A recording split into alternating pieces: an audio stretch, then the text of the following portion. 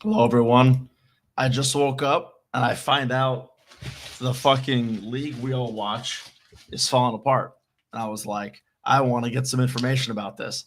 And I've decided to use wisdom of the crowd. And I just fucking spilled water on myself. Wisdom of the crowd. I'll fucking stream and you guys can tell me what the hell's going on because I have no clue. Hello, everybody. I literally just got a message from Alex Bakradze, Artem, not Taranenko. Morozov's also out.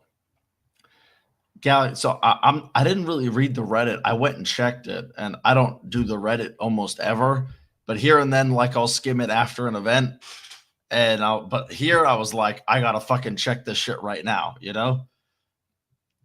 Yeah. So like, does anyone actually? No, I didn't bet on numbers. I bet $2,000 on Levon. You can check my community tab. I shared the bets I placed. Um, yeah, I saw like literally. I just woke up. Fucking Alex. I wake up and the fucking league is falling apart. What is going on? So I saw Devin posted, and Devin backed East versus West. It seems smart move if I was him because you can always go back on that. You know, in my opinion, if I'm an athlete, I am publicly backing East versus West right now, and then I will figure out the details later. Um, Honestly, if I'm an athlete, I just wouldn't say anything, but I don't totally know. So, roughly, what I've seen is it seems like Engen's gone. That is for sure true. Um, it seems like they changed the East versus West to Colorado on short notice, and a lot of the athletes are unhappy about that sudden change because like they feel like they didn't really get told about it, and in them not being told about it, uh, a lot of the matches just can't go through. So like there's Yvonne and good old what's his name, uh, Prudnik. That match can't happen if they all of a sudden do it in Colorado. Then you got Zauer and Camille. I think that match is just canceled, and maybe they didn't give them proper warning. I don't know. Um, After that announcement, Engen said publicly that uh, the matches are still happening. He announced them again. Uh, Call it maybe 12 hours ago. So, like, I mean, Engen literally 12 hours ago was promoting for East versus West, and everything was fine. So, uh, Engen sold the league and now taking the athletes back to create a new league. Yeah. So Nick, yeah, looks like Devin and Vitali is canceled. I mean, I don't know. Like the fucking league might be canceled, and by proxy, Devin and Vitali is canceled. I don't know. Let's see. No, Brian's definitely not buying East versus West. There's no way. Definitely not. Yeah, I did start with Kalina. He posted something. Yeah, I saw Dennis and Dadikian back to Engen, which I would say so far of the guys that are like hard to replace, like for me and real, if fucking Petro Maharain is like, I ain't competing there no more. The average East versus West viewer didn't know Petro Maharain existed. So because of that, it's okay. But if Dennis is like, I'm not doing this shit, that's a much bigger hit to the organization. Um, East versus West never made money. Might be a different idea from those. Yeah, they definitely did make money. I can promise you they made money. They definitely lost money on some events, but they definitely made money on some events. Uh, yeah, and there's also something to do with athlete pay. I'm not supposed to say everything about that, but I know old King of the Table had some issues, and when they bought the company, perhaps they did not retroactively fix those issues. Because old King of the Table, I would not be surprised if they are not paying their athletes. This new King of the Table, though, I would be very surprised. Yeah. So Engen is no longer part of it, allegedly, but I don't know. Sayov's also leaving. Okay. The sport is where Devin is. Listen, that's somewhat true. Like, I mean, if Devin's on their side, at the end of the day, that league will always be somewhat keeping their head above water, right? There's a follow up between, the way this is all happening. I feel like Engen got kicked out, and I really don't know the details. I genuinely, I wouldn't do this stream if I did. But I feel like maybe Engen got kicked out. I would explain clearly if I could. I literally don't know. I literally don't know. I wouldn't call it the bizarre end. We don't know if it's the end here.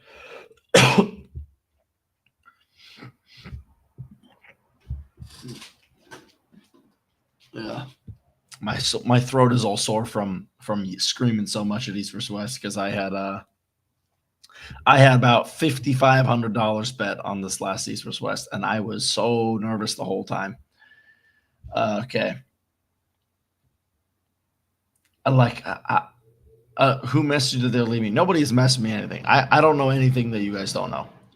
I am just along for the ride, collecting some ad revenue during it. All right. Where did Engen hasn't posted about it? That's what's weirding me out. Normally, when there's some news, Engen's kind of quick to jump on it, to share his opinion or whatever. I'm sure he's getting swamped with messages right now.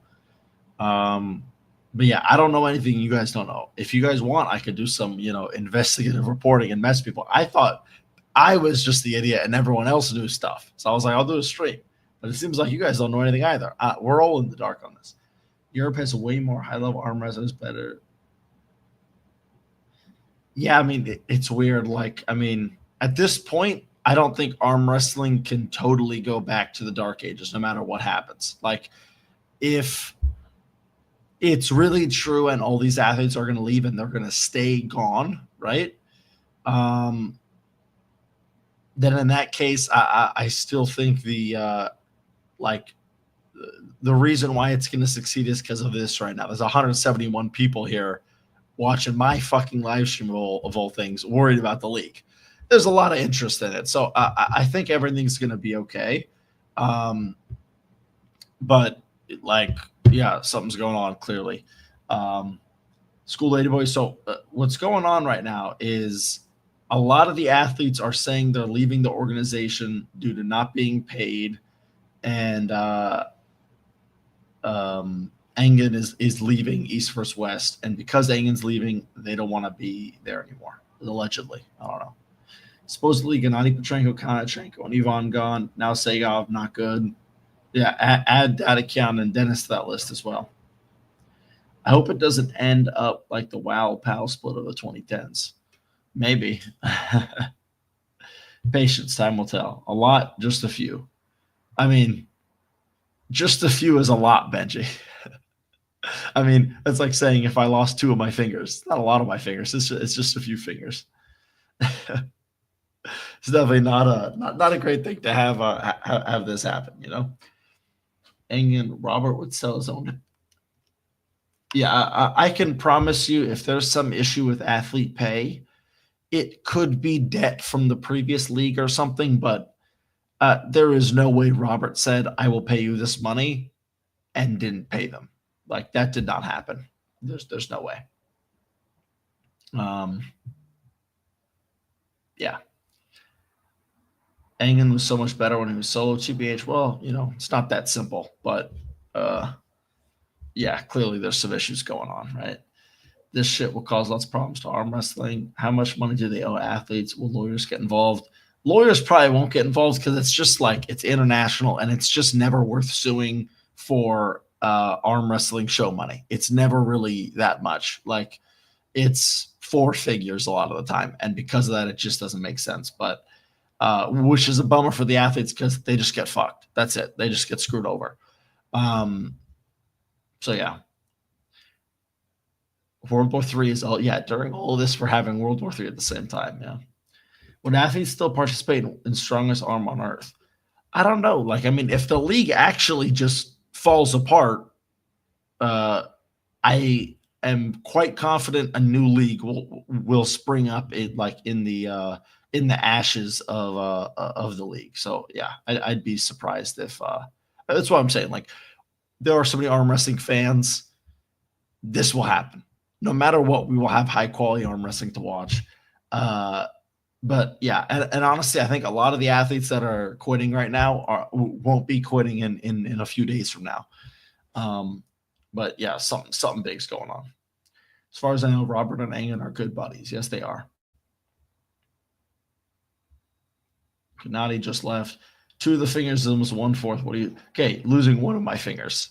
I would say we've probably lost about 10% of the high level athletes. I think that would be pretty. And that's just who's left so far. You know, if that whole region leaves, we're in big trouble. We kind of need Eastern Europe, man. Is this why Don Edries disappeared off the scene? I don't know. When they ghosted Ray, and replaced him with Bowen, is when things became sus. Yeah, now, I mean, that's a whole nother situation.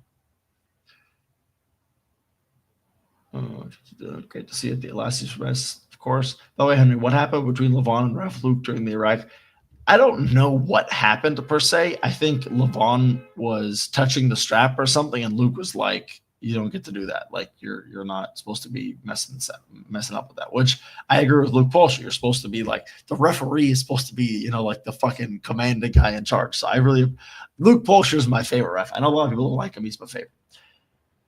Engen is listen. I would clarify if I could. I don't know. I bet Engen messaged all the athletes start making those supporter posts.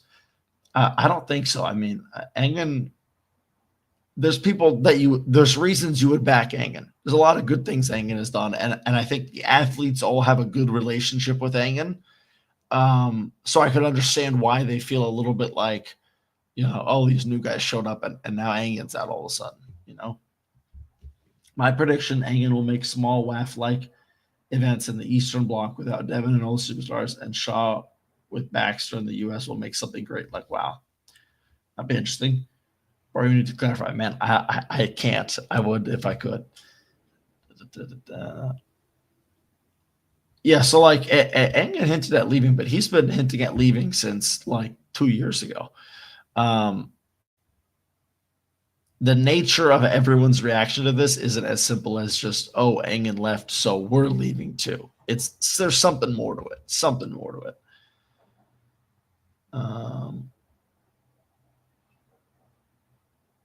Is there not enough money to pay the athletes, and what is the reason behind it? I have no clue. I mean, if we're talking not enough money, there's an organization and there's the people who own it. Robert Baxter has enough money to pay all the athletes 500 times over. So because of that, I continue to believe the athletes have not been not paid. I would be very surprised of that. It's possible. You know what I ought to do here?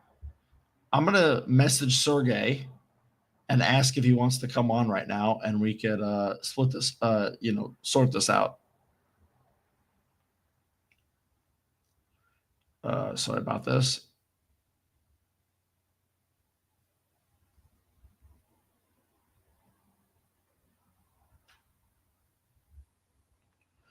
Okay. I went and sent him a message, and maybe give me some other ideas of people to message. I don't really have them personally. I'm not personally connected with a lot of them, but I know a good amount of them. Alex said, yeah, maybe message Camille. I'll go ahead and do that.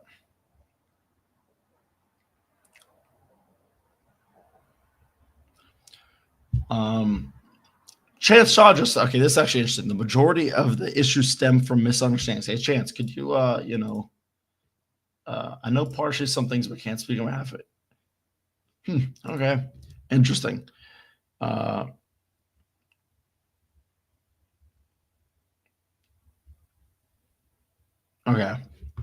I went and sent Camille a message.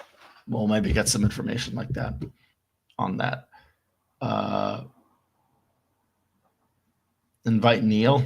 I don't know what Neil, I mean, I'm pretty sure, maybe Neil could come on.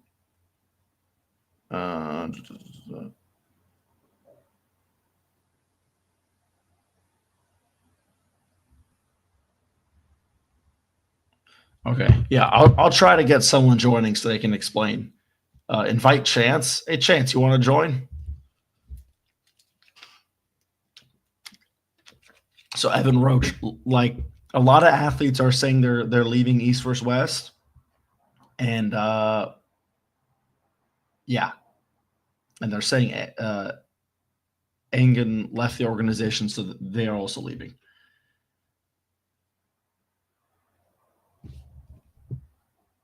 Yeah, see, Chance, that exact thing is what I assumed it was. So I knew Don had some, owed some people money. Yeah, so Chance, could you actually share? Did you get paid for that event, or you're still waiting on your money? And did they ever communicate that you would be paid and that they would pick up Don Idri's debt? Because this is what it's interesting. Like, if you buy an organization, you, from a legal standpoint, you now own their debt, right? You're kind of supposed to how do I say it? You pick up what they owed, and if they're not doing that, that's kind of an issue. I think they should retroactively pay the money that they owe.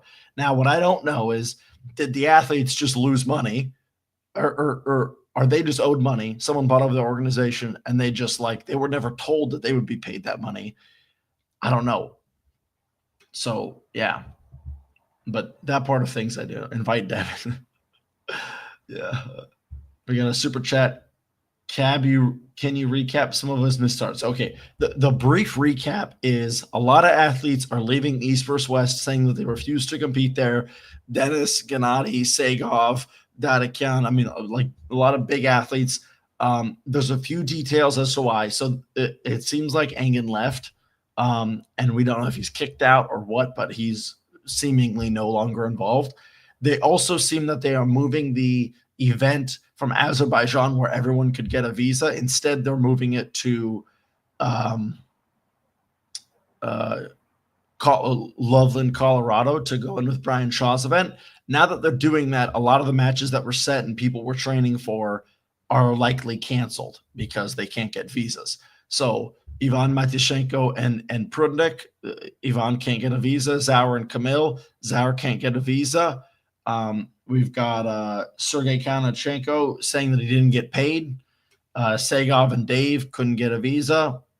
So yeah, and gee, I think there's some other match I'm not thinking of right now, but another one that also is getting canceled. So fucking Devin and Vitali can't do that. So a lot of reason for the athletes to, I guess, be unhappy about the whole situation. But I don't know the whole details, which is why I hopped on here. But you guys also don't know the whole details. So, yeah. Engen was super upset about the quality feed. I'm sure he and Dexter are not getting along. I believe he feels they don't hold up. I mean, yeah, there's clearly something, an issue there. Constant gain. So, also, I love your edits, man. Like, I have tried to copy your style to get your views, and I just cannot do it. I don't know how you so consistently went viral previously, but besides that, Engen never said he was leaving. The athletes are saying Engen left, which is why I'm a little bit tentative and I'm not ready to jump on it. We have a lot of athletes that don't speak any English that have decided that they're leaving and that Engen left. I a little bit need to get clarification, but I don't know. I also saw some DMs with the Eternal Grip Arm guy and Engen saying something. Yeah.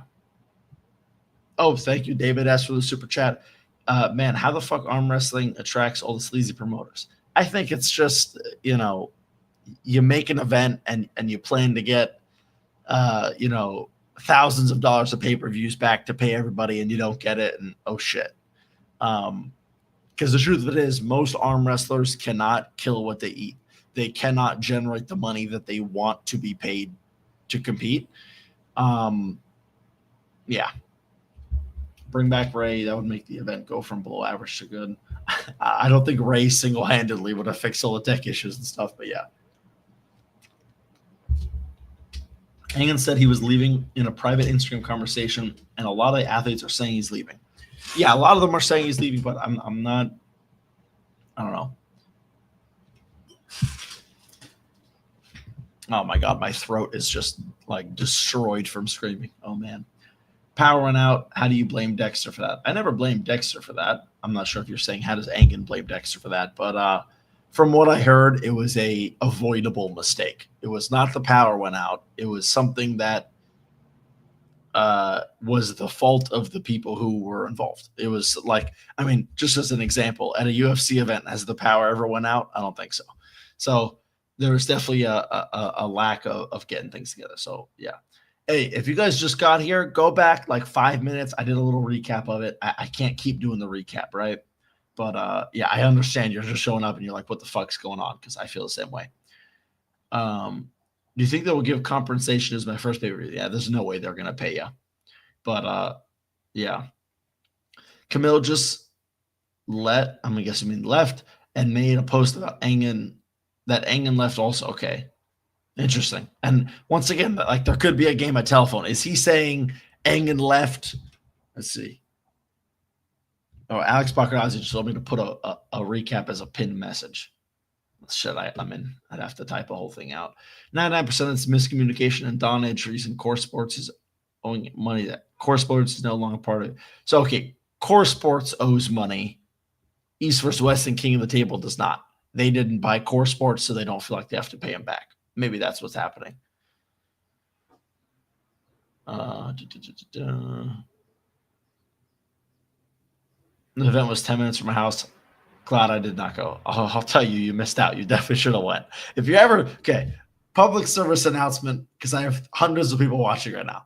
If you are a few minutes away from the event, it's definitely worth going. It's a lot of fun. They made Devin skipping 6 ranks, and they helped Michael Todd win against Georgi Zaranov.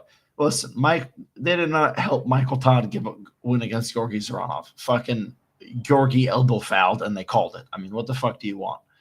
And Devin's skipping 6 ranks, but he won. It's not like they gave him some match he didn't deserve. He fucking won the match. I was VIP last event, frustrated with a number of aspects. The event was organized poorly and weren't communicated well about things like the football. Yeah, I mean, that's about, listen, I've only been VIP one event, despite what a lot of people think. A lot of people think I pay money for the interviews and listen, I've only ever spent money on arm wrestling one time, and it was on the VIP at East vs. West 12. Yeah, I didn't have any bad experiences there, but I did hear this time a lot of the VIPs were saying they were a little confused about what was going on. Okay. Is this the end of East vs. West given the athletes leaving? I mean, if they were leaving, yes. Are they mad right now? And once we clarify things, they're going to be okay with it? Maybe. So I'm not so ready to say they're leaving. We'll see.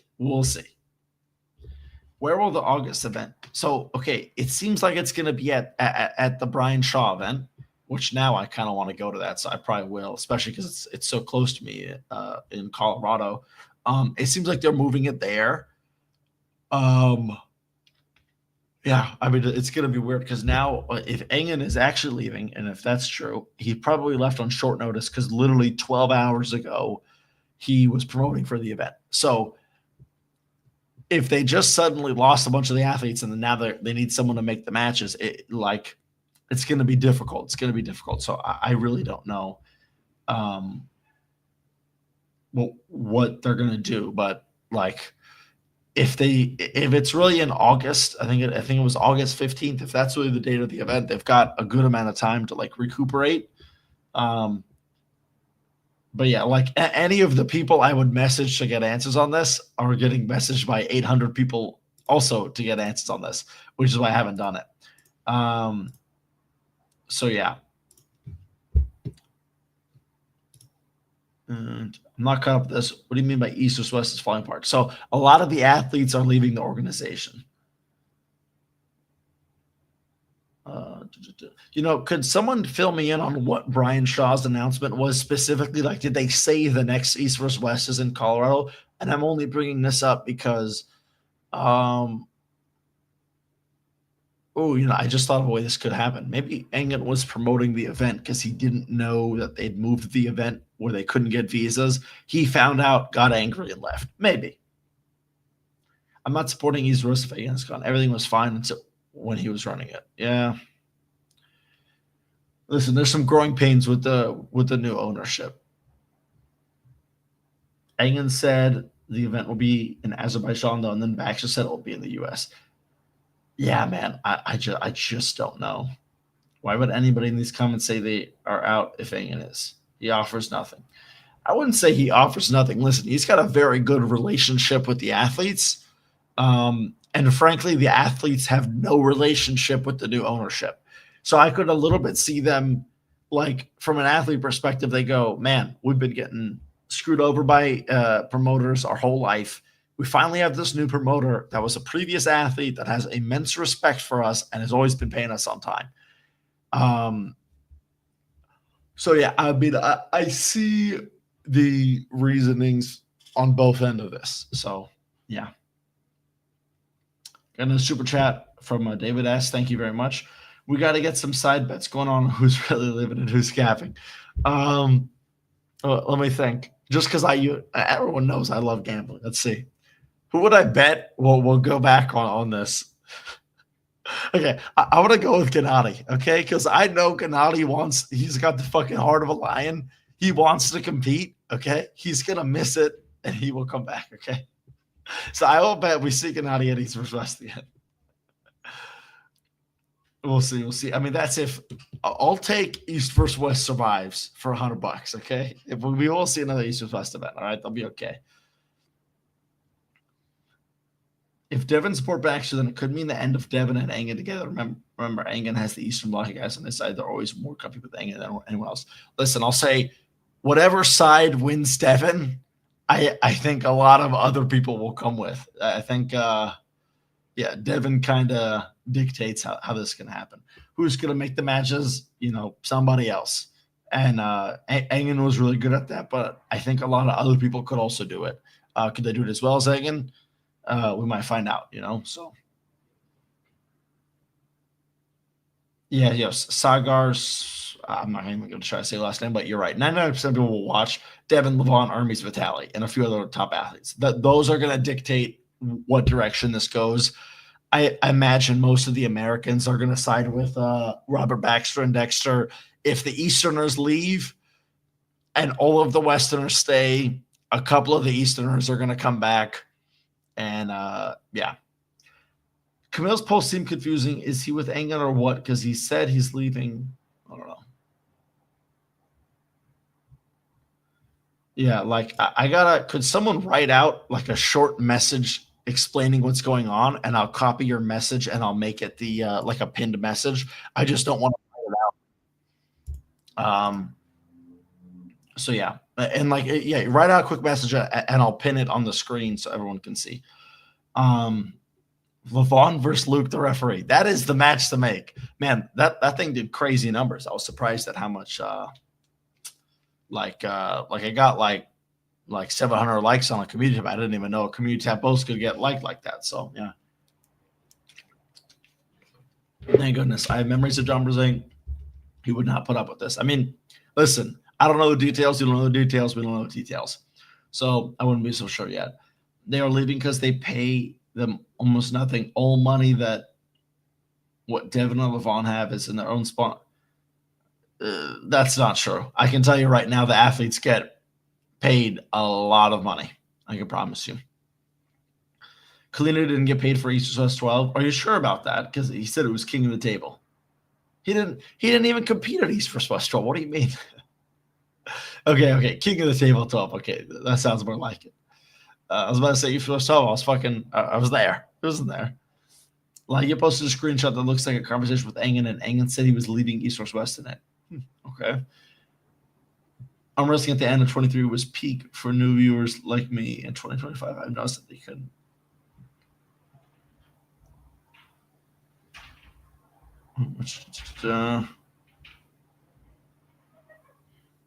I'll pin your mess. That's a good little quick summary.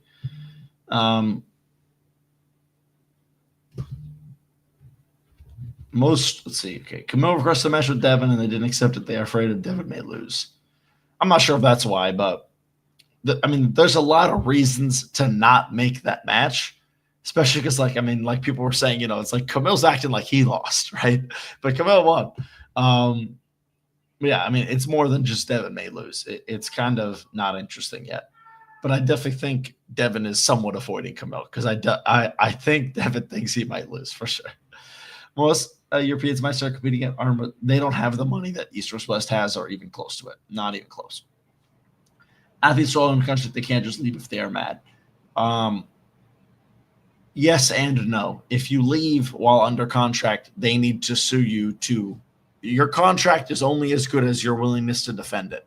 If an athlete just leaves and say, come sue me, they may not chase down all the athletes to come sue them. So, I mean, it's definitely real. A lot of athletes are saying that they're leaving East vs. West because of, pay issues and Angus leaving East vs. West. So, yeah, definitely real. I do not clickbait on the Henry and Aaron YouTube channel. Okay, if I say something's going on, it's 60% going on the way I said it was going on. Okay. I didn't even fucking brush my teeth before I woke. I literally woke up, stanky ass breath, and came here for this stream. All right. Imagine Dana White jump in and makes only. Yeah, this would be the time. Hey, Dana White, that'd be great. That would be awesome. I'm just messing with you, Irie. Don't worry. I'm not mad at you or anything. All right. If LeVon slapped me, I'd make sure and knock me out. Listen, if LeVon did power slap, I know this is so off topic. If LeVon did power slap, like, he would literally kill somebody. I know a lot of people show like that video, like people slapping him slapping the watermelon into breaking, but a lot of guys can do that. But LeVon, like, I've seen people slap the watermelon and it like cracks, and it cracks more once it lands on the ground. LeVon slapped the watermelon and it fucking exploded like you shot the thing, okay? Like, if LeVon did power slap, he would 100% kill somebody. That's not – I mean, there's also drug testing, and, he can't get it with all the stuff he's taking, but at the same time, it's like, oh, man, if somehow he could pass the drug tests, fucking say you're sick and don't show up. I would never want to get hit by LeVon. I mean, Jesus Christ. Thanks for not brushing your teeth for us, Henry. We appreciate it. There you go, Aiden Walter. I think Devin will stay if 9% of his opponents goes to East vs. West. He will too. I mean, I think Devin is going to sit in the middle and go to the side where stuff's more fun. But I don't know. I know Travis will go where there's more money. I know that much. Travis, you follow the money, Travis is at the end. When Core Sports showed the pay-per-view, I had no problems watching on Sports TV. Now the last two I had to watch on my phone. It wouldn't play on my TV. Sucks out. I don't know. Sorry to hear that. East West needs to develop a document on how to host a competition. Everything should be covered. There needs to be a setup streaming. I don't know what you mean. In my opinion, they need to do more events in maybe one location while they figure out the growing pains of this, that, the other thing. Because when it's in Istanbul, they seem to have everything down. And I'm not saying do it in sleepy Istanbul. Istanbul blows as a location because the crowd just has no fucking energy because they don't give a shit. They just don't. It's a library, but not in Istanbul, but pick a location and do it there 5 times and really get used to it. And then do a similar location, this and that. And then you can travel to, Azerbaijan with only 10% of your original team and try to bootstrap the whole situation. Next EVW canceled. So far, no. How much do they get paid? Why is it a secret as the number of pay-per-view? I don't know. Athletes are allowed. I believe they are allowed to share how much money they make. They choose not to, and that's their own private stuff. Number of pay-per-view. I don't know why they don't share that, but I know a little bit about it, but I can't share it publicly, obviously. But I don't really know much more than you guys know. Yeah, old Georgians will go with Engen. If that happens, then yeah, there's definitely going to be a bit of a split because Georgians, matter a lot. So most people don't even care where the event takes place. Yeah, that's true. It's like they just want good production, good sound. They want a scoreboard. They want good matches. Like, as long as all those things are happening, everything else kind of falls into place.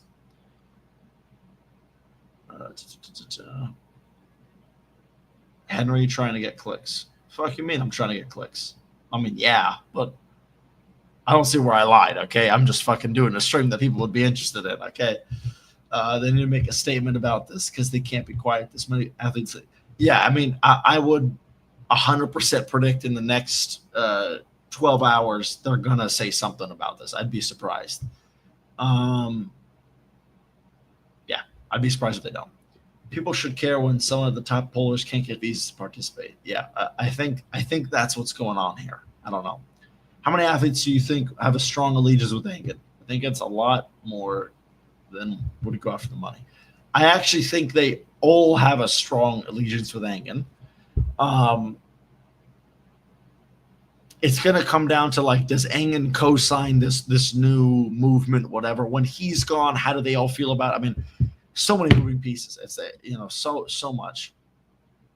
And we thought only Alshon was the one having issues. Maybe Alshon was the good guy. Who knew? No athlete has left his. Okay, go on Instagram. There's a lot of proof of that. Yeah, check their pages. There's a lot of proof the athletes are leaving. They might even be saying it themselves. 100% if it's about money, drop it 10 matches and up the money about. Yeah. I mean, listen, if it's all about money, you could just do 3 matches each event and 80% of the pay-per-views still sell. They make the whole card because you need to build characters. I mean, a couple events ago, Nugo and Petro was the first match of the night. Now we all fucking love Nugo and can't wait to see for his next match. You sort of need to build characters. So like that's why they're willing to invest in a guy that generates less money than he is getting paid, because eventually he may be on the other end of that. Like someone like Devin, when they like when Devin has a match, he makes more money for East vs. West than East vs. West makes off him. That's how they make the money. They make money off Devin, Levon, Hermes, the big guys, and that is spread amongst the guys that don't make anything and don't produce.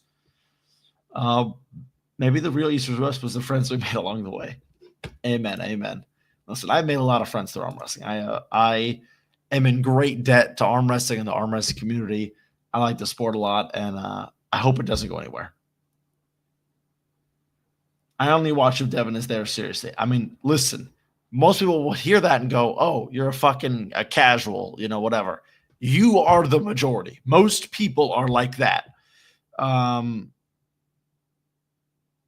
Alex just sent me a fucking winky and no other context. I don't know what the fuck this is about. Now it really is East vs. West with Engen versus Baxter. That's true. That's true. I'm curious why they even include a chat on the pay-per-view stream now, considering the only messages they allow through are dumb shit like "let's go." It literally looks like a wasteland of bot comments. Really? So the chat isn't actually, and I've never watched the pay-per-view before with the chat. So you mean to tell me the chat is like you don't type things out. It's like you click things that are pre-made. Is that true? Maybe somebody can confirm, please. T-out, I have no clue. I assume not. Oh, shit, we got Dexter. Hey, Dexter, you want to join the stream and let us know what the fuck's going on? We got 400 people here very curious about. We got Dexter Tan in here enjoying watching the world burn, maybe. We're thirsty for answers, Dexter. Come on. All right. Dexter says he's in. I'll let's get him an invite link here. God, where do I message you? I go on Facebook here. We've got Dexter Tan. I don't know his official title at East vs. West, but something very high up. He has just been sent the StreamYard link, and he'll be joining shortly. You are not going to want to miss this. I'm going to need $100 in pay-per-view before in super chats before I even show him. Just kidding. All right. Engen threw Dexter under the bus hard.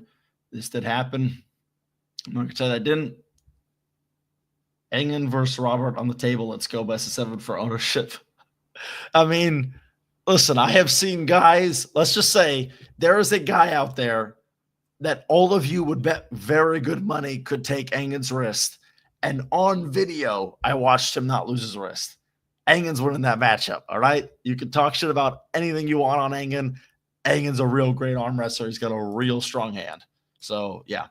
But we will get Dexter has seen the message. We are going to get him on very shortly here, and we'll get some answers.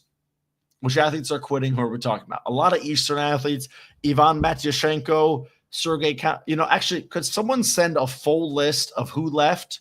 Just say like all the athletes left East versus West, and then I'll pin your message because like that's really the main detail. Fucking Dungeon Master Tim, hit the like, guys. All right, I understand this is a whole thing going on, but let's get a quick fucking like on the live stream. All right. That'd be great. Yeah, Oleg Petrenko, Dennis and Dadikian. I mean, Gennady, like these are not small athletes here that have decided to leave. So this is a big deal.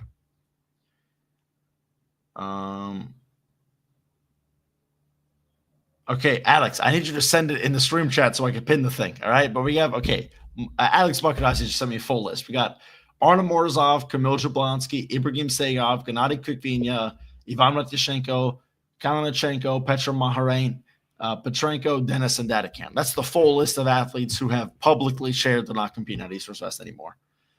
And Engen. Add Engen to that list because Engen's also leaving. So, yeah.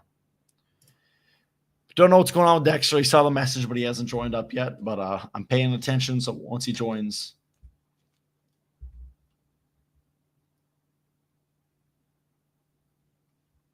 Dexter has just joined.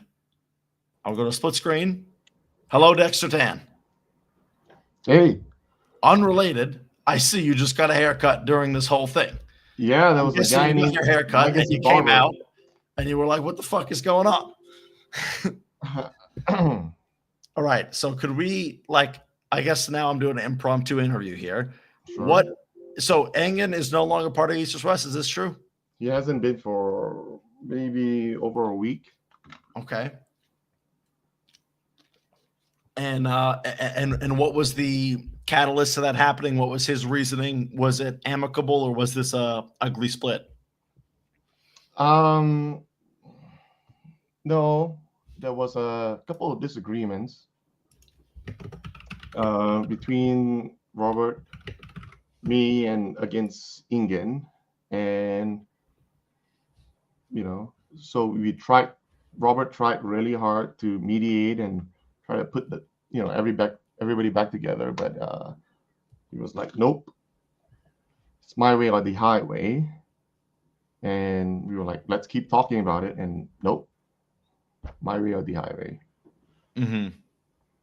And it was more along the lines of how can we modernize the sport. Sorry about I literally just woke up from. Yeah, listen, I'm right there with you. I woke up, I saw this, and probably 10 minutes after I woke up, I was on the stream. Right. Yeah. So it's one of those I just barely woke up. But no, yeah. So we tried really hard. So one of the things that Robert and I, we look at what makes a successful league. So for instance, say UFC is really successful. Mm-hmm. We are trying to mimic, whereby our card isn't as big. It's not 12, it's not 16. And Robert's constantly trying to push. And how UFC does it is they have the early prelim matches, and then they have the main event. In the early prelim matches, we were arguing to say that should be on the free stream for everybody to watch. I have felt what you're saying exactly. I felt like this for like 6 months. The first 5 matches sell 0 pay-per-views.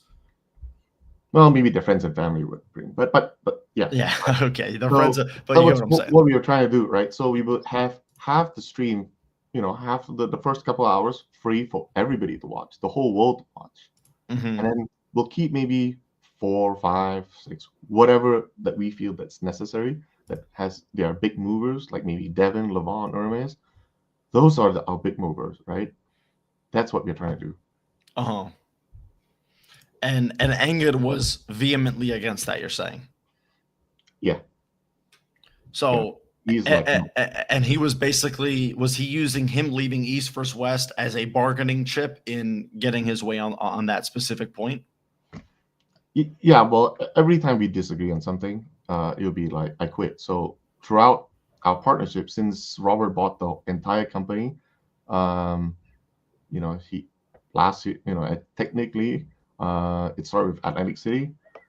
It was always, oh, you disagree with me, I'm out. And we kind of cave into a lot of things. So like even till today, we still have no prelim matches because it was his way or the highway. But there's been growing amount of data that is showing that this is the right move. We need to give the fans free content, right? Literally free content. Okay, so and I'll address another thing, right? The athletes, at least the top guys, and I'm gonna, this should be on the official channel. But I'm doing this because I love Henry. He's I'm a an new East guy. vs. West media ambassador. He's kind of the new guy. I'm the super new guy, but this will blow people's minds. Care for anybody to guess why Robert also bought King of the Table? Why did Robert buy King of the Table? I just want to see if anybody. Oh, maybe there's a delay. Yeah, there's going to be about a 10-second delay, and then everyone's going to be like, yes. We don't have. Oh my God, if nobody wants free content, so okay. I hope you say. Why? Okay, you know what? Whatever. No, I tell you, they are curious. There we go. Okay, they're coming in because the thing is, if people are overseas and stuff, there's Hinman Stacks. You get a brownie point. There was a deal where athletes had a dual contract with King of the Table and East versus West. And the only reason why Robert bought King of the Table and East versus West is to make sure nobody else in the world can have access to the athletes. Roman Gamtanadze has sent in a super chat. Tell them, Roman. Tell them why you fired me. I dare you to say the truth. Camelback. Roman is the rat. So Roman is an Indian employee. Okay. For 2 weeks, he did not submit any work.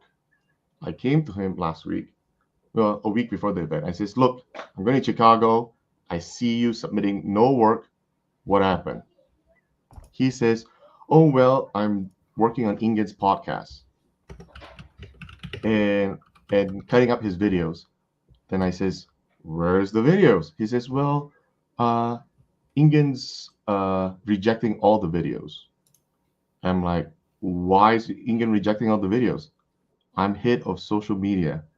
I need to be able to see the videos. And he says, well, does it matter if he rejects them or not? I'm still working, aren't I? I says, all right, let's sit down. Who's your boss right now? Then he says, well, it's Ingen. So I go, well, I'm the one signing off and paying your paycheck. I am your direct supervisor. I need to see your work. If you are saying that you are, because we had another employee who was also fired. He was playing the mother-father game where he was, when I asked him if he was doing work for this guy, if he's doing work, he says, oh, I'm doing it for this guy. And when I asked this guy, he says, oh, I'm working for this guy. So he was never really working because he was just going back and forth, right? So finance says, look, you report to me and I need to know exactly what you're doing at all times. Okay. Now, if Ingen's rejecting every work that you're doing because he's not happy with any work, so there is a new policy that, well, not a new policy. Ingen says that if you want to use my face and my voice on my podcast, I need approval. But he's apparently rejecting every work that Roman sends to him. So I said, then don't use Ingen's face. He's rejecting everything. We got so much promotions to do. So, okay. He then goes and rats me out, goes tell Ingen. He tells the rest of the staff about, oh, well, Ingen needs to go manage and censor everything out. I'm like, you can't do that to all the employees behind my back. So I'm like, okay, well, Roman, I gave you a chance. I told you who was the who's in charge, and you think it's still Ingen when Ingen sold 100%. I'm like, okay, well, you're out, right? You didn't do any work. You're a traitor. You're a rat. I don't need anybody on my team. You're like cancer. So I cut him out.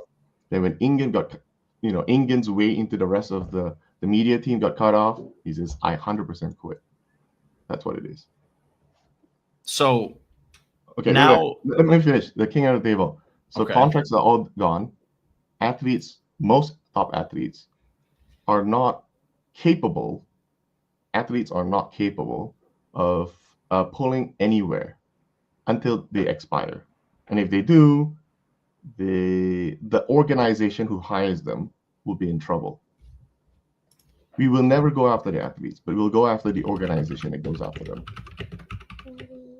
Wait, okay, so Roman is saying that he's got some issue with this, and people are asking to let Roman join. Like, well, give me just a moment here. Well, let's see. That's great content. All right, Roman. Send me a message on Instagram, Henry Naring. I'll get you an invite link. We will get Roman on here. And but then so someone else sent in a super chat, so I will read it. Does any of this have to do with why Brian Shaw is partners with East vs. West now? Oh, okay. So sorry, everybody's a partner. Henry, you're a partner. To clarify, Henry, you're a partner. Anybody that we hire is a partner. So we use the term partners in a very loose manner. Yes, we had to do it because of we had to announce, and we made that deal. I kid you not, at midnight on Friday. Brian Shaw came and took a 6 a.m. flight on Saturday to be at the event venue to make that announcement with us. It was not planned, but we were forced because games were being played. And we were being forced. So also, this is I've got a few key questions here, and then I'm going to invite Roman right after this. It will happen. So you guys were planning on doing this event in Azerbaijan. What was the straw that broke the camel's back on that? Because I feel like I remember that being announced like just days ago. So what happened? Very, very true.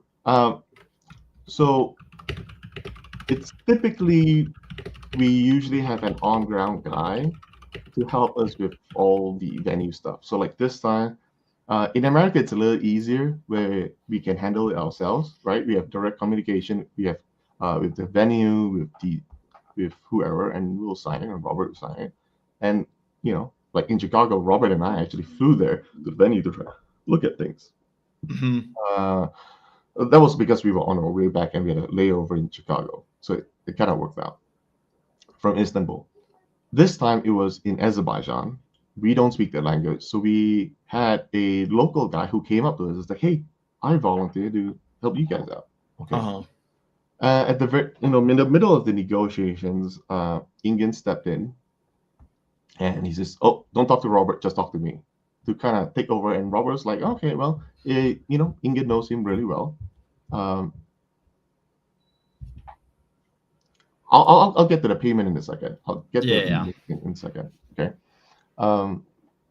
So he kind of said that, like, we'll take care of everything, and he went radio silence for a while, and that's when Ingen was trying to play some games with this whole thing. We had no idea. We had no idea what's happening with Azerbaijan. We had no idea. We had no confirmation, and we were pushed for confirmation because it's getting closer to event day. Yeah. So finally, on Friday, Robert sent a message to Azerbaijan, says, "We need an answer right now." They didn't respond quick enough, and then. You guys are like about to be done with your event, and you don't know where the next one is. So you guys kind of need to get it like, all right, chop here, So we had no, and I'll answer Coach Ray in a second. Yeah, I'm keeping this message pinned so we remember. But yes, continue. Yeah. So, kind of like we needed to get going, and I bet with you, everybody will know this is a totally unplanned thing because Brian Shaw came only on Saturday. For Mhm. every other event, he's always he's always there early for content and mingling and he'll make the whole weekend of it. But this time Yeah. he came in the morning itself, and we Mhm. hit him until the event time. So here's my son, by the way. Okay, so so we So okay, record. wait. So Devin was the one who actually made the connection. He says, "Hey, actually, there's this Shaw Classic. Maybe we can do a combination." And they've got the whole venue ready. They have a couple matches like Eddie Hall and Brian Shaw all competing. We can just tag on to it, right? We can, if you allow us to merge it with some of our athletes, why not? Yeah. Get the venue, get the production team, and we heard this production team is really good. So why not? Everything's in place. They The just need, infrastructure is already there. Literally, right. They we just just need needed our athletes. permission. They need Plug our 'em in. way of promotion. Let's do a combination. So the deal is everything split down in the middle, right? Expenses half, revenues half. We'll split both ways. We'll co-promote it, and he'll bring in. So this time it's on Friday for a couple of issues, right? So a couple of issues was they couldn't do it on Saturday because Saturday and Sunday it's strongman stuff, right? So they only did it only on Friday. But this time, Friday is a Friday evening, Friday night. It's going to be scary, but this is also an opportunity to gain data if Friday is the way to go, right? Uh-huh. And but the other point is we can have people going to the event to have an all weekend access for the strongman stuff and arm wrestling. Mhm. And vice versa. We can bring more strongmen into arm wrestling. Yeah, because They're if they're already already in. going there, they might be like, Exactly. "Oh, I guess I'll watch this event," you know? And Right. they So can this fall time in as love with the like a sport. lot of merger. That's how we grow the sport, by collaborating with everybody that possibly is interested. Mhm. Yeah. Okay, so that's it. So, I just wanna address the super chat because he paid me money. What's your take on the Petra Mahere and Kalina saying that they did not get paid? So, my guess on this was that King of the Table had debt, and you guys did not, inherit that debt. It is not your money to pay, but what's the deal? Okay, so there are many terms that goes along with it on when we purchase the company, right? And there's this debt where I'm trying not to throw people under the bus. I'm trying to be as tactful as possible, but giving you guys enough data. If somebody would, when we purchase something, we don't know the full extent of that debt. So after everything is done, and then we have we were informed of certain things, then the negotiation changed. So paying people it's kind of a weird thing because we bought it almost in a seller financing deal where we gave a massive upfront cash, and the remaining cash comes from future profits. Mhm. Okay, but when there's no future profits, every event has not been making money, then it doesn't go back to the Mhm. seller finance. That was a deal. Okay, that was a deal. But future events, the events that we had so far, has not made money. Okay. If we took, so there's no money to be paid back, and therefore the original sellers did not receive any money to pay their athletes back. That's that official chain. That's that official chain. Okay. And so the last few events had not been making money, and if they had made money, it would have paid the previous owners, and the previous owners would have paid the athletes. Correct. Okay. Correct. Or they Because should have paid the athletes. We don't know. then I mean, then maybe you should say then, right? If they're talking about all events that we had no part of, why did they ever blame us before? We never bought that event. Mhm. You see what I'm saying? I mean, like, if you see in that frame that so King of the Table was owned by Don and Ingrid, right? Yeah. But that wasn't our event. Then they weren't Yeah. paid. Now, so someone just asked, what about Coach Ray? Coach Ray, shall we invite Coach Ray on the channel? Like on the stream right now? Yeah, let's invite him on the stream. I'll invite him. I have no clue if he'll respond to me right now, but You want me to reach out to him? What? You want me to reach out to him? I mean, I have his Instagram and stuff, but he may not. 1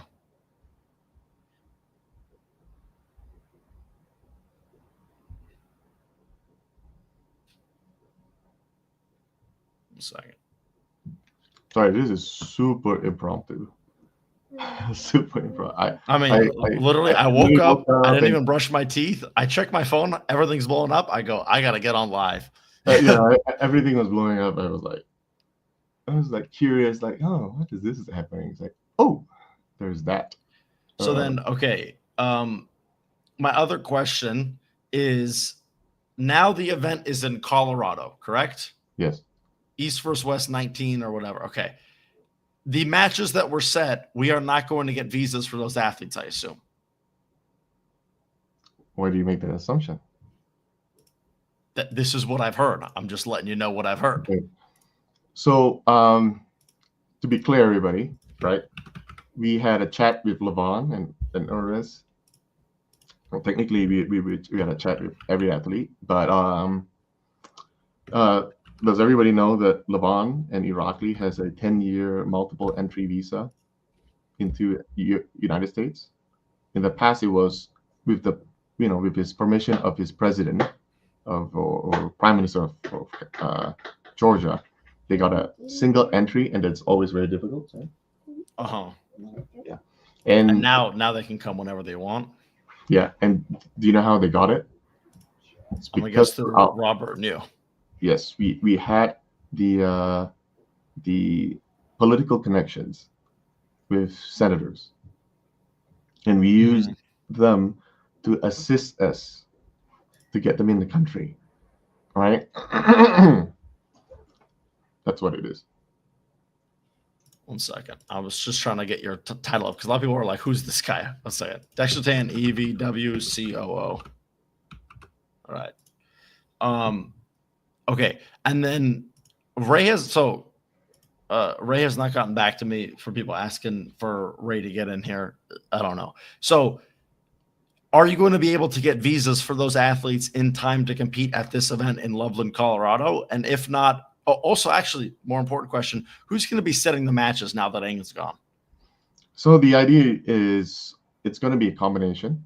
It's going to be, instead of one person making unilateral decisions, it's going to be a mixture.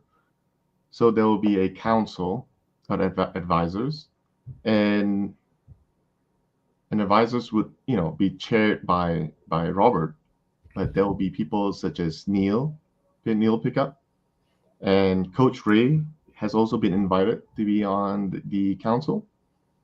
I'm on there because I'm not an arm wrestler. The only thing that I'm doing is polling and getting data from fans, from our viewers to see what they would like to see the next matches are. I'm getting those data and handing to the council for them to decide to make, because the whole part of matchmaking, it's a combination of who's going to give us a really good match and what's entertaining. Sometimes they're not one and the same, right? They could be mutually exclusive, right? Like for instance, if we got in Auden, right? Auden may not be the same level of his father, but he draws a huge crowd. People don't want to hear this. Auden is like the second biggest pay-per-view draw probably on the planet. Right. But he's not quite at his father's level. He's pretty. Yeah. He still has room. Not even close. Yeah. But if we put it on, but everybody wants to see, is that really necessarily a bad thing? Perhaps we put it on the free stream for everybody to watch. Mm-hmm. That's kind of how it's mixed up a little bit, but yeah. People asking for pay-per-view sale numbers. I'm guessing you're not selling that. It's just sharing that. Someone said you need to hire Neil Pickup immediately for matchmaking. I would assume if there's a council, he's on it. Yeah. So he and Coach Ray have both been invited. Throw me on there too. I'm not saying I know everything, but normally when I think of a match, 5 minutes later, Engen sets it. All right. I remember Matt Mask and Kidder Galley. I smelled that match was coming, so I did a poll. And then after I did the poll, people were responding and they said, "Oh, did you have inside info and you announced this?" I go, "I just thought this would happen. This was not me having some inside info here." Right. But anyway, also, guys, Roman is not responding to me, but I mean, I would get him on if he responded. I have no clue he responded. No, somebody said he's getting coaching from Ingen before he comes on. So, oh, I don't think he's getting coaching from Engen. Now, listen, the dream is if Engen would want to come on here, that would be great. I'll ask Engen if he wants to come on as well, but I don't anticipate that. So then also, okay, if you guys were to not get visas for these athletes in time, or how likely do you think it is we will get visas for these athletes? Now, to be fair, right? After we had an internal chat, and they were informed that we were going with Brian Shaw. Ingen released the full, well, not full card, but he released the main cards with the intention of forcing us to go to Baku now and reneging on Brian Shaw. Right? There was a possibility of doing both, but it was just, we discussed that, and that wouldn't be fair to Brian Shaw, who we gave the first commitment to. We confirmed with him first. Mm-hmm. So, because it's not fair, because the event dates would be only 2 weeks apart, and 2 weeks isn't enough to do any promotion, so we decided to let it go. So with that being said, that card does not matter, because technically Ingen quit before that card was released. So it came from a non-official manner. So basically, Engen, effectively as a non-employee of East vs. West, just announced some matches while not even working there. Yeah. That's why he came through and to his own private channel, and not the East vs. West channel. Yeah. I mean, but definitely people treat his channel as being synonymous with East vs. West. Right. The other questions I have, so if Engen really is gone, and let's say a certain percentage of these athletes are just like, fuck you, Dexter Tan and Robert, we don't care. What kind of is the plan if, like, let's say we get to a situation where Eastern athletes are like, we're not budging. Western athletes are like, we're not budging. Okay, so let's be real for a second. Ingen has a non-compete in place. Mm-hmm. Okay. And the athletes have contracts. At least most of them do. Okay. A lot of them can go for anywhere. So which means they're not pulling for a while. And it breaks my heart to see athletes not getting paid and having any money. You know what I'm saying? We have very little idea on what the future is, but we will still open all athletes' arms. I've been attacked by Kamil Jablonski, and and everything.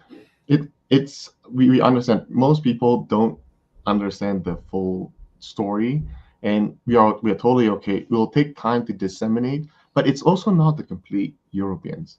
Mm-hmm. I mean, we have big goals. For instance, we are going to try to get Levon into more Hollywood movies. So, before Levon left, he's like, hey, get me more Hollywood contracts. Right? That's terrific, yeah. So like the guy you saw on stream, and if you were there in person, it's Drew. He is an Emmy Award Hollywood winning producer. Yeah. I brought him on as a host, not a commentator. He's there to give color. He's there to hype up the crowd. So even there was an hour blackout, the whole crowd was just still, having a great time. He was giving giveaways, doing, funny stuff. And that, Henry, you were there, and the crowd didn't mind it because it was still entertainment. Just, I would say the crowd didn't mind it is a bit strong. We wanted to watch arm wrestling instead of Drew Gallagher walk around and do a grip strength test, but he made it less bad than it would have been without him. Exactly. Exactly. That wasn't obviously planned, right? And I just said it on Brian Shaw's podcast yesterday.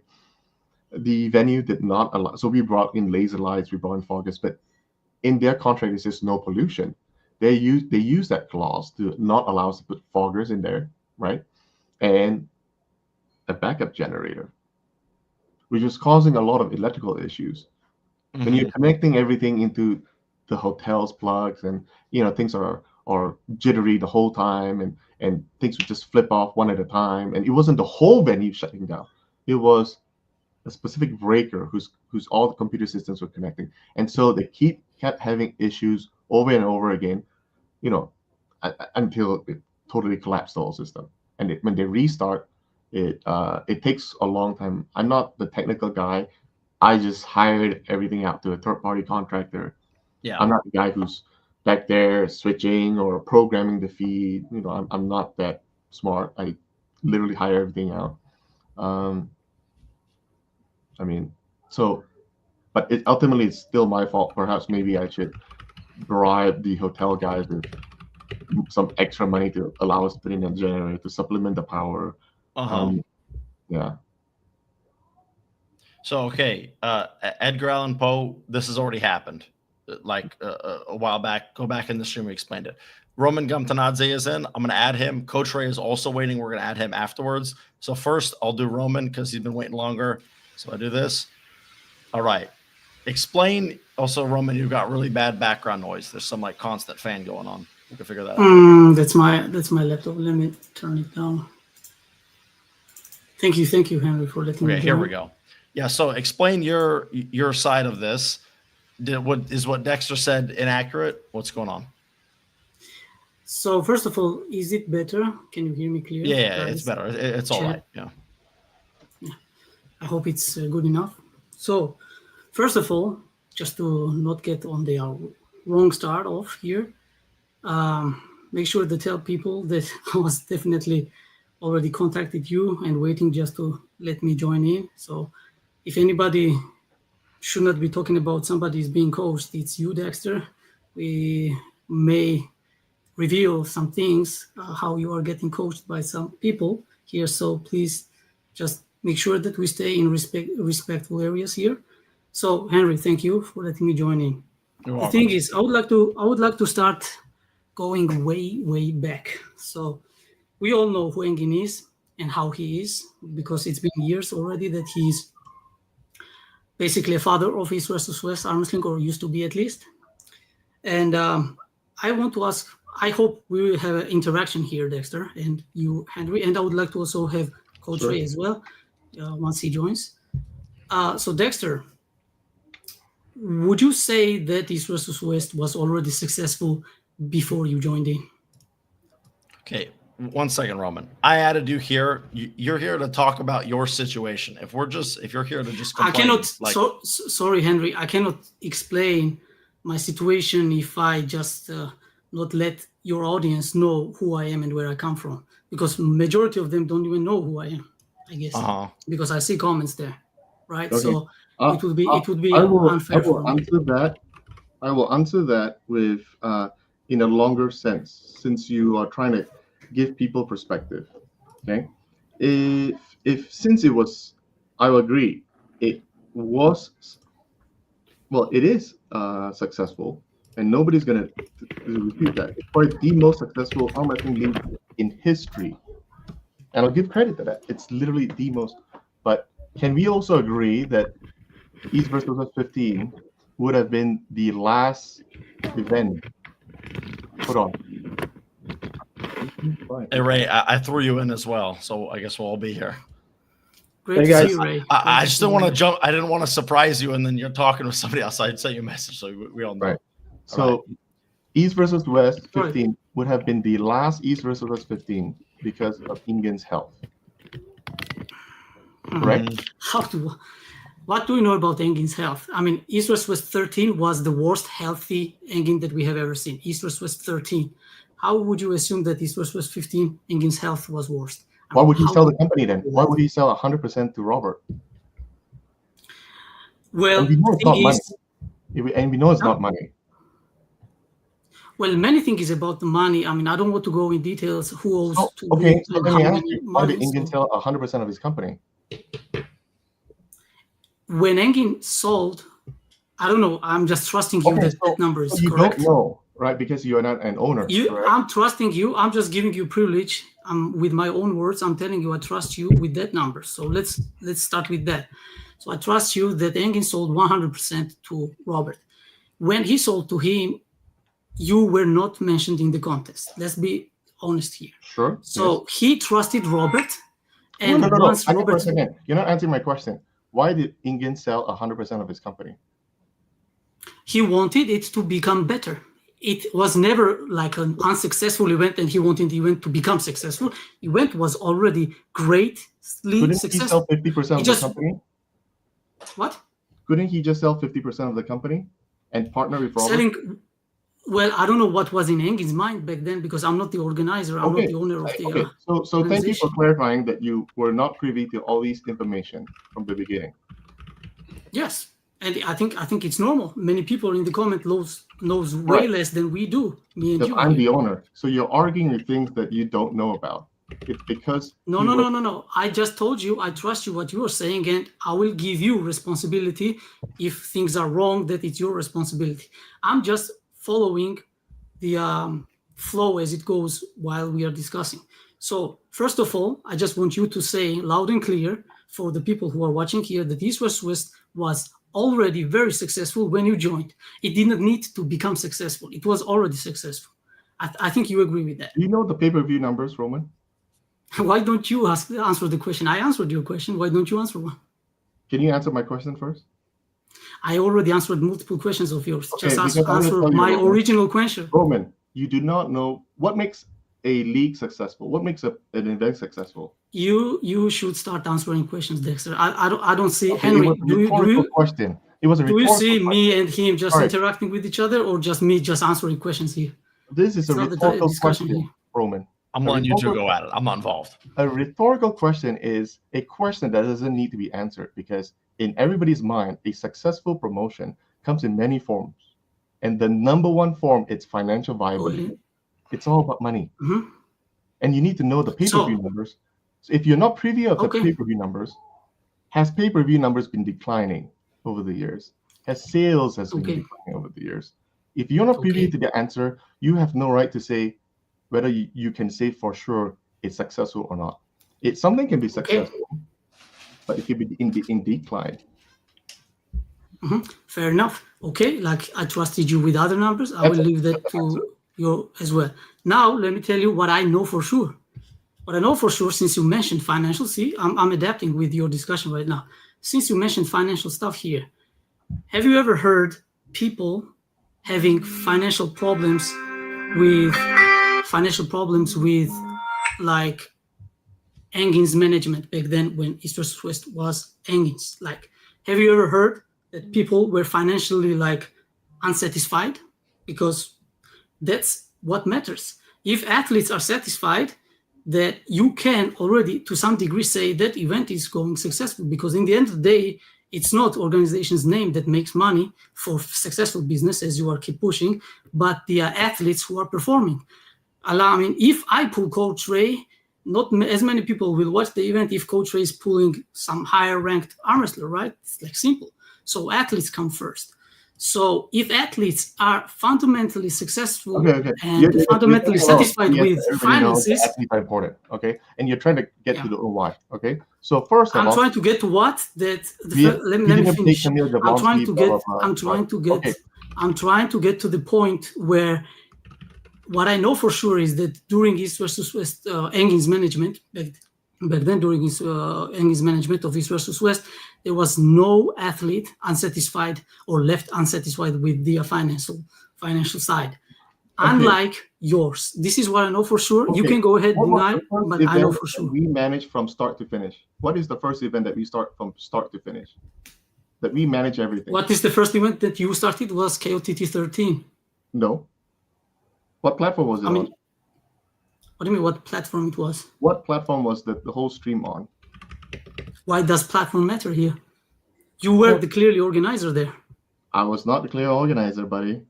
We did not. Well, I put mean, everything you were the one that announced alongside with Robert there, announced the an upcoming East versus West 16. 16, buddy. 16 was Yeah, the one 16. that we first got together. Yeah. Well, I mean, So it's your 16. definition Since what you call that. 16, has any athlete has not been paid yet? Tell me, since we took over officially, which athlete has not been paid? Okay. If you want to go there, let me go there. Do I need to tell you how many athletes were unsatisfied the way you treat them during the payment? Do you want to go there? Do you want me to say the names? I'm not going to say the names because I know you know those names. But I will say names private to the Who has message. not been paid yet? Who has not been paid yet? Who has not been paid yet? Brother, when was East versus West? 16 was like back in February 15, and today we have like 23rd of June. And if today you already have paid those who you owed money back in East versus West, Who? 16, Say the name. Say the name. Have them come public. even if there is no one, it doesn't mean that you paid them do it to time. It's simple. Because right now you are asking the question when it's already gone. But the thing is, they were not paid right after they promised we're gonna be paid. I think that's already answers the question. They were not paid when they're supposed to be paid. That's already financial side that shows you that athletes are not satisfied. Realize that you are just a media guy who edits video for the company. You don't have inside information. Okay, I agree with that. But since you mentioned why are you arguing on something you have no information on? I just told you that I agreed and trusted you with information that I didn't know, and that for this very specific Henry, let me finish. I'm listening to you. But let me finish what I'm saying. I told you what I know for sure. Why don't you speak at a time? Let Roman finish. I'm gonna finish because I'm constantly let him finish and make his point, and then I'm answering. So he has to do the same. You are not my boss anymore. So thing is, you said that I was just a media guy. Since you mentioned that, what was your or supposed to be your, let's say, what they call like working status as an employee of East versus West at itself as you joined it? Was it the one that you are today? I can read out loud what's written on official East versus West website. Let me quickly read it. It says that you are Chief Operations Officer. Were you meant to be that when you joined? Yeah. Since you were mentioning that I'm just media guy. Mm-hmm. So let me tell people, and I will let you answer too. What I know for sure is that you were meant to be social media manager. And how so that when Engin let you guys in the company, you, from that point of view, all of a sudden, after 6 months, you know way better than Engin does in arm wrestling, way better than I do. And you are all of a sudden all the Chief Operations Officer. How so it became like this? When we made the announcement and Robert introduced me at King of the Table 13, he announced me as Chief Operating Officer then already. So maybe you want to go back and watch the live stream video, because that's what happened. Well, I mean, okay. One thing is what Robert says publicly. One thing is what Robert says publicly, and another thing is what was meant when you guys made deal. And I know what you guys made deal was about. This is one I know for sure. I don't need to trust you on that one. I know already. It doesn't matter what you think, to be honest, right? I mean, let's get to the core issue. Okay, why am I here if it doesn't matter then? Since EVW 16, when we completely took over. Mm-hmm. Has any athlete been not paid since 16 when we officially took over? Right now, is the June 23rd, I cannot name anybody who is not paid. But I could have. Thank you very much, Henry. Let's kick him out and let's move on to the next guy, because we have Coach right here. Dexter, why are you? Because I'm really trying to age in a couple of hours and I haven't packed yet. Okay, I'm gonna be honest, Roman. Like we gotta move on. No. Well, I mean, at some point, people has to know the truth, and I will say the truth, no matter if it's on your channel, Henry. First of all, thank you very much that let me join, or if it's someone else's channel. Listen, the point is that you have to pay athletes when you are due to pay them, and now you are telling me like months and months and months later, and asking me if today there is anyone left not to be paid. I mean, how ridiculous you sound. Let's give Coach Ray a chance to speak. Okay, listen, Roman. Sure. Share whatever you feel like on your own personal platform. At some point, we got to wrap this up because I also want to talk to Coach Ray. Because apparently, there's some shit. Absolutely, I respect it. Henry, so I'm gonna remove you, but you can say it. You could say in the chat. Thank you very much for coming on. All right, Ray, you got your drama now. I got to get my ad revenue. Start spilling. I don't I know was what. told. No, listen. I just go online and I read right now. It's Robert Baxter was the one that didn't want me there, or Dexter didn't want me there. Dexter, were you the guys that didn't want me there? What do you think, Ray? I know who didn't want me there. So like, I just don't like it. I'm here just to correct it. What for whatever reason, and probably there's many reasons why Engin didn't like me. He didn't like me, and that's it. Like I'm fine with everything. I'm very used to it. I just now read everywhere where they're attacking people about this, and not to attack like attacking Robert and Dexter about this, which is clearly not true. Just so everyone knows, I never Mhm. had any issue with Robert. Never had issue with Dexter. I publicly or even one-to-one conversations we like butted heads with Engin, but he just stopped talking to me. And as far as I know, many people from the athletes, from the production team, from the announcers, from the commentators, been trying to get me back and put me back on the card because I don't think I'm bad for arm wrestling. I've been like for 20 years, I put everything for this sport. And it really saddened me that the company, that promotion that I built, I wasn't part of it anymore. And I heard it so many times. We're family, we did this together. And yet somehow I was pushed out for whatever it is. And I like, no one told me. So I cannot tell you what it is. It is what it is. And for people to understand, it's not Robert and it's not Dexter. That's it from me. And I have like, I can't tell you anything else because no one talked to me about anything else. Mhm. So now, to be clear, and I see you talking about this on Aussie Arm Wrestler, but I assume like a lot of people probably didn't even see that. You never got fired. You just stopped getting hired. Would you describe that as correct? I never had a contract. I never like I thought I was part of it for forever. I was really like I was doing what I was doing, and you know, there's some other stuff I see in the comments, and it's about like global arm wrestling. People now like it's of course it's classic Reddit that I sold global arm wrestling. So it's just unrelated topic. I just have to say it because I'm on your platform. I And am curious about that yes, and what did so happen. So I started it in 2013, 14, and I started just by cutting down videos from world and European championships and just making it shorter because it's if you watch the live stream in 6 hours, you don't see shit. So Mhm. I did that. I posted a lot of videos from many events. 2,000 videos were there. And then I had some people that also made compilations and some other stuff and worked on it. So I wasn't really involved in it. And I posted maybe few videos, maybe 2, 3 years ago. And some else people also had access to it. And they got, like many people, they got cracked and hacked. And then I received an email that Global Arm Wrestling has been deleted for spam content. And I've been trying to get it back. And I don't know where the rumor came from that I sold it or something. The only one I had few people message me and I said like I don't want to get into it. I can't explain it. Like it wasn't me, but I still have the original email and everything. I'm trying to get it back because it had Devon versus Dennis match. It had millions of views. It had a lot of my history and everything else, and it really hurts me. And people are just, I'm sorry, but so dumb and so stupid that they would think I would harm something that I put my life. Like I spent hours and I didn't get any dime back. For most of the time, the channel Mhm. wasn't monetized. I didn't get nothing. I just did it for the love of the sport. And whoever doubts it, fuck off, literally. And like, I'm just like, I keep reading bullshit and lies, and I'm here just for the clarification of many things.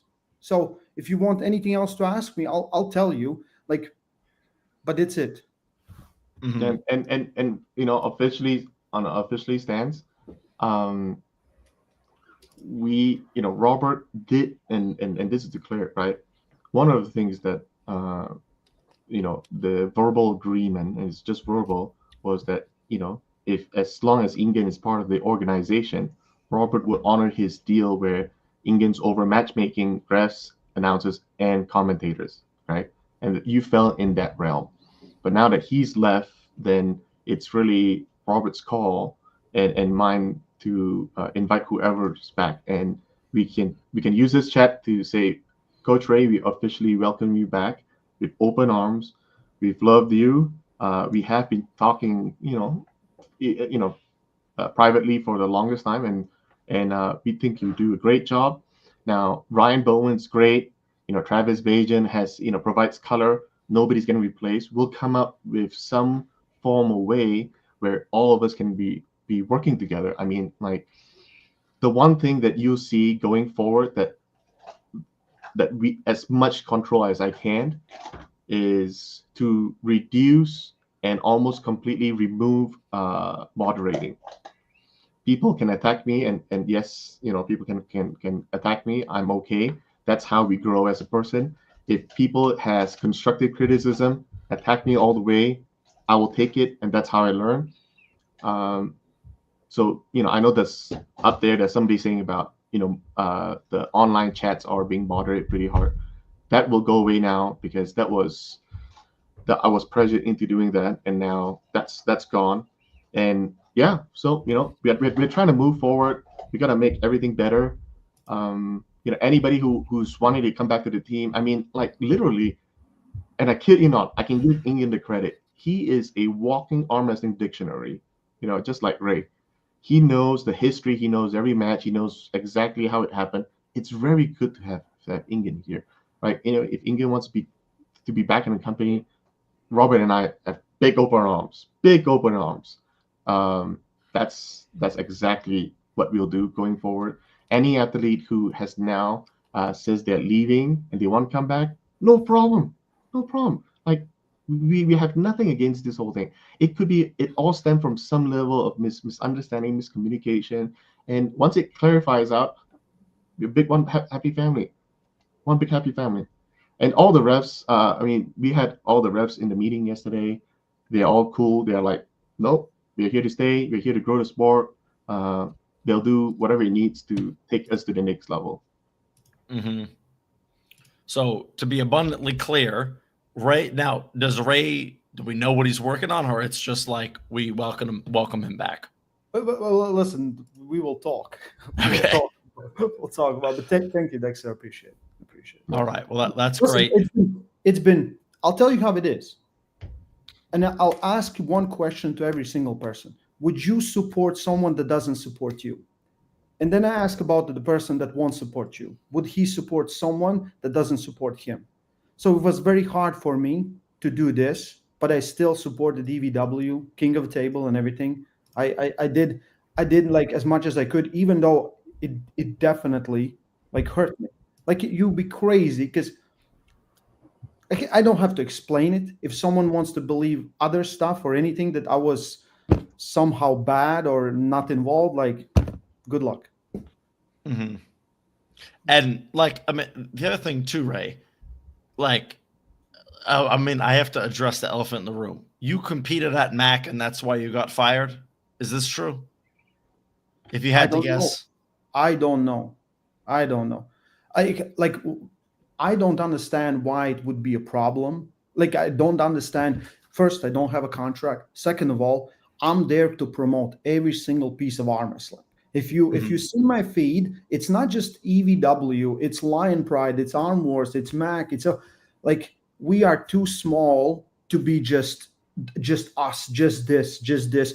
And I don't see any other promotion as a competition. I see it as an enhancement. I'm sorry, but that's just what I thought. And if that was the reason, it's between them. It's not like I never got told, buddy. So now, obviously you sent a message to Engen at some point. Does he just ghost you? I don't remember what was the last message. I think last message we got, I asked him about Darlington, and he said no, we're not going to use it a lot. I said fine. And then probably we talked about something else. And the last message, he invited me before Arlington on a live stream, but I was packing. It was very late and I didn't have time. And I said, sorry, I can't do now. That was the last conversation we ever had. I met him in Romania. I shook his hand and I said hi. I'm fine. Like whatever is the reason, it's his reason, or I mean, yeah, but like without a doubt, that's weird. You can't just like like it's like the elephant in the room, but it's like bigger than an elephant. It would be so strange that he just like stopped hiring you and never gave you a reason. We can speculate about everything. Probably, maybe it was the Mac. Maybe he didn't like that. I really liked the Mac. I enjoyed it, and it was great experience and everything. And they treated me really nice, and like the whole experience was awesome. So I don't know, maybe that. But yet I talk about every single, and it like most people in arm wrestling, they have different jobs. My job is arm wrestling, and it's what it is. Yeah. It's for me, like, listen, I think what Engin has done and he has built is great. The problem is he doesn't want to play with others. He doesn't want to be part of because you have to. You just have to. You have to understand it. And I don't understand. I don't understand why now it is a little bit of, it's not an attack, but this, you can see like people that from Eastern side, they're picking sides and whatever. I understand it also. Like he was very good to most people, like very good, always paid on time. And I think this is the biggest respect you can have, pay someone on time, give the money straight away from the events. But things changed and some other stuff changed. And for the athletes, I don't see any big differences going to happen in EVW right now. Like, I don't think so, Dexter, right? Okay, so some things may come to a shock, and I might be shooting myself in the foot here on payment. Now, what we've been trying to do since the takeover is to make everything legitimate. And what it means by legitimate, because we are a US-based entity now, until we get our Dubai account set up, we have to pay every athlete on record through a wire transfer, which has not been done thus far, right? And when we do a wire transfer, some athletes may struggle to do so by accepting them because then, for various reasons on that part. But we want to wire transfer, so we have everything in record. And certain athletes don't want it that way. They want it in the cash form, which, we struggle to pay things in cash in America due to the lack of paper trail a little bit. So there might be some delays, but since 16, no athlete can say that we have not paid them. And to be clear for new people, 16 is when you guys actually took over. Before that, it wasn't 100%. really. Yeah. Now, we made the deal during King of the Table then, but it was when Don has already set everything up, everything's good to go. He contacted all athletes. We came in there. I literally came in there just for the event, and I wasn't really running the show yet. We were just there to observe and make the announcement for our first full time. That's when the new platform Kisvi started. That's the official start. So let's see, since 16, has any athlete not been paid yet? And there's not a single athlete that can say they have not been paid since you guys were in charge of paying. Nope. Okay. So any athlete complaining about pay right now, what do you think they're referring to? I think that they're referring to some deals in the past, like EVW 12 or something, and King of the Table 13 that technically wasn't part of our we weren't aware of all the previous deals. So, but no, I mean, if anybody were to complain, you hear it from Devin, you would hear it from all the top guys, because they're the ones who get paid the most, right? I mean, well, also if you were to stiff somebody, they would be the people you would be least likely to stiff for what it's worth. But now I'm also going to ask. So Sergey Kalinchenkov said in his post, he says that he wasn't paid and asked multiple times. Did you guys ever get communication from him regarding pay or no? Right. But again, Henry, it's back to the whole path. We are not supposed to pay him, right? You're only supposed to pay him after the new events make money. And No. Yet You're supposed to pay the guy who pays him. So so you don't technically owe him any money. Right. And that other guy does owe him money. And then but it's just waiting to get it from you. And then he just passes his debt over to us, which is not in writing. Mm-hmm. So And right now, that other guy, who I'm assuming we're keeping unnamed, that other guy hasn't gotten paid anything from you because none of the current events have made money. that's correct. So Georgia, Arlington, and Chicago, have any of those events made any money? No. So since they haven't, Georgia did make money, but because we had to pay a lot of money for the dev team to go build the apps and everything, and the initial fees for setting everything up, there's a lot of like upfront costs, like one-time costs that hit during Georgia. That's why. Oh, okay. But had that not happened, Georgia would have made money. Yes. Okay, that's interesting. Ray, do you have anything you're curious about? No, I'm okay. I can leave, guys, if it's fine. You guys can. Oh, All no, right. no, and thank you for the support, Ray. I mean, I'm not kicking you off, but if you want to go, I can remove you. No, I can stay. We can put some input on it. I think All right, it's I'll keep people are overestimating. Like when I did live commentary, I was asking people, how many pay-per-views got sold, and they were like 80,000, 100,000, 120,000. Not even close. Like, not even close, guys. The numbers are not there, and the pirates are just way too high. The pirating is insane. The pirate is like 100 times. And I know somebody asked about Kinopoiz. One of the things that we are still in good terms with Kinopoiz. We just requested that they have. So we hired a team of copyright guys, where they go out during the event to scour the whole internet to figure out the streams, and then they'll forward it to our streaming company, where there's a hidden watermark, and they'll shut it down, right? So we can shut them down. But it's one like the Hydra, you chop one hit, two spawns. So that's what we're doing. Kinopoiz doesn't have that technology yet. They're implementing it because as soon as they do so, then we'll have them come back and restream to all the Russian athletes, Russian fans. So that's kind of what we're doing as well. So I also have 2 super chats here. So first one, what's up, Henry? Hope you're doing well. The entire community wants to know, will the Devin versus Vitaly match still happen at East vs. West 19 in August, Colorado? That is the goal, but with the whole war and everything, I mean, there's only so much a senator can do, the U.S. senator can do. We're going to do our best to get him there, but we have a lot of very exciting options as well. Okay, so we will try to make that match, but if not, there will be a hopefully equally good replacement. Yes, that is not the official match yet. We're actively trying to get his visa. Matter of fact, I think Robert and I we're going to be trying to get it to happen. So. And what are the plans to try to amend the matches that are set and aren't happening now because due to visas? Let's say all the visas go to shit, and many of the Eastern athletes aren't interested in competing. They can't.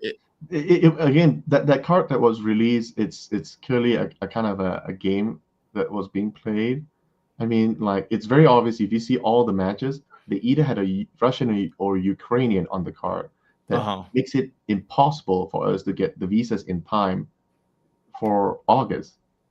Well, right? okay, wait. Now, give me a moment. You just said that was the plan for this thing, but now you're saying it's impossible. So I can maybe get 1 or 2, but I can't get everybody. Okay, so if you're only going to be able to get 1, obviously you're going to prioritize the main event. Vitaly is the main priority. But so the rest of those matches for sure are not happening. Very, very unlikely. Unless in a conversation with the senator, he's like, you know what, send everybody who you think needs to come. We'll get the Secretary of State of the United States of America to get them a visa. Then great. But there is a slight, I'm not saying it's a possibility, but I say maybe it's within 2-3%. Okay. And then the other thing, Petro Maharain said he wasn't paid from last month's King of the Table 14. He says he just wasn't paid, not in the past. Is this true? Petro 14? Yeah, so he said he didn't get paid from King of the Table 14. Right. 14. That was this last event, May 10th. No, the last. Okay, I am not aware of that one. That's what Petro Maharain claimed. I don't know if it's true, but I'm just going off that. No, well, I don't doubt it to a certain extent. I don't know to a certain extent. So someone said Petro talked about King of the Table 14, which is under the new regime. If the events aren't making money, how come Engen was able to sustain it for so long? Nice event, but the technical issues made it unpleasant. You have anything to say about that? So for sure, I can explain that too. Production cost is about 400 times more expensive outside of Istanbul. Mm-hmm. Okay, they were using 10-year-old equipment, 1080i kind of cameras. Today we're using higher end stuff. They were also, the venue was cheap. Everything was a lot cheaper in Istanbul, right? Production is a major factor too. Major factor. And as the sport grow, the number of pirated streams are spawning is like none other that we've seen right now, because the sport is getting bigger with more eyeballs on things.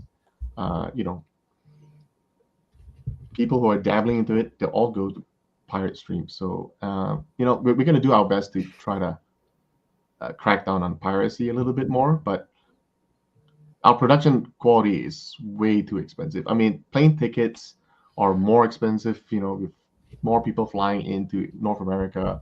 Mm-hmm. We have venue and hotel fees that are way more expensive. But we know that if you saw, we haven't ran through the numbers yet, but if you saw our crowd, it's a 16,000 square feet ballroom. It was standing room only at that point.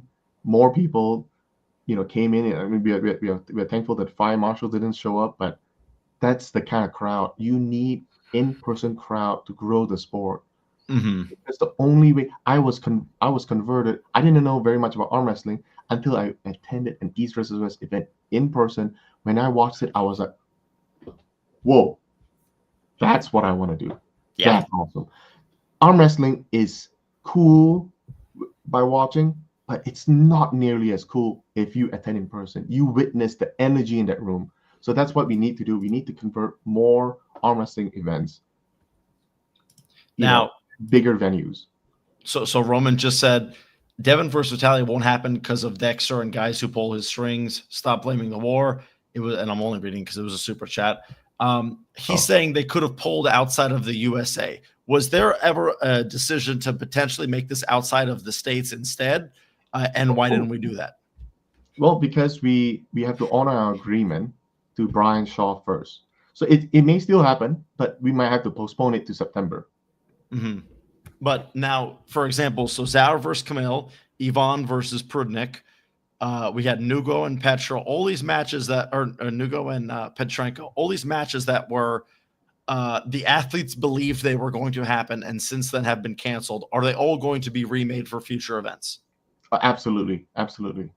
So all the athletes that are training right now, they will get the match that they are training for. It may just be slightly delayed. Absolutely. Okay, We were that's just definitely under the right decision to make. We were just under the gun to make an announcement on where the next event was, and we never heard back from Azerbaijan fast enough, and so we agreed with Brian Shaw, and he came on. He flew in that very morning, on Saturday morning, to be on our show to make that co-announcement.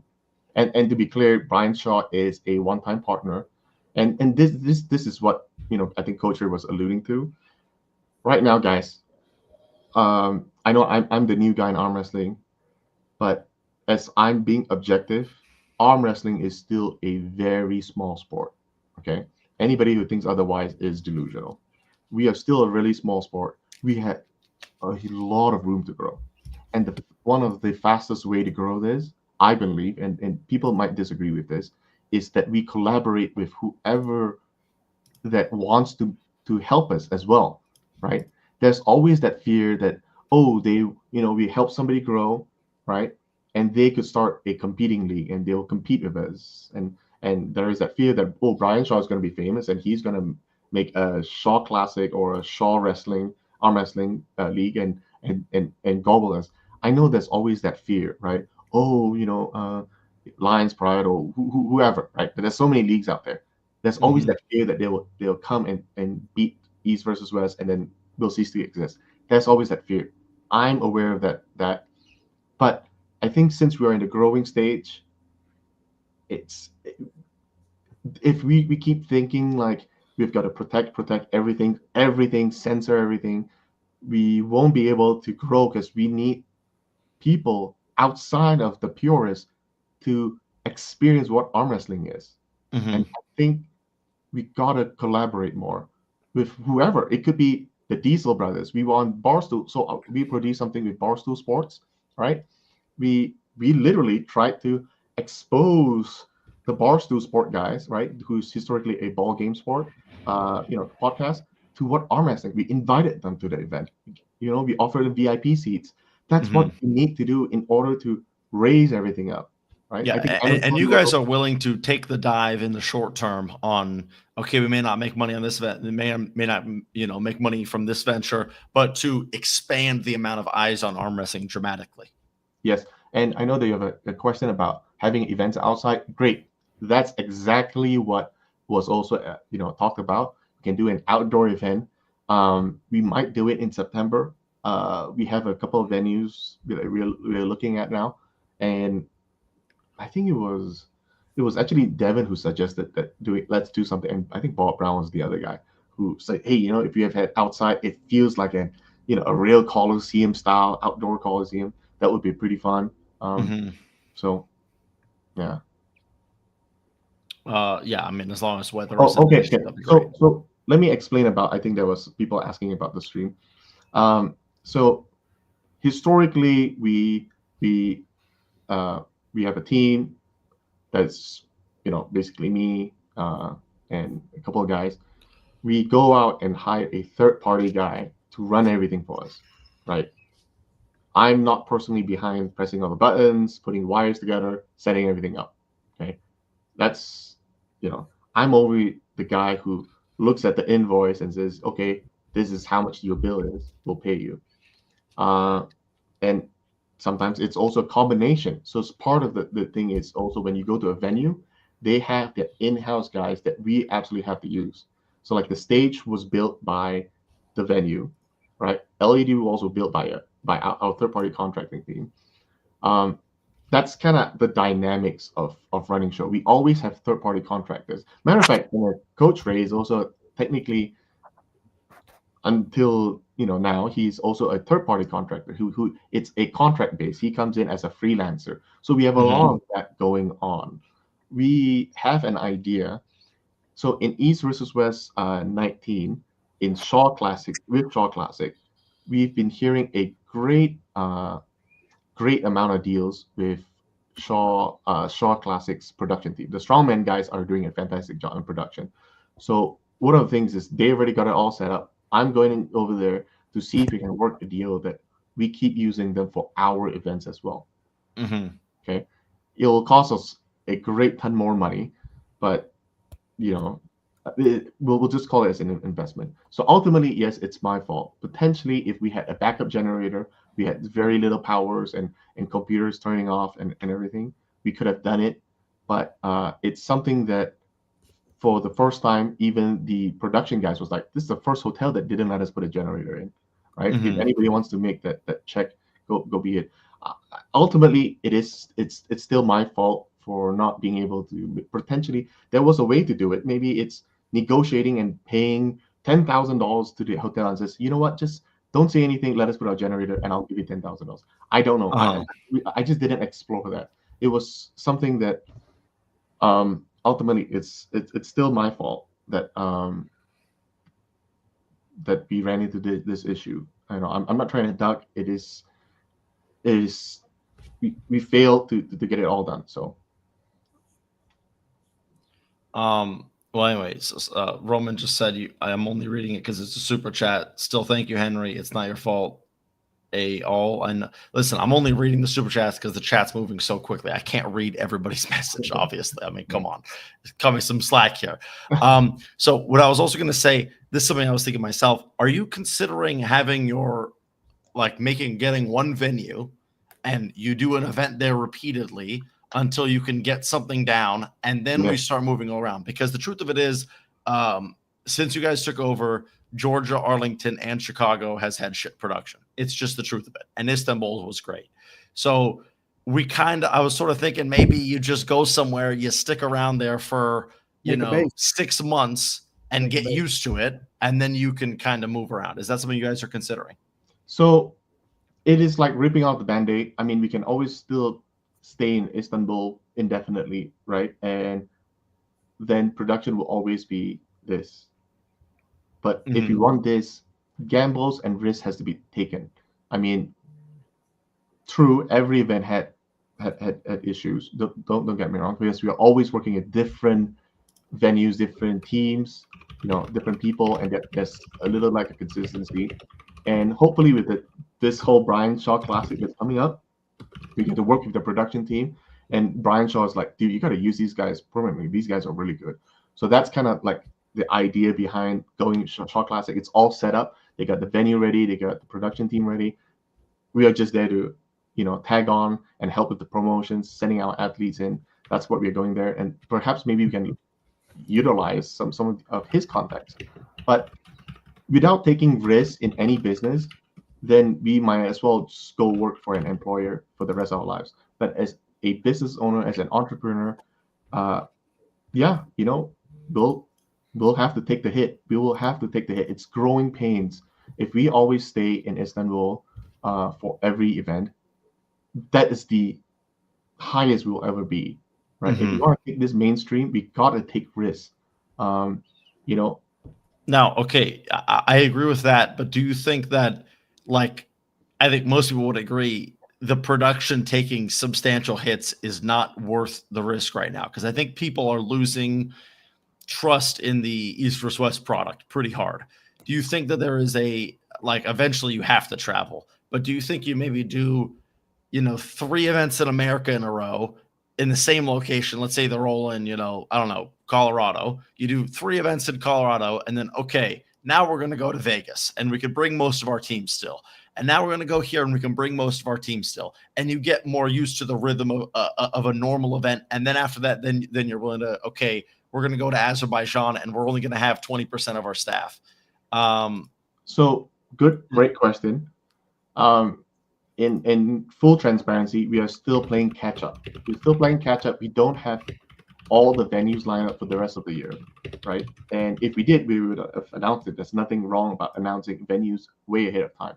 Problem is, it is a challenge to even get the same venue consistently over and over again every 6 weeks. That is also one big issue. But going forward, it'll be a lot easier because the venue guys knows who we are. They know our needs, and it's easy to just reapply the previous contracts. I totally get what everybody's saying. We apologize, but I think with the Shaw Classic, that's the turning point. That's the turning point, because if the strongman guys have no issues and we use their team, I'm trying to sign a multi-event deal with those guys. That way, we have consistency throughout. So it's just one piece of the puzzle missing, but I think we will get there in the next event onwards. So you believe that this event was the last event with production issues? Like, of course, you're never going to never have production issues. It's part of the game. But as of the major issues that have been plaguing the last 2 events, this is going to be the last one with big issues. In my opinion, yes.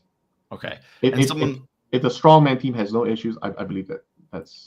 And someone sent a super chat. The visa problem is only going to get worse here in America. Time to move on. How is that getting worse? Feel free to clarify. But I mean, we literally just got Levon and Iraq the end years. Go ahead, coach. So I think it's all great. Like EVW is I think Dexter has great ideas, and they've been trying to do. The only reason people are watching is arm wrestling. So the number one priority is great arm wrestling matches. Is the great matches, what people want to see, the matches, the champions, all that. So that is number one priority.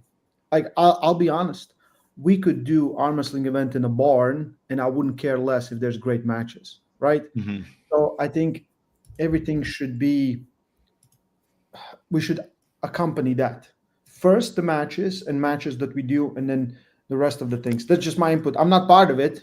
I'm just thinking, because the only reason EVW is great is because of arm wrestling. So venues is great. People coming and watching is great. But if the pay-per-view model is still one of the big things. If it's not, then of course the venue is the main thing, right? If the pay-per-view model changes and you have more money coming from, you don't care about those things.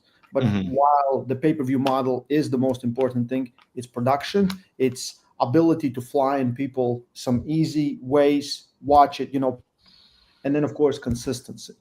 Like I was really frustrated with this event. So many things went wrong, and I know, like, as much as we can bother the production team and whatever, like they know this is not working. They know this is like people were bugging me, like telling me like to send messages, and I'm like, I'm sitting here at home, like I had the same thing. Someone was like, go tell them to fix the stream. I go, I think they know the stream's down. No, imagine you go there and you like fix the stream, and they're like, oh damn, like, oh, I didn't think of that, right? So we understand things happen, and we are in arm wrestling. We're very generous, and at this point, I think we're very used to shit going wrong, which is. But I think, yeah, like Dexter said, some consistency, some good production team, some things that don't change. Because if there's too much change, there's no consistency, and people don't like that. And of course, I think venues where people like Istanbul and Dubai was great because everyone can fly in there, and they're big port, so you can make anything. But again, Istanbul and Dubai, you never filled out the room or the crowd. It never was fully sold out. So there's a difference to that. Whatever path the EVW takes, is it pay-per-view more or is it live audience more? And then you can accompany to that side more. But as long as pay-per-views are the most important thing, I think production is the thing where like that would be priority number 2 for me. So I agree with 80-90% of what you said, Ray. I think is the one thing that everybody's forgetting is, okay, so Arlington was pretty good other than that Mike hiccup on Matt Mass and Devin's match. And it was a third-party guy who we will never use again, right? And I know it feels like I'm blaming somebody else, but it's literally his responsibility to turn on that button to unmute. That's it, right? I don't know if you saw the behind the scenes. I was literally like yelling at that guy. I was upset because the whole time he was just screwing up audio after audio, right? But assuming everything else in Arlington was great, we could not go back there every 6 weeks, even if we wanted to, because it's just not possible. The venue has been booked up months in advance, and we literally have to talk to hundreds of venues to even get our next event, and which is why we had we had to partner with Brian Shaw. So now after that, for September's event, we have a little bit of breathing room, but most good venues are booked out sometimes a year and a half in advance. So it's not like we don't want consistency. It's we can't right now. It's not available to us. And I mean, you could do it in Istanbul consistently, but Istanbul is kind of a not great venue, frankly, from a live viewing perspective. There's not a lot of people who ever show up, truthfully. Oh no, yeah, great one focus is the visas aren't an issue. I'm not saying it's not an issue. I said it's less of an issue. It's less of an issue because we have help from senators.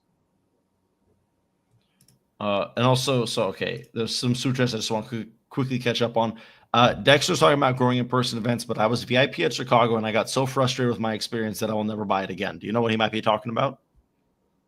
I don't really. That could be a myriad of. I know one of the VIPs were confused that they were at the a private after pool, and not every event, not every athlete was there to do that after pool. But I mean, for everybody who's attended our events in the past, we can't force athletes to go to that after pool, right? So I know they felt like they were entitled to poll everybody, and maybe we miscommunicated that part. And I apologize if we did miscommunicate that part if we did so. But we just simply can't force every athlete to be at the after pool, unfortunately. Yeah, it's a little difficult. And then question for Dexter, do you think East vs. West in combination with the Swiss Open this year in Switzerland will help grow the sport and East vs. West? So I think anytime we collaborate with anybody, it's a win, usually in my book. I can't really think of any collaboration that would hurt us. And I think Swiss Open would be great. But we haven't signed any formal agreement with them, so it may or may not happen. But I think, if we just partner with everybody, it just helps the whole sport and the event itself. So. And someone said this will be the downfall of East vs. West if the quality of matches set is not the same as the ones Engen set. But I can promise you, like, matchmaking isn't easy, but it's not so difficult that there's only one man on the planet who can do it. What do you think about that statement, Ray? About what? What? Sorry. Matchmaking will be the downfall because quality of matches, It comes, I think, my personal opinion, it comes to access to high-level athletes. You have access to high-level athletes, you can make any match on the planet. You don't have access to high-level athletes, you have to make what you can make. And that is absolutely the truth. And then also, there's a message from Diabolical Billy, but frankly, I'm not going to read it. He had some choice words to say about the latest thing, but he also always has nasty words to say about just about everything. So yeah, but in my opinion, like when it comes to the match setting, like, listen, whenever I see the next East vs. West card and there's 12 matches, normally 5 of them are matches I myself thought we should make. And so if I myself can think of quite a few of the matches Engen sets, yeah, I imagine a team of people will be able to set quite good matches as well. It won't just need to be Henry, up to. You are hired. Yeah, throw me on there and then give me full like I start the card, I make the whole card, and then the fucking higher ups they look over it. I mean, listen, it doesn't take a genius to put Devin and Vitaly on a table. Okay, I could definitely figure that out. Matt Mascanugo, I could figure that one out. All right, I don't think I'm too bad. So for somebody saying I don't know what Swiss Open is, I'm aware. Ivan is over it. It's happening on the weekend of the 1st of November. I'm very well. I met with them many times. They even brought me Toblerone in Istanbul. So I'm aware of that. It's just that we haven't finalized anything yet, but we are totally open because Swiss Open is, from what I'm hearing, I don't have the numbers, but they are the largest, if not the largest, open tournament in Europe.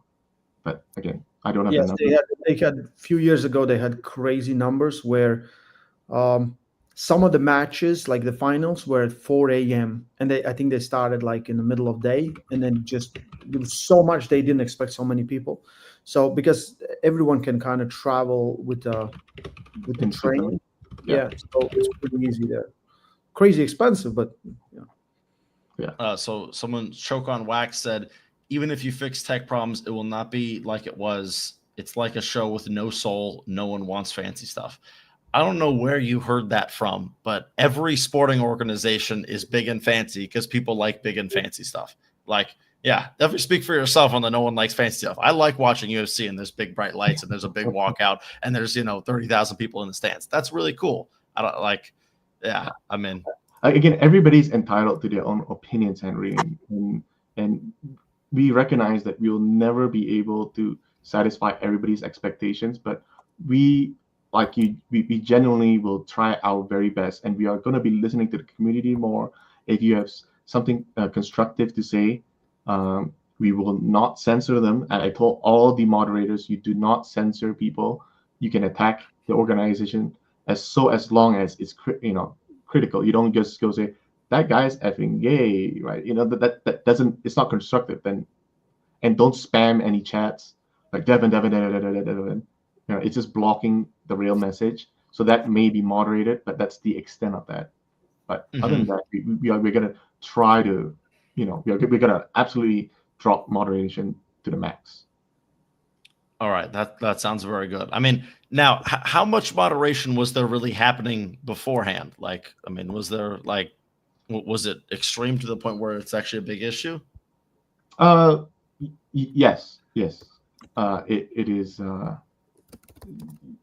You couldn't say anything against the company, else you'd be blocked, banned, suspended, timed out. Ray would know. He was technically blacklisted for a while. I had multiple people texting me that if they type my name, my name doesn't show up on this on the comment Oh section. wow! Right. Yeah. So I did a clean wipe of everything, trying to be more open and transparent as best as I can. Obviously, there's certain things that I can't, like pay-per-view numbers. I'm not going to release those, but I can give you a feel of how things are going. And I know, and don't get me wrong, I absolutely see Ingen's perspective. He built something, he has to protect it at all costs. I just feel that that vision and Robert and I is a little bit different, that we need to grow with the community, and if that means getting attacked in order to be able to get feedback, I think it's something that we have to bear. I know everybody's attacking me for the previous stream, but that's how we have to move forward. We have to figure out problems. We need to we identify the problem, figure out a solution, and keep working towards it. Absolutely keep working towards it. That's my absolute goal, to do so. All right. Artem Taranenko came in with the super chat. Why and whose decision was it to have a full-time camera guy dedicated to filming just Dexter? That was a spare guy because we already had Ian on stage, and he was only half the time there. And was he filming you for some like behind the scenes or something? I mean, behind the scenes, this. I thought he was joking at the start. Sorry, I was that's real. I mean, no, that was dead serious. There was a camera guy that followed Dexter the whole time, and I remember my dad was like, "Why is that camera guy filming Dexter?" I go, There was a lot of components that, I think one thing that they were trying to do was to do more behind the scenes stuff. So we had a camera guy full time on Drew, and then we were supposed to have a full time, session where YouTube was live the whole event, and it's just behind the scenes the whole time for free, right? They will never show the full matches, but because of how delayed everything was, we canceled that, and so the camera guy was free. Just do things. Sorry to interrupt, but Diabolical Billy just sent one of the funniest messages I've ever read. Henry, bloke thinks he's Joe Rogan with that podcast, more like Wokian. No pedigree, no poll, just recycled TikTok yapping. Looks like Ellen with a protein shake. Absolutely diabolical. I think the Ellen with the protein shake was really the best part of that whole thing. I think that's pretty funny. But anyway, thank you, Diabolical Billy. I appreciate it. That wasn't even a super chat. I just thought that was good. I think we might be able to wrap it up here. Oh, someone's asking about the post-match interviews. Post-match interviews, super frank. I mean, if you see the events, we were bracing to prepare for a fallout, right, from the announcement. So Robin and I were gone for more than half the event. We were in a room discussing how were we going to deal with this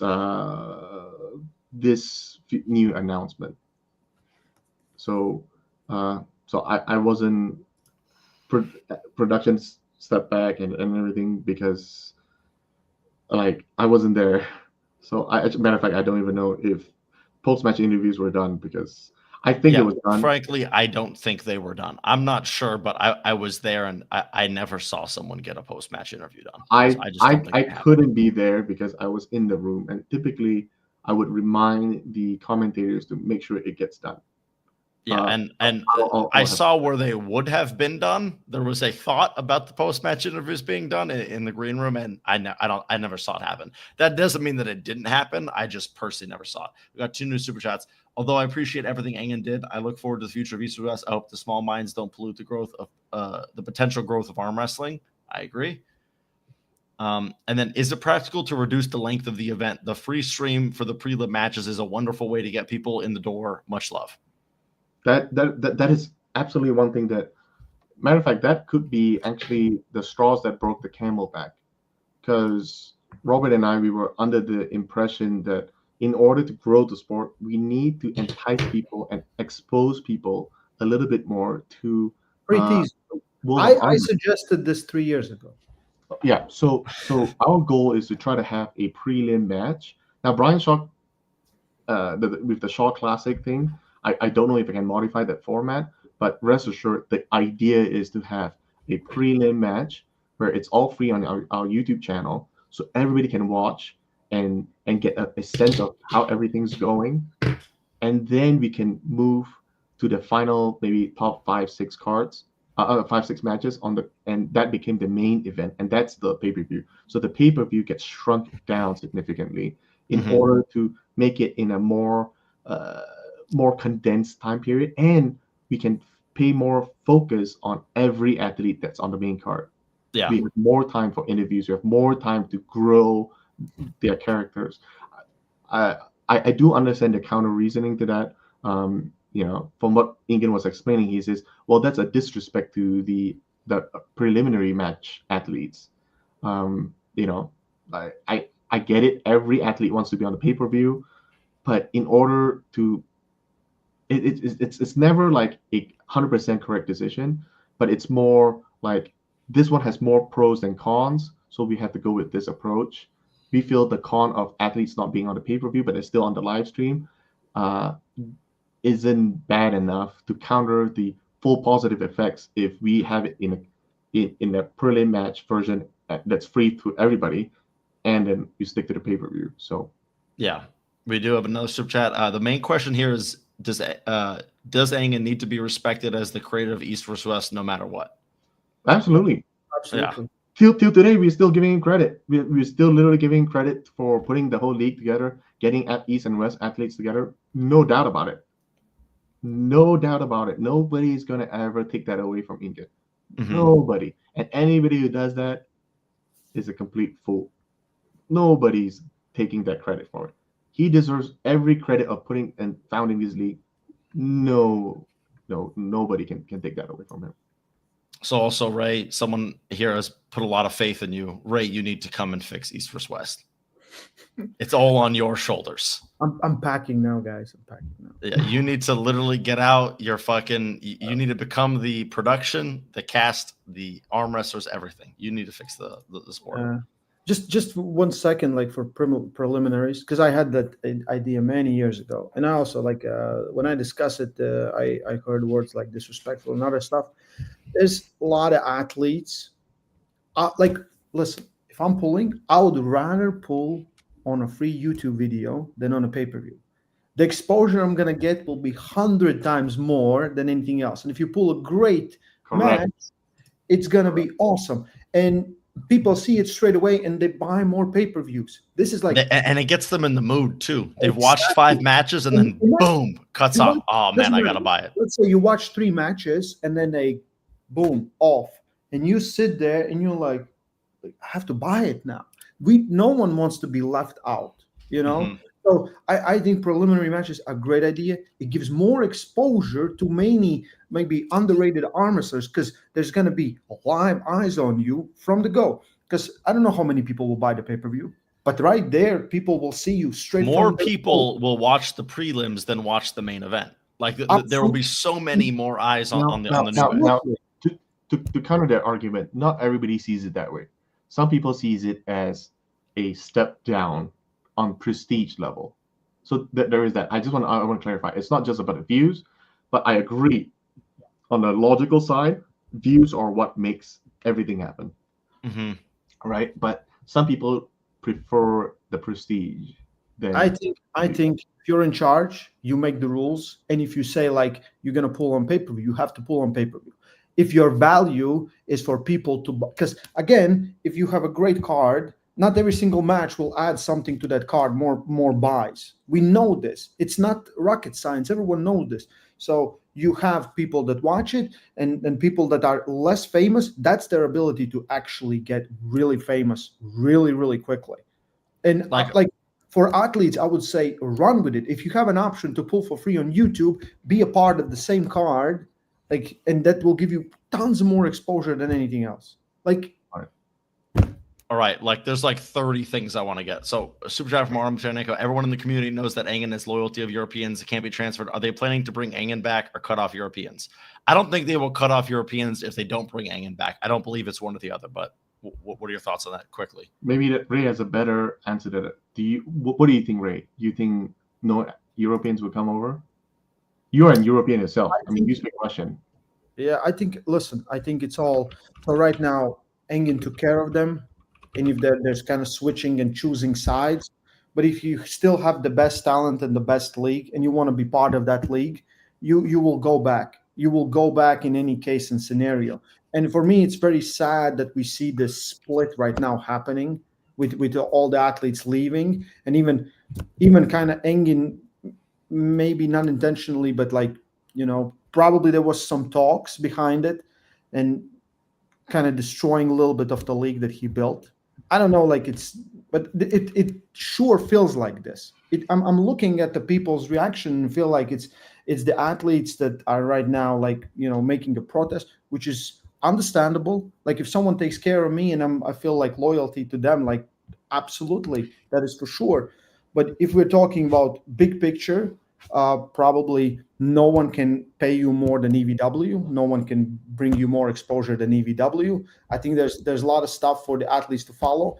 And if EVW is fair, pays the athletes, makes everything better, what else? Like that's just how I see it. Mm-hmm. And then, okay, just a few quick things here. Dexter, do you know why there was no volume control on Chrome and Android this last event? Okay, super honest. I'm leaving to Asia in a couple of hours, because I have meetings down there to meet and see if we can grow the sport down there as well. And I'm also have been dealing with all these fallout, and I haven't had enough time to dig into every single issue. So I apologize. I don't have that. And no, Artem, I'm not the CEO. Well, he asked Ray who's on the channel. Yeah. So no, I'm not the CEO. I'm the COO. Okay. Yeah, I personally disagree with that, Artem, but we'll see. So other question, people are complaining about the Baxter speeches at the very end of the event before the main event. I've seen a lot of people have an issue with that. I saw someone in chat ask. So what's your opinion on that? Okay, so to clarify as well, we all can agree, and I'm not going to sugarcoat this, that Robert is built for the table, but maybe not for the microphone. But it was actually something that I kind of been pushing Robert a little bit, and it may be something he needs to grow into a little bit more. Maybe he needs more training, and he definitely needs more. No, he definitely needs more training, and the only way to do so is by doing it. You can't keep doing weight training but never pull at the table and expect to be really good at arm wrestling, right? So it's something that we have to do it, and maybe we should start him on a smaller, on a smaller setting. But he's the head of the company. He's the total owner of the company. He absolutely has to be there as a face. Now we are limiting him to be not speaking too much for now, but that's exactly what we need. Not everybody's born like Neil Pickup to be so charismatic on stage too. So, but yeah. Yeah. So, I mean, just bluntly, will there be more Robert Baxter speeches or no? I think we still have to go for it, but if people have to endure that for 30 seconds, I apologize, but he is the head of the whole company. He is a 7-time WAF world champion. He is no slouch. If you think he can do a better job than him, why don't you pull him, and then I'll give you the spot to announce things. So someone just said, someone's looking for a job right here in the super chats. Hey, Dexter, would EVW be open to trainees? I'm studying event management and looking for an internship by the end of the year. All right. Hit me up, dexter@evwsports.com. Anybody who wants to gain more experience now, obviously, we're not making money, so my budget's pretty tight. But if you want to volunteer and help out with, whatever you want to help out with, or have a reasonable fee, hit me up, dexter@evwsports.com. We are trying to embrace a whole bunch of people who are big fans and would like to see the sport grow. So someone said loyalty is fleeting. Engen was a sign of trust for many athletes. When athletes realize operations were running smoothly, they will likely return. Without Engen, we can move forward to something new. I agree. But I don't believe all these athletes that are saying, I'm never going to compete at East vs. West again. I believe once they see that it's still the best events ever, and I think they have issues right now. Once everything is clarified and all the dust is settled, I believe everyone will be united again, and I don't think there's going to be any major issues. Someone said, "Nonsense, Dexter. We need a 40-minute Robert Baxter speech every event between the matches." Well, that is enough for you to have a private conversation with Robert if you like him that much. I can arrange that. I can make that happen. Yeah, I think maybe send Robert Baxter a message and see if we can give him a call. Other thing I was going to ask was about promo codes. So I'd messaged you about this before. I, as someone who tries to promote for arm wrestling, have no incentive to do so. I do it because I like the sport. Would there ever be a time where you would make it so that way someone like me could get a kickback for how many people I get to buy the pay-per-view? Because I believe that like there are content creators that currently drive pay-per-view sales. Henry, if they were financially incentivized, you're putting me on a spot where I have to release our future plans, and that is okay. So get this, about a month and a half ago or so, Devin was in town. We had a collaboration with Diesel Brothers. Okay, so part of the Diesel Brothers, if you don't know who they are, just go look them up. We did it. Diesel Brothers. They build crazy, vehicles and whatnot, and we are gonna do an over the top reunion. Okay, and in the movie, we are not gonna do a movie. We are doing a live competition where the winner gets a truck, and this truck is going to be built by these guys. And we were thinking we're going to do a real interesting truck and they'll design it, they'll get sponsors and everything. But how we got to them, right? How we got hit up by them was we were working with a guy, and his deal is he has the affiliate marketing software. So we are thinking about how can we plug his software into our current system. And when we do so, not only you, but every influencer and athlete out there would now be able to monetize through promotions as well. I can't officially announce that would happen yet, but that is something what we need to take the sport forward, right? Absolutely. But there is also that issue because it's a tech thing. It will take a while to troubleshoot, to beta test it, and all sorts of that. And it may cause a lot of problems too, right? I'm not going to lie. It may also cause a lot of problems. Tickets may not be filled, people not getting the QR codes. I don't know, but you're going to try. I take the risk, Henry. I have to, right? I have to. In my opinion, like, I would love the day where I'm on a whatever interview, and I'm like, use code Henry for 10% off just to fucking support the channel. That would be so, because if someone like me, who frankly I believe I promote quite a bit for the event and I pump up the athletes quite a bit, I get zero thank for doing that. And that's fine. I do it because I enjoy it. That's the only reason I do it. That's the only reason anybody's in arm wrestling. Like, Ray, when you started doing arm wrestling, you didn't make a fucking penny. And you probably didn't make any serious money ever. It was never worth it for you from a financial standpoint. If you were here for money, you wouldn't have showed up, right? Right. Yes. I mean, I'm asking Ray that. Can you respond? Yeah. No. And then I made a conscious decision to just I stopped doing like any other coaching, in the gym and everything, and some other jobs that I did, and just went fully in and YouTube and other stuff that I do, and that's pretty much it. But no, it was at one point it was just like I wasn't happy, and I'm happy doing this. So I rather have get less and be happy than work a job that kills me in 10 years and make some money and then spend the money. But yeah, especially when you started, I would imagine the first 2 years arm wrestling was much smaller. There was no money incentive to be doing it. You did it because you loved it. Oh no, yeah. And there was listen guys, whoever Ray commented, all those things just happened because I was there and someone needed me to help, and I speak barely some English, but guess it was good enough. So I never went for any positions. I was just there to share what I love, and that is arm wrestling, and that's what I'm still doing. Sometimes people don't appreciate those things, and people think differently. People think you're kind of doing something that you shouldn't be doing for whatever reason there is, and but my incentive was never anything else. And at this point, of course, I need to make a living out of this, and that's all I want to do. And if I can make a living out of this, I'm very happy, because then I can do what I want to with my life, and that is probably arm wrestling. Yeah, lovely. And then we have another super chat. You guys ever thought about having a multi-day event with an elite match to finish every night, like WrestleMania? Won't be 8+ hours plus more tickets. Fighters are already spending the weekend there. Well, so that's exactly what we've been doing. There was in this past event, there was an open tournament. Very well. I mean, if you watch, I think Auden, Ryan Bowen, Bob Brown, a whole bunch of notable. I think Arthur also competed, and that was, a Friday and Saturday event. Not quite Sunday yet, but it's at least a 2-day event kind of thing that you can make out. But all right, and then I got to jump off. Okay. All right, Ray. Good. We love you. Welcome back to East vs. West. We all missed you. Yeah. Bye, guys. All right. Have a good one.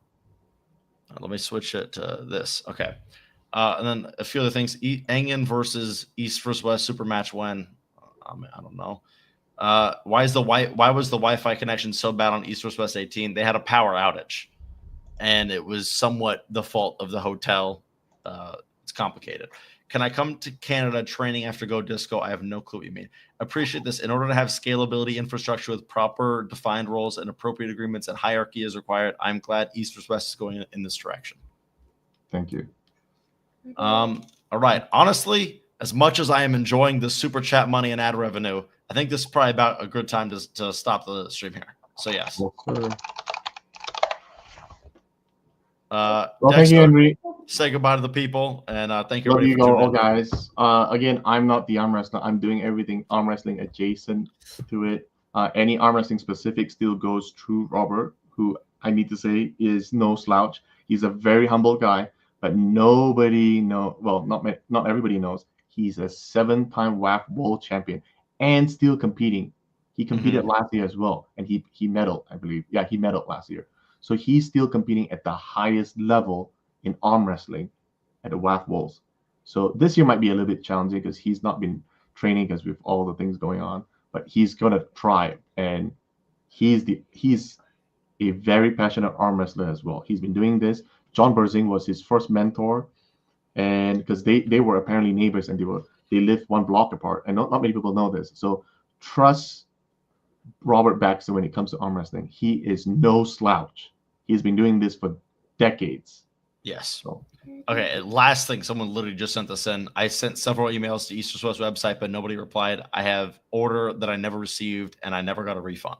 Okay. Can you not send it through the website? The website kind of is blown up, and sometimes the service doesn't work. Send it direct to contact@eevwsports.com. All right. Sounds good. Dexter, thank you very much for coming on. I greatly appreciate it. And I'm glad everything's getting figured out behind the scenes. Appreciate it. Thank you. Thanks. Bye. All right. Just me now. Hello, everybody. Switch to this one. Okay. Yeah, I'll maybe hang out. I'll hang out like 15, 20 more minutes. Just we'll do whatever, a post explosion little conversation, and then I'll end the stream here. Man, I don't think it's the end of East vs. West. I wouldn't get so worried about it. I really don't think it's that bad. Yeah, like we'll be okay. Trust me. Chinese guy cooked Roman with table in 2025. Maybe not without the table. Henry versus Dexter, best of 5. I don't think Dexter arm wrestles, so I think I'd beat him. Shut up, Henry. My God, man, you're on the wrong stream. I apologize. Good stream, Henry. Glad we get some info. I'm glad you enjoyed Robert Kelly. Henry hit the jackpot. Yeah, this was a pretty good morning for me. Didn't expect this. I still barely woke up. So yeah, Henry, I got a bad headache after all this shit. I don't blame you, Alan Megarich. I got my I took 2 of these before I started. 2 little ibuprofens. I knew this would be probably a long stream. So yeah, do a one-on-one with Roman now. Hey Roman, if you're still here, I'll throw you on. Or actually, I won't, because I'm probably gonna end the stream pretty soon. Really, I'm kind of over it. So probably won't do a one-on-one. Denise Toulier, are you correct? Toulier's wife, I assume. Maybe bring in Engen on, if he wants to be. Stick around. I'm inviting Engen. We'll see what happens. I mean, it's so late, but I'll do it. Engen.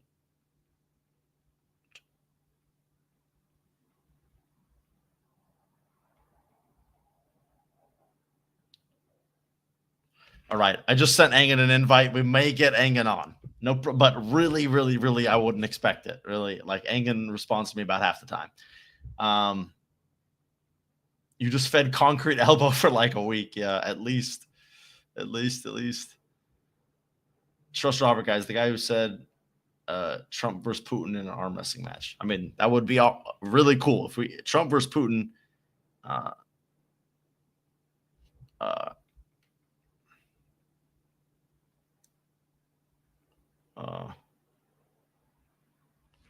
Let's see, I got another super chat. Please write down the website mentioned by Dexter. I don't know. Listen, you can go back in the stream and check it. I don't actually know what you're talking about, so apologies. Welcome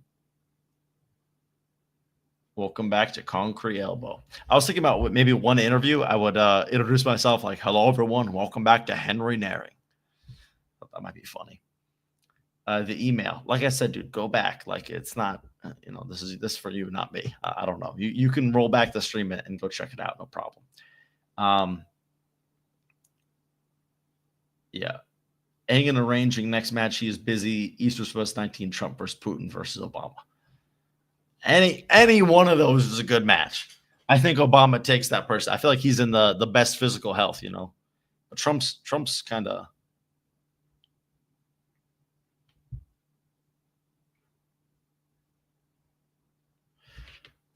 Dexter just sent me a message. Arthur Makarov just quit. Wow. Okay. Interesting. Yeah, listen, a lot of people are going to say they have quit, but I will not. It's going to be interesting once they go and they realize, oh, it's this or it's, knuckles up.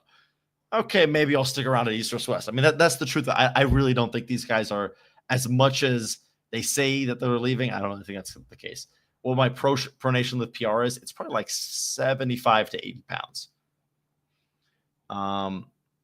Tell Baxter to speak louder. Listen, if I had I guess I could tell Baxter to speak louder, but he can do whatever the hell he wants. It's not my business. Yeah. Yeah, I mean, people think that just because an athlete right now, while things are hot, are saying, oh, I'm out, I think they'll come back. And yeah, I'd be quite surprised if they're really actually gone. Yeah, Engen is not live. I don't know why people are saying that. When you are speaking to Devin, Henry, are VIP tickets worth it in your opinion? So I only ever bought it once at East or West 12. Every other time I just came as a normal fan, or now I get free VIP. But obviously it depends on your financial situation. But I would say they are worth it. It's very cool. You get to meet the athletes in a much more intimate way. And you get the best seats in the house. Lots of cool. Oh, Engen just responded.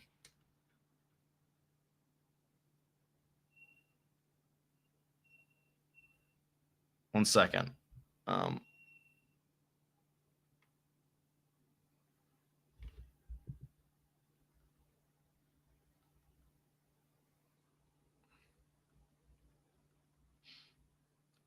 right. Engen said something. So I just told him he said that I guess I won't show what he said. He's not necessarily agreeing to me telling everybody. But yeah, I will try to I'll try to get Engen on. I just asked him to come on, so we'll see. VIP tickets worth it in your opinion? Yes. The Devin versus Time match being canceled enough to crash or burn East or West. Listen, it's a cool match, but it's not the end of the sport or anything. I mean, there's other cool matches. Don't worry. One moment. I got I don't know what the hell this is. Okay. Engen will be in talks with WAL. Maybe. But one second. So Engen, Hansen, Engen no longer is working with East vs. West. And yeah, pretty I guess expected for a while, but I think it's the manner in which it happened that is a little bit surprising. Yeah. When are you speaking to Devin, and will Levon quit? Levon won't quit. Me and Devin interview, man. maybe it'll happen. I don't know. I've asked him before and he said yes, and then he went back on that, and then I haven't asked him since. Thanks for the content, Henry. Of course, Concrete Elbow. A Concrete Elbow, I need to get a certain percentage of the ad revenue that you get. I feel like that's only fair. I need give me a little 20% cut. I know you're about to make a whole lot. Let me make sure I didn't miss any super chats. I did not miss any super chats. Okay. Why was it expected Angan to quit? Because Angan's been saying it himself. Angan's been saying, well, East vs. West is cool for the level of the athletes, but WAL for sure did better events. I would say their production was certainly better. Yeah, I would agree. Do you really think Angan will start new for? No way. No way. 0%. Will Angan come to your stream? I'm trying. Hey, Concrete Elbow, if you want to join me. Okay, I was going to do an interview with Concrete Elbow, but he said he didn't want to be on camera. But now would be a great time. I got 1,000 viewers. Come on here, Concrete Elbow. Let's go. that'd be a lot of fun. Yeah, I just took my phone, no message from Angan, so probably it. Why didn't all the top? So they did. The guys who signed contracts with East vs. West cannot compete anywhere until that contract is over. That's it. So as much as they're saying, "Oh, I'm quitting East vs. West," they are not able to compete somewhere else. Which is why I'm saying a lot of these guys who are quitting aren't quitting, in my opinion. But we'll have to see. Also, Sergey Kalinichenko got back to me, and it says he is interested in coming on, sharing his side of the story, but will not do it right now.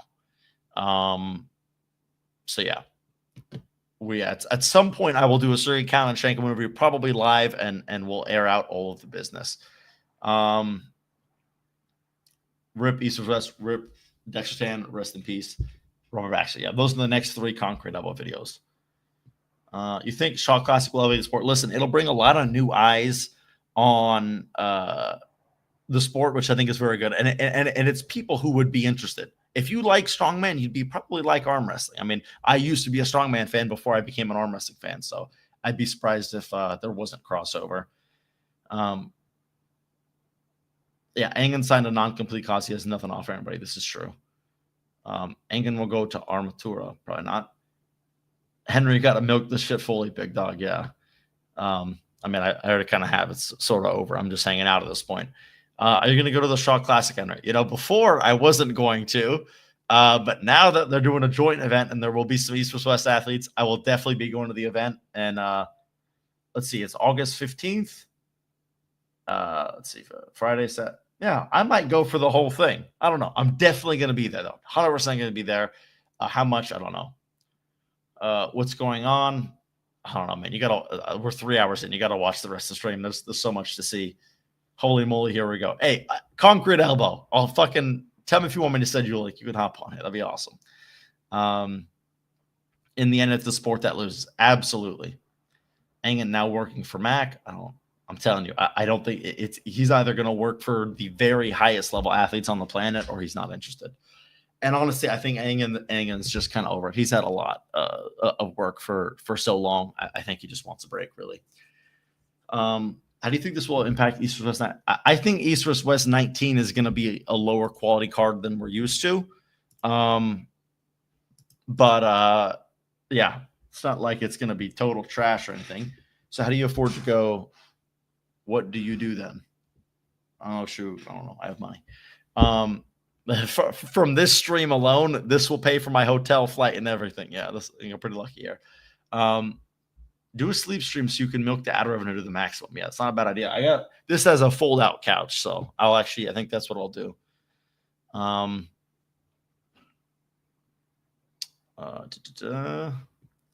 like the all-year pass discount. I agree. That would be great.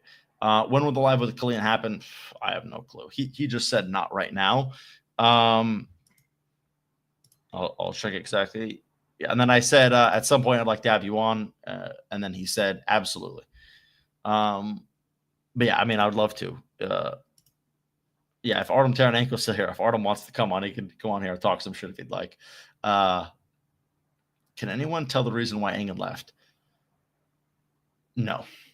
I have a match with Brian Shaw's training partner the week after Shaw Classic. I hate that I can't make the Shaw. Yeah, Jeremy Parker, you're going up against Suri Brown, right? I remember that. Yeah. Is Engen joining?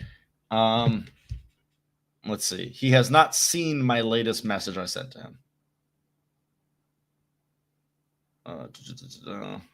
Yeah, but I don't know. Maybe. Are playing Robert and Dexter are playing grab ass at the park. I don't think so. Engen can tell why. Yeah, listen, 100% Engen will make a video at some point explaining this stuff. So we'll get his perspective eventually. I would love to get it right now. That would be way cooler, but eventually we'll get it, right? What happened to East vs. West 19? It's still going to happen. It's just at the Shaw Classic. When's Brian? Yeah, Brian Shaw stream would be interesting.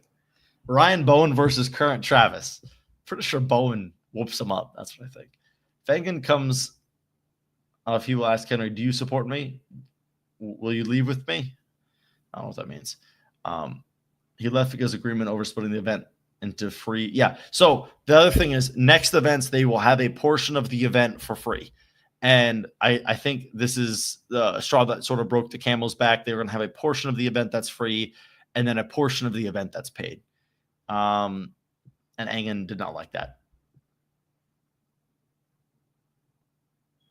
Henry, me and you are going to have a match at East vs. West at this point. I don't think so, Jeremy Parker. I don't think I will ever be as strong as you are right now. Engen ghosted Henry. No, he responded and he didn't respond on the next message. Just remember that stupid. I might have won the prediction game. Listen, I got Irakli and Matt wrong. I got every other match right. So yeah, viewer count increasing. Well, I was at 1,300. Now it's at 1,000, but I'm maintaining the 1,000. Do you agree with Neil that Mindaugas will beat Travis? I really don't like it. It feels very bad when I admit Neil was correct, right? I mean, that doesn't ever feel good, right? So, like, Neil was wrong, but okay, yeah, Neil was right. Yeah, that's true. Neil was right. Engen perspective will 100% be jaded. The man doesn't know how to take responsibility for his own actions. I don't know. We'll see. Bowen versus Brian, who wins? Bowen 100%. Thoughts about Levon attacking the referee? I don't think he attacked the referee. He did I think he was touching the strap, and Luke was like, no doing that. Nugo left. Is that true? Nugo. That's not true. Let me see. Man, why are you fucking lying to me? Nugo didn't leave shit. You got me all worried.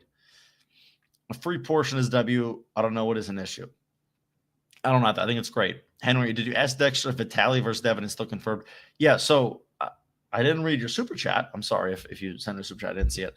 I didn't read all of them because a lot of them were repeats, so I apologize. But yeah, Devin versus Vitali will happen if they can get Vitali a visa. If they cannot, it will be postponed. It will not be canceled. That match will happen. I promise 100%. I bet good money at some point this year, Devin and Vitali will pull right hand. It will happen.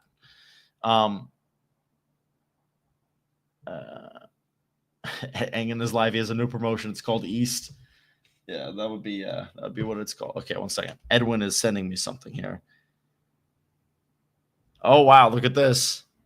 Oh, you guys can't read it. I want to express my support for Engen. I will always stand by him whenever Engen is. I will be there too. Nugo Chikadze just said that. So yeah, it is confirmed. Nugo is gone. Wow. Bone beats current Brian easily. Yes. Do you plan to compete? I do compete, but not at East versus West level. I will not be there for quite a while. To be fair, it seems like Baxter at this point, a lot of things. I think people need to relax. I don't know. Is it true that Artem's left hand is stronger than his right? Yes, but he was getting fucked up by Autumn there a little bit. I don't know if he's still here, but man, he did not like. When I heard Ryan Bowen beat Artem Taranenko left-handed, I was like, oh shit, Ryan's leveled up. But then I saw fucking Artem was getting a little bit woofed up by Autumn's King's move. So yeah, Henry's the new GOAT. You may be right behind John.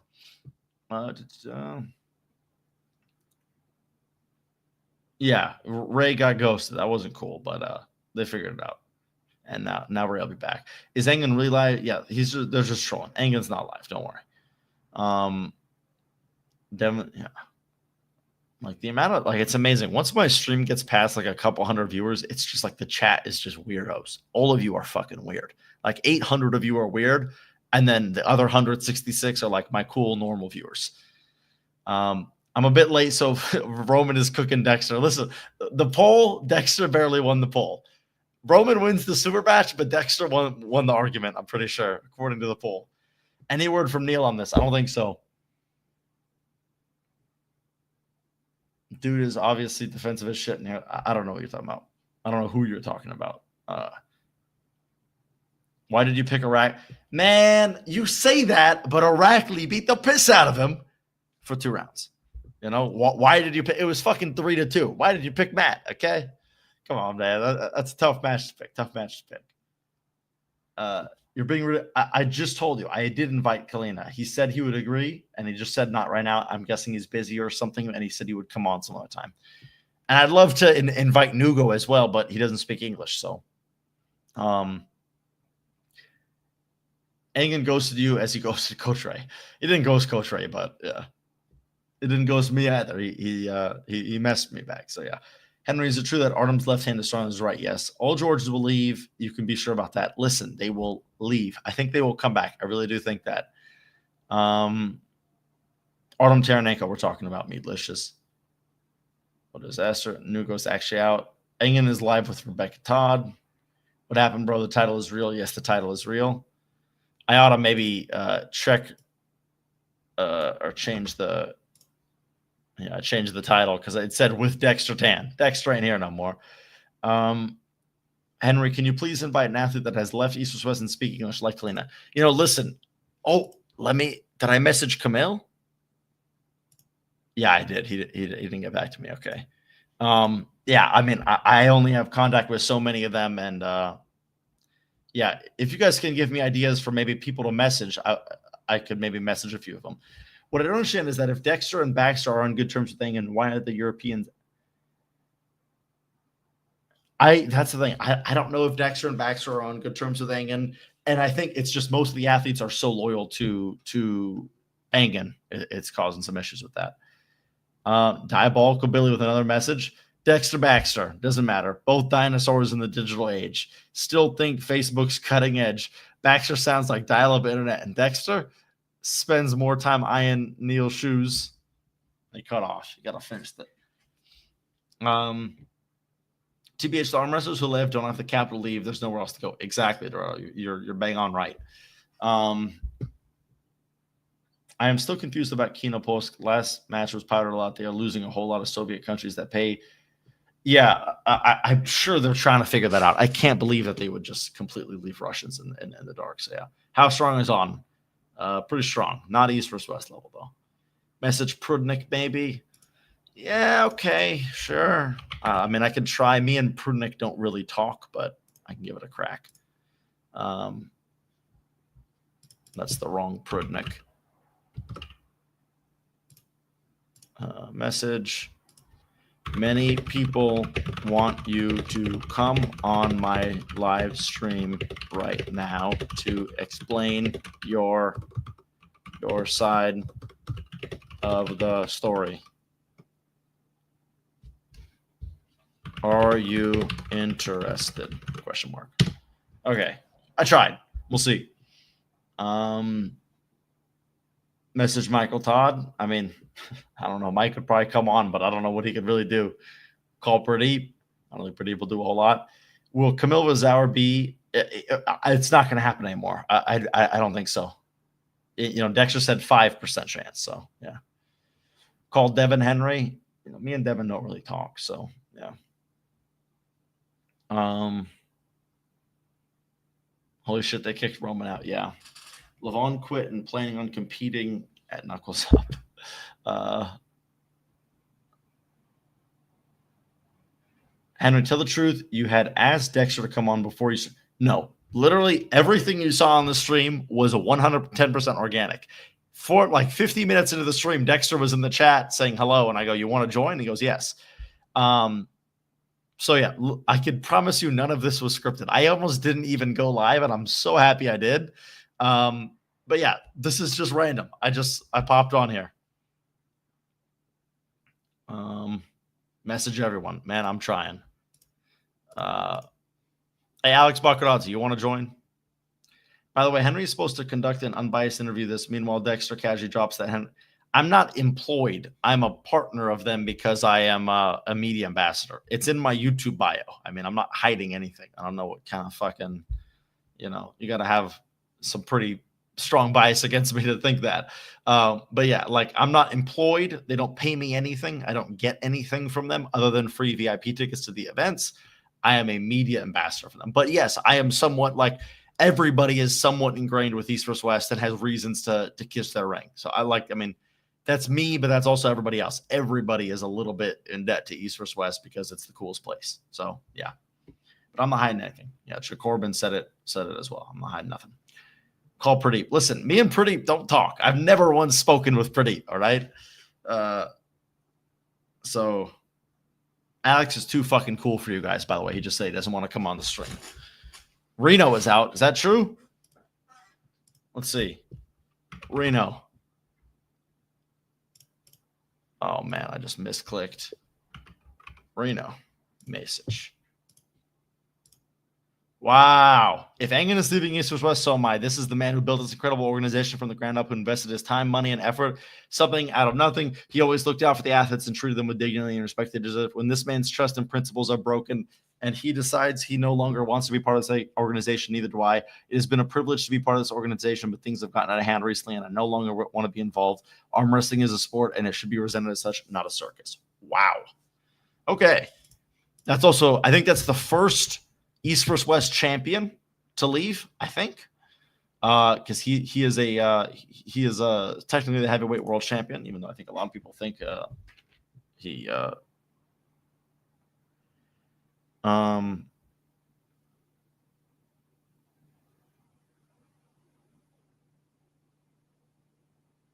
So okay, I can't share what happened with this, but Petra Maharane is a little bit full of shit. He's getting his money. Don't worry.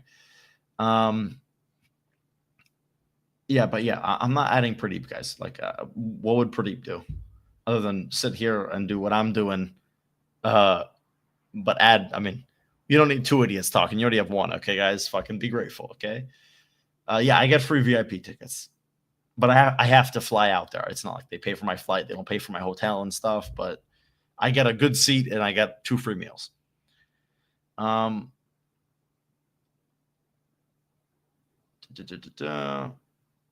Ibrahim, I mean, I could get Ibrahim on, but he doesn't speak English. I mean, Hey, Alex, message me on Instagram. If you could message a foreigner guy, and if they agree to come on, can you come on and translate as well? That'd be great. Henry's a shill. Hey, J Squared, I'm going to fucking see you lose to a 140-pound guy. I'm not no shill, okay? Well, why are you talking to me, man? We go to the same club. We gotta, you gotta respect me a little bit, okay?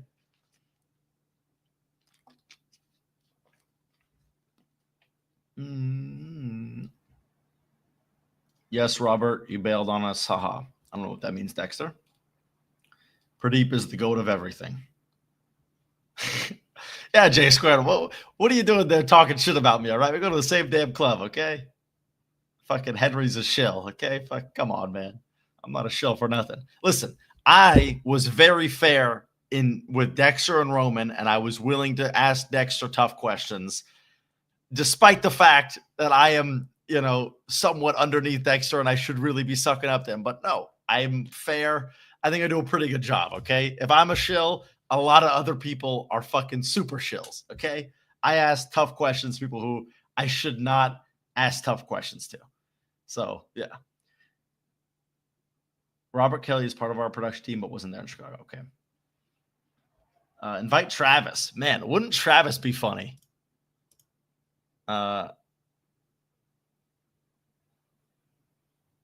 Vasily posted too. Yeah. Hey, but yeah, listen, Alex, if you could message a couple of people who could come on and could share their opinion, and we can get you as translator, that'd be awesome. But also, if you don't want to do any of that shit, of course, it's fine. It's none of your business. Call Mike Tyson. Right on. Henry on the payroll. I'm not on the payroll. No money. East vs. West has never given me nothing. All right. I can message, but I can't. Okay, yeah, no problem then. Yeah, Alex can't do translation. It's real late where he is, and he's staying with his mom right now. Aussie arm wrestler is pulling Devin in August instead of Vitaly. Good match. Invite Levon. I mean, I just don't think he would join, but yeah. Oh, invite Reno. Whoever just said that. Jesus, that. 1 second. Doing a live right now. If you like to join and share your side of what's going on with the athletes. Yeah, and whoever said invite Vader, thank you. Anil, thank you. That was an excellent idea. Invite Aussie arm wrestler. It's probably real late in Australia, I would assume. Henry is the new goat. Thank you. It was cool for Dexter to come on. I agree. I really, really appreciate him coming on.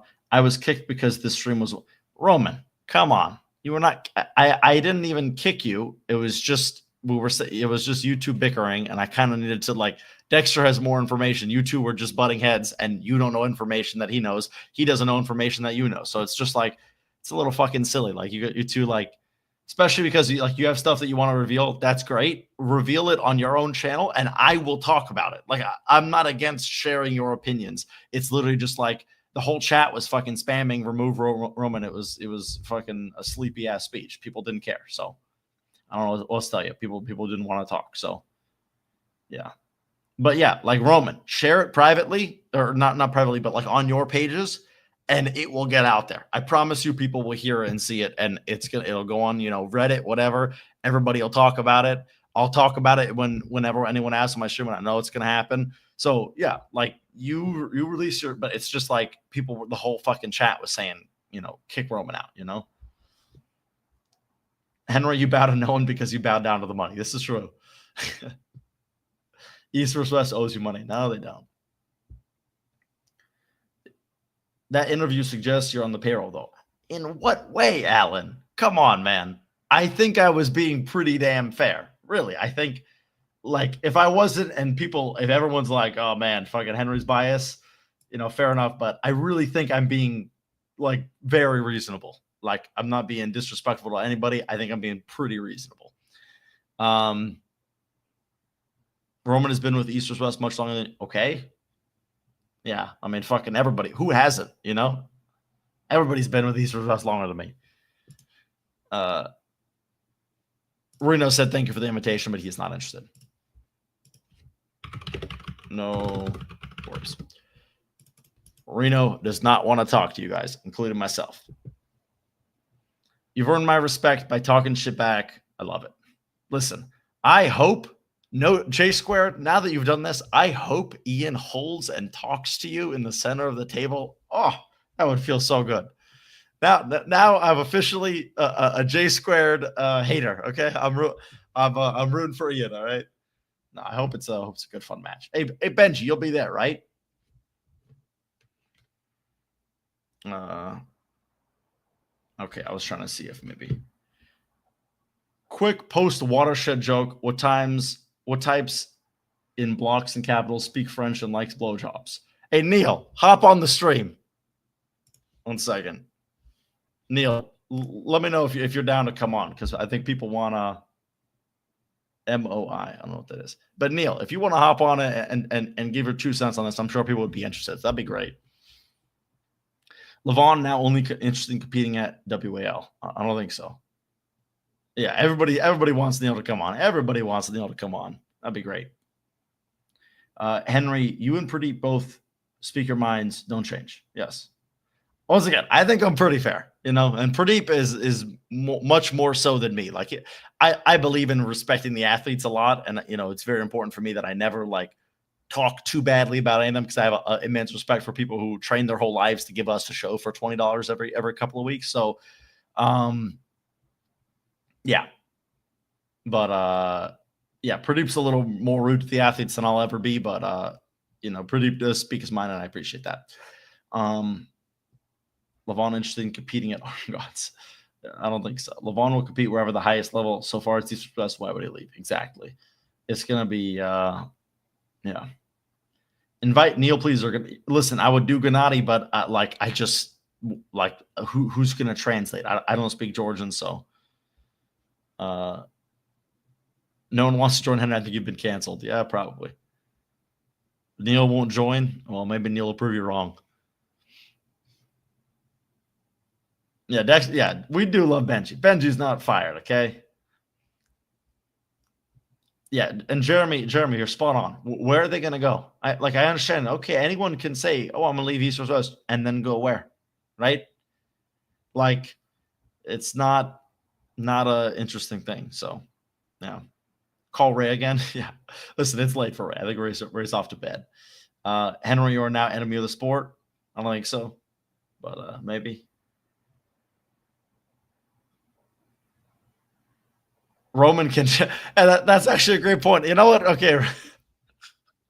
I don't know if Roman wants to translate for me anymore, but yeah, Roman could translate. That's fucking funny, dude. When they have to pee in a cup, their minds will change. I appreciate, Tiao, you just spamming Henry the GOAT every now and again. Normally when people spam, I'm not okay with it, but if you want to spam Henry the GOAT, it's okay. How are you certain that, well, there's a contract, and then also I just think Engen doesn't want to do it. Call Jody. Jody maybe join, but I'm not so sure she'd be interested in all this stuff. Yeah, Dexter, I can't bring on Alex. I just messaged him, and he said he can't do it right now. Neil is far right. Okay, you're banned for saying that shit. Neil is not. I mean, come on. Engen playing chess. All Europeans will be gone. Just saw on Reddit, Gennady posted his quitting. Open rest in peace. East versus West. Conspiracy theory: Engen quit after realizing it's hopeless for anyone to defeat Levon. Yeah, maybe he's jumping shit before Levon. Before Levon just beats everybody. That's not a terrible theory. Not a terrible theory. Engen asked Levon and Hermes. He hopes they would be good. Man, you know the worst part too is I have to go to the bathroom. But if I go pee, all of you will stop watching me. I will come back to 30 viewers. So get Paul Lynn to join. Maybe. Once again, I just don't think Paul is involved in any of this. But yeah, I think a lot of these guys, if I just invite them, it's just like another talking head. But yeah.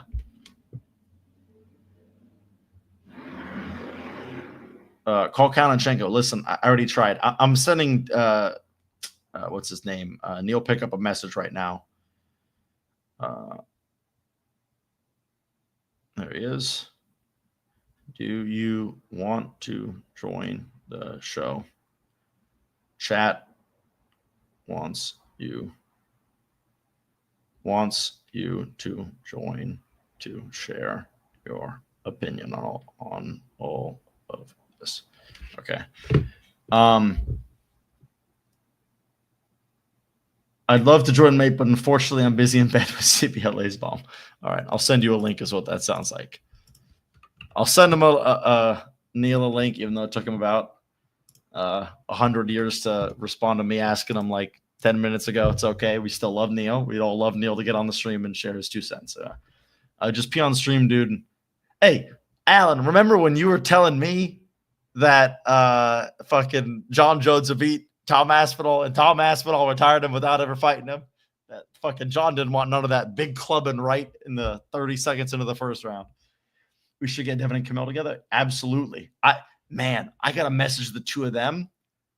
Yeah, that would be a good stream, Dexter. I like where your head's at. Pingo Pango. I said on the stream that he should join, but I'm just now sending him a message. But yeah, Neil will join if he wants to join. It's really become East versus West now. Invite Camille. I already invited Camille. Call Dana White. Call Joan Jones. Call Tom Aspinall. Listen, if I'm gonna call somebody, I'm bringing fucking like Alexander Volkanovski. Fucking Down Under starts playing, Volkanovski shows up. Okay, that's who I'm bringing. If sorry, I'm going to listen to Down Under right now. Okay, there we go. why is Devin not leaving? Because Devin knows that this is where the money's at. He ain't leaving because the money's here, you know? So yeah. Call Saul, call Devin, invite Putin, call Andrei Smaev, call Igor Mazurenko, Conor McGregor should get involved. Invite Philip. That's not that bad. Here's the thing. Philip is just going to sit here and not know what the fuck's going on and hang out, which may be enough. But yeah. And Tobias, I mean, I've never messaged him or I've messaged him and he didn't respond. So yeah. Call Travis. Hey, Benji, send me and like I almost never message Travis, but you probably have his personal number. Go send a text to Travis for me if you want to. I'd really appreciate that. Maybe he'll join. Engen just got back to me.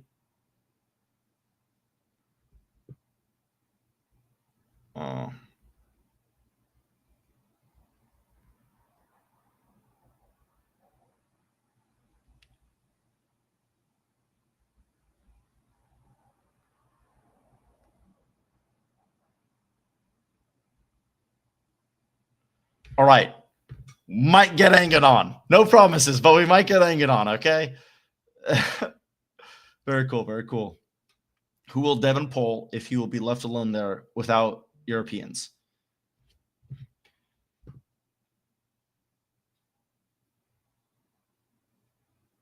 Here's what I'm going to do. I'm going to send him an invite link, and he'll join if he joins, and he won't join if he won't join.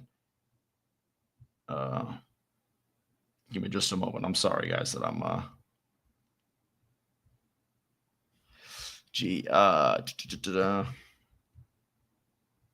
it's gonna be like 30 seconds where I'm not talking to you guys.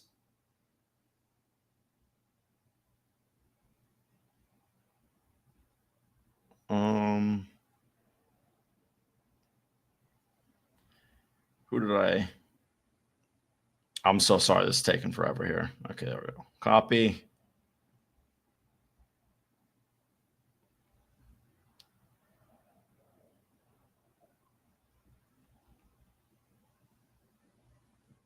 Hold up. I'm so sorry, guys.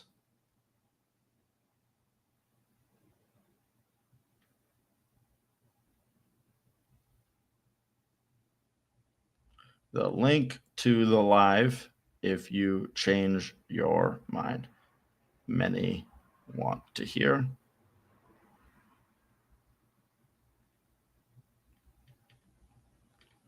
Okay, I'm sorry about that. I am back now, 100%. Yeah. So Engen might join, he might not join. We'll see. I actually would love to hear from Engen. I want all sides of this crazy story. You know, I agree. It's like, listen, you know, I want, like, I am all about sharing everybody's side of the story on this channel. Some people don't like that, but like, you know, during the whole Ryan and Tom Holland situation, I wanted Ryan's side. I wanted Tom's side. I wanted both their sides together if possible. Like I'm big on let everybody talk. Let's get it all, you know? And I try to always be as really, really, really objective. So yeah. Do we know why all this is happening? You know, I don't know. Like, I think the straw that broke the camel's back was literally if they should show a few matches for free at the start of the night or not. I think that was the last thing. And since then, yeah. During all this, Henry, what is the size of your wrist? I think it's I don't know, not very big. I have very small hands, very small wrists. I don't know. I'm just genetically fucked in arm wrestling. That's the truth of it. My palms are big, but my fingers are real short. Yeah, I invited Camille 2 hours ago. You know, it's just, yeah.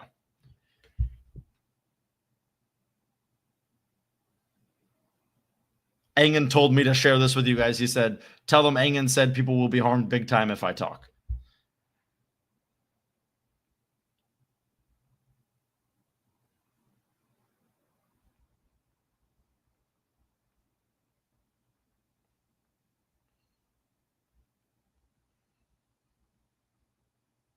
Okay. Henry's a soy boy. Listen, you're banned only because I've never consumed a soy product in my entire fucking life. All right. I'm just tiny. All right. At least genetically. I mean, I'm tall, but invite Brock Lesnar. That'll be good. Yeah. Invite Dexter, Coach Ray, and Roman. Dexter left, or I decided we should wrap it up, and then now all of a sudden people are still hanging out. So yeah, maybe. But then, yeah, perfect. That's why we want to hear Engen. Exactly. I'll tell you, I'm 5'11". A lot of people, for some reason, I said I was 5'11". People were like, you're like 5'8" max. There's no way you're 5'11". But like based on what? What did you see that made you decide that that's true about me? Like, come on, man. It's just not fucking true. Benji, you could vouch for me. I am not 5'8", okay? You're not tall at 5'11". Yeah, okay, maybe I'm not tall. I'm above average. Engen said that some people would be harmed badly if he came on the stream and shared his opinion. That's what he said. Hello, everyone in the chat. I hope you and families are all happy and healthy. Guys, stay strong, be stoic. Hopefully we can all move forward in a positive and productive way. There you go. Hey, Neil, join the stream. You're 5'5". Maybe invite Ivan Matyashenko. Ooh. I think I've messaged Ivan a long time ago. He never responded to me. So I'm pretty sure I'm stuck in his requests and he won't get it. So, yeah.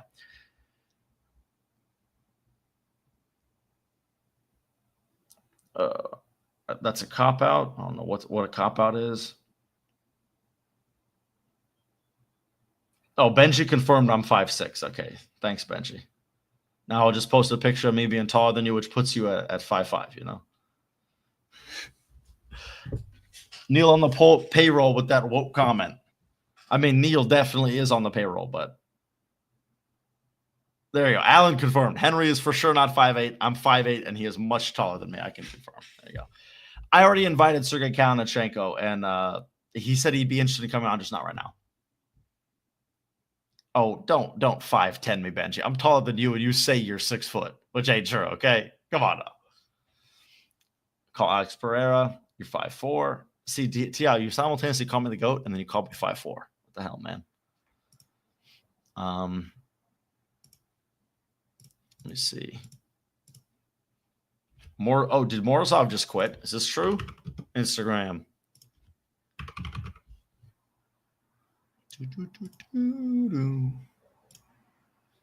Wow. Yes, he did.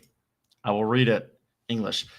This photo was taken February 22nd or February 2022 by Engen Terzi in a cafe on the way to the airport to Istanbul when he invited me to go to East vs. West 2 and met me in person.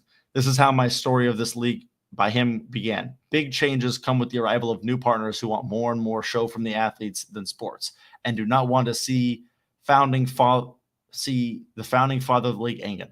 I will not write about the circus that they want to see in the money. It has been clear that this cannot be fixed. I just want a good atmosphere to remain in this big family. I am staying with Engen. If he is not in this league, then I will not be either. Wow. That's surprising. Wow. Yeah, I mean, a lot of here's the thing. The more athletes that say, oh, I'm never competing again, the more I go like, okay, they could actually all stick to it, So, yeah. Let's see. What is your thoughts on a smart table that has sensors for elbow files and pins when? I mean, if it works, right? 5'9" people say they're 5'11". Well, I don't know. So do 5'11" people.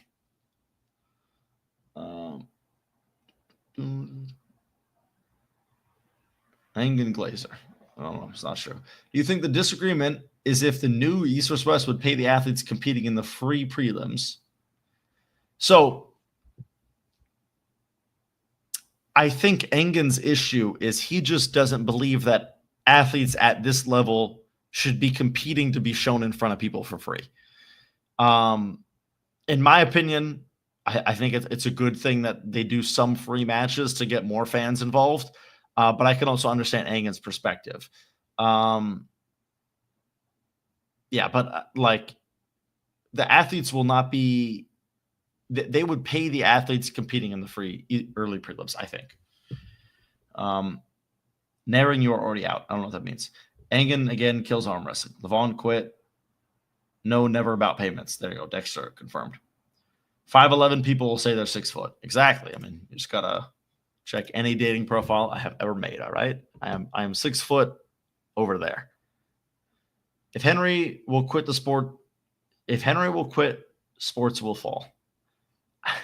I don't think it's truly about, Tiao, I appreciate that. Thank you. But I don't think that's I don't think that's the case. I'm telling you, man, the talent is leaving. This is the downfall. If they actually are leaving, yes. But if they all signed a contract that said I'm never competing at East vs. West again, like signed, I can't ever compete here again, now that's significant, but it's just not the case. Let's see. We all want Ryan Bone versus Levon. Okay. Robert and Dexter would have to make peace with Engen in order to keep East vs. West from turning into West vs. West. Yeah, I mean, I don't know. We're going to have good quality arm wrestling to watch. I promise you. It's going to happen. It's just, what does it look like? Where is it? These things are all things that can and might fall apart. I can't stand all things woke, mate. I meant absolutely everything I wrote. I have a major event starting on Thursday with Eddie Hall and Brian Shaw. I've literally just arrived home. I'm busy ass. All right. No problem, Neil. Good luck trying to enforce multiple contracts internationally. Yeah. If you make it to East vs. West, it's like you did it. You are the best in the world. I agree. You are just out. Wait, you are out. Just watch this podcast from the beginning. You kicked Roman out. Dude, the whole, like you weren't there. The whole fucking chat is like, kick Roman out, sleepy Roman. Like I kicked Roman out, but I'm listening to the audience. The audience was like, we don't want to hear from Roman. We want to hear Dexter talk about this, and that. Yeah, I said I would end the stream in 15 minutes, but a lot of people are here, so I guess I'll hang out. At this point, I'm sick of Roman. Just call the league West. You did him dirty. I mean, come on, dude. Really. I can already tell you all that Matt Mask will say, fuck this, fuck that, fuck it all. This live is longer than 2 pounds challenge. Yeah, it actually might be. It's crazy to think how long I feel like I'm 3 hours in. It's 1 p.m. I haven't eaten anything. I haven't brushed my teeth. I haven't done anything. I literally woke up, hopped on this live stream.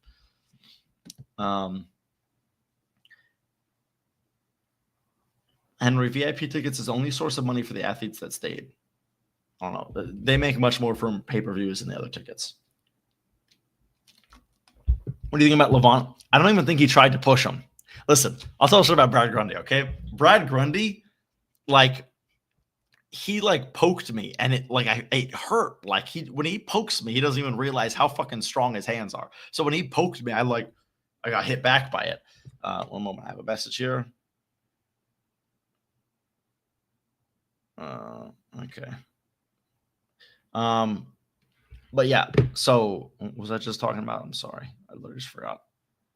Oh yeah, but yeah, Brad Grundy literally can poke me, and I was like, whoa, he's just so strong he doesn't realize that. That's probably what Levon did. He probably was just trying to be like, hey, look at this, and accidentally pushed him. I'm not even joking. Are you growing your hair out again? No, I gotta get a haircut pretty soon. It's getting too crazy. Oleg Petrenko left. Yeah, that was some hours ago. Is Engen included in not paying? No. And neither are the current owners. Not paying was from before. Roman was so disrespectful and unprofessional, being condescending and snarking out. Stop defending that child. He can talk when he wants. Listen, Roman can say all this shit on his own channel. He doesn't need to say it on mine. That's he's acting like if he's not on my live stream, it's over. He can talk on his own damn live stream. Yeah. Invite someone. Come on, listen. I invited a lot of people. Brad Grundy's a great man. I love Brad Grundy. Yeah. List of all the athletes who left, please. I don't know. Go check Instagram, man. It's a long list. Neo banned me from his channel for no reason. I'm going to guess he had a good reason. How can we understand Engen's side if he does not speak to us? Yeah, I mean, I don't know. I'm trying. I tried to get Engen on, but he, just doesn't want to come on, which is fine. He honestly seems like he actually doesn't want to talk about this at all. It's not about my live stream or this or the other thing. It seems like he's just not interested in speaking about this at all. So, yeah. Too many cooks in the kitchen starts crumbling. Okay. Who is Roman? It's Roman Gamtanadze, the guy who translated. 850 in the chat. If you want the sport to stay growing, then continue buying pay-per-view, support that event. All Engen did was open his Rolodex. Money will talk. Money wins every time. I'm actually curious who will Toddzilla pull now. Man, him and Rustam needs to happen again. But when Rustam's healthy. Yeah, I mean, Todd against Nugo makes a lot of, well, it would need to be in 105 category. At 95, I think we're looking at a Irakli rematch, and then I honestly don't know for Todd. I really don't know. What if Fristo leaves? I don't know. Find a different referee. Henry, you need to become organizer of New East for us. I don't think so. Everyone is a reason for blocking people, but not Engen. I don't know. Yeah, Engen has the people for a reason for most people he blocks as well. So bad day for arm wrestling, though, unfortunate. Morozov left. Invite Uncle Todd. You know, I've only talked with Todd Hutchings once, and he says he doesn't do any interviews with anybody who isn't working for East vs. West. Did Irakli quit? I don't know. I don't know if Irakli quit. That's a great question. Irakli. But you guys got to understand, too, a lot of these guys are probably sleeping right now. No post from Irakli. So Engen not up for the live. Yeah, he doesn't. It seems like he actually just does not want to share his opinions on this. It's not that he doesn't want to come on my stream. He said he doesn't want to talk about this publicly. So I have no clue what's going to happen, really. Nugo's out, so it's not an option. Okay. I mean, out. Let's remember this. Come on. Invite Bowen. You know, he's probably sleeping. Time. Oh, actually, he's in Mumbai. Time in Mumbai. Yeah, it's currently 2 a.m. for him, so he's probably not awake. Athletes aren't getting paid. Why are you still siding with East? It's not that simple. Athletes are being paid. They're not being paid from the like, watch the fucking stream. You didn't watch the stream, and that's why you're saying the stupid shit. Highlights of last East vs. West was Luke versus Levon. Yeah, Luke and Levon. Listen, that's the match to make right there, okay? that was very funny. Engen is like the skin that needed to be shed for the sport to grow. In some ways, yes. In some ways, no. I mean, like, I'm not gonna sit here and act like everything is bad about Engen. You know, Engen does so much good.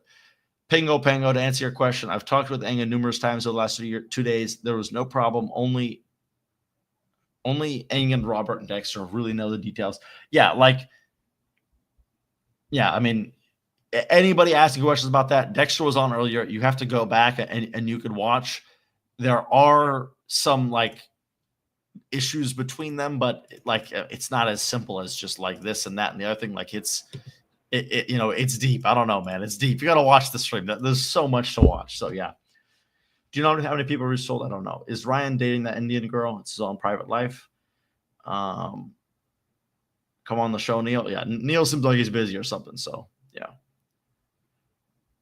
It's certainly not 50,000. I would say it's certainly not 50,000.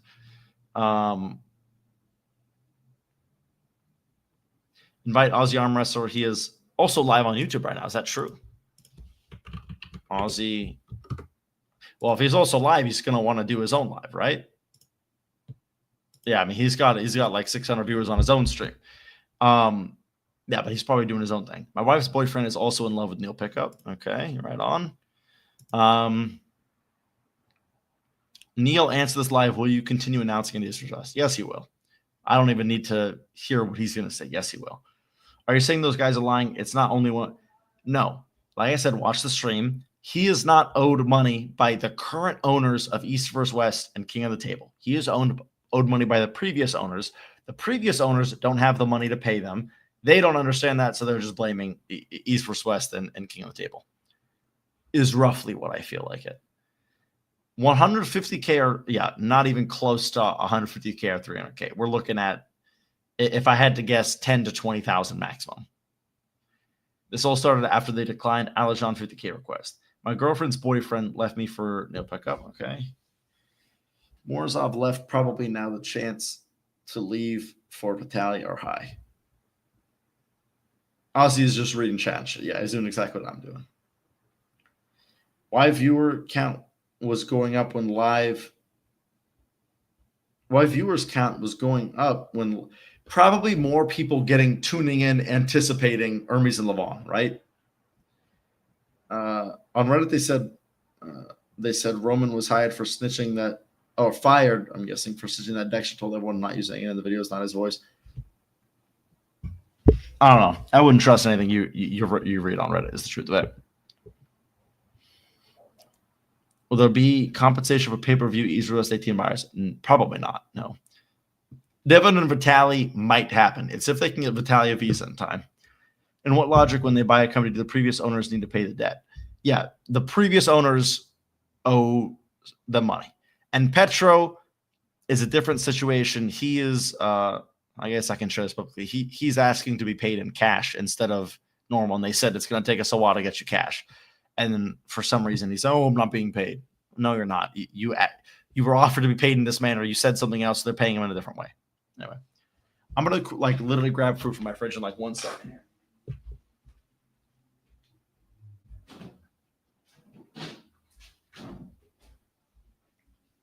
I am fucking starving right now, but I gotta stay on this. Who are the previous owners? The previous owners of Core Sports and King of the Table. So we're probably looking people like Don Idris and maybe some of his investors and stuff.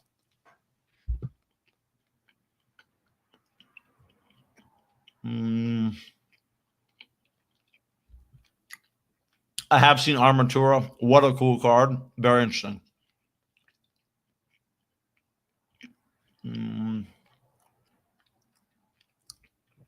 Robert Baxter just left. Yeah, I don't think so. Reno left. Yeah, we know about that. Henry, they're talking shit about you on Reddit. Yeah. Shocking. Tim Jim, yeah. So if you go back in the stream, and I know it's 3.5 hours, but yes, Dexter does talk about that. How do previous owner owns the money when it is not his company? The contract was with the company.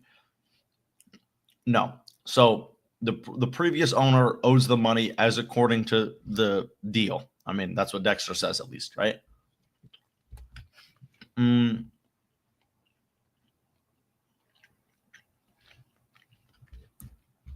Streams over time to leave. I don't know what that means.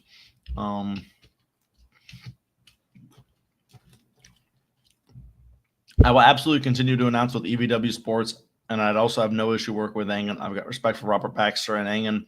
I wish neither of them any well. They're my friends. I told you Neil would stick around. You buy any business, you assume the debts.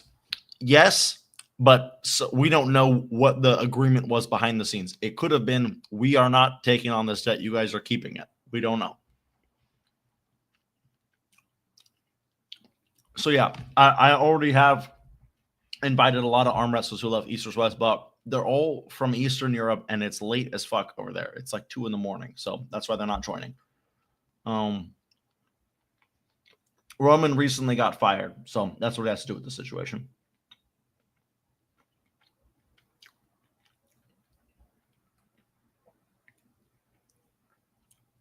What is that food? It's tortellini. They are talking shit about you on Reddit, yeah.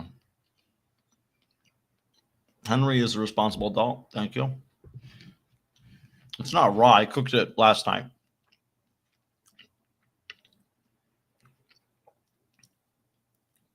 Let's see.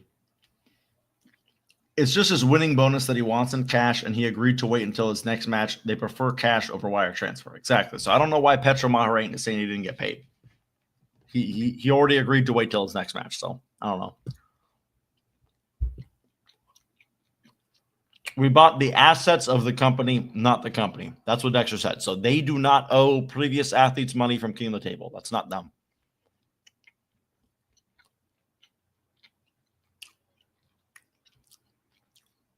Henry, show your arm. All right. Leonidas left.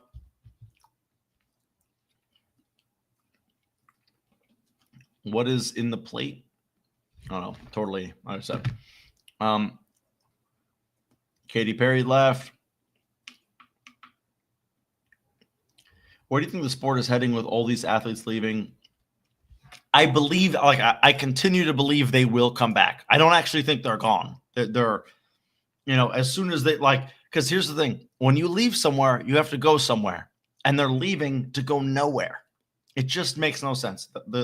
I'd be surprised. What's my weight? I'm like 82 kilos, 180 pounds.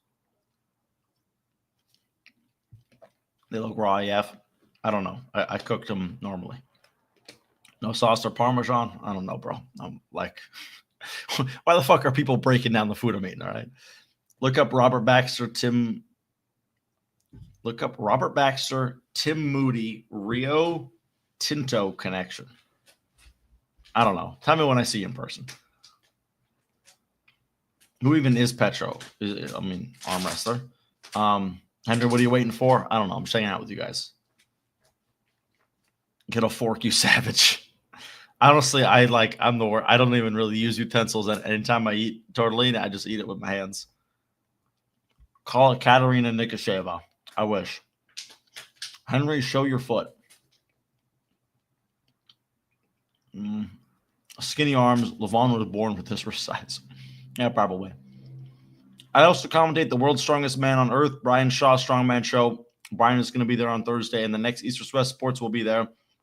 I will be commentating, emceeing both of those events. Tortellini is like pasta that has like cheese and meat inside of it. We need Elon Musk to sweep in and buy it all. That'd be great.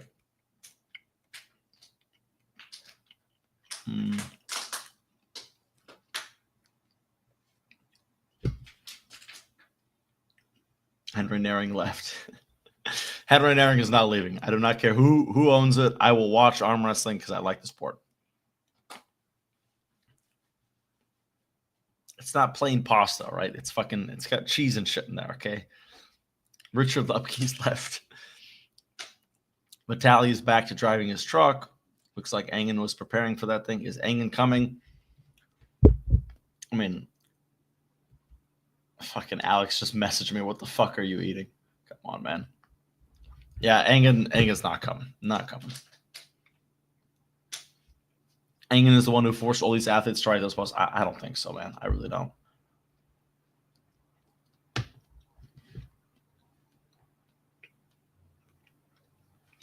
I'd message Gorky, but like I said, man, it's 2 a.m. over there.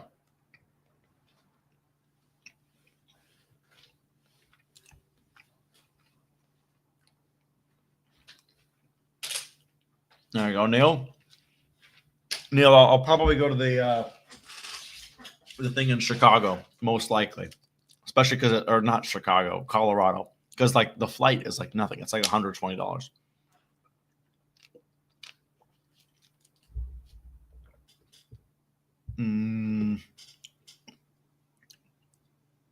Cleve Dean left. Jeff Dave, Adolf Hitler, Tim Bresnan left. I'm leaving too. Call Alex to stream. I don't know what Alex you mean. Engen is afraid of reading the chat. I don't think Engen's afraid of reading nothing. Invite Hermes. Again, but like here, 1 second. Time in Italy. It's 11 p.m., dude. He's going to bed.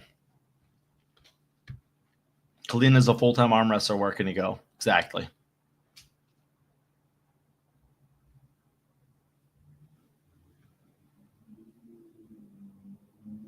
It was the beginning of the end. Listen, it's not the beginning of the end, really. I don't think anything is bad. We'll be fine. Yeah, exactly what Neil's saying. It's ridiculously late right now for Engen. I mean, the fact he's awake right now is pretty crazy. Are you a Jew? No. Alex, the translator friend. Yeah, he doesn't want to join, and he can't because he's It's. I mean, once again, guys, it's late as fuck, you know. So yeah. Well, Alajon quit. That's the question. Yeah, I mean, I don't know. Like him and Alajon, the whole situation with that's going to be interesting to see too. Cheers, Gold Mimeo. Neil, what the hell are you saying? You really think a European isn't going to seize the opportunity to start a new promotion out there? Of course someone will. Alan, I'll bet you good money that there will not be a East versus West promotion started because all those athletes are under contract. They can't compete. So They're quitting, but to go where?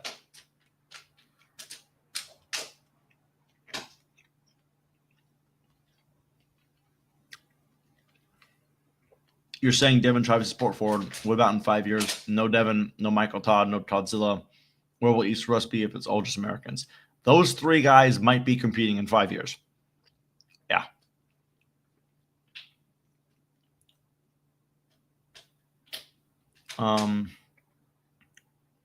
Invite Chance Shaw.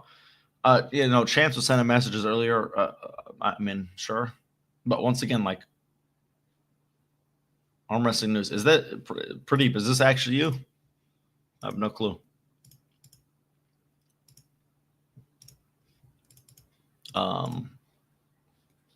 Henry, bro, your trading cards were legendary. Is that actually you, Drew Gallagher? That's funny. Drew Gallagher, guys, is the new like interviewer announcer guy. Where are my trading cards? I could show you guys them right now. Give me just a moment.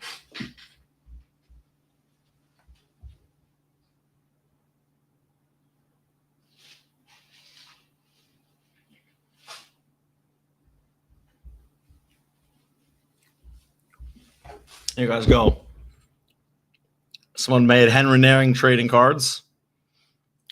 And I signed them all. So I might sell these. Maybe. Would you guys be at all interested in buying a Henry Naring trading card? I assume not. I assume I'll just give them to family and friends. But if you guys actually want these, I might auction them off or something.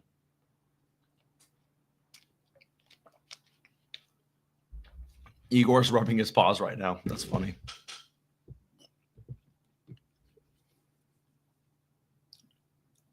If this is the end of East West, my signed cards just went up in value.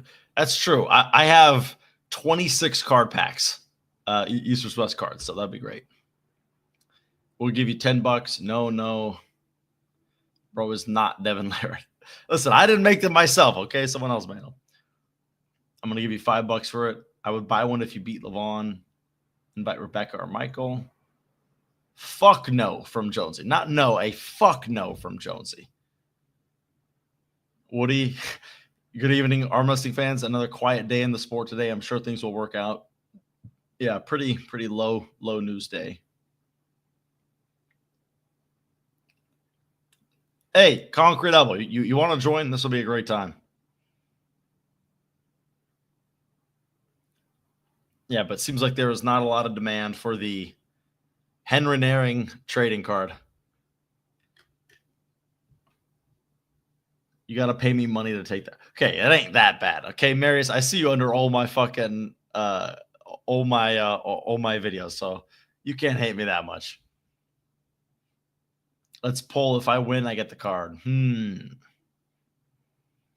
I don't know. I like when my lever's longer than my opponent, Alan. I might be a good style matchup for you.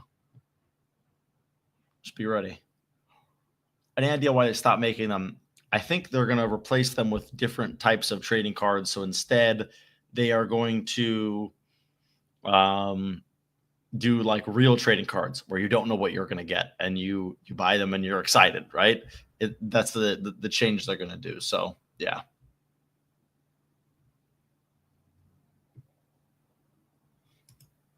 Pradeep, you got about 6 months of videos from this, I'm pretty sure. You're hate watching. Okay, yeah. Pradeep, you promised video in 2 hours, 3 hours ago. Who is literally on the edge of their seat for a fucking Pradeep video? It's a recap of the shit that's already going on. I don't know why you guys are even watching me. I'm just sitting here talking like an asshole.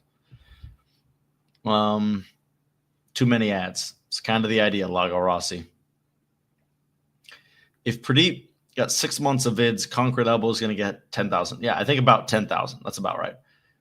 All you need to know, Henry, is that on Friday and Saturday, Sunday, both Brian Shaw and Eddie Hall will be there at Arm Wrestling House, and we're turning them into arm wrestling monsters. Hey, Neil, you mind if I go there? I'd be kind of curious to check that out. I'll also be there at the event. That might be fun.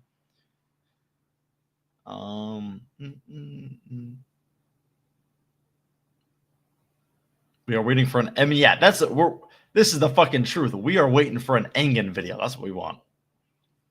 Sorry I'm late, Henry. What exactly happened?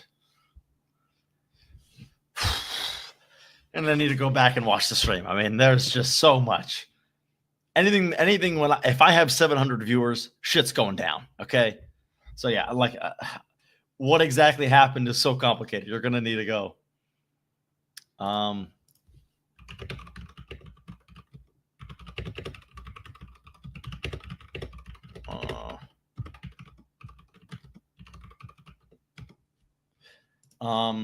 Okay. Why did Engen fuck up and let East West fall apart? Listen, I don't think East West falling apart. Keep that video produced. Fucking Marius, you are relentless. Someone teach Neil how to use emojis. He's just spamming at this point. Neil for sure seems to have enough time to comment. Fucking there you go, Pingo Pango. Get him. Have a good day, ma'am. Going to jump in the pool. It's 1:03 here today. All right, Alan. You have a good one. Yeah, I noticed you called me ma'am. You meant to say man. Okay, I appreciate that. Do you think John Jones was ducking Ngannou? I wasn't around watching MMA at the time, but he's definitely ducking Aspinall. It is very clear he does not want to fight Tom Aspinall. That's just abundantly clear. Pradeep and Henry versus Baxter and Dexter. Then I like Baxter and Dexter, and what do you mean? Why would I dislike them? Neil versus Staircase, East vs. West 19. That's a horrible idea on the card. I didn't make them. Someone else made them for me. Kotre versus Alexander Koshadze will be an absolute weapon of a match. So why these asses not? You're gonna have to watch the stream. We addressed this earlier, but I mean, I can't answer the same thing over and over again. Yeah, right here. There you go. That's the answer.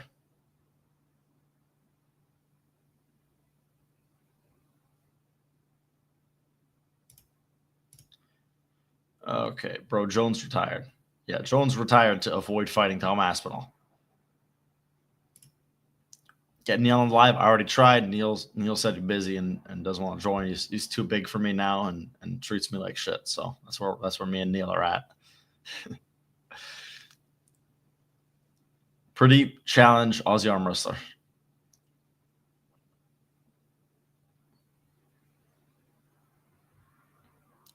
And Neil, check your Facebook Messenger. I've already sent you the invite. You can hop on. All right, everybody, stay tuned. Neil Pickup is joining in.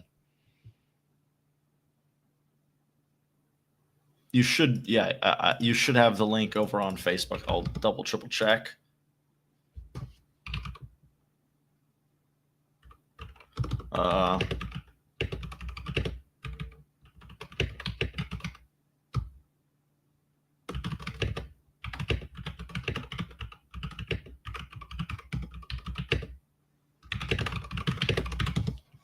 Okay. Yeah, you got a link, Neil. Just go check it. Neil, be careful. You don't want to be the enemy of the sport. Listen, Neil is, no matter what Neil does, he can't be the enemy of the sport. That's the truth of it.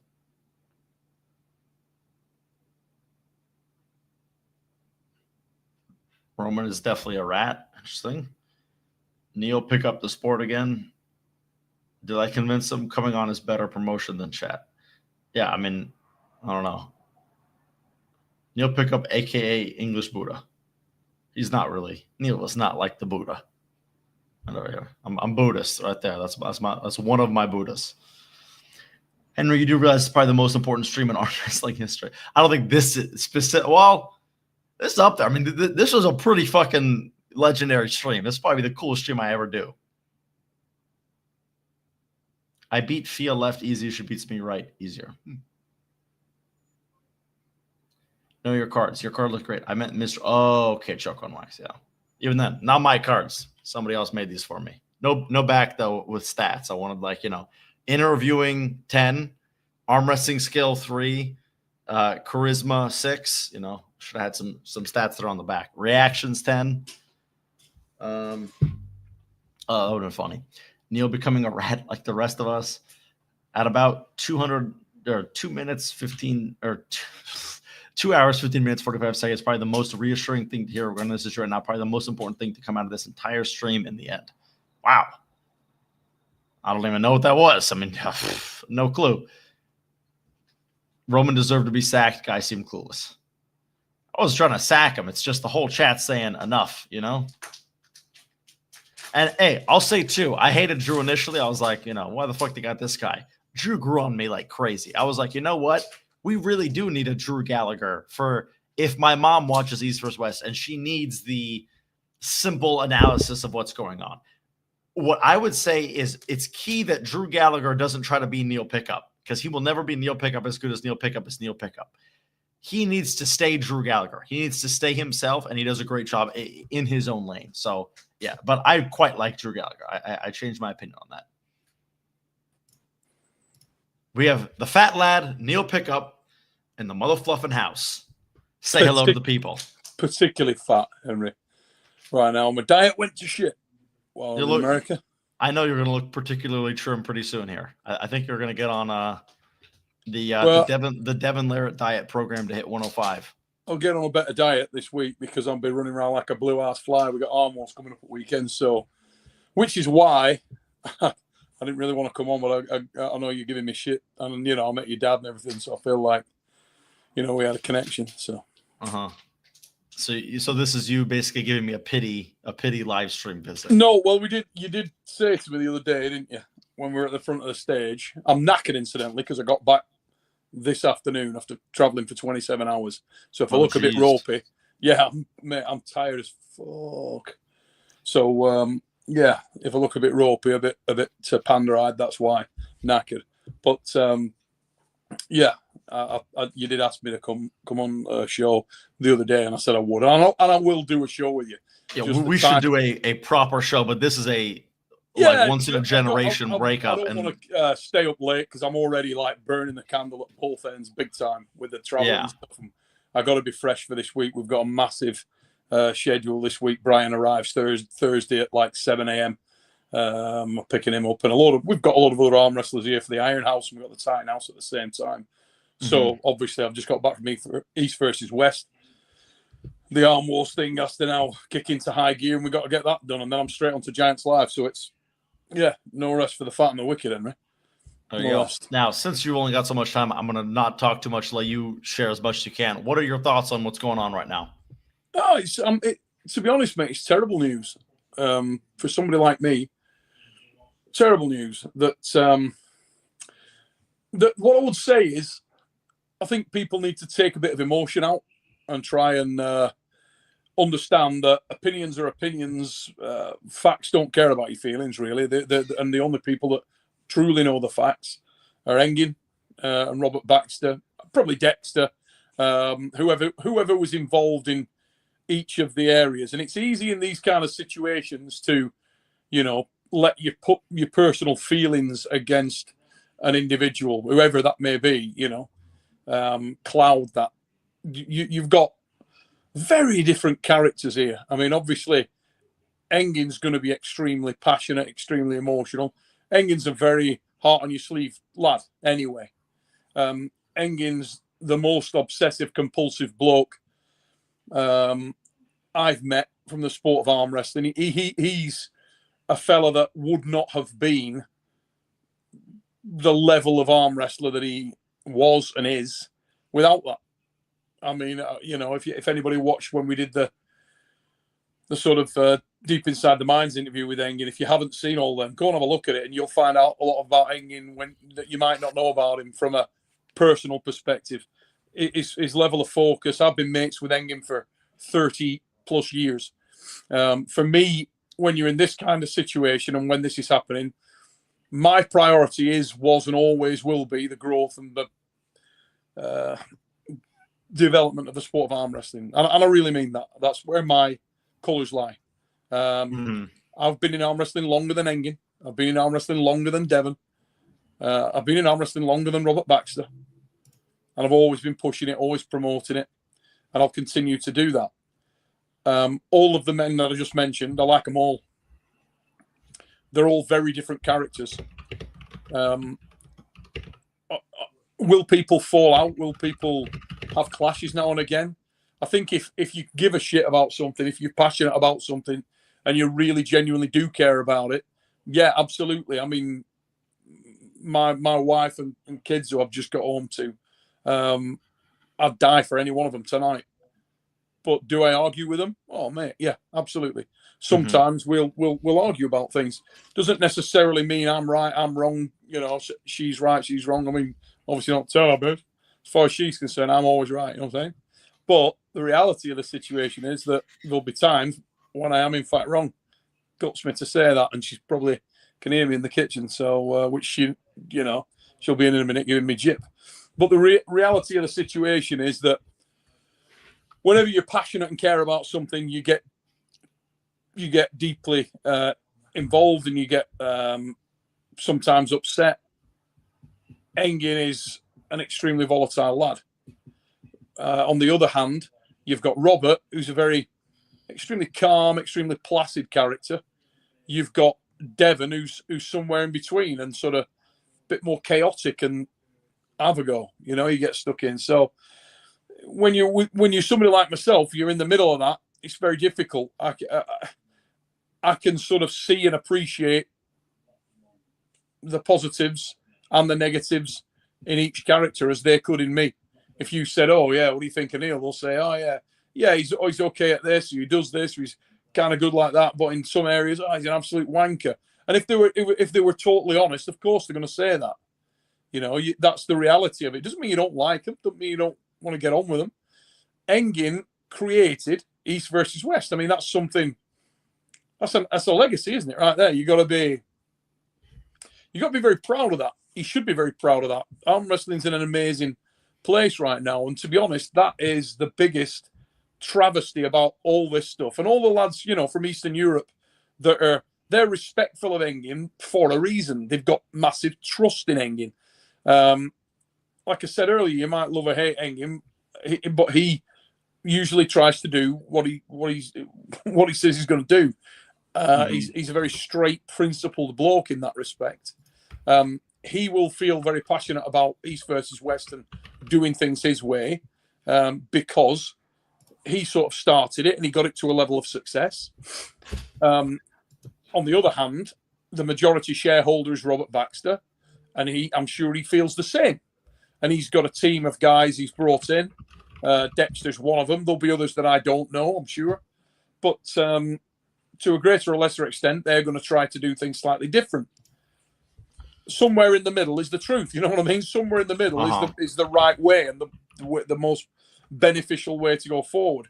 I can't stand here and tell you I know exactly what that is, but there's a little bit of experimentation. There's a little bit of growth to be done. I'm hoping that time shows that we have a bit of a reset. If it's a brutal time and it's a full reset, it's a great shame. I would hate to think that the momentum that East versus West has gathered would be lost. I mean, you can see I'm super committed to Jesus Christ. I've shelled my own promotion that I own outright, Arm Wars, to go and help develop East versus West because it's because you see the future. Yeah, well, I say it all the time. A rising tide raises all ships. Do I believe in East versus West? Have I had belief in Engin? 100%. Just like those Eastern European guys. Do I believe in that Engin's 100% committed to delivering and doing things for the sport of arm wrestling? Nobody could convince me otherwise. I've known the man for 30 years there or thereabouts. I've seen him bust his ass. We used to be at events that, you know, getting ready to wrestle at the Worlds all the time. So I know Engin's passion is beyond question. I know his commitment is beyond question. I don't agree with Engin on everything, and he doesn't agree with me on everything. We've had clashes over stuff. We've had differences of opinion over stuff. Not necessarily a bad thing. I think the issue with, and as I say, I don't want to get too deep into commenting on it because I don't really know the details, and I never feel, I don't feel comfortable like taking an authoritative stance on something when I don't have all the angles. You know what I mean? If I know it inside out, as you know, Henry, if I feel like I'm very knowledgeable, I'll go balls out and I'll argue till, you know, that's a hill I'll die on. in this situation, I've not been in the room. I haven't been involved in all the conversations. So who the hell am I to tell you exactly what the situation is? But one thing I would say as a note of caution to the Eastern European lads who probably think, oh, I'll jump in and show, make this kind of statement to show my support for Engin. And that's cool as hell. Keep supporting Engin. He's worthy of that. But don't do it at the detriment of arm wrestling. Don't sort of make a hard and fast line on something until, we look at ways of progressing and moving forward. I think the issue with Robert and Engin is that both want to do things slightly different, and both of them are committed enough, proud enough. Let's say if it was me and Engin, and we were talking about something, or it was you and Engin, and you were talking about something, or it was me and Robert, I'm sure my route would be slightly different to his. Mm-hmm. And if I'm super confident and I'm the guy that's got this vision, I want to follow it. You know what I mean? So I get it. I get why that passion's there. But if somewhere along the way, there has to be compromise to progress. There has to be change to progress. Will it be right or wrong? I don't know. And I would hope that over time, both parties sort of take a breath. And it's funny, you end up. I mean, if you wind the clock back, there's been times that I've fallen out with very, very few people in the sport of arm wrestling. But it's fair to say that Ryan Bowen would be a guy that I had a big clash with. And you can get over it. Dredge up the details. Myself and Ryan have no problems. But that's kind of where I'm coming to. This week, Ryan at one point, I remember him categorically, I'll never work with Neil again. I don't want to work with Neil. He's too hardline. He told me to fuck off and this, and I'm not having that, and I'm not going to work with him again. Yet, I'm pretty sure this weekend we sat at a table, commentated events, went out to eat, had a drink. We're absolutely fine, and I've got no issues. So what I'm getting at is, never say never, right? I mean, at the time, I said, well, look, I'm pissed at Ryan right now, and we don't like each other. I'm not going to say never, because I'm a little bit older than Ryan and a bit longer in the tooth, and it's not my first rodeo in that respect. Sometimes you find yourself full circle. And I think, honestly, if I had any advice for everybody who truly loves arm wrestling, it'd just calm down a bit. Just take a breath and think about, wait a minute, those incendiary comments that I'm writing or stuff like that, what does it actually do? Does it help arm wrestling, which is a sport we all love and we're all fans of? Or ultimately, is it detrimental?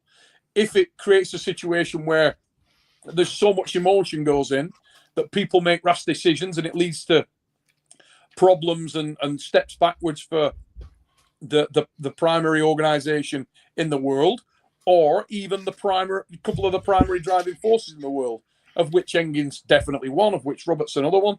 That's, in my book, that's not a positive, that's a negative. Mm-hmm. So hopefully we go full circle on it and it doesn't detract from the sport. We've got to keep the momentum. Arm wrestling is not a big thing. We think it's big now because it's grown a little bit, but believe me, I work in various sports, and arm wrestling's in its infancy. It is in its infancy. It needs us all to be working in the same direction. I would appreciate if all of the athletes right now, everybody takes their posts down and we find out, let the dust settle. Let's find out the details. Because I know the athletes don't know the details and they're just jumping on it. I know they don't. I know more than the athletes. I'll tell you that. I know a lot more than the athletes. And I can't sit here and tell you I know the details. So I think people just need to calm down a little bit, and try and get back to a positive way forward. For those guys that are out there, if you're hating on Engin and saying bad stuff about Engin, and Engin's a very unique guy, but he's an extremely passionate guy. He's a principled guy, and he's trying to do what he does to move the sport forward. Robert Baxter is an extremely straight bloke in my experience. Robert Baxter, you may not know, is a multiple WAF Masters World Arm Wrestling Champion, WAF World Arm Wrestling Champion. The guy has been in the sport for many, many years. He's a lifer. He's not just some guy that's come and, he's not Steve Kaplan. No, he's not a businessman that's come in and just bought the thing and looking to run within that respect. He absolutely loves arm wrestling And on any given day, he'll be on the table arm wrestling with the referees. He's all stitched back together, sewn back together from the sport of arm wrestling. So give Robert his respect. A lot of people, hammer him because he's not a powerful orator, but he's clearly an extremely intelligent man. He's been a lot more successful in business than most people. So he's a very, very intelligent lad. He's got his own mindset, his own opinions on things. And if you're the primary shareholder in something, you're going to want to run it in the way you want to run it, and you're going to want to take it forward. If you went out and bought a car and somebody else said, oh, you've bought it now. Okay, it's your car, but I'm going to tell you how to drive it. What would you think? Wouldn't be pleased. Yeah. Now, that's what he's going to feel. Similarly, if you're Engin and you are passionately involved in something, you've literally created it from the ground, it's hard to let go of that, isn't it? Mm-hmm. So if you're Engin and you feel like people with less experience in a certain area of that come in and they're trying to diminish your control of something, even though you've sold it on, it's going to be very hard for somebody as passionate and as focused as Engin to let that go and to back off control. Mm-hmm. And I'm sure he'll struggle with it, and he is doing. The detail, as I say, remains in shadow, and we'll probably never get it. It gets lost in there. But keep calm. Everybody just chill out a little bit.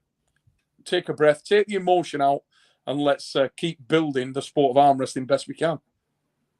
Yeah, I mean, I so strongly hope that all of the athletes that are saying they're not competing at East vs. West anymore, I think more than anything, we need Engin saying, these guys are good guys. They're going to do a good job. Just because I'm not here doesn't mean it's over. I'm pretty sure if you we'll maybe hear from Engin, in the next few days or something. I'm sure he's very, I've spoken to him 2 or 3 times. I've been on the phone for him for 3 to 5 hours. We've had numerous conversations, 2 or 3 conversations, and we talk for a long period of time about different stuff. I don't think Engin will be very pleased and proud that people are supportive of him and recognize him and respect him, and that's great. But I don't think for 1 minute that he would want to see the thing that he's built torn to the ground. You know what I mean? And ultimately, if you could sit Engin down, look, Engin's told me for a long period of time that part of him wished he'd never got involved because the amount of effort and work and pain and anguish and aggravation that you get from it is pretty soul destroying. He wasn't getting time to see his family as much as spend quality time with his family. Deep inside Engin, some of him wants to be the arm wrestler again. And hopefully positives come out of a little step back if that's what he is going to choose to do. And, maybe we start to see Engin the arm wrestler again. Maybe in a few months' time, Engin's up there on the bloody stage at East vs. West. That'd be quite a twist and a turn in this story that nobody's thought about. So, yeah, I don't know, and I don't want to make any assumptions or say what's going to happen. But hopefully, if everybody can calm down, if the Eastern athletes have a little think and think, do we really want to destroy what, in a way, ironically, they'd be tearing down Engin's own legacy. He helped, he's spent, what is it now? We're 4 or 5 years in, post-COVID. The amount of effort, the amount of time, money, focus that Engin's poured into it, you'd be sort of killing all that work on doing it all. I mean, it's like kind of nonsensical. I smell going back to WAL and PAL. Hey, look, WL was excellent. Let's just be very clear. WL was But this is cooler. Let's not act like this isn't way better. In my opinion, this is the highest level of global arm wrestling that we have seen for certainly in my experience. I think it's been tremendous. At the weekend, just prior to the show, I wanted to go out and meet some of the fans. I love going to these shows and meeting the hardcore fans, and also just getting a feel for the makeup of the event. It's nice to go out there and see, okay, what percentage of the crowd are arm wrestlers? What percentage of the crowd are fans? And it's nice to see that we had both. You know what I mean? There was guys there and girls there that were pullers, and there were guys and girls there that weren't, that had just come to watch. Some with their families, which I thought was mega. You know, because then you're taking steps towards bringing in a new fan base, which is unbelievably positive, and that's what we're trying to achieve. And it was nice.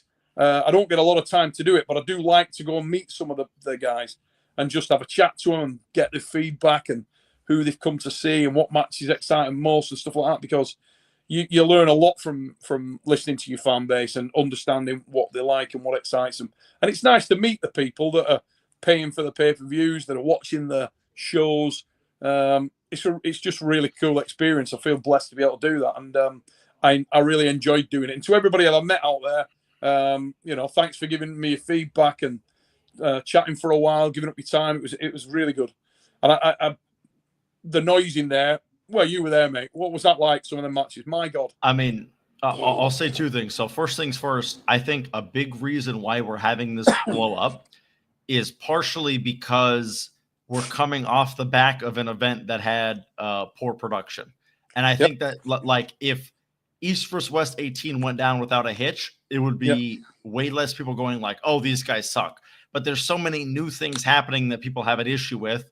And then combine it with now Engen's leaving. Now people feel like, oh, well, what the fuck? Our organization is being taken over by guys who are ruining it. And I don't think that that's true. But no. I see why people feel like that. I see why people could think like, oh, man, we just had this event that had bad you've got to be, production. This is going to be like this forever. Very careful not to get in a situation where you're putting two. I have to go to the bathroom, but I have wireless headphones. I can hear you. Keep going. Okay, no worries. Yeah, just saying, we got to be careful. You don't put 2 and 2 together and get 5.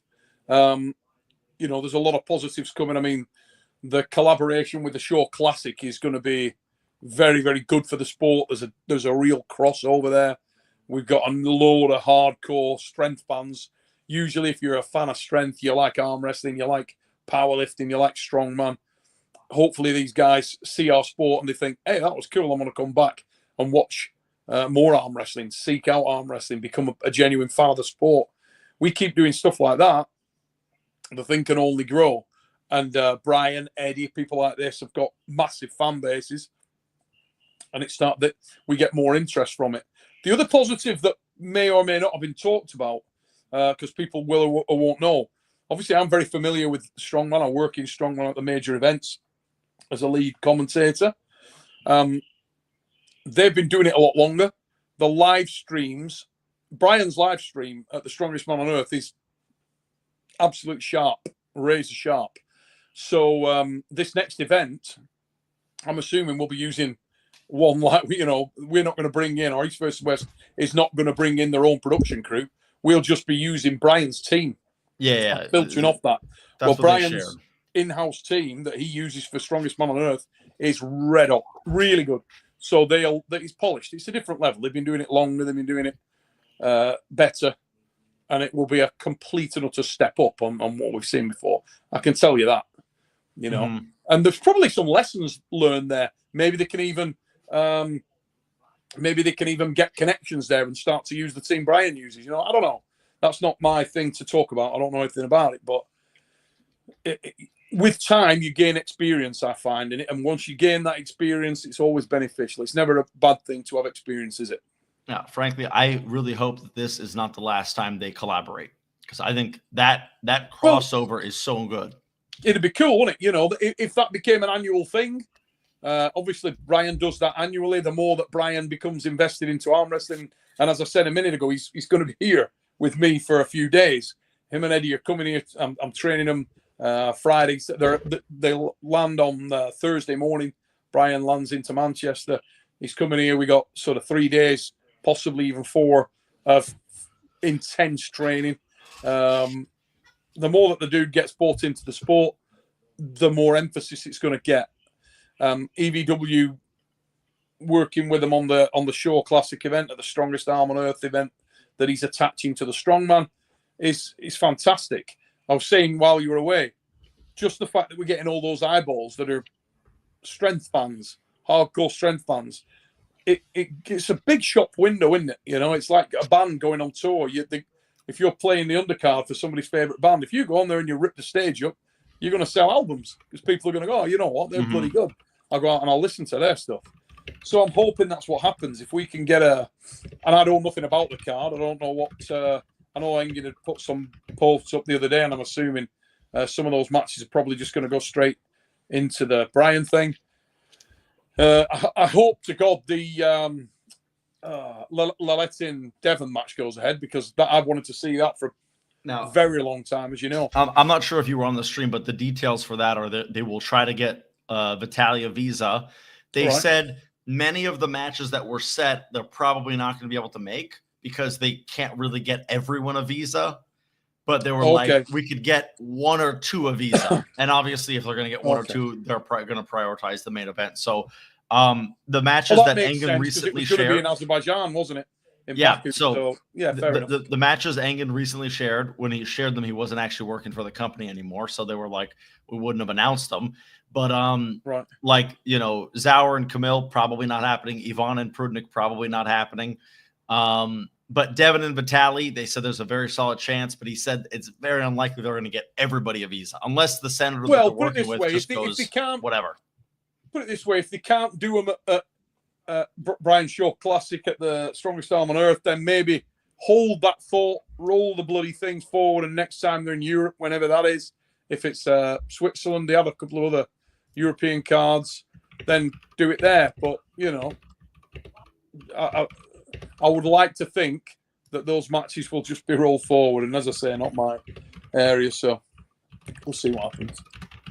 But I didn't catch most of the stream tonight. Unfortunately, I've been running around like a bell end, and I'm knackered from the travelling. So I caught some of it. Ray was on when I came on, so. Yeah. Like earlier, we had Roman Gamtanadze and Dexter on, and Roman got fired recently. Dexter was still on when I came on. Dexter was here.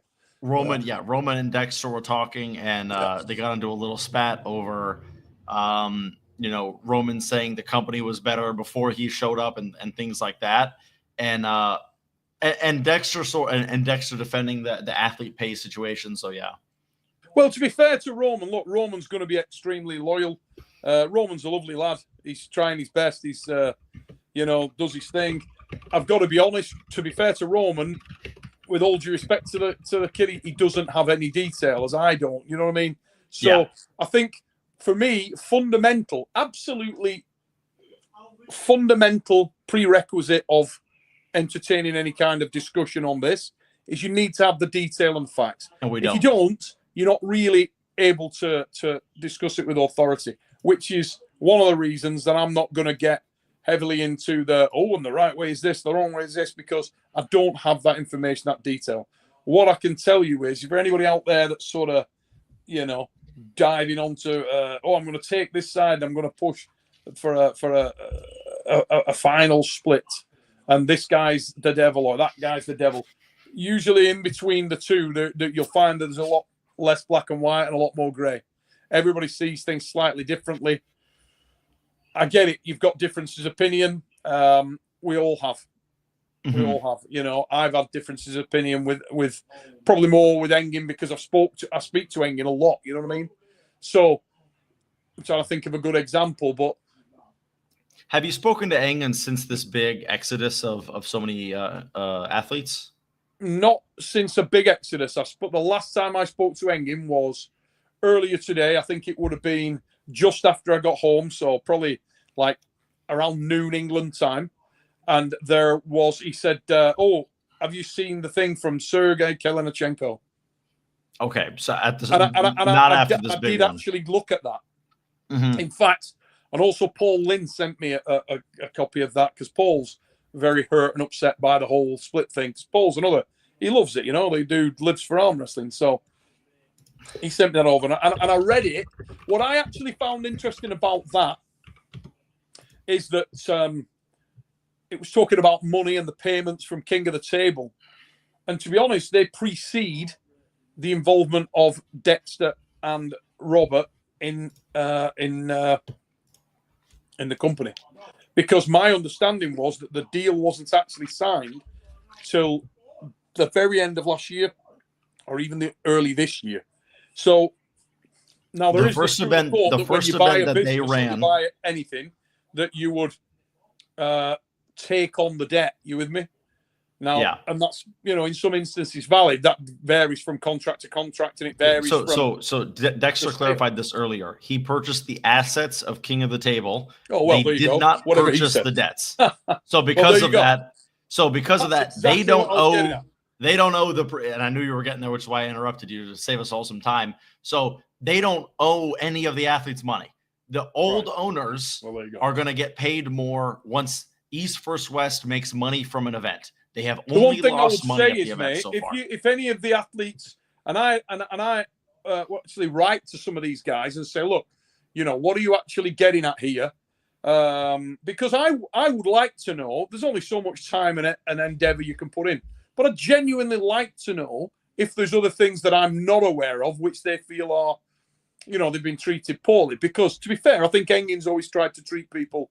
He takes great pride in looking after the athletes, always has. As I say, never experienced him not doing what he says he's going to do in that respect. Very, very trustworthy in that respect. You can sort of, you should never deal in a handshake, but if he says, okay, it's going to be this day, it's going to be there, it probably bloody will be, you know what I mean? So you take the guy at face value. Now, I would like to say to any of the athletes, and to be honest, mate, I've not seen any other than Kalinachenko. It's a lot.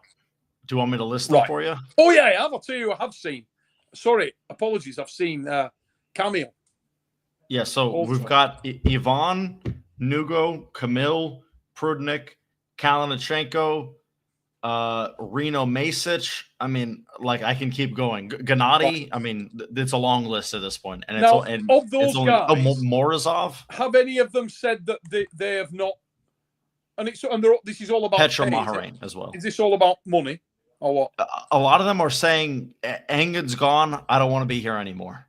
Okay, That sort so of that's a seems to be the different thing. sentiment. Yeah. Right. That's the So that's the trust thing. Really. And when I read something like that, I go, Engin can stop this. If Engin kind of says, hey, I trust these guys and they're good guys and they'll do, Engin can kind of bridge the gap between two, which is why I so desperately wanted him to get on the stream earlier, because I was thinking, I wanted to get his perspective because I felt it was very important. Given the Super fact that late, most mate, where it'll be after midnight, and I'm sure Engin's stressed off his ear. This will Well, hurt Engin. You know what I mean? He'll be really upset. Based on what he said to me, he seems like he does not want to talk about the situation. He said, No, I get that. Yeah. He said, like, if I talk, Probably a the lot right of move. people are going to be. Let me actually pull up the messages. I ought to get exactly verbatim.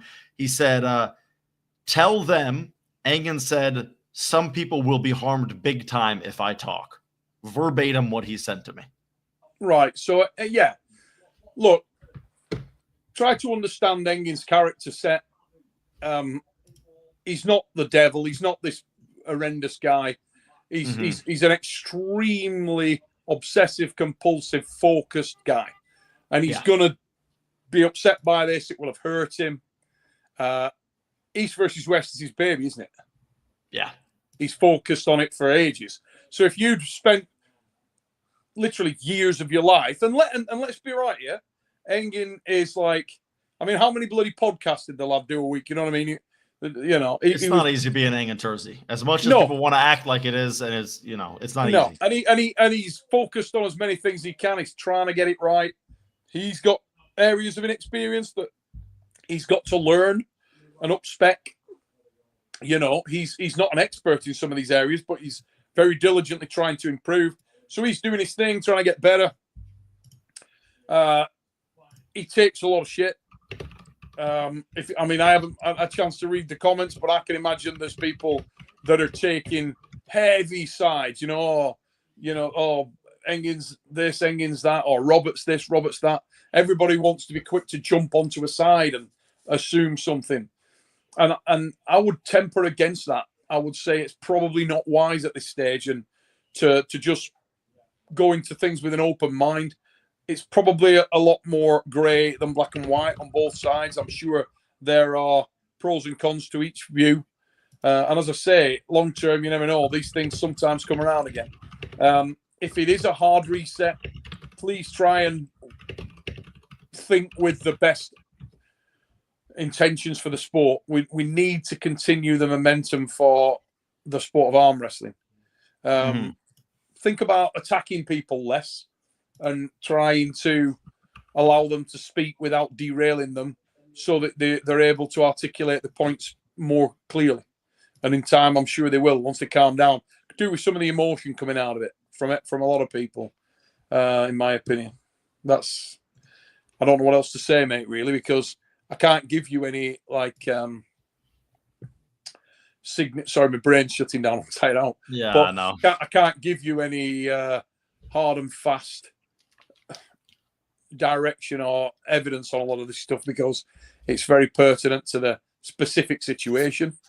Nobody really knows the detail outside of Robert and Engin and, and Dexter and whoever else was involved in those conversations. Yeah. So also just a couple things. So first things first, I've got a few super chats we're behind on here. So someone said Growing Pains, the original team that gets you to a certain level is not the team that gets you to the next level. Sport had more important matches last year than ever before. Cry more, Engin. And then Roman Gamtanadze said, "Thank you, Neil. You know me. I know." Yeah, he's a good kid. Roman's a good lad. I like Roman a lot. He's a lovely lad. A lot of these guys are. You know what I mean? They're probably, they've got on for years. It's not an accident. They're not all suddenly, all right, he's suddenly turned into the devil. He just had a difference of opinion. There's also cultural differences here. You know what I mean? Like Travis and Devon and that style of arm wrestling and the adversarial style and the sort of bit sinister and taking the piss and doing things to wind up your opponent. That isn't the approach of a lot of the Eastern European lads. They're much more calm and respectful and stone-faced. It's a really different cultural approach.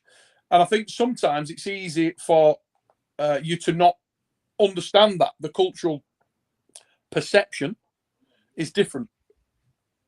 The more you travel, the more you meet these guys, the more you get to understand their culture a little bit, the more you get a feel from them. And one of the most wonderful things about the sport of arm wrestling, for me, has been the opportunity to travel and to meet so many fantastic people from diverse cultures, And unfortunately, I'm not smart enough to speak some of the multiple languages, like Ray can, for example. So you don't see as clearly. Like, I couldn't tell you as much about Airton Morozov's character as Ray could. Yeah. Because it's very stunted. How I can communicate is very measured with him, whereas Ray can speak to him in far more depth. So you get that feel for his character. Yeah. So if you're saying, "Oh, give me a read on that guy and what he's like," Ray can do it better than I can. Roman can do it better than I can. If you can communicate with the guy fully, that's better, isn't it? So, by the same token, I could tell Airton Morozov a lot more about Devon than he knows. Yeah. You with me? Because I understand Devon's partly serious and a lot of mind games and showmanship and gamesmanship and piss taking. And when he's not in front of the camera and he's just Dev, totally different guy. And I agree. With Engin and Devon's situation, there's definitely a lot of that. You know what I mean? So they will have clashed, and because of a little bit of a cultural difference, the way you approach things, the way you'd speak to someone, the way you perceive it, can be slightly different for various reasons. So I think it's very important to try and not perceive in too much of an emotional manner.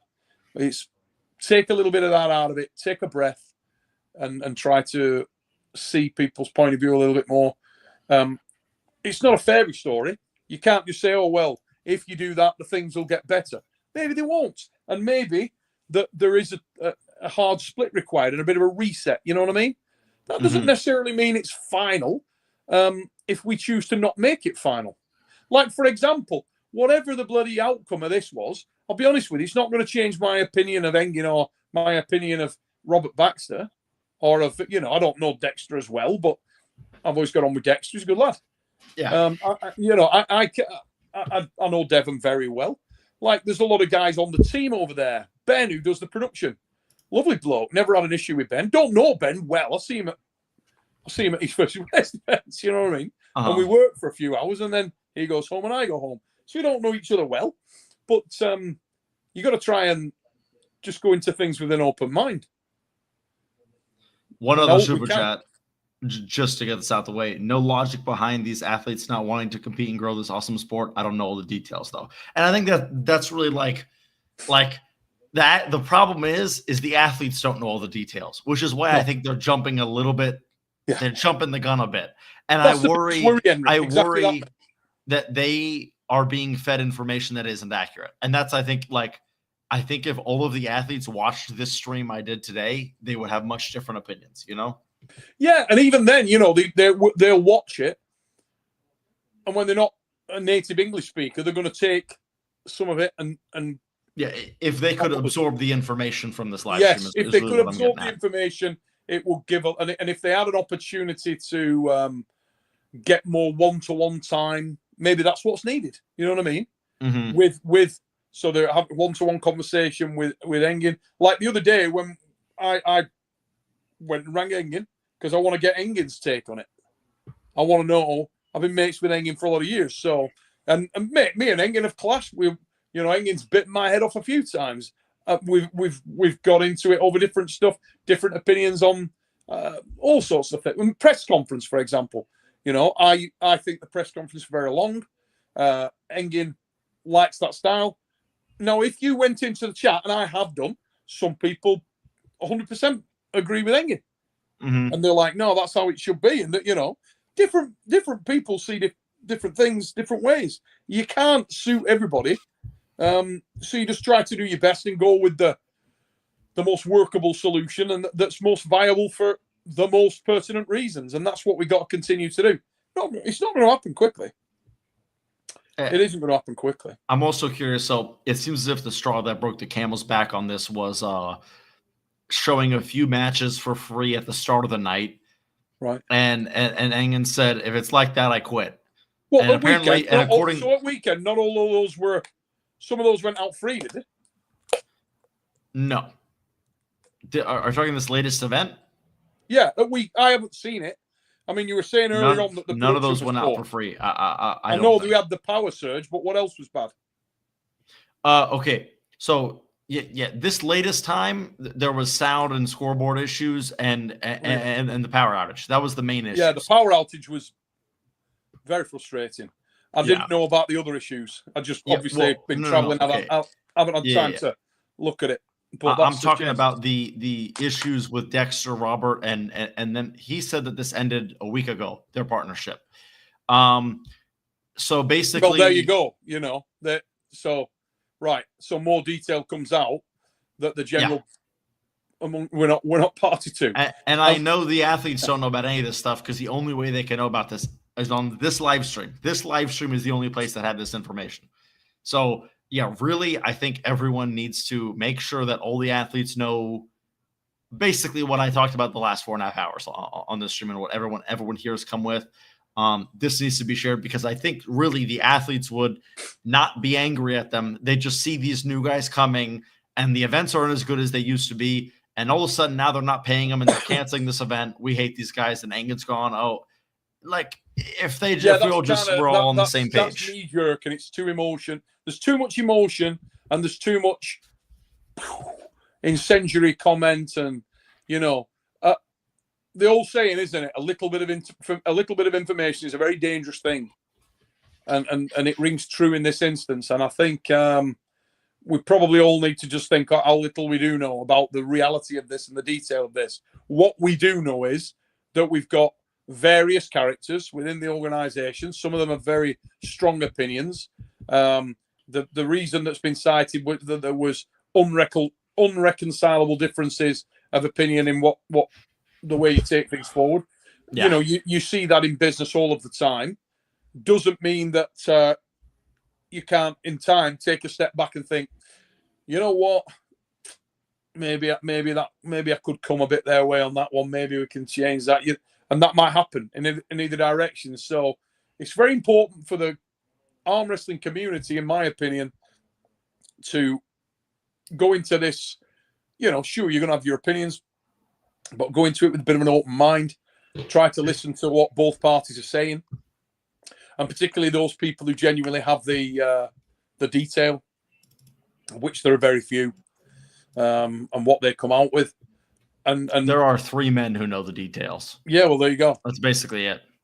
That's it. That's and only one of them was on this stream. So yeah, and yeah, and it sounds like he answered a lot of things which people didn't know. So I'd have learned. I might even go and watch it back when I'm in the car tomorrow or whatever. But yeah, I would definitely watch it. There's probably a lot of very stuff beneficial. I know you don't know. So it's good to listen to the people that are within the detail and also are familiar with the various pressure points and the disparate elements that go to make up the way you've got to steer the company. It's unavoidable that Robert and Engen and Dexter are looking at this and thinking, right, okay, there's a significant amount of pressure in this environment. In this environment, we can't afford to spend or invest here, but we can here. This needs immediate change. This doesn't.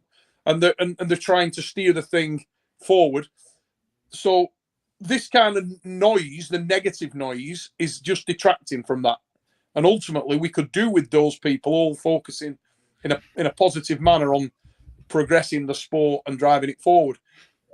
If it has to be a split, then I think it'd be better for all parties if it's done in a respectful manner, and everybody doesn't go flying in and try to make a mountain out of a molehill and make a drama where there may not really be one. It's just that people are fatigued and tired and haven't got the energy to invest in doing it a different way. They don't believe in it, and you've got to believe in what you're doing. I've worked at places. If you're working on something and your heart's not in it, and you're going in there and you don't agree with that sort of narrative or that ideology in the way that you're addressing something, it's probably better that you do move on. You know what I mean? But you don't have to go in there and go crazy and blow everything. You just move on, do your own thing. Be a great shame if we lose the momentum. In my opinion, tremendous shame if we lost the momentum of what's been and is an outstanding arm wrestling promotion. Outstanding. Anybody who was there at weekend, Power Surge aside, whatever it was, audio issues aside, some of the matches were excellent. I do believe that we've got to get sharper on those key things. So, if there's continual production issues, that has to be ironed out. It's as simple as that. And I was saying to Dexter that I don't think it's a bad idea. Maybe you do the same event in the same area 10 times and really just get it ironed out. Whatever it takes to eliminate the issues, mate.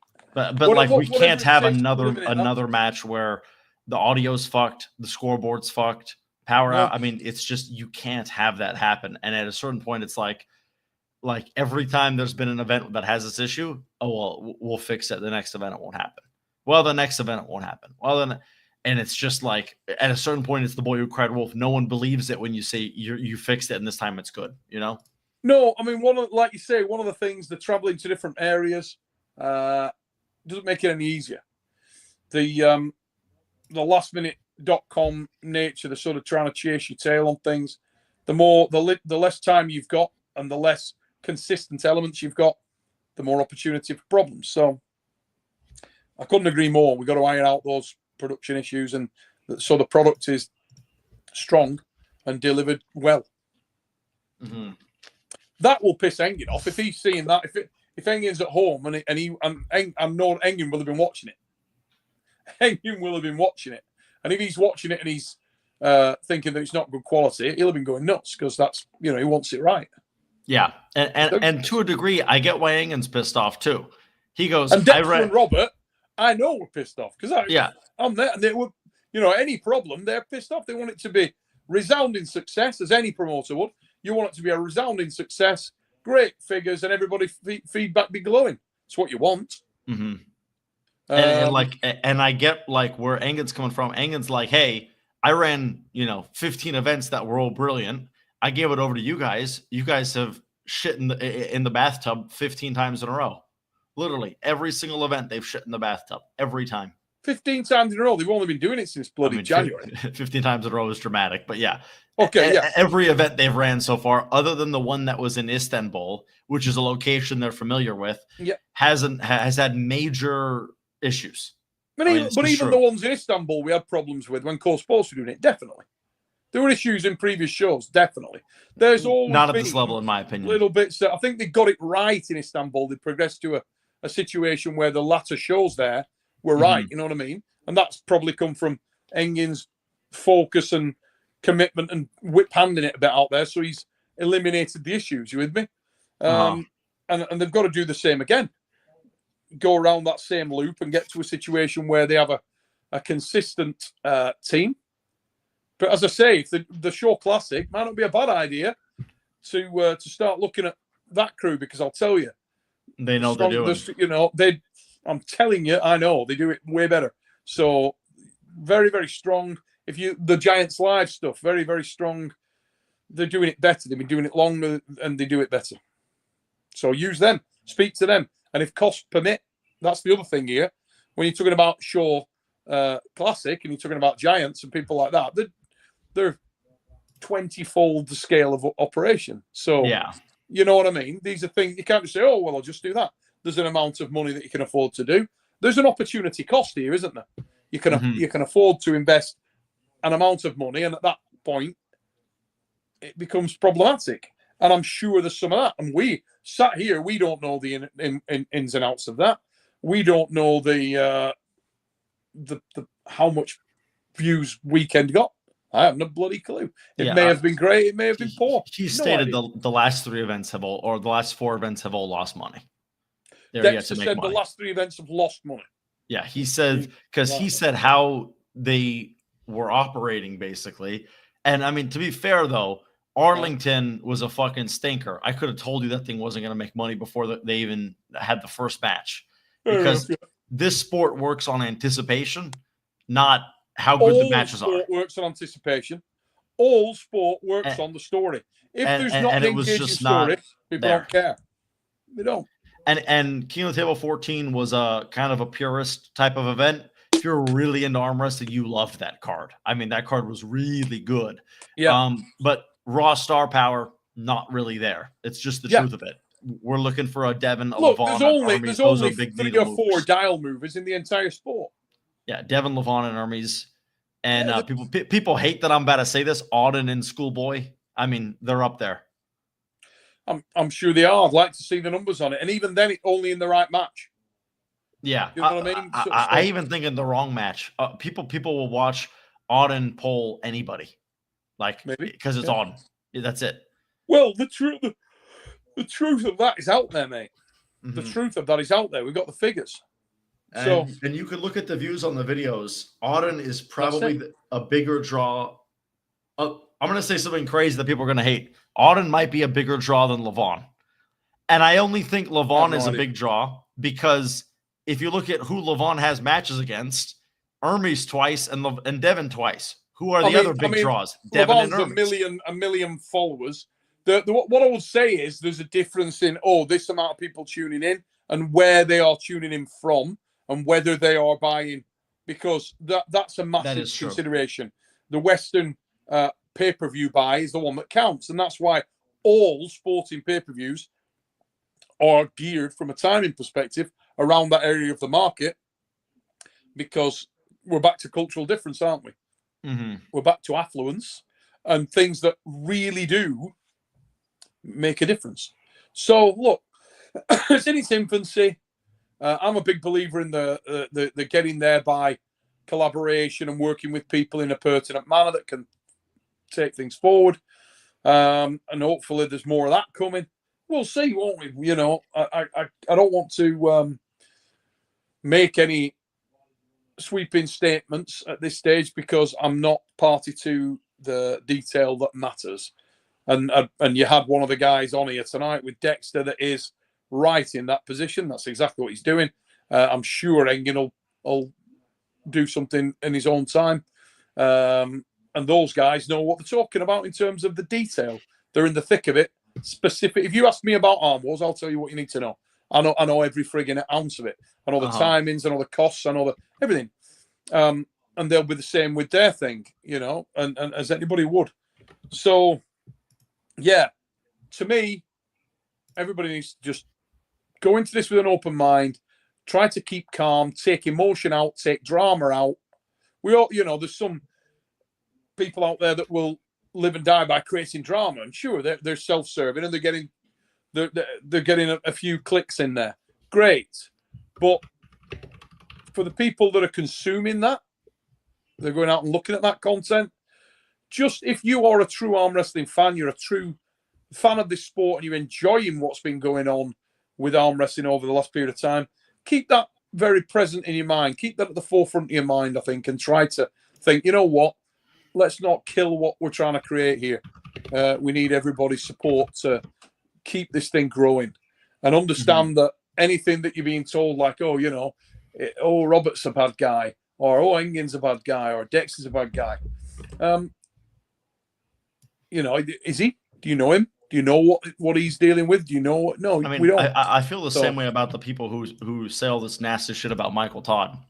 None of them know Michael Todd. You know, like they will with confidence tell you he's a piece of shit without ever having met him or knowing a thing about him. Yeah, the character that they see, the character traits that they see on social media does not appeal to them. And you know, that's the risk you take when you go online and you know there's an element of your life or a character that you're putting out there, or however you want to do it, that is going to be weighed and measured. It's, you know, there we are. But for me, the important thing here, and this is biased from my opinion, because I want to see arm wrestling succeed. I've spent my life trying to push promotions that do quality arm wrestling events, and I always try and support them. I don't care whether it's, you know, whatever promotion you want to go at, from the grassroots, from the national championships to the EAF and WAF to Lion Pride to obviously my own thing with Arm Wars to Arizona State, Winter Blast, you know, whatever it is, you try to see the good in it and you try to keep the thing going forward. That most of these guys are coming from that grassroots stuff. The WAF is very important because it's elite grassroots pulling. If you go to the US and your big focus is, okay, where's the talent coming through the US? It's coming at a lot of these, you know, your Michigan States, your Arizona States, your Winter Blast, your big shows. You want them to succeed. I do. I want those shows to succeed. I want them to be killer, get bigger every year, more young people coming in, more kids getting into the game. That's what you want, because that is where your future stars come from. You know, I started Devin Larratt, was a young bloke. Nobody knew goddamn thing about him. The first super match, I made it for him, and people didn't know his name. They had no idea who he was. Who's this kid? And I said, watch. And here we are. Something that's also interesting about all this. So, okay, quick thing, actually. Let me read the super chat. Many athletes are leaving. Is this an example of blind faith, feelings over logic? Is it not possible for the athletes to support both Engen and East West? What I would say to that is I think most people have been fed one side of the story. Engen's gone. Oh, well, I don't like that Engen's gone. And that's all that they've heard. They need, with more context, that's nice they for would Engen, support in both. that it shows that there is a comfort and a trust in working with Engen. Look, these guys they're hardcore arm wrestlers. They know that Engen is cut from that cloth. Engen has always treated them respectfully and fairly. He's gone the extra mile, and they're showing their support and they're rallying behind him. Yeah, great, I get it. You know, stand by your man and all that. It's awesome. But are you actually hurting him by doing that? I actually think you are. Because the reality of the situation is, in my opinion, Engen might see it differently, but for me, Engen is irreplaceable in the sport of arm wrestling. He's a one-off, unique character. I've been in this game for 40 years, and I've only met one like that. You know, he's a one-off dude. Yeah. As I said earlier, Rising Tide raises all ships, and was Engen working is a character. He will continue. The voice of Engen, the opinion of Engen, that look, that demeanor, that perception, it'd be a very sad day if he walked out of the sport. When COVID happened, how we got here, I called Engen one day. I said, mate, it's dying. There's nothing happening. We got to bring this thing back. I said, I want to do a thing called In the Presence of Greatness. Engen was one of the guys that I called. Think about that. Why? Mm-hmm. And you have access to everybody. Well, he wouldn't. I knew he would step forward, Henry. I knew when I said, "Dude, it's time. We got to can do something." I knew Engen would step up, and he did. And the other men I called, of which Devon Larratt was another. John Brasink. I knew the old guard would come up. They'd be like, "Right, let's go." Now, dude, I'm getting like fucking goosebumps, man. Yeah, but that's what happened. It's not a fairy story. It fucking happened. That happened. I called them all. I said, "We got to do something," and we did. And I'll be honest with you, I didn't. I thought YouTube was something you put on your toilet. I have a clue what it was. I didn't know nothing about it, mate. So I'm getting in, as you probably fucking know, old head Neil, man. But I'm trying. You know what I mean? I'm trying to do my best to put on shows and have some fun and get people talking about arm wrestling. And that's always been the that's the goal, mate. Mm-hmm. If when they throw dirt on me, arm wrestling's in a different place, and my sons can go out and say, "You know what? I'm an arm wrestler," and people don't go, "What, is that a sport?" Well, then we've done something, haven't we? But we've got to keep everybody on that same page. We're in our infancy, and we're getting some positive momentum.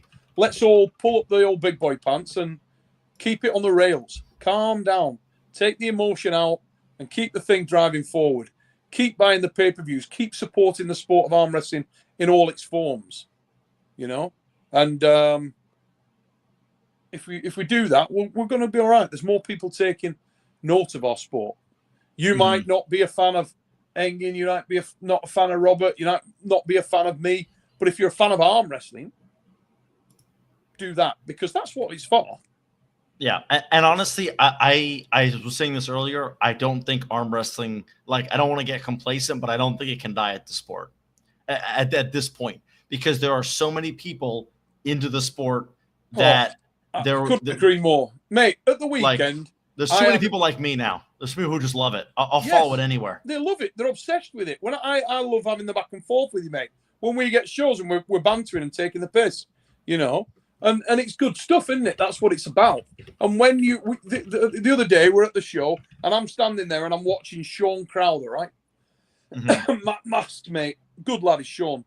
Pulls out a Red Deer, always there. He's one of those hardcore piss and thunder, spit and sawdust arm wrestler. Believe me, those are the guys. Those are the guys. That's the sport of arm wrestling.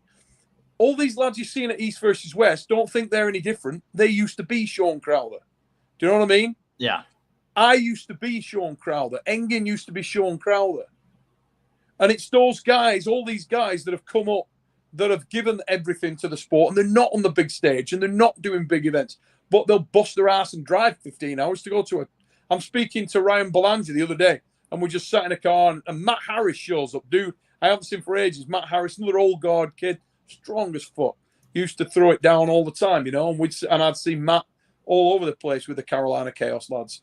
And we're talking there. I said, how's your training going? We're talking about the distance he's travelled. And he said, yeah, it's not that far a year. I travel every weekend, 8-hour round trip. 8-hour round trip to train every Sunday because he loves arm wrestling. And you think that guy's going to stop watching just because East vs. West is gone? You fucking lost it. He's into it.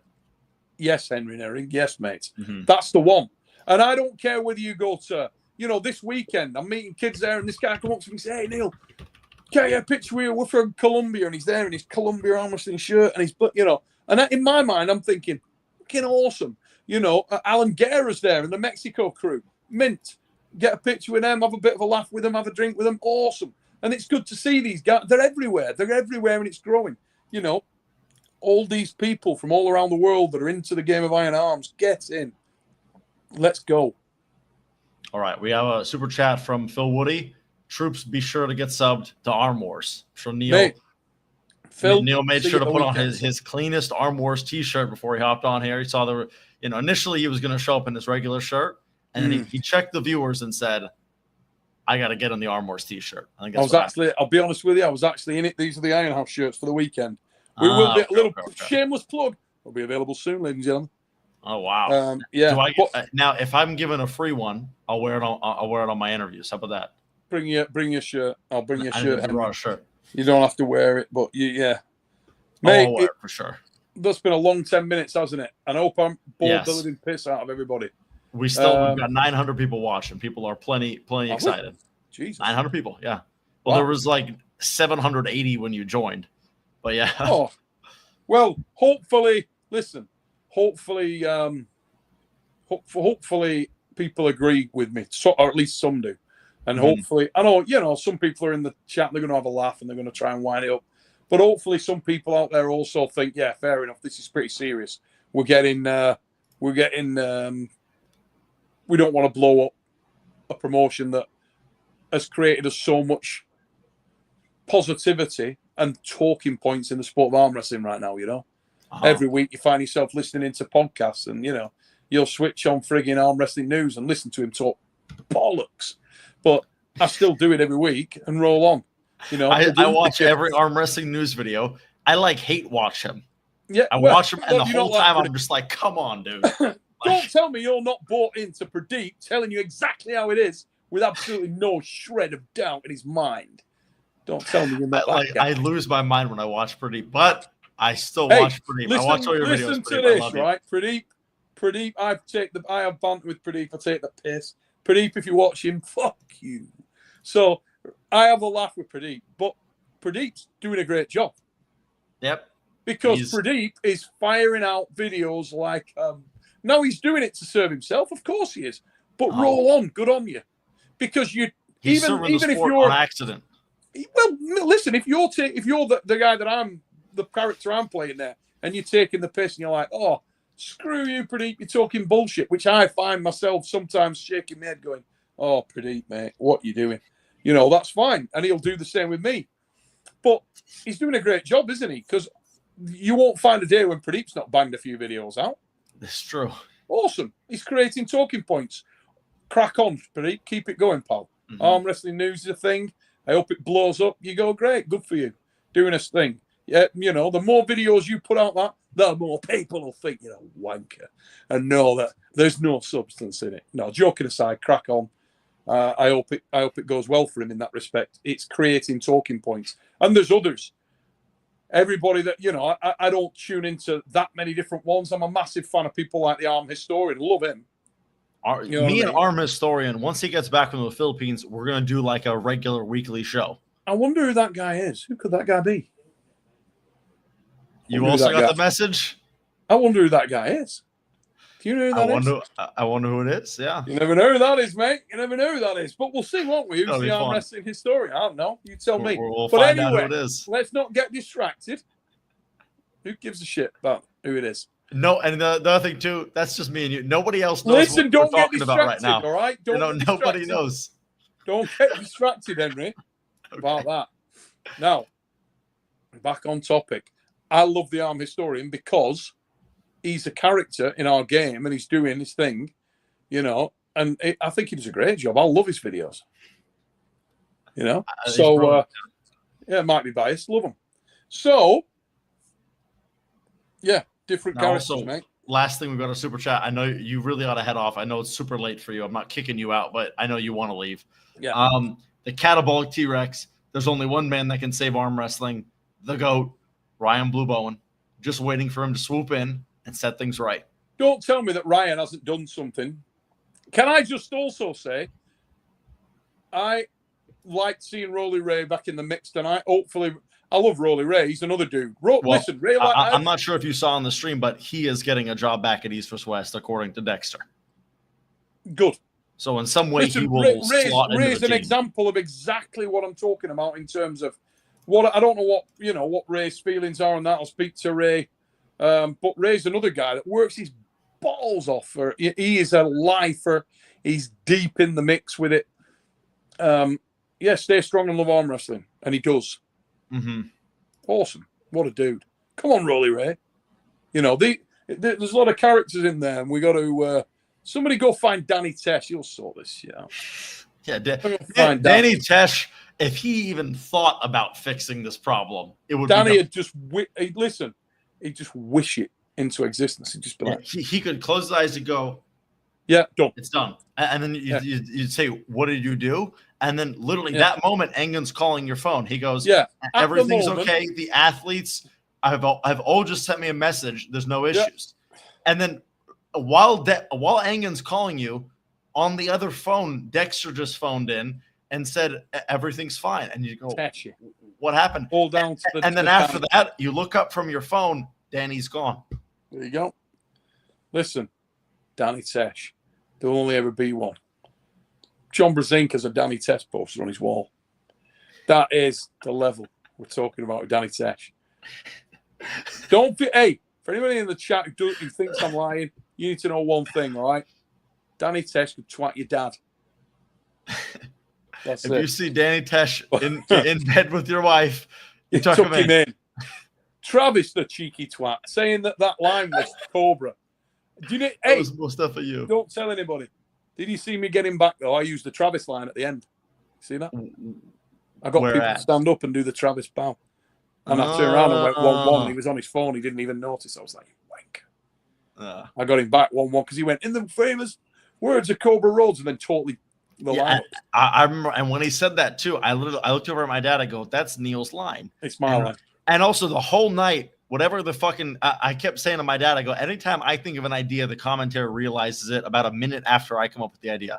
I'm not saying I'm Danny Tesh levels of intelligence. Listen, you might be throwing it into the ether. I'm watching the whole night, and every time I'll be like, Hermes is regripping. I think it's looking good for Levon.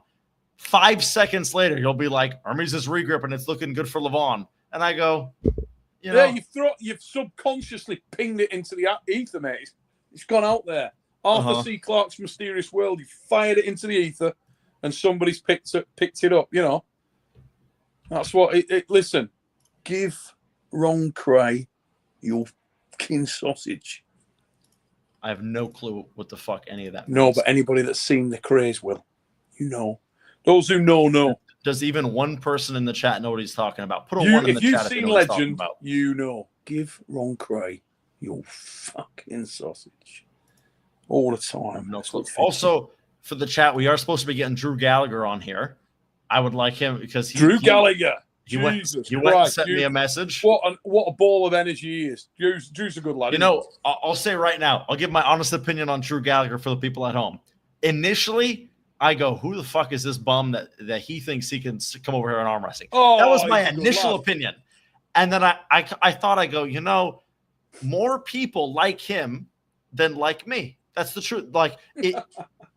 When someone would tune into East vs. West, and if I was doing the interviews and they're not already a fan, they fucking hate the shit I say.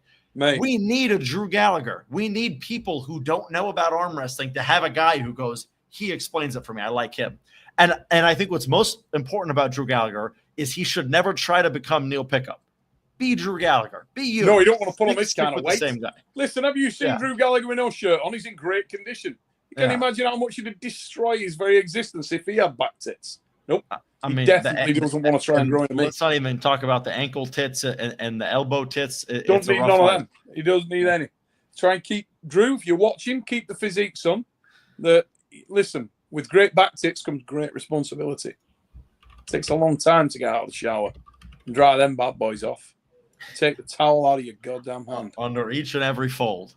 Yeah, there it is. And you lift up the gut and get underneath it. Yeah, that's it. I'll say, Neil, you are not as fat as you act like you are.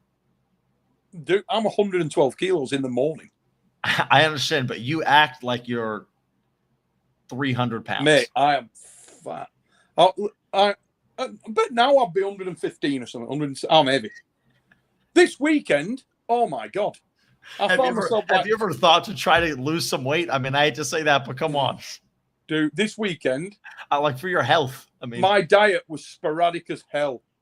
Like when I haven't eaten for 9 hours. Shit, I grab a bit of pizza out of the production crew box and you nail a bit of pizza. And then it's always right. You've just, we've had a power surge for fucking whatever it was, like 2 hours. And just as the bastard's about to come online, they could have got a pizza at any time in that hour. But no, they don't do that. They wait till it's like 30 seconds from going back online, and then they come in with a pizza. And I'm there going, oh, God, And I went in for about 8 hours. I wing a bit of pizza and try to nail it. And at that precise moment, Ben shows up and goes, right, Neil, get back on stage. And I'm literally got my pizza. And I thought, God, so you're trying to nail it quick before you're back on. That's the kind of life I lead. All right, here, 1 second. Terrible. Are you out of here, Neil? Yeah, but listen, I'll get stoned to death. I'll be boring everybody to death. There's 900 people in here. They don't want to hear this anymore. I'm gonna bugger off, get some sleep. Shameless plug, ladies and gentlemen. Arm Wars, Iron House and Titan House this weekend. Will you see it this weekend? No chance. It's not live. What the is that? So, but I'll tell you what, there'll be no delivery issues when you see it. It's not live? Nope. I know. Not live. Shocker. So it's going to happen, and then we'll see it later.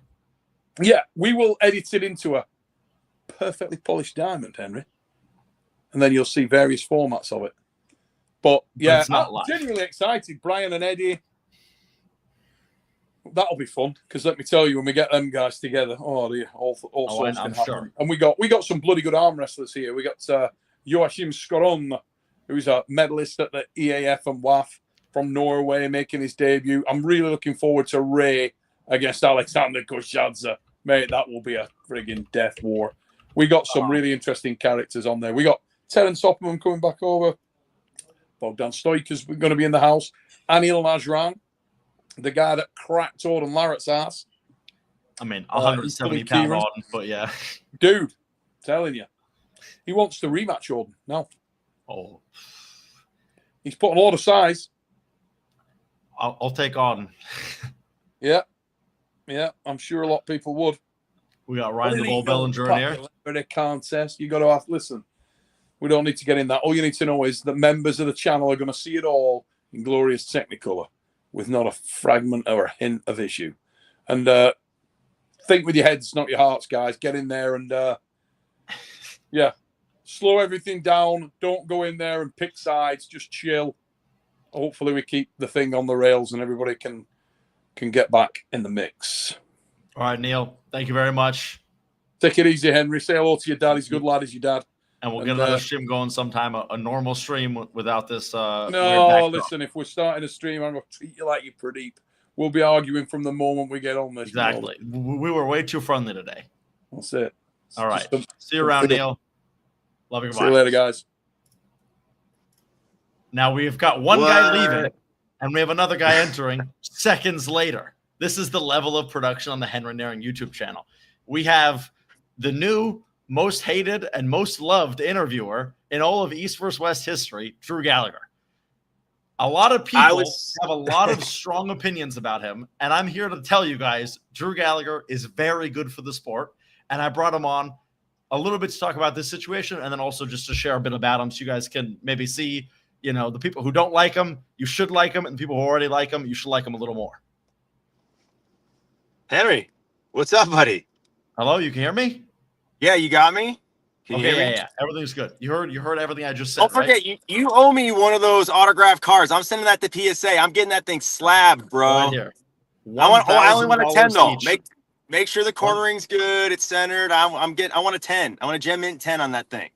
They're all pretty scratched up. I'm going to be honest. They were in my pocket rustling, but I'll get you an okay quality one. It'll be about $100. All right. That's the down payment, and then you need the next 900. Okay. Do you have like some kind of a financing option for me? We could figure something out. Yeah, we could figure something out. Yeah. But look, anyway. So I get it. I am controversial. I am likely the most hated guy in arm wrestling, and there's not shit I can do about it. But you know, I come from Hollywood. I took 1/7 of my salary to come do this job. And why did I do that? Because Dexter asked me to come to the first event in Arlington. Mm-hmm. I spent several days with John Brzezinski, Devin, all of them, but really with John. It was his last event. Lucky me, right? Yeah. And you know what? You got so lucky to see John Brzezinski compete. There was a chance you would have never gotten to see him. I know. And I spent time. The more you get into arm wrestling, the more cool that you'll realize that moment was. I mean, really, that's the fucking GOAT.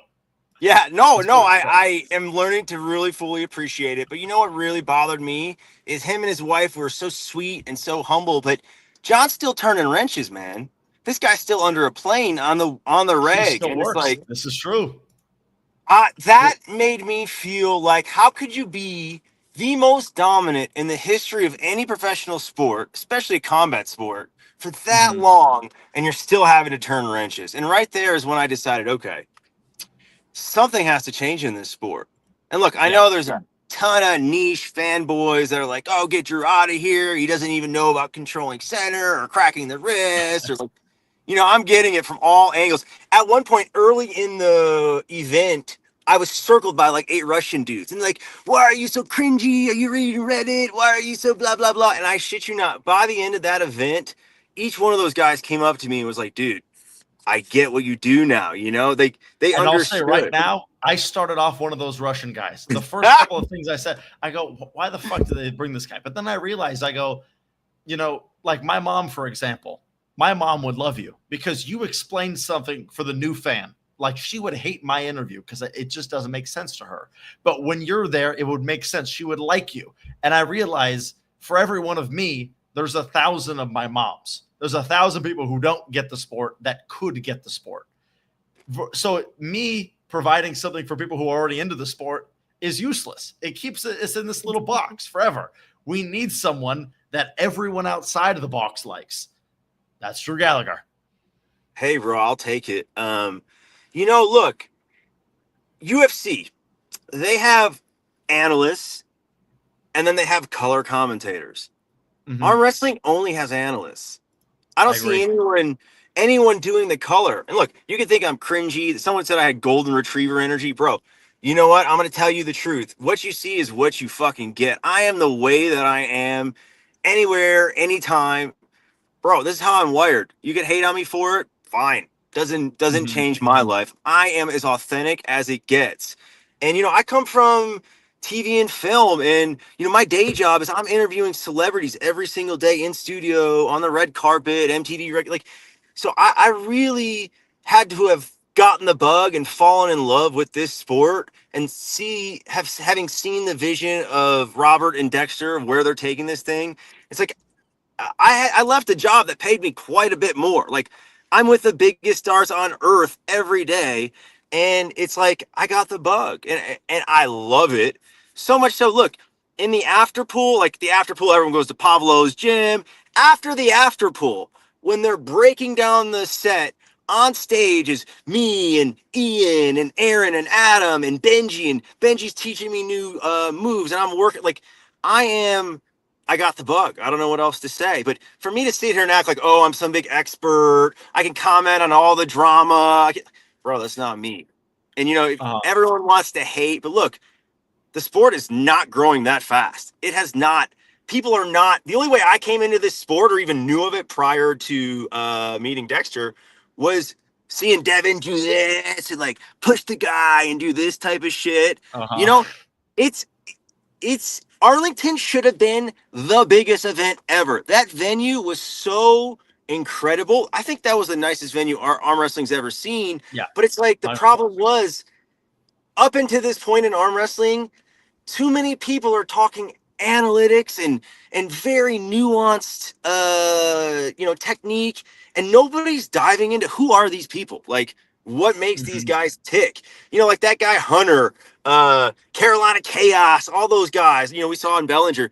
Dude, those guys are so fun. They're so interesting. Hunter slanging concrete, and then bro, the way that someone like me is going to get interested in this sport is finding somebody that I like and I think is a cool character. And then I'm like, oh shit, okay, he's got a match coming up. Is he going to win? And wait, how might he win or how might he lose? And then I start to peel back and dig into technique. And, I'm big into jiu-jitsu. I'm big into MMA.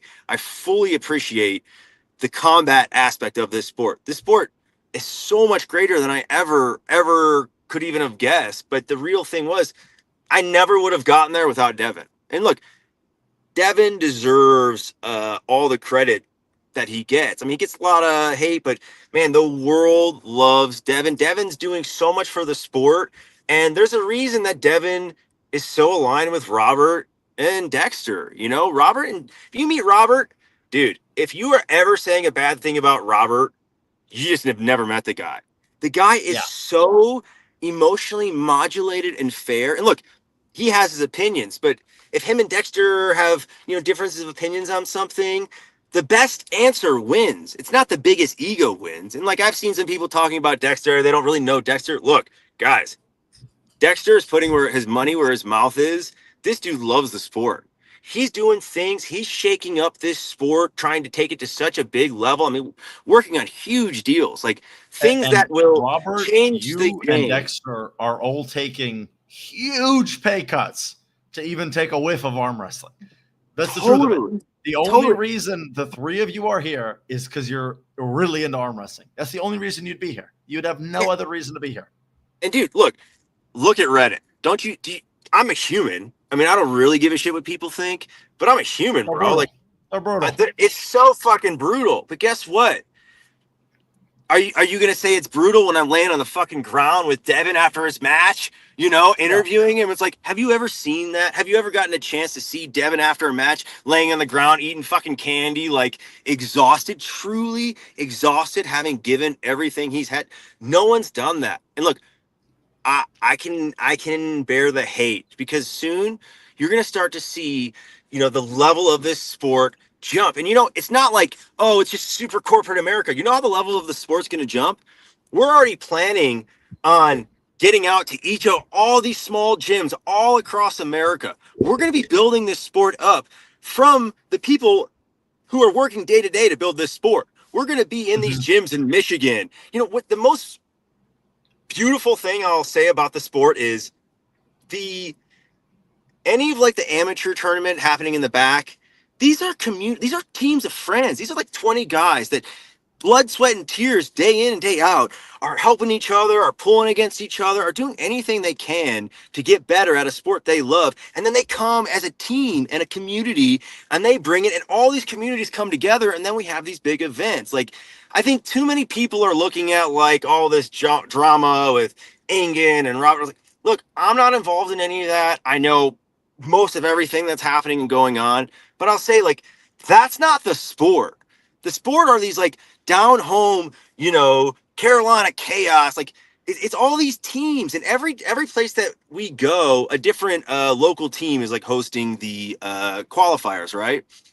And it's like, it's a family affair. It's we're really going to focus on showing you who these people are, like getting into these people's lives. Like, maybe we'll be in Monster Michael Todd's new gym he just built. Maybe we'll be, that's the focus. Could you share a bit of the content that you've already filmed? Because I heard about some of it. It's pretty cool stuff. Yeah, like, for example, Levon is the best. Like, I don't see many people coming at him anytime soon, and he's only getting meaner. He's only getting stronger. He told me he wants to curl 200 kg, which, I don't know the metric system, but I know it's a shit ton. It's more than I deadlift. 40 pounds. Yeah, I mean, that's like, shit, that's a lot of weight. It's a lot of weight, yeah. But the thing is, it's hard, not just the language barrier. These guys are, some of them are introverts. And so we got a chance. They took Levon and Dexter and Robert and some of Levon's guys, like Vaco, what up, Vaco, to a Georgian restaurant in Chicago. Dude, I sat with Levon for 3 hours. He taught me how to eat Kinkali. But what was interesting is, in this interview, you're going to see Levon rapping Tupac. You're going to see Levon giggling like a little kid. You're going to see this giant specimen of a human, like almost tearing up when he's talking about his little puppy dog, Molly. It's like, to peel back the layers, it's never going to happen if it's just someone sitting here like some kind of a translator guy just talking like light technique. And, it's not going to happen. And people don't like my energy. They don't like my approach. I'm maybe not the most knowledgeable arm wrestler. First of all, I'm working on it. I'm not working on it because I give a shit what you think. I'm working on it because I got the bug. And, I'm also big into fitness. I power lift. And it's like, I made the films on the fathers of bodybuilding, the Weeders. I spent years in Joe and Ben Weeder's childhood home. I spent years with Arnold and Lou and Frank, Zane and Franco. Like, I'm not coming into this without some knowledge of fitness and athleticism, like at a very high level. And so it's like, when I come into this sport, I want you guys to know these people. I want you guys to know exactly what makes Levon tick. Levon likes to drive fast. Guess what? Levon's like the most famous dude in Georgia. He drives a GLA SUV coupe Mercedes. He drives a living shit out of it, right? Irakli's got, I think he's got a Porsche, or no, Irakli's got a BMW Competition M5, a really sick car. Levon can't even fit in it, you know? But it's like, I want you guys to know these things. I want you guys to get so invested in these characters, because guess what? The more invested we get people in these characters, the more money that's going to come to the sport, because more people are going to care, you know? Like, I would root for Devin to win just coming into the sport new, just because he did that crazy shit on YouTube and he looks like everyone's dad. You know what I mean? And then when I found out, like when I got to know Devin and I get to see Jody and Habry and Milo and Auden, of course, like I get to see, it's a family event, man. These people live and breathe arm wrestling. And it's like, if you don't really get a look at who these people are, then it's like, what do we have here? You just have a sport, you know? It's like Morozov, you know how hard it was for me to get anything out of him? Granted, big language barrier, but even on stage, you'll notice Devin was going up during Devin's match. He was pushing Morozov. He goes, push me, push me. Like he was trying to get Morozov to push him, not because he doesn't like the guy. Dude, these guys are almost all completely friendly with each other backstage. It's because he wanted to draw a character out, like push me, like show them there is heat and rivalry. Show the world that you care about what's happening right now, you know? And it's like, so I saw a bunch of feedback, like we were doing that, all the Arrival videos, right? We didn't have to do those. I didn't run up to Levon and stick a mic in his face. It's a work. It's not a shoot. Obviously, these guys knew what we were doing, but it's like we can't shoot everything live and put it out. It's just impossible. So it's like we're trying to bring you, and I'm trying to bring you as much content as possible. You know, Ian and I, my cam op, and dude, we're just thinking of things. Oh, let's get this. Oh, Michael Todd's you know, like we're just trying to get you guys as much as you can. You know what I mean? So it's like I'm getting a lot of backlash, but towards the end of the event, I started to like get a lot of people coming and saying, "Oh, dude, I get it. I get it. Like, I appreciate it." You know, production wise, East vs. West, every one of those people, Anna, Benji, Ian, Aaron, Adam, these dudes are pulling. Risto, Luke, these guys are pulling in the qualifiers. Everyone is a hardcore arm wrestler. They're doing everything they can to present the best show. And even the showrunner, Ben, who came in from Dubai, dude, the technical difficulties in regards to the power surge, that was on the house. That was not production. That was not predicted. That was to deal with the power system, like deep issues. That has nothing to do with Robert and Dexter's talent or skills with production. Like some things are out of their control. And look, maybe there've been a couple events. It's been a bad run of luck. I'm not making excuses for, you know, production top to bottom. I don't know. I haven't been around, but I'm telling you in that specific case, and what you guys don't get is I'm running around doing a few different jobs. Like I was the announcer for the qualifiers. I don't know if you guys saw it. I gave it my freaking all, bro. I gave it, every match was a huge deal to me. And I gave those dudes as much energy and hype as I could give them. You know what I mean? I'm not trying to be Neil. Neil is Neil. If you talk to Neil, he'll tell you, oh shit, Drew tells everyone and always tells me that I am the guy. I am the best at what I do. And Neil is the best at what he does. You know, I'm in no way trying to be Neil. But, you know, there was a moment where, you know, Neil had been on like 15 different flights over the last few weeks. He'd been working his butt off, and so had I. But it's like Neil got hung out to dry on stage after I spent 57 minutes entertaining the audience when it was only supposed to be 5. We were supposed to have a 5-minute commercial break. Then it comes back to me. I'm talking on the pay-per-view, saying a little bit, and then I toss it to Neil. We had to keep going. So for 57 minutes straight, I was trying to keep hype in the crowd. And look, nobody likes the guy that goes, "Hey, everybody yell," you know, repeatedly. Yeah. But it's like, I do my best. You did a good job making it less bad than it would have been.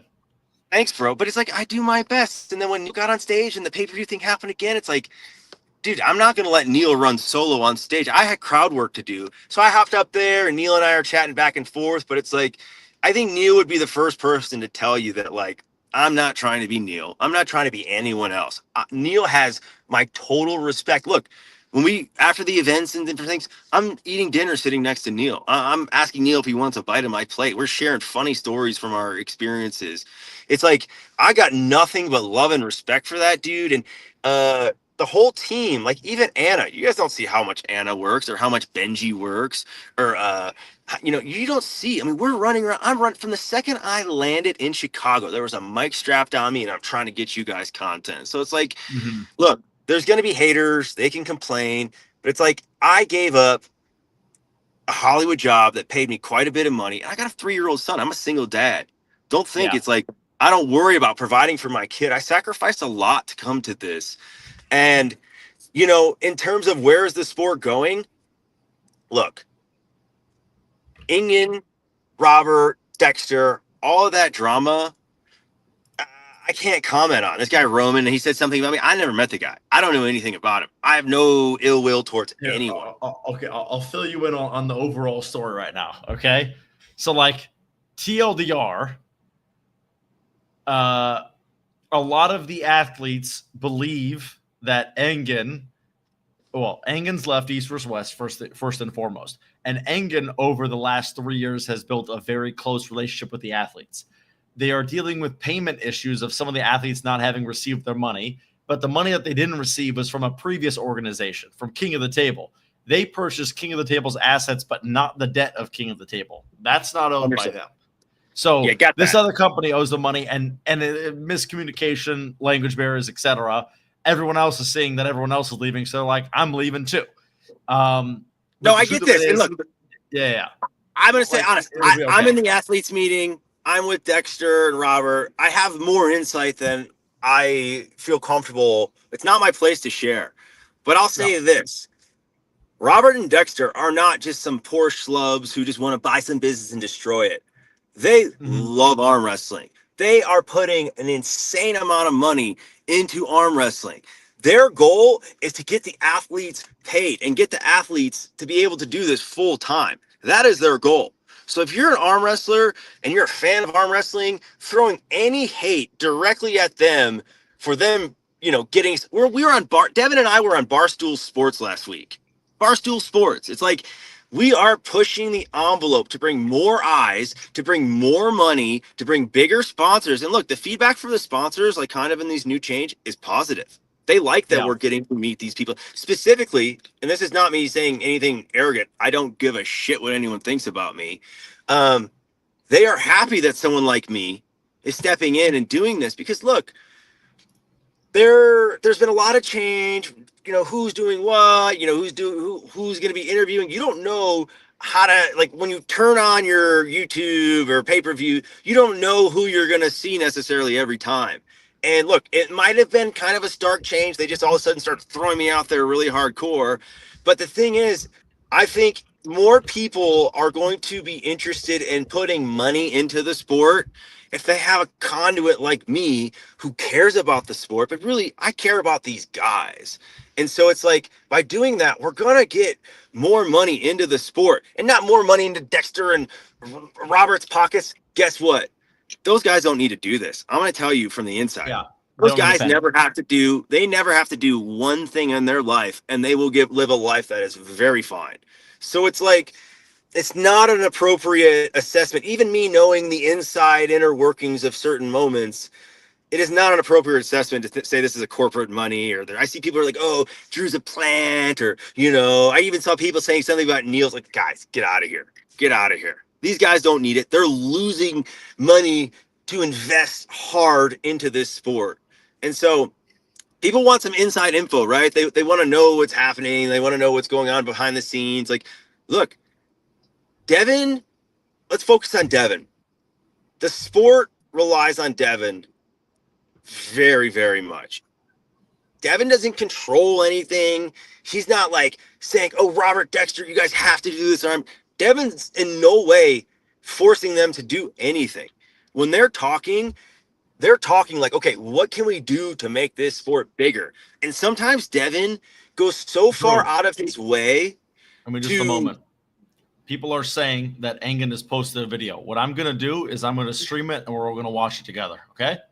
Okay, cool. They really want to watch the Sengen video. No, And no, go for everybody's it. talking about it. Okay. Yeah, go for it. Go for it. Go Um, for it. I think I do this. Present. Share screen. This right here. Okay, we are all going to watch the Engen video. I will have some probably a longer video, but I want to share a few And make sure it things looks that all- One of them is. Hey, can that everyone put a 1 if you can hear it, hopefully? They said, Engin, why you try to control everything if you don't I hope have everybody can hear rights? it. That is not true. I have a signed Okay, we can all hear it. agreement Lovely. that I had rights, full rights, about 5 or 6 lanes. And so that is first lie. And the second is that, Engin, you have no parts anymore. It depends on what you call part. And if you say that there is nothing, that's the second lie. I have some part that even if I die, it will go to my son, you know. So some people need to stop lying, because then I'm gonna go to the dangerous lane and they Holy will shit. all regret. Holy shit. And then another one, now being more successful than then, that's another one. Maybe before was 14 out of 15, now 2 out of 4. So anyone who claims opposite way, maybe they would like to share the numbers, you know, and then whole community would know. And if they are also talking about the control, they need to understand that the agreement that signed gave me rights about the control of the certain lane.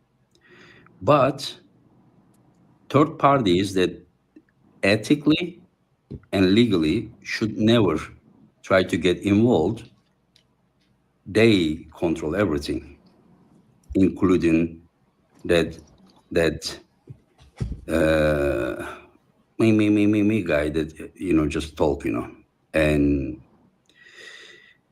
anyways, so basically they are accusing a guy who legally with the signature has right on the lanes to control the things while he has rights. And they are trying to hide that someone else has been trying to control everything without having any ethical rights or legal rights. So this is, you know, sometimes you do, hey, look at the, you know, guy up there, you know, you make everyone look at there while you want to hide something there. And so, and that person that doesn't have ethical and legal right to control the things from the beginning told them that Engin should leave, Engin should leave, Engin should leave. And everything I say, I have proof, okay? And so Engin, so sometimes in this life, when you start something, you make an agreement, but later you broke your agreement and you team up with the people and just to make sure that things are not workable anymore. Oh, did Engin get out of his lane? Yes, to help them. And I did help them. They asked for help, I did help them. I'm not gonna go into specific details, but as I said, if they wanna talk everything, Only thing that main guy need to do, just write me a message and say, listen, go ahead, go ahead. Then I will not reject his wishes. But many people, or some people, I should say, will not be happy about it. So for now, I will say this much, and you all take care of yourself.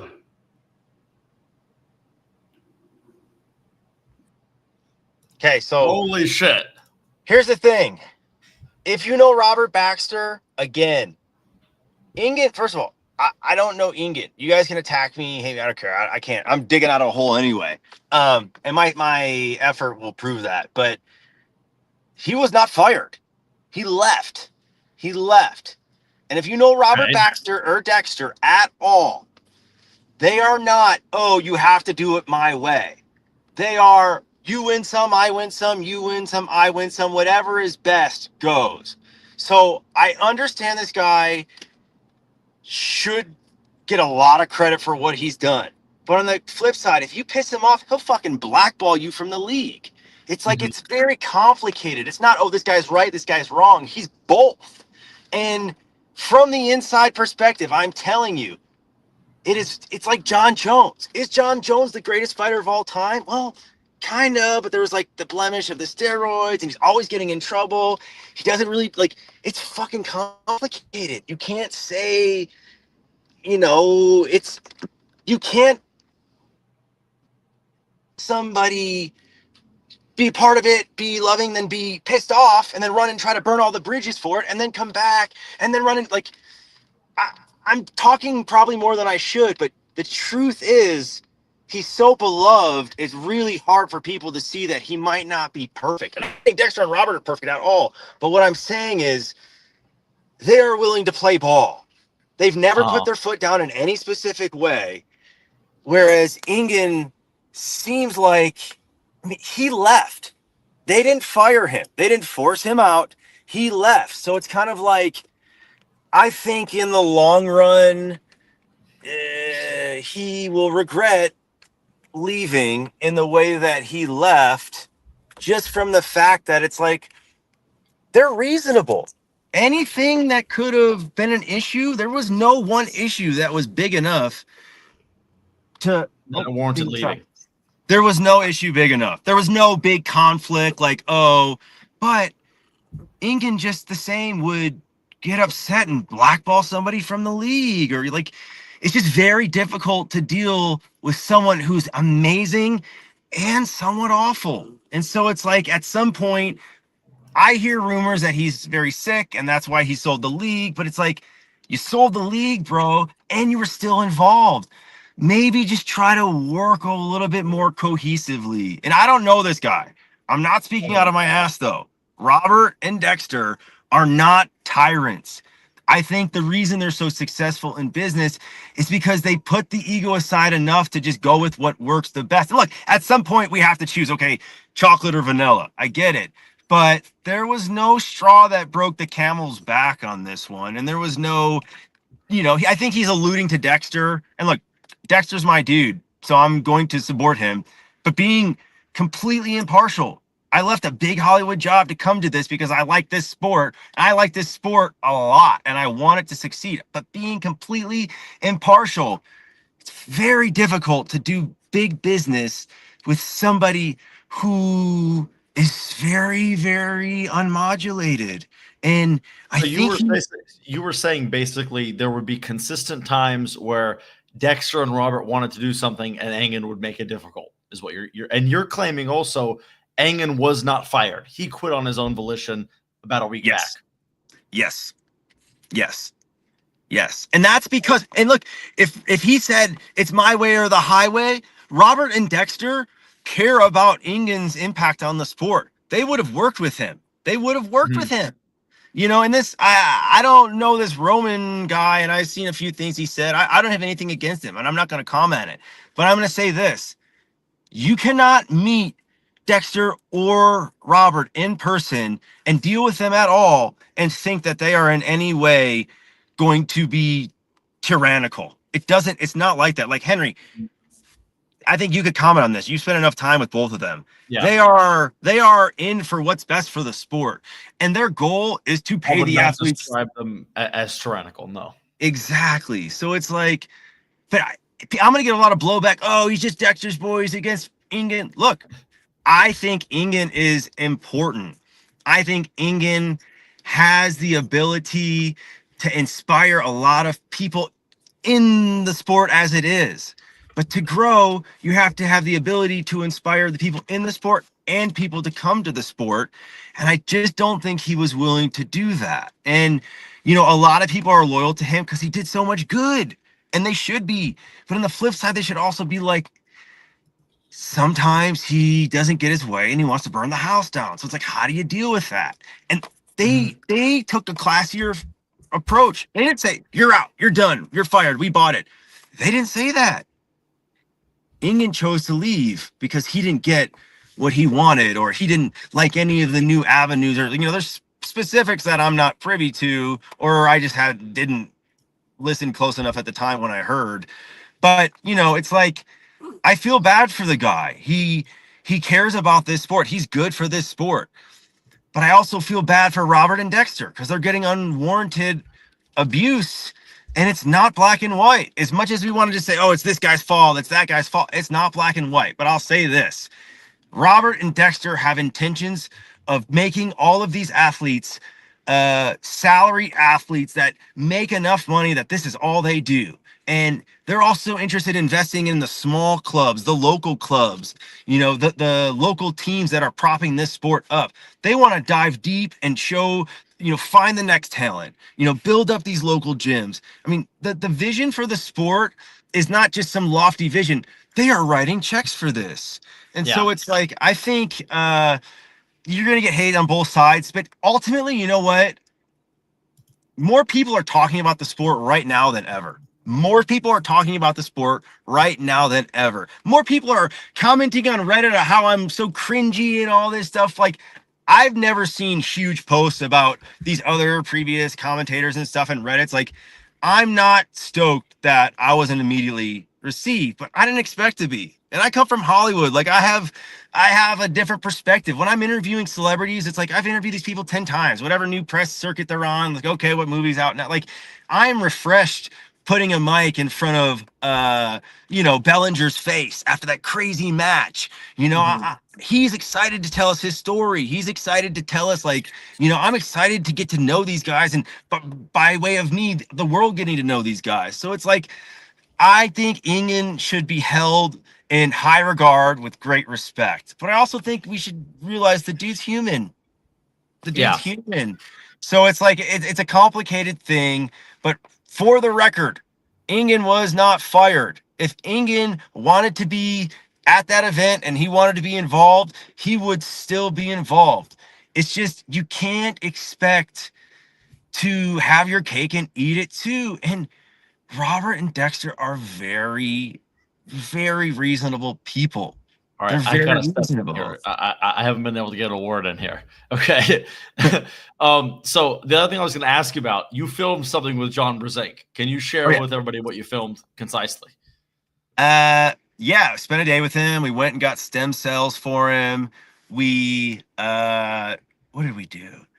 We went all over. We ate some food. We had like a pretty serious day to where I got to hear about what he does. And, you know, surprisingly, and that happened after the Arlington event? Before, leading up, and some after at the Arlington event. Okay. Yeah. And I'm sure we're gonna drop that. You know, there's a lot being edited. They're trying to get as much out as they can. You know, they're building a team. It's not so easy just to snap your fingers and have a full broadcast team and media team. But yeah, you know, some insights to John. John really wasn't big on weightlifting. You see a lot of these guys talking about their PRs and stuff. He wasn't that big. He thinks, first of all, it's like just genetic, but also he's really big on just pulling all the time. And so I asked him, okay, what really is your secret? And, you know, he's talking to me openly, and he's like, dude, a lot of it is just my genetic aptitude mixed with the fact that I'm always pulling. And so, I think the sport has a lot of approaches to it. You look like a guy like Levon or Michael Todd, and the weightlifting aspect to their approach is huge for them. Huge for them. But that's not always the answer. So if you're not the biggest guy out there, you're not the strongest guy out there in terms of personal PRs, I don't think you should lose hope. You should look into a guy like Giannis and like really dig deep into technique. And a smart arm wrestler beats a strong arm wrestler with no brains every time. And I'm learning that because I'm pulling with guys learning like, oh shit, I'm for sure stronger than this dude, and they're torching me. So, but guys that are coming up who have both are guys like Joseph Morento. Dude, that guy's a guy to watch. He's quite good. Reichard, that's some fresh blood. That's a guy to watch. These aren't just strong guys. Reichard, both of them need quite a few years though. Right? No. I'm saying they're coming up, but they appreciate the mental side of this as much as the physical. And I think a whole new wave of the sport is upon us, and I really think that there's a lot of smarter strong guys as opposed to just strong guys.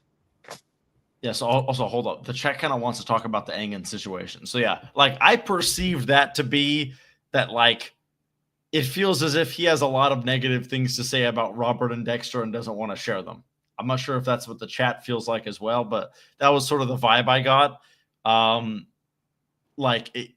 I don't totally know what he's. Oh wow, the dog's right there. Where are you, by the way? Like, what are you up to right now? I'm picking up my son from daycare. I left 3 hours at the DMV. I was in line waiting to have this chat with you guys, but I'm getting my son from daycare. Is he there right now? You have to go get him, or? I got 10 minutes, buddy. Oh, okay. We'll do 10 more minutes. Away. Yeah, ask away. I'll tell you anything. All right, but what do you think Engen's referring to? I'm going to shoot you guys honestly. I honestly think he is a very complicated individual. He wanted to sell the league and still do everything he was in every capacity, and it's not possible. It's not possible. He's got a lot of love. I'm not knocking him as a person. I don't know him as a person. I know the situations that have happened since Arlington, and I know how hard and how much, Robert, it's very painful for Robert and Dexter, but Robert especially, that Engen left. It's very painful for him. He loves what Engen's done for this sport. You know what I mean? It's like this was not something he was excited about at all, Yeah. I don't think anyone is. But again, you can't be so like love bombing with the sport and then try to blow it up and then come back and love bomb and then blow it up. I think it's just my personal opinion is I heard this from one of the athletes' wives. They think Engen's terminally ill and that he sold the sport because he had to and he didn't really want to. And so then it puts everyone in a complicated situation because like if Robert does anything that's opposite of what Engen wants, then Robert's the asshole, right? Then again, Robert and Dexter put up a lot of money and they're investing their entire life to make this sport grow. And Engen's finding ways to be difficult every time they turn around. And so it's like, you guys want to hold Engen up on like a holy grail thing, and you need to, but you also need to realize he's like John Jones. Like it's very freaking complicated. Hey, actually, okay, unrelated. What do you feel about the whole John Jones, Tom Aspinall retirement situation? We should have asked Neil more about this. Neil knows Tom. I was waiting for so many weeks to see Neil again just to ask him about this situation. Really? Okay. The truth is, John wants to be an actor. He wants to get into Hollywood. He wants to, he knows there is no benefit for him to fight Tom because there really isn't. But where John made the big mistake was he drug it out. If he would have instantly just relinquished the belt, then it would be like, oh, okay, look, sure, this guy's going to beat me. Yeah, Steve A's going to beat me before that. Like everyone's going to beat me before that. But look, that's cool, bro. Here you go. I'm done. I've done everything. Here's the belt. That would have secured his legacy. But John tarnished his legacy. And in doing so, he's got a lot of pieces to pick up, but he's got a lot of people in his ear saying, "Oh, Hollywood," because at first it was about the money, but then Dana matched the money. So, but Yeah. in terms of how is Aspinall, if you talk to Neil, Aspinall is the real deal, bro. He is He's very good, yeah. He is a savage. We haven't seen enough minutes of him, but Mm-hmm. okay, I got 5 more minutes, so ask away. Honestly, I think I'm out of Drew Congrats. Gallagher questions, to be honest. You asshole. What are you, Henry? I'm kidding. Henry, I gotta say something. It's guys like you that are underappreciated in this sport. What you do, and I saw you at the event, man. You were there first. Like the things that you're doing, are incredible, bro. You deserve the respect, and there should be respect put on the Reaction Boys name. And I'm saying it right now. I mean, honestly, I think most people don't even know me from that at this point. I've gotten past being the reaction guy. Most people know me for my content at this point. Yeah, bro. I mean, but like the thing is, today, we've averaged like 1,000 viewers while I've been live. Literally this whole day, it's been pretty good. bro, you deserve your place, and it was an honor to get to meet your dad. What a cool dude. I'm 39. Him and I had more references in common than you and I. But really, you're killing it, bro. And I'm looking forward to showing you guys how hard I'm going to work to bring the life to these characters and bring shine on these guys. And eventually you're going to have no excuse but to fucking say, okay, I don't like the guy, but he is good for the sport. Yeah. Okay, brother. All right. Time to get my Sounds boy. good. Hey, thanks for Thank you having me very on, much. dude. Keep it up. You have a good one. All right. Back to just being that solo Henry Naring show. All right. I know some of the chat wasn't feeling him, but I did want him to share a little bit about himself, because I know a lot of people had a lot of misconceptions. Now I kind of want to okay, here's what I want to do. I'm going to watch the video again, but this time we're going to fucking analyze it together. Okay. Let me see how best to do this. Something like this with the Engen video. Let me pull up the Engen. I want to watch it again, and I'll give you some mid commentary. I'll pause it here and there, and we'll see. Okay. Let's do this. Present.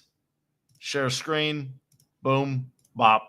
Pow. A few things that one of them is Okay. 1x speed. I watch all my videos in 2x speed. Every YouTube video. Okay.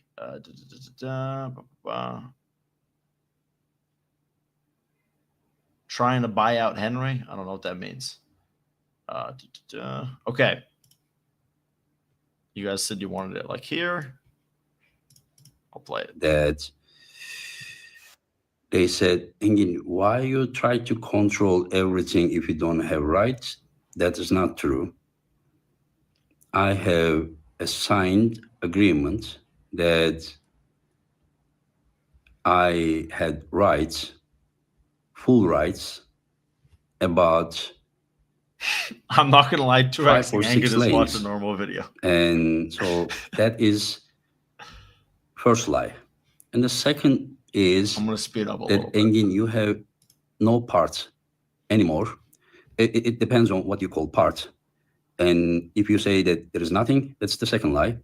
I have some part that even if I die, it will go to my son, So some people need to stop lying, because then I'm gonna go to the dangerous lane and they will all regret.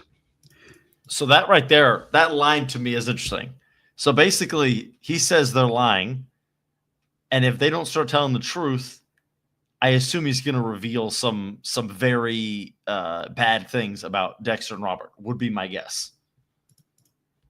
And then another one, now being more successful than then, that's another one. Maybe before was 14 out of 15, now 2 out of 4. So I'm going to guess 14 out of 15 of the events before have been profitable. And I think it was only East vs. West 14 that he lost money on, because he flew in so many people, all this stuff, and America's very expensive.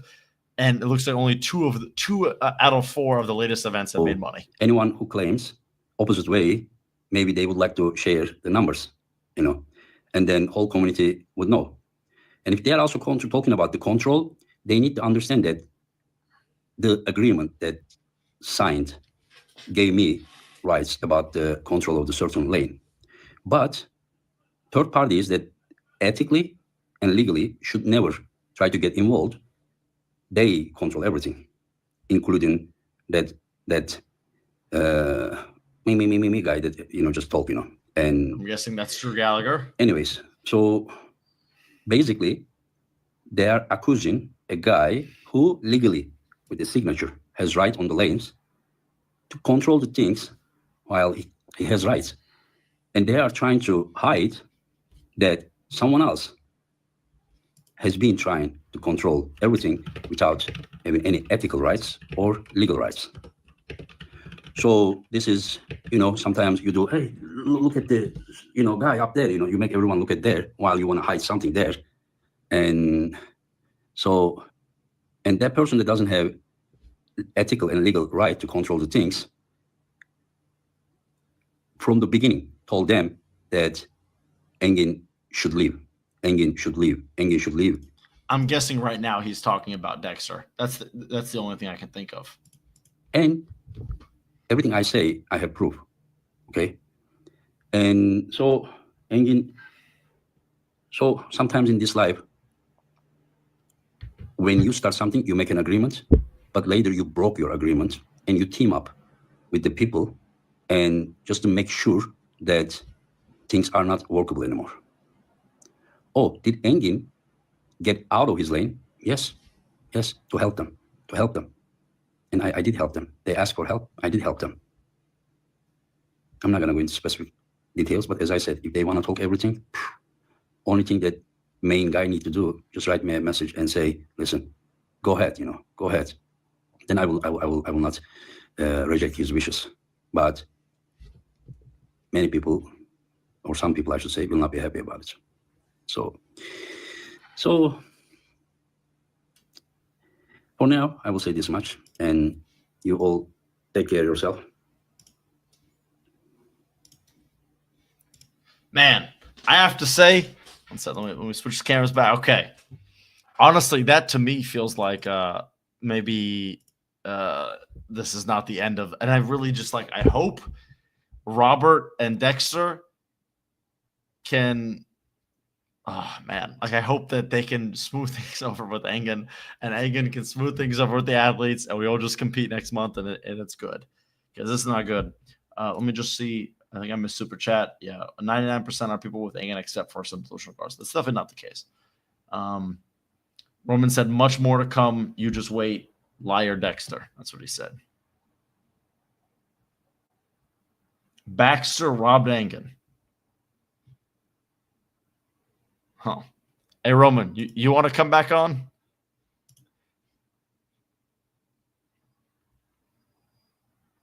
Yeah, Roman, if you want to come back on and talk a bit, we can.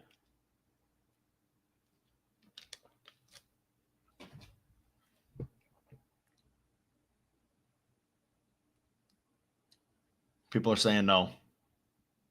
I'm out if Roman's on. Yes. Okay, tomorrow. Man, honestly, I might end the stream. We're coming up on 6 hours, guys. I haven't even eaten breakfast. I still haven't brushed my teeth since I woke up. Literally, I've just been on stream the whole time. So key points, Engin has more drama. Get Roman on. Get Roman on drama. Bring him in. Where's the... See, about the Legacy Hammer, I'm pretty sure Morozov has it. And maybe Morozov gave it. But, Devin's always like, oh, Dennis, where's the hammer? But, Morozov made videos with it. So I know Morozov has the hammer. Roman can get back on and speak with proof. Just Uber some food. Not a half bad idea. I got some money from the stream to pay for it. That sounds pretty good. Oh man. Jesus Christ. Let's see. It all leads back to Dennis. 1 second. Yeah, Roman, if you I haven't seen a message. Yeah, Roman, if you want to come on, you're more than welcome at this point. I think some of the chat seems against it. I can join again if Henry allows. Okay, yeah, come on. The same link I sent you should work. I'll send you a new one just in case it doesn't. Yeah, because now, like, I mean, I don't mind having you on. It was just earlier I wanted to talk to Dexter, so that's why I kicked you off. But now, let's do it. Fuck it. I know you guys love this shit. I know you guys love it. Don't act like you guys don't love this shit. Dexter schooled Roman. I mean, dude, okay, that was a 10-9. He didn't school him. It was close. Coach Ray got pushed out by Engen. What the heck? Give us some of that secret info. We need more info behind the scenes. Exactly. And he's going to say what? He doesn't know anything. He's just going to cry nonstop. Well, if he does, I might kick him off if it's bad. Devin asked Vitaly on Instagram if he still wants the poll. Is this true? Let's see. DEV. They won't. No, I didn't see anything. Roman the GOAT. People love drama. Vitaly, last post, I think. Let's see. What did Vitaly do? Something on his story. Let's see. He made a video where he's speaking Russian. Nah, I don't see anything. Get Devin on. I mean, me and him don't really talk, but yeah. Unk's format, yeah, we can still see you, dude. I didn't kick you off. You're just spamming random garbage, so I just fucking I don't read it, but yeah. Hello, Roman. Hello, my friend. The thing is, so one second before we even get, I was about to say, what time is it for you in Georgia right now?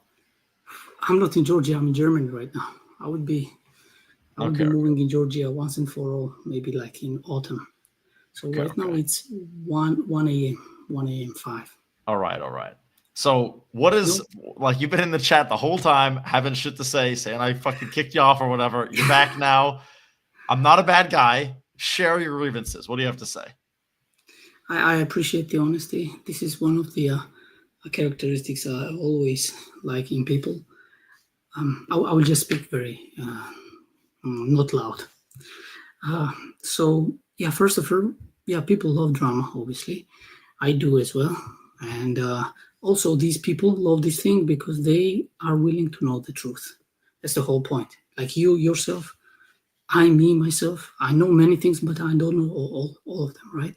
Mm-hmm. For example, let's go right back to the latest subject. You were watching. Give me just a moment. Neil's index finger. I said to you no less than 54 times to message me on Instagram and you didn't do it. And I said, if you don't message me on Instagram, our bet is inactive. You didn't win fucking shit, okay? I told you literally 800 times, message me on Instagram, and you didn't do it. So I do not owe you $100. I literally said, I made it very clear, our bet is not active because you didn't fucking message me. And I know I don't want your ass to show up and be like, oh, you owe me money. I do not owe you shit. Continue, Roman. So thank you for keeping this stream going this long. You're welcome. It truly proves and shows that you are willing to help the sport know the truth at these hard times. Ad revenue is pretty great, Roman. Let's not lie, though. I mean, if this had 50 viewers, I would not be live still. Okay, you got 600 right now. Brother, how many super chats I did? Like, I've got 72 total. Yeah, but from me, I think was at least 4, maybe even 5. Yeah, I could always just message you in Instagram, right? We kept communicating, but I just wanted to let people also see and help you as well on your stream. I appreciate it. I chose the paying. So obviously, I will try to help everybody to get things straight, but I cannot say everything yet because, for example, about the contracts thing. Just let's focus on the first things first. He said, hey, Roman, if East was successful and Engen did not need our help, something along those lines, he said, right? Why did he sell 100%? And I said, I don't know. I trust you on that number, and I give you responsibility. If that's incorrect, it's your responsibility. I told him, right? Everybody can rewind it. Maybe not all of them are here who knows that. So I trusted him with that number. And Engen comes out with the fact, and he says it's with the signature. That is a straight out lie. And so it means from the third perspective, like guys in your chat and you, because you seem to try to be neutral. So neutral point perspective, we see that somebody is lying.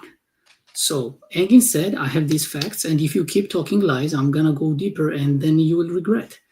So I remember Dexter also said he's supposed to be doing this on East vs. West channel because now he owns it, but he gave you opportunity to speak here loudly and exclusively.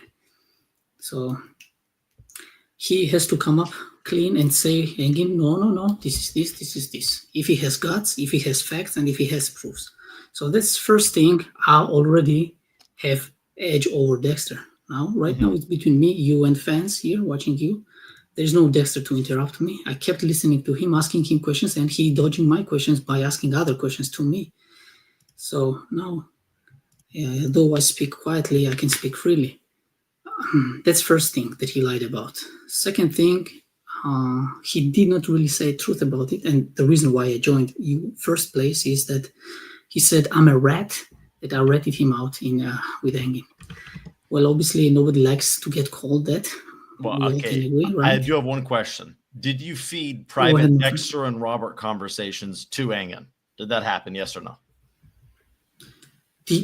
Have I seen private Robert, Dexter, and Engin's conversations? That's the question, right? No. Did you have a private conversation with Robert and Dexter and then feed the information they said to Engin? Did that ever happen?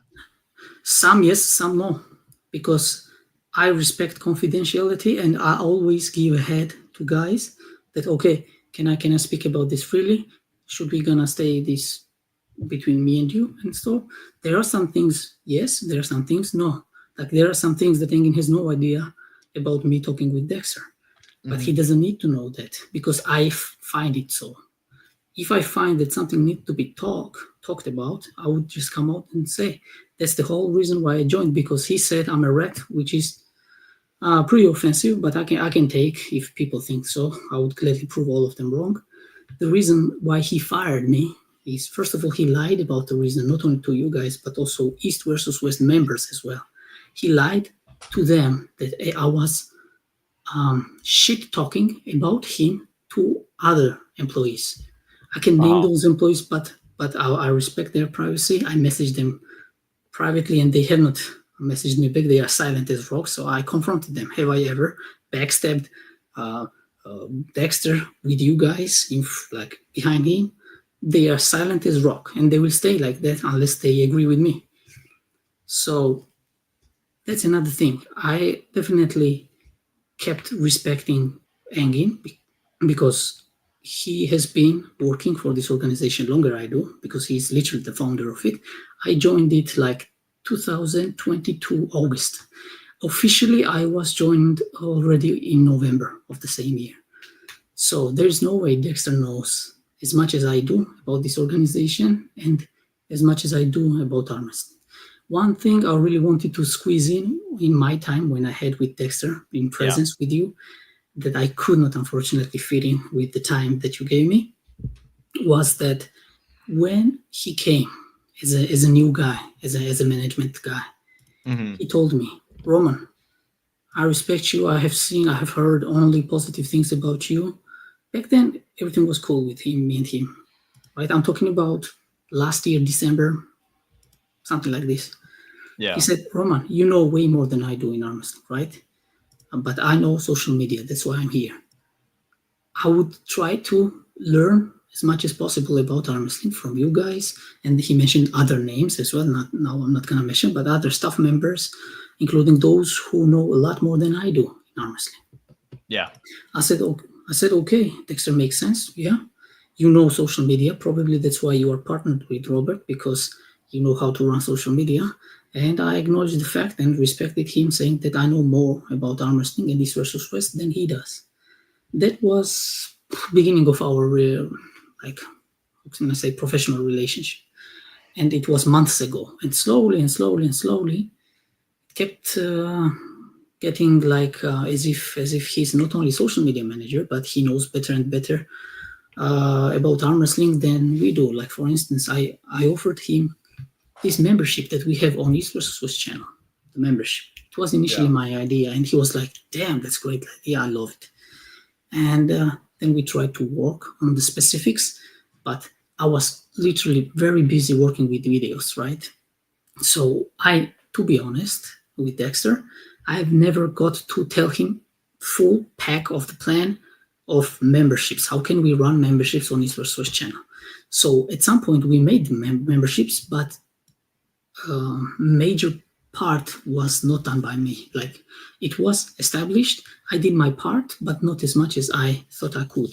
But he ran it, and he ran it, and it was okay. Problem is, when he claims that now East vs. West is more successful and getting more views, or maybe he subsequently means that East vs. West is getting more views, then it used to be back then. Engin's time, it's straight out lie, and Engin also referred that in the video you just watched. I'll say this. I don't think at any point here they might have said that. What I think they're more so saying is it has a higher potential to grow. Like, listen. Yeah, I agree with that. Yeah. Like arm wrestling before, under just Engin's not a businessman. He doesn't have the big funds and the experience and the health to be able to expand it to another bigger level. And that's why he gave up control to them. Was he gave up control because he was like, man. So you believe that he gave up the control? You're repeating the same thing as Dexter said. He sold them the company. Period. That's it. Okay. He gave up control. Okay. What did you just watch in Engin's video? What did you just hear? He was claiming that he owned some parts of it and had the right to do some things, but so that already means that he. That already means that he did not sell the company 100%, which Dexter claimed, and I trusted him, and turned out to be a lie. That doesn't. No. He can sell the company. Okay, now once again, I don't know any of this shit, right? I'm just guessing. But I mean, Dexter says that 100% it was sold. Engin said it wasn't. So one of them is telling the truth, and one of them is lying. Obviously, exactly like I said. But he could have sold the company 100%, and Engin could still work for them. I mean, they can put in the contract that he still works. Well, as what I know is. Well, what I'm about to say, I'm not supposed to share. But like, whatever. Like, if they have an agreement that Engin works, but they still sold the company 100%. That's still, both can be true. You know, Engin can still have a job while Dexter could have purchased the company 100%. Okay, so even if everything that you just said is true, people should not be saying that Engin has no lane to talk about controlling. I agree, because he had some job, no doubt. Yeah. What Engin said, what Dexter claimed, is that Engin was employed by East vs. West. What Engin claims is completely different. He was not employed by East vs. West. He literally owns the right of some lanes of East vs. West. That's different from being employed, right? Yeah. Which I didn't know. I got to know it from Engin's video. I honestly say that. And that's the reason why I trusted on Dexter with that one, and turned out to be not true. About the thing that he made me to decide to join your live stream is the fact that he said, after my live stream, I said, after my first super chat, I said, tell them the truth why you fired me, and I dared to say true or something along these lines. And then he started talking about me. I'm a rat and stuff like this. I don't mind. It's okay. I know I'm right side of the history. But the thing is, when he gave me assignment, and he said he gave me some excitement and he didn't get videos within 2 weeks, he just went very specific, that one. And I can go as specific as anybody wishes. So go as specific as possible. Gladly. We have Monday meetings. It's like almost tradition now with Dexter. We used to have, now I'm not part of the team anymore. On Monday meetings, we were discussing the weekly plans, what we are going to do and what we are going to discuss and stuff, and which of the parts of the crew has to do what type of things. And on these weekly meetings, I was getting also some assignments like everybody else, right? And those assignments, he didn't specify there when he said that he didn't get the video from me. So now let me explain that one, why he's not saying the truth. The point is, he told me very specifically, until June 10th, I was allowed to work on the projects that is not necessarily promoting upcoming event. I will repeat myself. Until June 10th, I was allowed to work on the event, non-East vs. West 18 event promotion related videos, which I did because it was the videos about, we did one previous event, KOTT 14 in Istanbul. We did East versus West 2025 final qualifiers.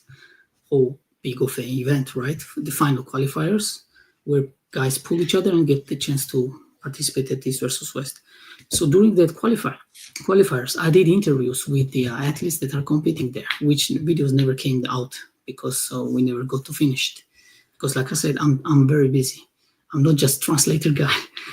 So he did not tell you before I joined.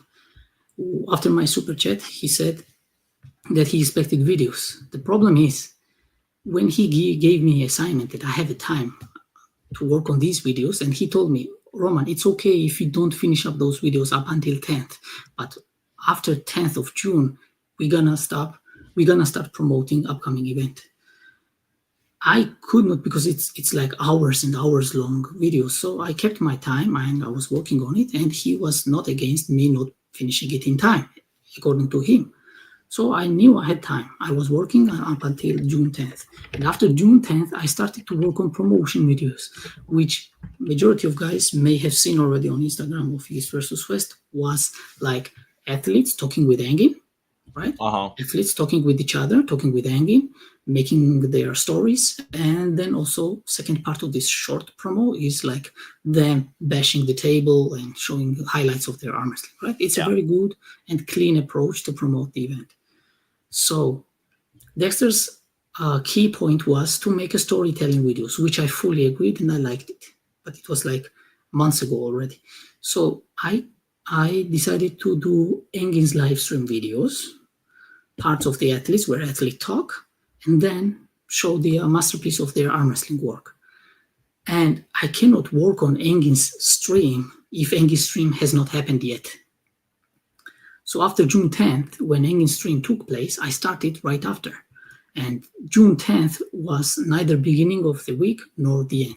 So basically when he says that in the week, I did not give him a video, that's already false. Because started working on video late Wednesday and delivering 2 videos, actually 3 videos by the end of Saturday is way more than any other employees do within entire week.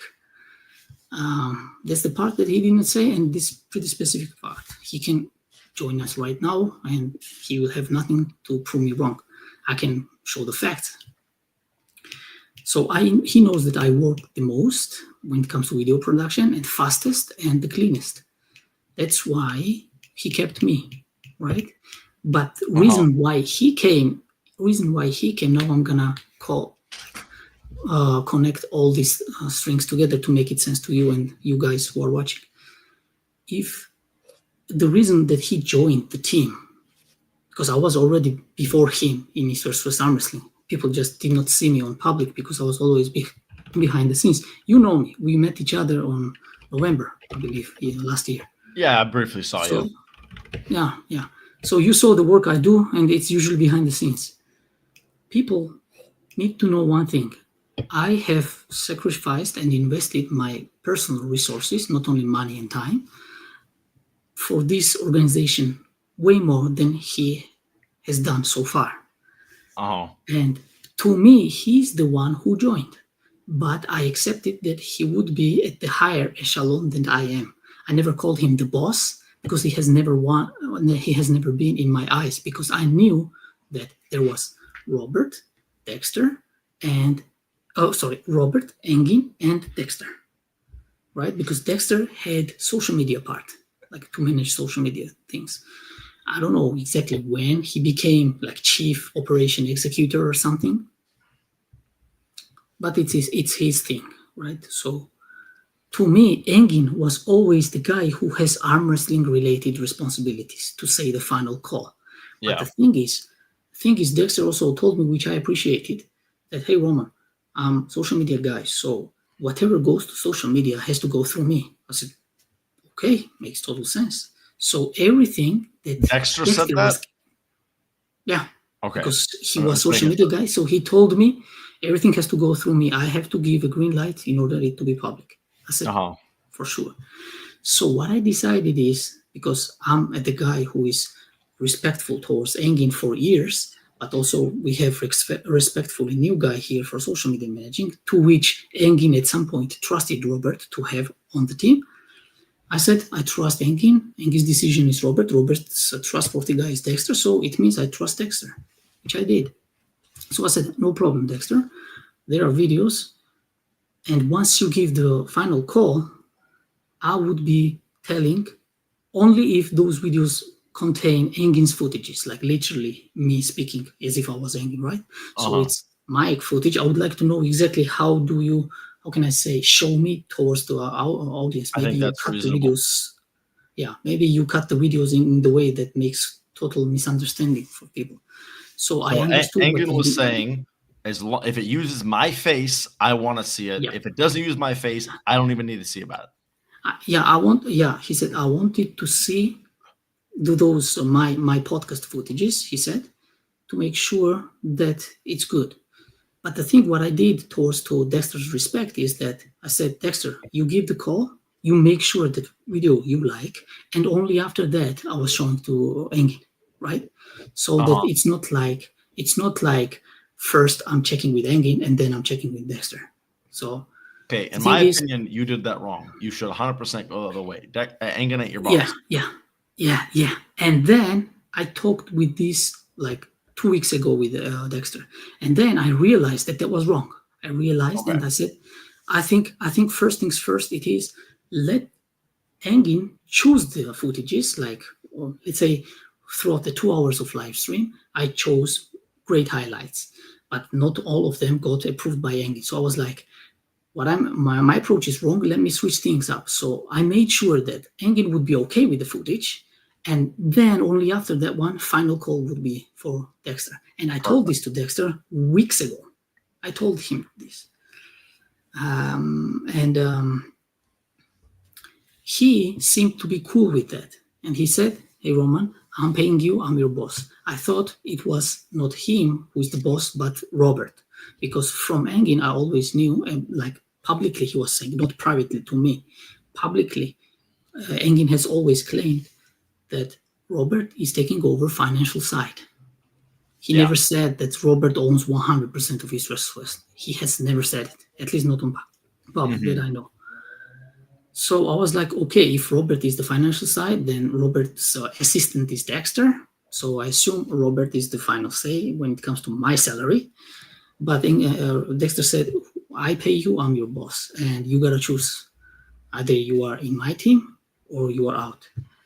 Then I said, okay, I'm always with East versus West, so I'm team East versus West. I will stay in the team because I had huge plans.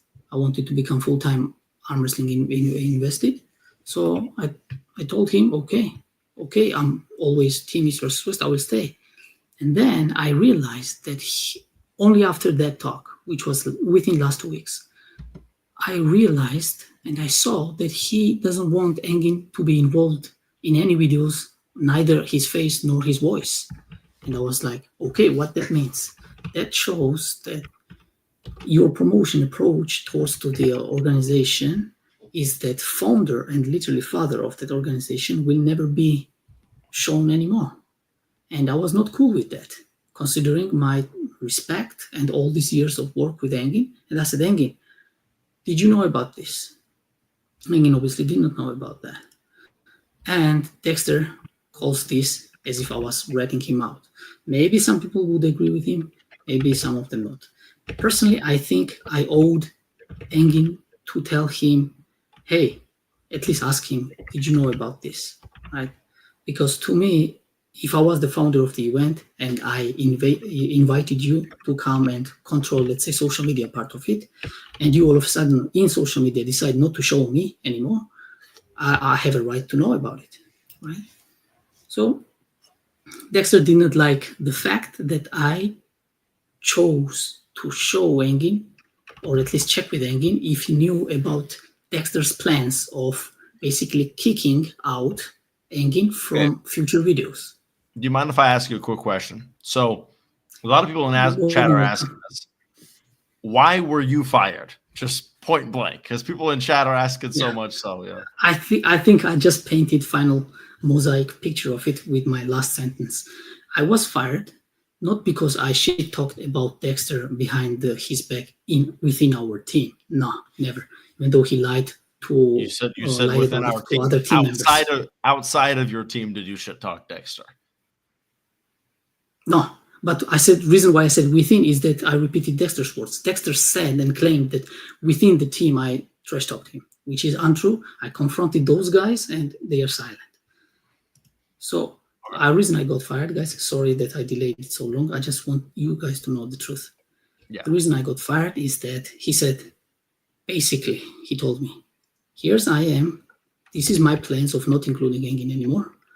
And either you are with me or with Engin. And for me, it was point blank, even though I had my future plans with salary of East versus West employee to become full-time arm wrestler. Instantly, I knew that it was about not money, but betrayal, like treasury. Like Dexter just sent me a message to get him back on here. So I'm sending him an invite. Go ahead. This is just a crazy stream. Like, what just a crazy stream. All right. I'm happy for you, by the way.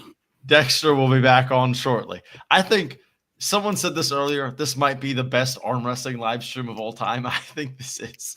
Also, for the people in the chat, that is Drew Gallagher, 100%. And I made sure to check with him on Instagram so that way I don't, spread any misinformation. That is Drew Gallagher in the chat. So, yeah. So, should this one. Am I live? Hello, Dexter. Hey. Yes, you are. You two go at it. I will just be quiet. Okay. So, Roman. Hey, you again. Can you confirm that you made many videos when you were not really publishing anything because Engin rejected all the videos and you sent me all the rejected videos? Can you confirm that? Okay, I see what you are asking. Correct me if I'm wrong, Dexter. Glad that you are here. I can confirm that, like I told to Henry, I was deciding which part of the whole live stream is good first in my head. Then I was cutting them, but like raw, not final edits, of course, just quick cuts. And for the subject's sake of what type of subject is within what type of short clips, I was sending it to Engin first. So make sure that whatever the clips I'm sending to you as a final call, as a final boss, so to say, I made sure that Engin would not be issue anymore. Like Engin would have already said that, okay, this subject is good, this subject is great. And since he would have no problem, then you would make sure, okay, this video is finalized, we can go. So I can confirm this. Answer a little shorter.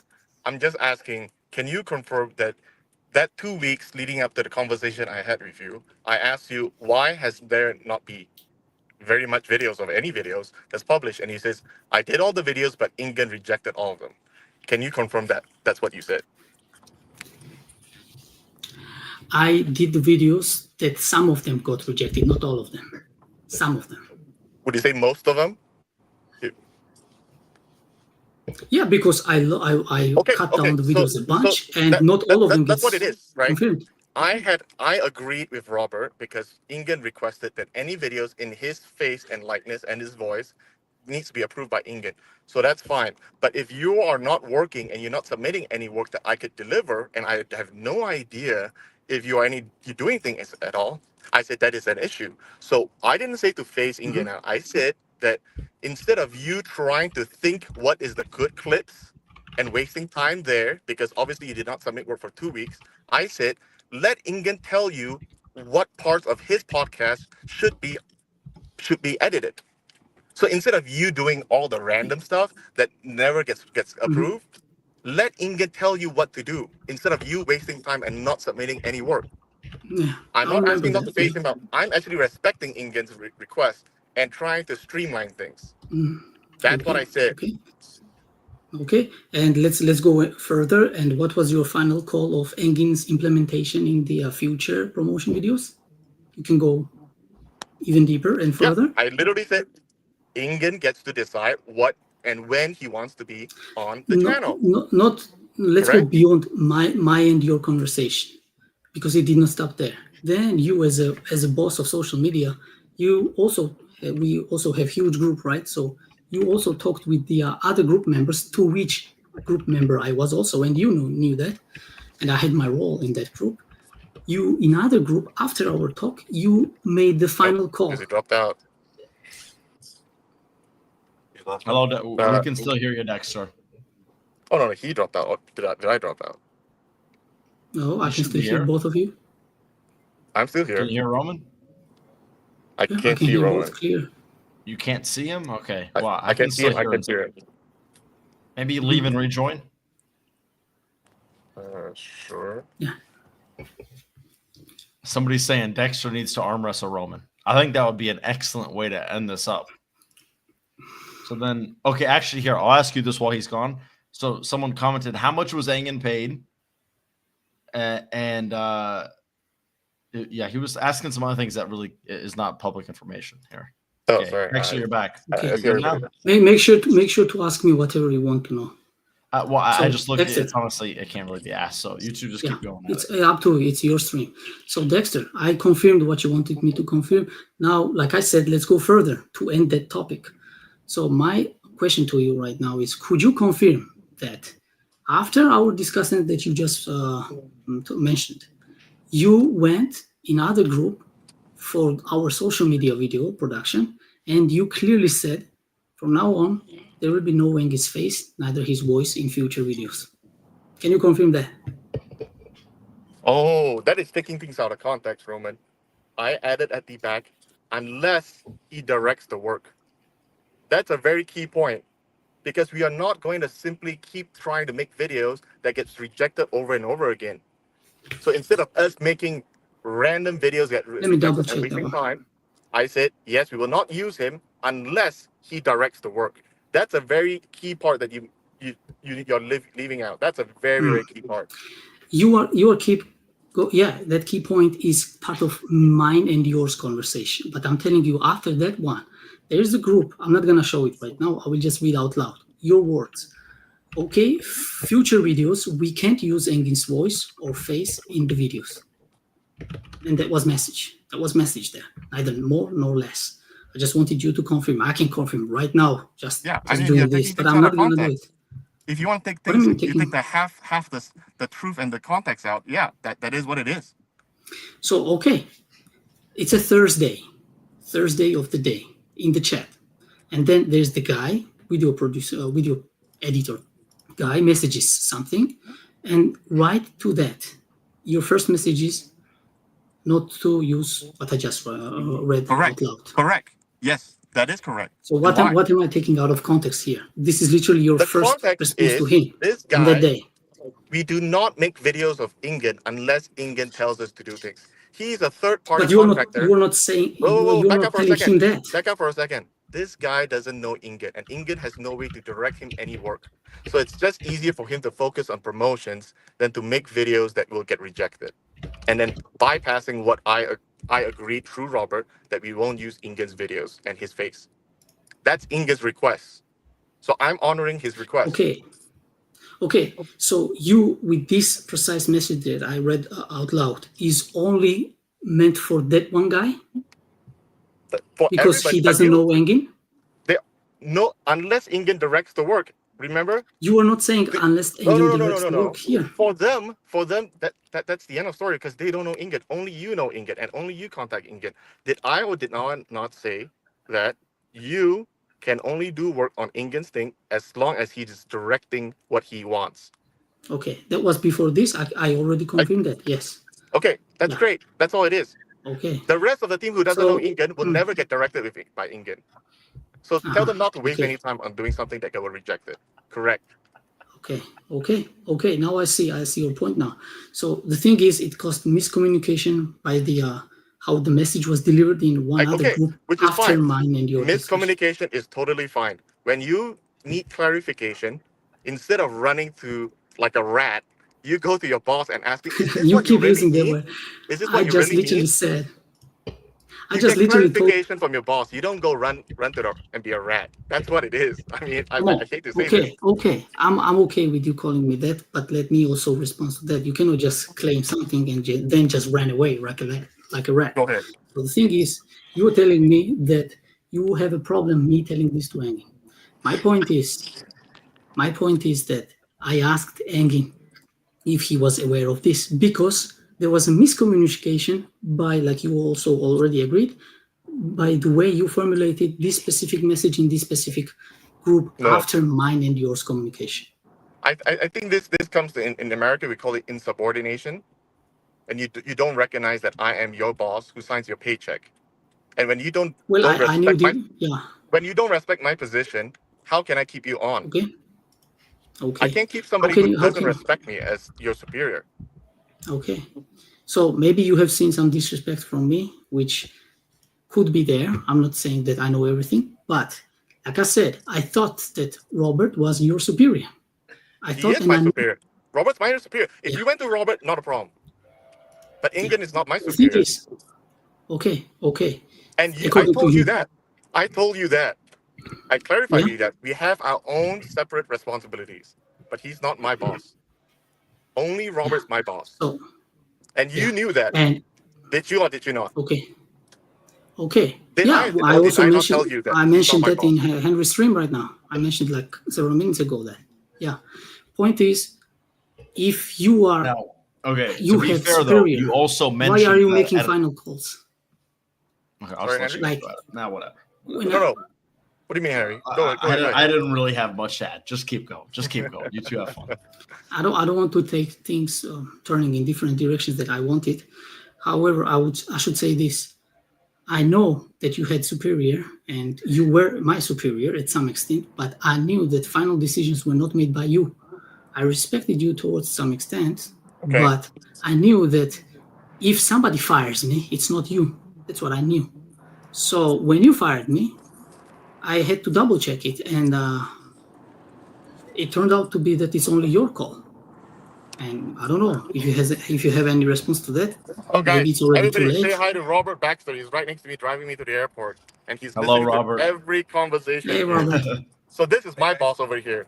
Have I said Robert. anything untrue, Robert? No, not anything untrue. Okay. Have I said? Have you heard what I just said? Lastly, Robert. Have I heard? Yeah, I've heard most of what you said. Mm-hmm. So is it untrue that I double checked with someone who is higher than Dexter about my fireness, so about me being fired, and that guy who is higher than Dexter told me that it was not his call. So final boss did not make the call of me being fired, and I still got fired. So how can somebody explain that? And what was your call, Robert? No, you called Roman and wanted to talk, and you said Dexter fired me, and I said, and you said you're going to keep working to finish Chicago, even though because you're I'm not loyal getting to paid. organization. Yeah, and you did say that, and I said, don't worry, Roman, we will make sure that you're paid for all of that, even though you're technically fired. We and will what not. Did I answer you, we will Robert? pay you. I answered you right away. It's not about money. It's about me being part of this for years, and I would take this event till the end, like this very last event of ours, and make sure that it's done. And for that time, I disregard what Dexter messaged me about me being fired, because it turned out that it was not your call, and you are his boss. Maybe the better question is, right? You don't expect the CEO of Starbucks to fire a barista. You don't expect that. You expect the direct supervisor has authority. Okay? So maybe let's have the question. We asked Robert, do I have authority to fire you without his approval? Robert, do I have approval to fire him without your approval? Yeah, that is your lane. That is your job. You can do as you wish on that. Okay. So I Right. I can't. There we go. Right? Yeah. There we go, Roman. You make Okay, your so bid. the- You chose your side.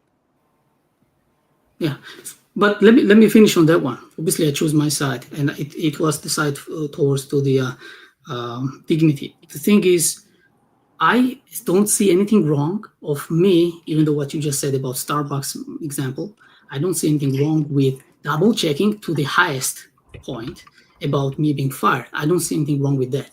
So you should also see my point, as I saw yours multiple times already in this discussion. You should see my point of me double checking with Robert, and Robert said that it was not his call, and we would be It doesn't talking matter. about It doesn't matter. I have no problem with you going to Robert. I have no problem with you going to Robert. The problem Okay. is you went to Ingen, and Ingen's not my boss. That's the clarification that I asked. need to I already told you. I already told you what was the behind me telling. It doesn't matter. It Asking. doesn't matter. Engin. Roman, I already told you that he's not my boss. You accepted that. You says, "Oh, okay. Thanks for clarification. I'll make it right. I'm a team player." And then you turn around and do the same thing again. And I can't have Because I saw undermine you were not team player. the rest of the team. Okay. Because well, if I you disagree, saw you were. sayonara, Roman. That's all I can say to you, buddy. Like, if you Yeah, disagree yeah, with so- me, you're free to leave. You're free to leave. But in this case, you were fired. So the thing is, I know you already made it clear days ago. It's not about me trying to unfire me or something. I made my choice and I'm proud of it. The thing is, You didn't make a choice. I know Sorry. some things. You were fired. Let's get it on record. I fired you. You did not leave. I made. So you think that I didn't see that coming? That's what you're saying now. You But it doesn't matter. find me that Did I stupid that fire I you didn't see first it or did you coming? quit? That's as simple as that. It's not about me quitting. It's about me making the decision that I already knew that it would Okay. cause that. So Anyway, that's a choice. I'm just here to clarify and get the record straight so you don't spread false news that I was trying to erase Ingen. There was That's none- not the case.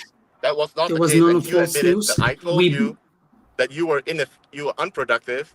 So let's get a more Which streamlined was- approach to how we do things. And right, like next day, I gave you like 3 videos, right? 2, and then third one was in under production. So it's not like That's not- I did not give you 2. I did not give you So- videos in 2 weeks. So That's wrong. what you're saying is after I told you to stop working on videos that won't get published, you became more productive. Is that correct? Sorry, So one more time. basically my approach made you a lot more efficient because now you are working on videos that will actually get published. So you essentially proved my point that working on videos, on Inga's videos that gets rejected over and over again is not good because Yeah. you are wasting time. So thank you for clarifying that part too. So point is what before you joined the stream, I already made it clear that I switched the technique, which you already know. I said now I'm making sure that that part is not wrong and like any issues, and you would be making final calls. I already said that publicly even before you joined. well, And thing is, me and you already on this live stream, people watching, agreed the fact that there was misunderstanding with the message that was caused by you. So it's not like me misspreading some news. It's about we found out that there was misunderstanding, right, with that message. I understood it as if you don't want Engin to be involved in this organization anymore. That's as simple as that. To which I had a problem. okay, but it's your misunderstanding of the whole situation. Well, it's your message that caused misunderstanding, and I told you, Then prove me have wrong. you reached and out to I get clarification I read from out me? loud. Did you get clarification from me? There was everything already clear. But it only now you turned just- out you to made- be you that made you an meant assumption. something wrong. You made an No, assumption. you are now claiming that you meant something different, and it was not the way you said it. I Yeah, clearly yes, you told did. you, and you admitted, I clearly told you that That was before. Unless That was it- before. exactly. So I did That tell was you before. that. I did Yeah. tell you that. And your final call was not to involve Engin anymore. That's caused misunderstanding. That right? was not to you. That was to the third-party contractor who Ingen doesn't even know exists. How is he going to get direction from Ingen on what to use? Engin always checked videos that was Yeah, again, I somewhat am not polished. making anybody go through hurdles by making videos that only ultimately gets rejected. Yeah. That's my point. So we are- only you Yeah, have okay. communication with Ingen, so only you can make Ingen's videos. That's why it was only directed that you can do it under Ingen's direction. Yes, but after that talk, that you mentioned this conversation with the other guy caused the confusion. That's what I'm saying. Whoa, back up. And- There's no confusion. Only you were confused. Let's put it that way. Only Well, you were just confused. admitted, and I But even if you had could read it confusion, again. like any organization, when you have confusion, you go to your boss and get further clarification. You don't make assumptions. When you're unsure, you go to your boss.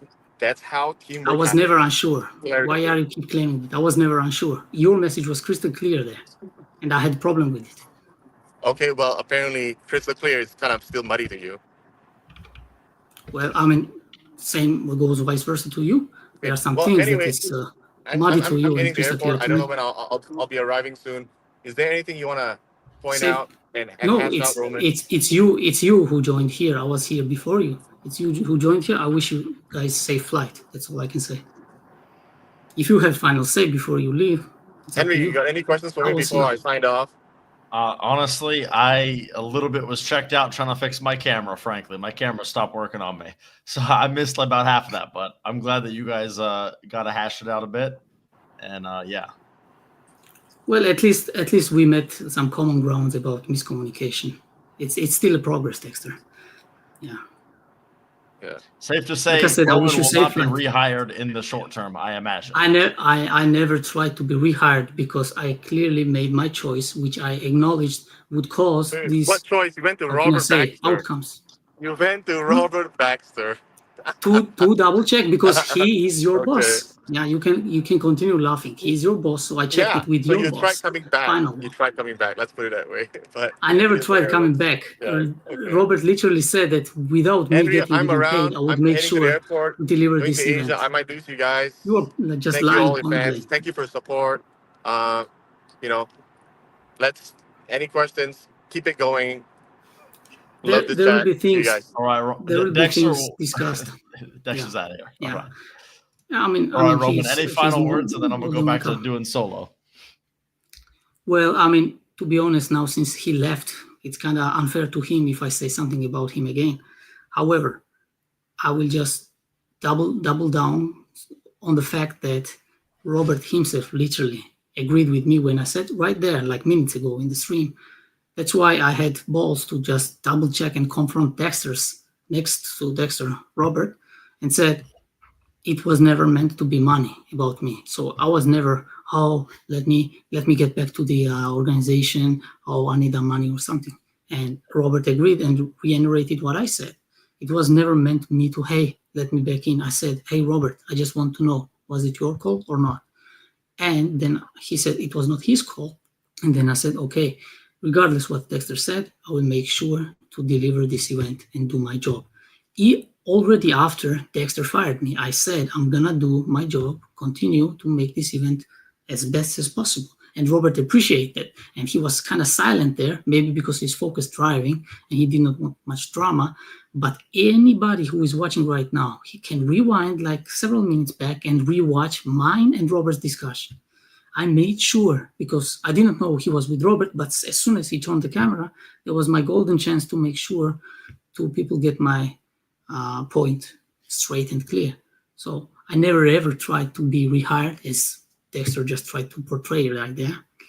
And so final words would be that people, you guys, I'm thankful that you support Henry and support arm wrestling. That's why you kept all how many hours already? Like I am 6 hours over- and 46 minutes in. Yeah, almost 7 hours, almost like And it will entire not East West end Wrestling. after you're out. I'm going to keep going. Yeah, props to you. So All right. I just want as my final words, since you asked me, thank you guys for supporting Henry. Thank you guys for being curious and trying to find out the truth. Like whatever me and Dexter discussed right now, this is just like tip of the iceberg that could have been discussed. And things gonna be more clear. I was happy to see that you were also watching Angus' video. And Yeah. point I want to finish on is, first of all, thank you for letting me, second time already in your show, and this time I got to say way more. Thank you for that. Good luck with trying to be neutral, because this is a very important thing, especially these hard times. Guys, whoever decide to choose the side, it's okay. First things first, I wish there was never meant to be side choosing game. but I was confronted, or not confronted, but I was forced to make the choice, and I still think that I made the right choice, but only time will tell, right? Yeah. So Dexter, he has his own truth. I have my own truth. And I think only after this stream, maybe we baffled viewers even more than we had before. I hope not. So my final words is I appreciate you guys being here, and more and bigger truths and bigger, like deeper of the iceberg will be revealed. And higher guys, higher than me, will speak about it. I know some things, but I will not go beyond my lane here. Because at the end of the day, I'm just a translator. I'm sure there, it'll right? all come out eventually. We'll see. That's how people. Yeah, I wish everybody to know the truth, and maybe I don't know the truth at all. But like I said, time will tell. I think I know what's the right and what's wrong here. I just did not discuss with Dexter and Robert there. I didn't want to embarrass them. Truly. All right. I know a lot of things. Well, we'll see. We'll see. Thank you very much, Roman. See you around. People will see. I will just stop myself here. Thank you again, and guys, take care, and let the truth reach you guys. All right. Hell of a cameo there. We got the owner, Robert Raxler. We got Dexter. We got everybody. We got the whole crew. So also my camera has decided to screw up. So I got a second camera to put it in. So the camera quality is a little bit worse, but that's okay. This is the show must continue, right? Get Drew on. Listen. We gotta fucking, at a certain point, the stream can't just go on forever, right? I'm gonna keep this going though. This is a lot of fun. But yeah, no, I'm not getting Drew on for round 2. That would be too much, man. That's just crazy. But yeah, okay. I'm gonna do a final poll here. I'm kind of curious. Who did people? Is it Roman the Rat, or is Dexter not so bad? Or wait, no, is it Roman the Rat, or is Dexter bad? Hold up, I'm about to do a poll here. Okay. Let's see. Roman is a hard worker. Rat. Let's see what people think. I'm not going to take any side. I'm just going to let people, I really want to remain as objective and unbiased as possible.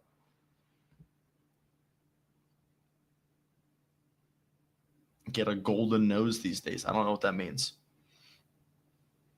Why not both? Let's see. Looks like people are leaning Rat, but a good amount are picking hard worker. Diabolical Billy says it should be Rat or Rat. Diabolical Billy, I'm not going to lie. When you asked if Dexter was doing a Deliveroo, I literally started laughing so hard I left the stream because I didn't want people seeing how bad I was laughing. That caught me off guard so bad, and it fucking made me laugh like crazy. Oh, man. Yeah, Diabolical Billy, that was a really, really, really funny comment. At times I've thought maybe you shouldn't be here. You definitely should be. That was too entertaining to not let you in. Is Dexter doing a Deliveroo? I mean, that was just too good. Let's see. Old Polish should quit after today. Henry is shit turning as bad as Dexter. Definitely not shit turning. I actually did nothing. I didn't say a single word, so I don't know how I could shit turn, right? Henry blew an attempt to get the owners on, and now we're voting on Rats Like Roman dumb. Really missed. I don't know what that is. We need Derek. Is Derek Smith here? Does Derek Smith want to hop on? I'm down to just keep throwing random people on the stream. No problem. Derek Smith, let me know if you want to get on.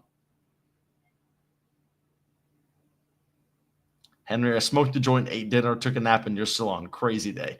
I woke up and I've barely even eaten. Just hopped on the stream and we're just going. Henry, would your mom watch Roman? I don't know. She wouldn't watch either of you. She doesn't like arm wrestling. But yeah, Derek, if you want to hop on, let me know. You'll be right on.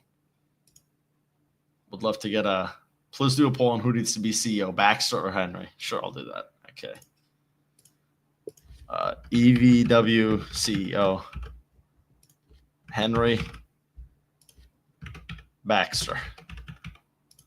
I'm picking Baxter, okay? I should not be the CEO, okay? Got to pick up my daughter and take her to volleyball tryouts. If you're still live in a few hours, I hope I'm not live in a few hours. I really hope. But for as long as people are watching, I will be streaming. But yeah, I don't think I'm going to be on in a few hours. That'd be a little crazy. That'll be a little crazy. Let me see. Okay, there's no super chat. I thought that might have been one I missed. Henry, you seem to be happy that East vs. West is. I'm not happy about any of this, but I'm happy that this stream is as popular as it's doing, and it's doing well. Oh, shit. Me and Baxter are like 50-50. I appreciate the support, everybody.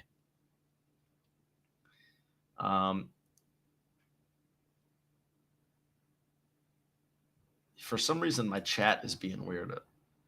Baxter sucks. There's more drama here than Desperate Housewives. Dexter was acting like a douche, not gonna lie. What a terrible... Listen, I firmly believe that we'll be okay like out of this whole situation. And I know this seems bad right now. And there's clearly, like, frankly, I knew that something similar to this would happen like 6 months ago. There was a lot of issues. So this isn't shocking me. Yeah. Dexter needs some PR training. What is your thought? Yeah, I mean, it's bad. Like, I wish that there was nothing like this, but I kind of knew this was coming because I knew there was so much, like, animosity between people behind the scenes. So, yeah. CEO Henry will have Auden on all main cards. He's a big draw. I'm going to stop the... Oh, shit. I think I stopped it right as we were 50-50. Oh, 50-49. All right. I'm the new East vs. West CEO. Auden and only Auden on all of the cards. That's my move as CEO. And Brian Shaw. Dexter versus Engen slap fighting at East vs. West 19. That's not too bad. I think Roman and Dexter is a little more interesting. Let's see. Vote who is bad, Henry or Dexter, type in chat. How am I bad? I have facilitated other people to speak, all right? Engen is a big crybaby, Baxter scum. Dexter is a Chinese spy. None of them are good. Roman versus Henry, best of 5. I have no issue with Roman. But man, I don't want nothing to do with Georgians, all right? Nothing to do with Georgians. Call Auden. Why didn't you ask Dexter about Engen's video? Oh, why didn't I? That would have been that honestly would have been a regression. My bad. I honestly was totally dropping the balls in the interview. I was just kind of hanging out. Dexter's not getting on, yeah. Or Derek is not getting on because Derek is heading off to I think pick up his kid or something. I spam the chat with good questions too, Henry. I'm sorry, Painless. Listen, the chat's moving so quick. Do you happen to know why they discontinued the armor? I don't know why they discontinued them, but they will be back. Dexter, people are asking. That's great that you're in the chat. People are asking if you've seen the new Engen video. Engen just posted a video. Yeah, Drew, are you not entertained? Yeah. People also asking how much Engen got paid to buy East vs. West, but it's definitely like really confidential, so that won't get shaded, I'm sure. A rat can be a hard worker when called out. Yeah, maybe. What do you mean you don't want to do anything? I mean, like, Georgians are really good at arm wrestling. I don't want to arm wrestle a Georgian because I'm going to get my ass beat. Georgians are really good. The level's high. Jeez, this chat is moving quick. I literally can't keep up with it, I swear. Drew was picking up. Yeah, and Drew was picking up his kid, too. I mean, it's a whole thing. And now you guys even have you guys got my bum camera here. Henry, if you had balls, you would have kicked Roman for bias and arguing. You could have stuck up for the owners and you failed. Listen, you seem to just complain an awful lot in general. Why not just sell back to Engen now before things will get to go? I don't see any line. I don't think Engen wants to run the company is the thing. Yeah. Henry isn't a bootlicker. He's neutral. Bang on. Drew was picking up his kid while dropping rat emojis. It's true. I say Drew growing on me more and more. Right.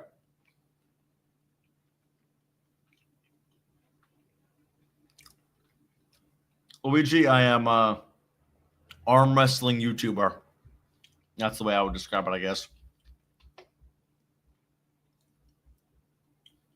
Next in the chat asked what the question was. I answered. I said it was if he's seen the new Engen video. I'm gonna guess he hasn't though. He's busy. He's doing stuff today. Dude, it's probably like 2 or 3 in the morning for Sergey. No way he's joining.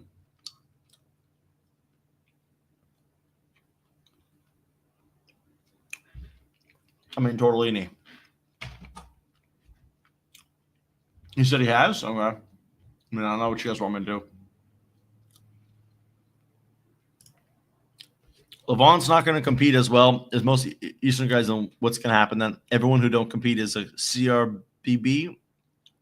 Just means organization leaders suck and should focus instead of eating rice. I don't anticipate any of that's going to happen. I think these guys are going to like the payday they get. I think who is it? Diabolical Billy said it best. It's West versus the rest right now.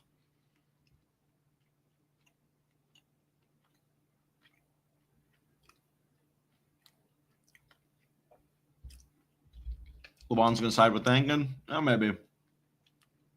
Henry, I don't think you should have read the last part. Yeah, probably not. I should probably skim. The problem is I just read it. You know, I ought to skim it and then read it. Call Hollywood Drew. Look at history. The West always wins. All right.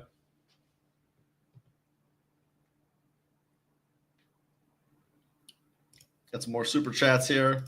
Biggest super chat of the day. Hollywood Drew Gallagher. You know, we got rid of Hollywood Don Underwood. We have Hollywood Drew Gallagher. Okay? Hollywood Drew Gallagher. This puts some shot on the bench who works ass off. Most underrated in the company. Doesn't even get paid. Who is your favorite arm wrestler? Nugo Chikaze. But he's on the side of the West. What are we going to see Nugo again, man? Hollywood Drew Gallagher. I think that's his name now.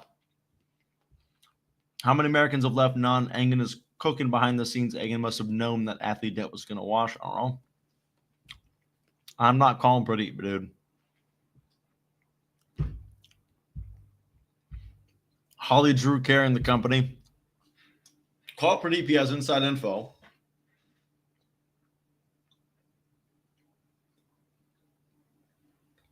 I wonder. Listen, Derek. The thing is, they're going to run out of Eastern athletes, and all of a sudden they're going to start calling you up because the East versus West is going to just be West versus West.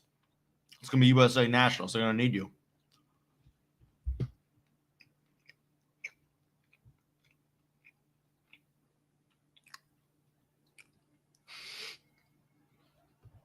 Oh my God! Someone said this a presidential debate held in a farmer's barn. I'm a farmer's barn.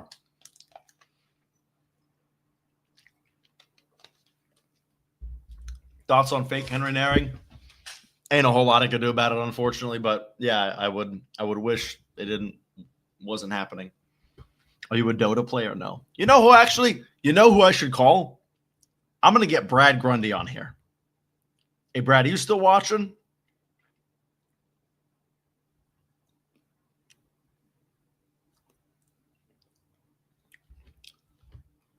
Are we not seeing Devin versus Vitaly now?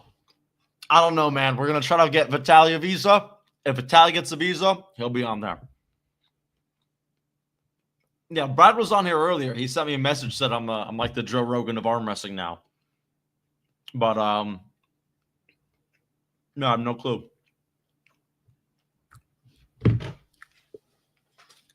Michael Todd.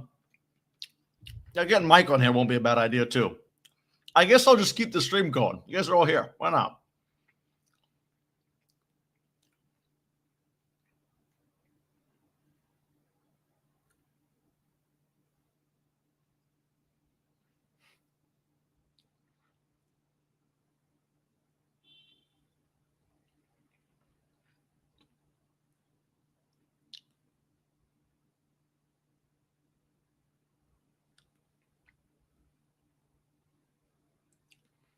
All right. I went and sent Mike a message. I need a Nina in my life. I don't know what that is.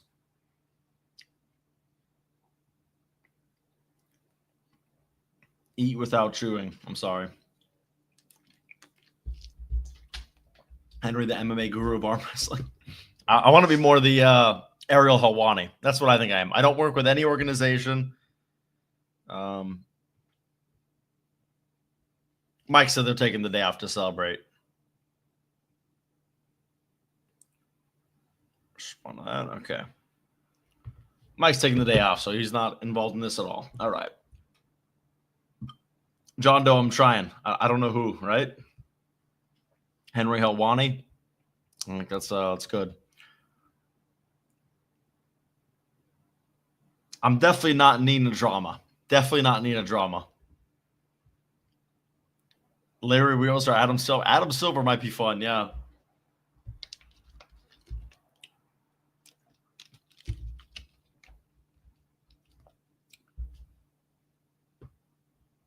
Only one.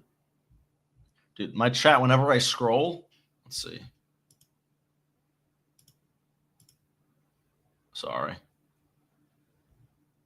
Yeah, it's all kinds of screwed up for some reason. But anyway, Dexter the GOAT. There are no sides. There's only arm wrestling. Paul Lynn's a good one to call. Yeah, Paul Lynn. Problem is, like, you guys gotta understand, it's 5 p.m. on a Monday. People just got home from work and stuff. Like, you are the Nick Fuentes of arm wrestling drama. Dexter just shit on Ratatouille Roman so hard. Drew, man, brutal. Hollywood Drew Gallagher.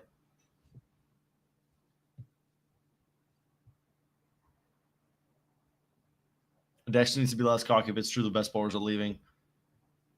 Get Rob Vision on. Man, I have wanted a Rob Vision interview for so long. It just hasn't been happening. So, man, like, I really, really want it. It's just like I have very limited ability to reach out to athletes. I can send them a message and they either respond or they don't. So, yeah, bummer. Let's see.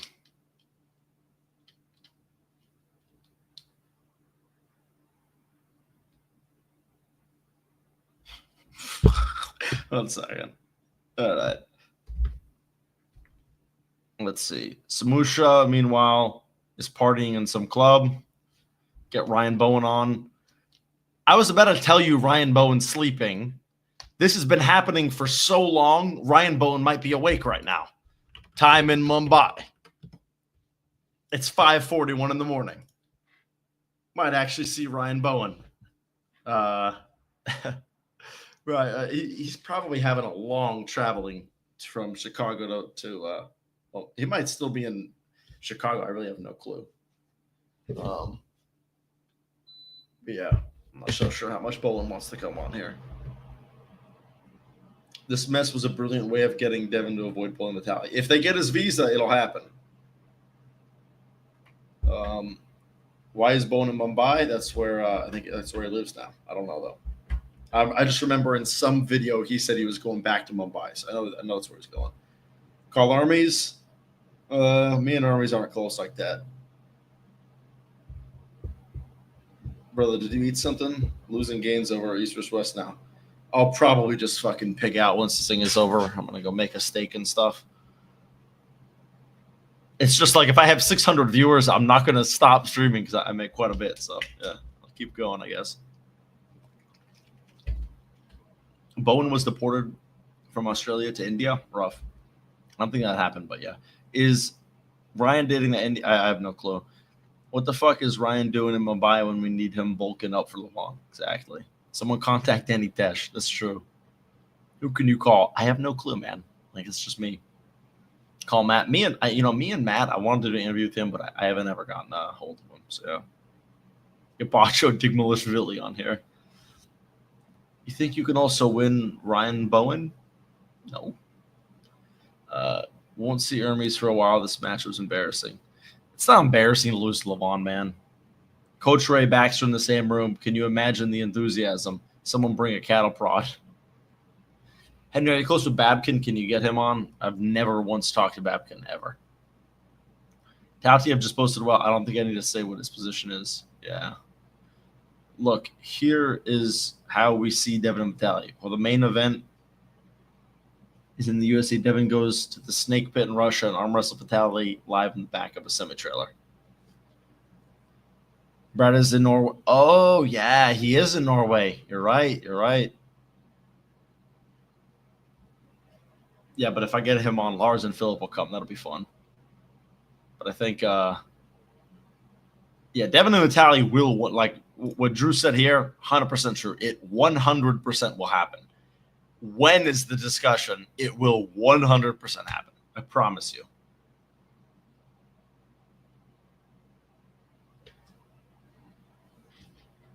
I knew Drew was dealing, calling the shots.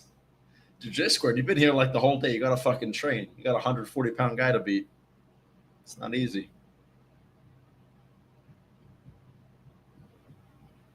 Yeah, Dexter might come back. Who knows? Make it round 3. Devin in Russia would be some Rocky IV shit. Yeah. There will not be LGBTQ flags in East vs. West, I don't think. Henry, did you drink coffee this morning? No, but I actually take these. Got caffeine pills. I didn't take any, though. I'm just running on heart and determination. Henry, do you have a girlfriend? Yes. Sort of. I have friends with benefits. I have some info about Devin and Vitali. Basho, you want to hop on here? Fucking Basho Digmalashvili pulling up. Yeah, Basho, somebody, put in the chat if you want to join in. I'll send you the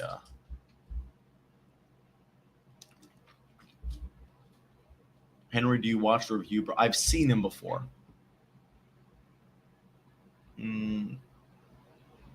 Caffeine is really steroids that you hide. Is that the actual Basho? Yeah, I mean, I don't imagine someone's impersonating Basho Digmalashvili. Oh shit! Yeah, $50. Thank you very much, Humberto Pombo. I've never seen you in my chat before. Fuck Drew. I beat him. Banger.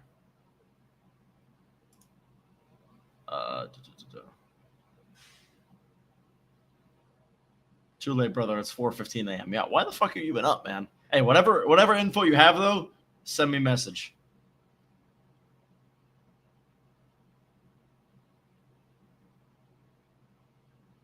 Let's see. Or send it in here. I'm not sure if you're supposed to share it publicly, which is why I said send me a message, but if you can.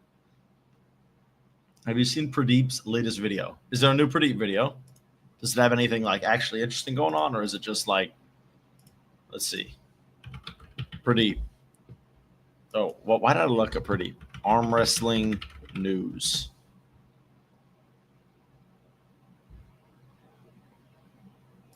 Let's see. Do you guys want to watch the new Pradeep? Okay, 1 if you want to watch the new Pradeep video together, 2 if you don't.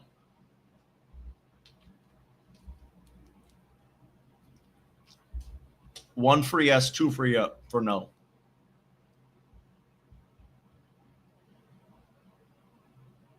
Oh, okay. Everybody wants to watch the new Pradeep video. Okay. I think I can do. Let's see. I think this will be good. Present. Everybody's saying 1. Okay. Is it good?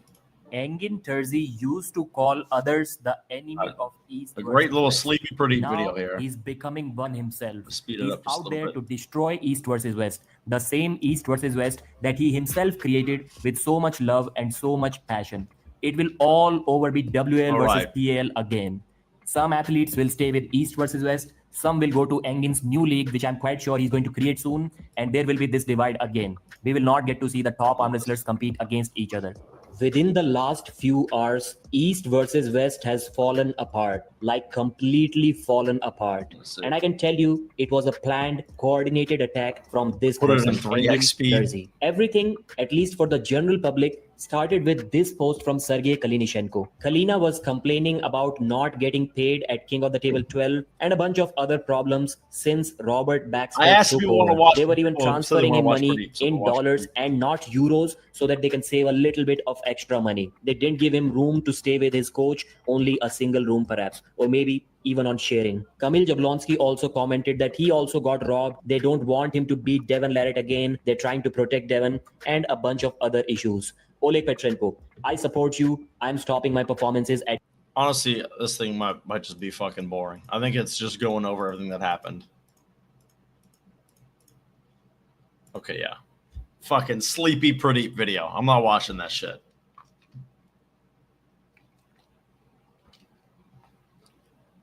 Let's see. It's a good video, honestly. It opened my eyes to a new... I don't know. I want to stroke Engen's Terzi. It's just a slop summary video. Let's see. Like, yeah, we know all this. It's just narrow. Yeah, okay, that's what I thought. What did Matt Rhodes say? I don't know. Look at you fucking clowns who typed 1 in the chat. Honestly, yeah, the people who typed 1, you guys are fucking responsible for that. Sleepy Pradeep video. We're not watching Sleepy Pradeep. Turn on my purple tree. Man, I think the battery is like way dead. Yeah, let's see. Drew would sleep Pradeep. Just saying. I don't know. Henry pulled Pradeep's video across the screen, 2025. Okay. Please explain the purple tree and be honest. I don't know why you thought I'd lie, but yeah, I put it up for Christmas. Not this latest Christmas, but the Christmas before, and I've just left it up ever since. I spam too. Okay, Marius. Very impressive. The Gambino, Henry versus Fia. That's the match to make. I've arm wrestled #1 woman in California, and I can beat her. But Fia is another level for sure. I think Fia would probably get me in a hook. I think, but maybe if I could low hand and I could get connected to this, I think I'd win. I think she would suck me in a hook. What kind of AC unit? Well, okay, I was gonna say, why do you care about my AC unit? But you are the guy who gave me $50, so I'll tell you, it's a. I don't even. I can't read it from back over here. I don't know. You think you could beat Sleepy Pradeep? Me and Pradeep. That's the fucking influencer match to make. Henry, where are your parents? I live alone. Do you think you can beat Sleepy Pradeep? Like I said, yes. Can we talk about Engen, not Roman? Jesus Christ. I don't know, man. We've talked so much. See, at XAYC, you said Fia destroys you, bro. Based on what? You've never seen me arm wrestle before. You have no clue how good I am.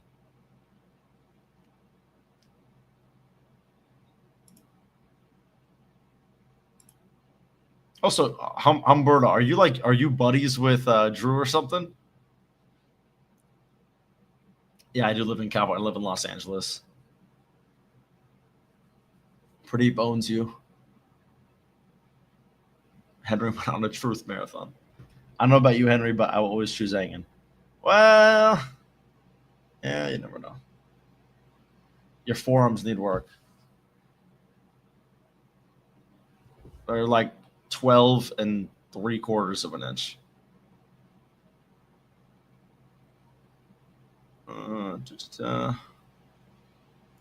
Henry versus Pradeep slap fight. I think I would destroy Pradeep in a slap fight. You'll choose until you black it. I think he means until you get blacklisted. Henry shirtless stream when? I don't know. Henry, what are your career goals? I do YouTube full time, not this channel, but other channels. But I would like to do this channel full time. That would be really cool. Today, I've made enough. Like, if every day was like this, I would do this full time, no problem. This is great. How tall and how heavy? I'm 5'11" and I am 183-ish pounds. Fia has big arms. No, she doesn't. Definitely not. You should be banned from East vs. West 12. Engen put you at center. Now you don't respect Engen. I don't respect Engen. When did I? Also, Engen didn't put me in the center. I paid to be there. Like I don't know. It's like a 2-in-1 stupid comment. Who's going to be the next guest? I don't know. I don't think there is a next guest. The problem. All of the Easterners are gone, man. Let's get Paul Italian.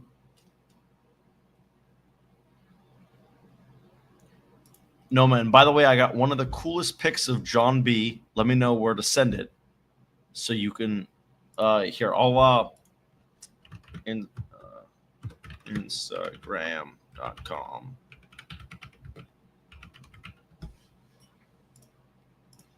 There you go. I just sent my Instagram there. Is there a way I can pin it?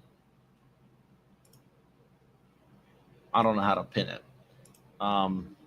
But yeah, just Henry Naring, one word on Instagram. You can message me and I'll definitely see it. I always check my messages. How much money you pulling in from this stream? And be honest again. I have 80 total super chats, probably at least $300 to $400 from that, plus the amount of ad revenue. I mean, 7 hours of getting like 1,000 viewers, and I've been running a lot of ads. I have no clue. I'll get back to you. Are you on trend? No. Do you pronounce the H in Naring? So it's pronounced Naring, just like that. Naring. It's not nearing or Naring. Naring. Call Auden? That's actually not a bad idea.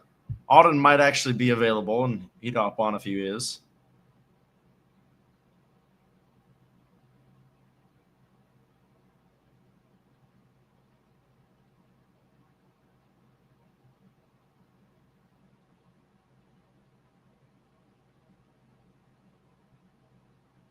All right, I went and sent Angus a message. How much is rent in LA? It's my personal rent is $24.50 a month. Yeah. Also, so this morning I woke up to 25 or 5,000 subscribers. I'm already at 5.19 thousand subscribers. So yeah, pretty cool. Auden versus Pradeep, who you got? Definitely Auden. Henry, save you, Ron. Did you text Auden? Yes, I did. I just texted him. Fuck off with the ads. Listen, man. Sorry, man. Henry, don't let other people send you pictures on IG. Oh, yeah, people might send me some weird shit. I don't know. You guys are all allowed to send me messages if you want. It's weird. Henry, why you have no muscles? Are you a lesbian? I don't totally have nothing, okay? I'm not completely without muscle. I'm not a total fucking lesbian. I'm like a bush lesbian. Give me some credit, please, Text Milo. I've never talked to Milo before, so I don't I don't really think that he would get back to me. Let's see this picture that this guy sent me.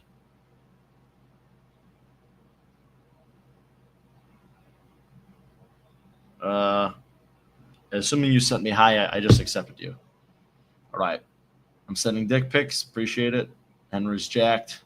I'm all right. Helping Henry go full-time, $2 at a time. I appreciate it. Since I said that, if I made the amount of money you send me that, like if I made like a $2 every like I could basically stream all day and make some money. Upload it as a VOD, Henry. Yes, this will definitely be a VOD. Don't worry. You'll see this. Call my mom. Probably not. Henry's ads had me bankrupt. I bought everything. Gotta get more money, man. Let's see. I'm going to be honest. You hyped up these pictures of you and John way too much. I think it's just cool because you met John, and that's okay. There you go. There's him and John. I guess I should have asked if you're okay with me showing stream, but too late. Carl Lachlan there, man. It's be completely honest. Do you huff the duster in the background? I do not. Hey, J Squared, maybe you have a super match for me so you can have at least a guy who's weak but closer to your weight. Henry's arms look like two straws out of McDonald's. Thank you, Diabolical Billy. I appreciate it. Thoughts on Matt beating Irakli? Man, I didn't see that coming. I thought Irakli would win, especially after those first 2 rounds. I felt great. And then Matt pulled it back, so I was impressed. I actually picked him up. Oh, okay. There was a funny story. I was in Georgia. Me and Brad are walking. Brad's doing his weight cut, right? And we're walking, and it's probably 2 a.m, and we're, 15, 20 minutes away from the hotel. And then we have a car pull up next to us and just honk the horn. And he just goes, And we're like, who the fuck is this? I thought it was like a cab driver. We go to the door, and it's Gennady. And Gennady just goes, "Get in." That's all he says. And we're like, okay, sure. Ends up driving us back to the hotel and helping us find a son and stuff. He asked me to show the card. There you go. There's a Henry Naring trading card. Only $1,000 each. This is the best arm wrestling stream of all time. I'm not ready to give it that praise, but I don't think we're far off. It's possible. I don't know who would have beaten me, right? It's taken me 3 hours to skip through to catch back up to live. Yeah.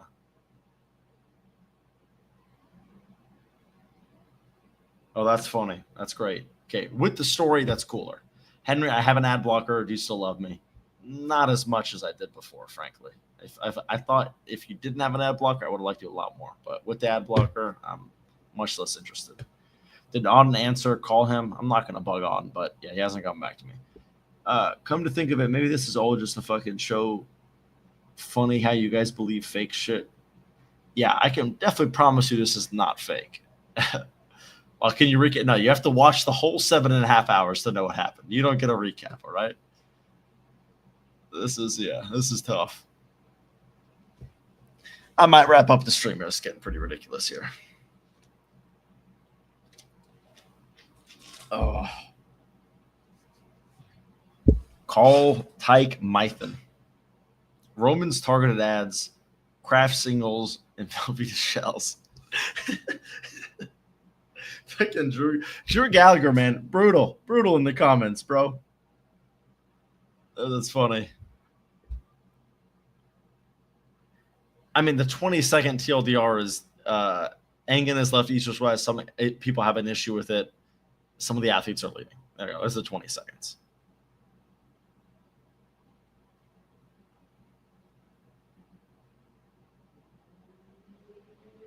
All right. Sorry, I was messing with Drew. Get Drew on and let him yap all night. Hey, Drew, you want to hop back on? Henry, when are you planning to come to Georgia? Let's have a drink. I'll come back sometime. Next time, if there's an event there, I'm definitely going to go. I don't know.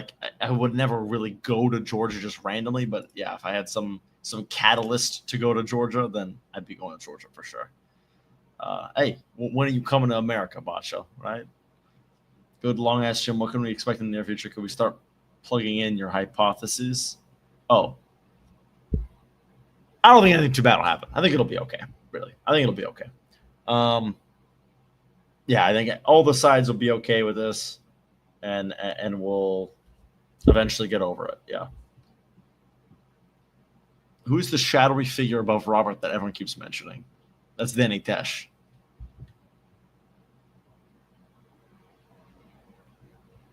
Alex just told me to come to Georgia when it's warmer out. Are regressing back to the WL vs. PAL days or East West? I think it'll be okay. Listen, there's so many people who are so into arm wrestling now that there's basically no way to have arm wrestling fail. There's too many people like me who will watch anything they get put in front of. So, it's like I'll fucking watch anything arm wrestling. Anything arm wrestling I'll watch. So I'm too into it to quit. As far as I know, which of the matches on the card announced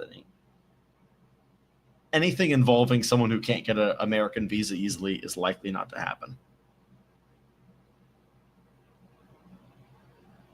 All right. Auden will not be coming on the live. Call Tara C. Balkan. Devin uploaded. New Devin video. 1 second. Let's see. All right. Devin video together. I know you all want to watch the new Devin video. We'll do this. Present. Share screen. New Devin video. Buckle up. What's up, everybody? I'll do just a little. Lying here, pretty tired on the LaGuardia airport floor as my flight is delayed to go to New Devin video. I'm gonna Florida go pee. to do some fishing with Black Tip H and my boy Milo and a whole other bunch of cool people. I am so sore. I'm so sore from my match on the weekend. It was great times. Thankful for how everything went. Thanks for all the training everybody helped me out with. Thanks for all the support all you special people out there give me. I guess I wanted to talk really briefly about what's all over social media today. A lot of athletes seem to be leaving. I'll believe it when you stay away for good. I'll believe it then, because I couldn't imagine doing that. Actually, I think that, you know, people are sympathetic, and I don't think that everybody knows all the details of everything. And I encourage everybody to seek all the answers and to talk to everyone that they want to speak to until they feel like they know the entire situation. But I would say, from my perspective, I will speak as an arm wrestler. I have been in competitive arm wrestling for over 30 years. I've been arm wrestling since I was 4, or maybe earlier, maybe it was 3. Right. But for me, it's arm wrestling holds a very, very high place in my life. It's tied to family. It's tied to community. It's tied to... Also, Drew Gallagher just said Engen owes Devin money. Man, Drew, you are fucking spilling the beans, man. It's tied to what I see as many positive parts of life for all of us. I think sports is wonderful, and arm wrestling is my sport. East versus West has become the highest representation of our sport over the last few years. Greater than what the WAF was to me, greater than what the Mike Gould Classic was to me, greater than what Arm Wars was to me, greater than what the PAL was, what the WAL was, what King of the Table was. East versus West has become the highest promotion. Why has it? Well, because we all went. That's the main reason, is because all the best went. All the best athletes. Who's the world champ? It's the world champ in whatever division you want to talk about at East versus West. That guy's the best. I see a lot of, people saying that they don't want to be a part of it anymore. And I think y'all are crazy, And I tell you, many people are on the ship. Many people are in this boat. Where are you jumping to? You want to quit arm wrestling? You want to quit arm wrestling at this high level? You want to split arm wrestling apart? I certainly don't. I have, and I will continue to try to be a part of the highest expression of arm wrestling that I can be a part of. I've personally known Robert Baxter for a very, very long time. It would be impossible for me to question his integrity and his morals. He's an incredible human being. We are so lucky. Guys, we are so incredibly lucky to have Robert Baxter still be here with us. A lot of people don't realize this, but East versus West would have been gone most likely long ago if Robert Baxter hadn't come along and bought the company. And as for Dexter, we are so lucky. People are talking and saying things. We are so lucky to have Dexter be Robert's partner in this. And if arm wrestling is going to continue to grow, we should be so lucky they stick around and help us. Really, this is to the athletes who are, out of loyalty. And I would say likely not having all the information and maybe acting a bit emotionally, wanting to leave. I hope you don't miss the party, because I sure am not gonna. I don't want to miss the party. The next event's gonna be awesome, and so will the one to be after that, the one that will be after that, until East versus West actually fails. The only reason why it will fail is because we're not all together, but not one of us will be missed. One can leave, 2 can leave. The party will continue. Most likely, even with this bit of turbulence, the biggest event that our wrestling will be a part of will be the Shaw Classic in a little bit less than 8 weeks. 15th of August, guys, write it down in your calendars. It's going to be in Colorado. Go on Brian's stuff. It's going to be all over East versus West. It's going to be an incredible event. There's going to be a qualifier. There will be a full card. There will be world titles. It'll be going back and forth. And there'll be some of the best young athletes, young prospects pulling. It'll be a great event, I'm sure. Me, I hope I get to pull Vitali. I hope I do. If Vitali can't do it, I'll pull the best guy I can, whether it's, I would pull Levon right now. If it's not Vitali, if it's Hermes, if it's not Hermes, it's Morozov. I'd pull any one of you that was my biggest threat. Right hand, I'd pull Alex, whatever. I want to pull the best. And that's why East versus West is so awesome, because the best to come and fight. Don't run away. Don't leave. Don't let go of this vision, guys. I'm optimistic that things will be greater than ever. The next event, the one after, don't get left behind, guys. Like I do on every flight I ever fly on. Don't get left behind. See y'all. I'll be training. Vitaly, we'll get you your visa. Just say you'll come and fight me. I'll beat you easily because you're nothing to me. Maybe y'all are scared. Maybe that's why you left. Maybe that's why because you know you're gonna lose. Team West kicked ass, by the way. Team West, we didn't lose last event, eh? Because we're too massive. Oh shit. Oh shit. Oh shit. Okay.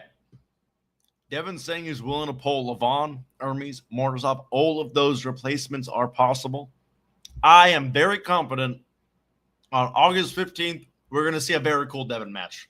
All right? I don't know who it is. But we're going to see a very cool Devin match. One of those is really cool. Morozov, Hermes, Vitaly, and Levon. We'll get one of those four. One of those four for sure. Listen, I'm going to run a quick poll. Between those four, which one we want to see the most? And hell, I'm going to throw Jerry in the mix too. Jerry ought to be thrown in the mix. That's a good match too. Let's see. Devin ain't the GOAT, but it's okay. It's okay that you're saying that. I forgive you, but Devin ain't the GOAT. Okay. Start a poll. Add option. Add option. Okay. Who should Devin face? It's not who's most deserving, but who you want to see personally the most, okay? Vitaly, Levon, Morozov, and I'm going to do a / Jerry. Morozov and Jerry. All right. Right on that W poll right there.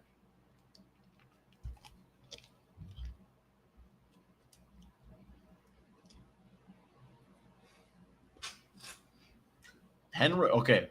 Andy Beckett, I'm calling you out. Henry thinks he knows all now. I'm so curious what you meant by this. So just go. I'm very curious what you mean by that. Devin versus Tim Bresnan. Wow. You guys really want to see Vitaly. Holy shit. I did not see that one. Okay. Wow. I'm personally picking Hermes. And after that, I think I picked Levon and then I picked Vitaly. Vitaly ain't even in my top two.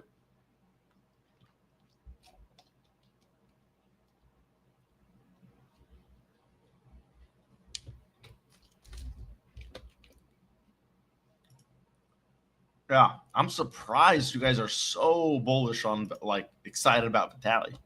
Okay.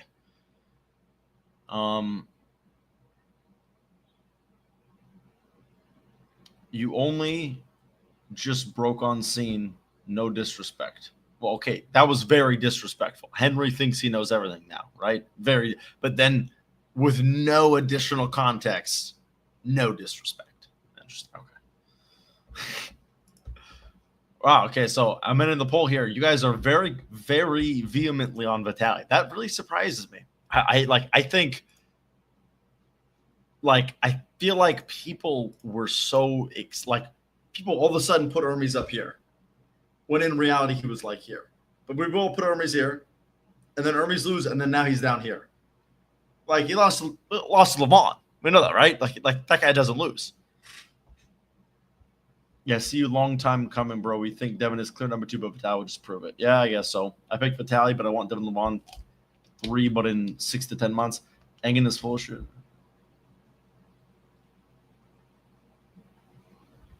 Henry Vital. I know. I guess it's just a fresh matchup. That's interesting.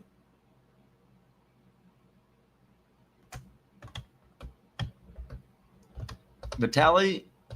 I mean, okay, why Vitaly not in your top 2? Vitaly lost his wrist to Mike, like really bad. Like he never was even close to having it, right? Zaranov didn't do that against Mike.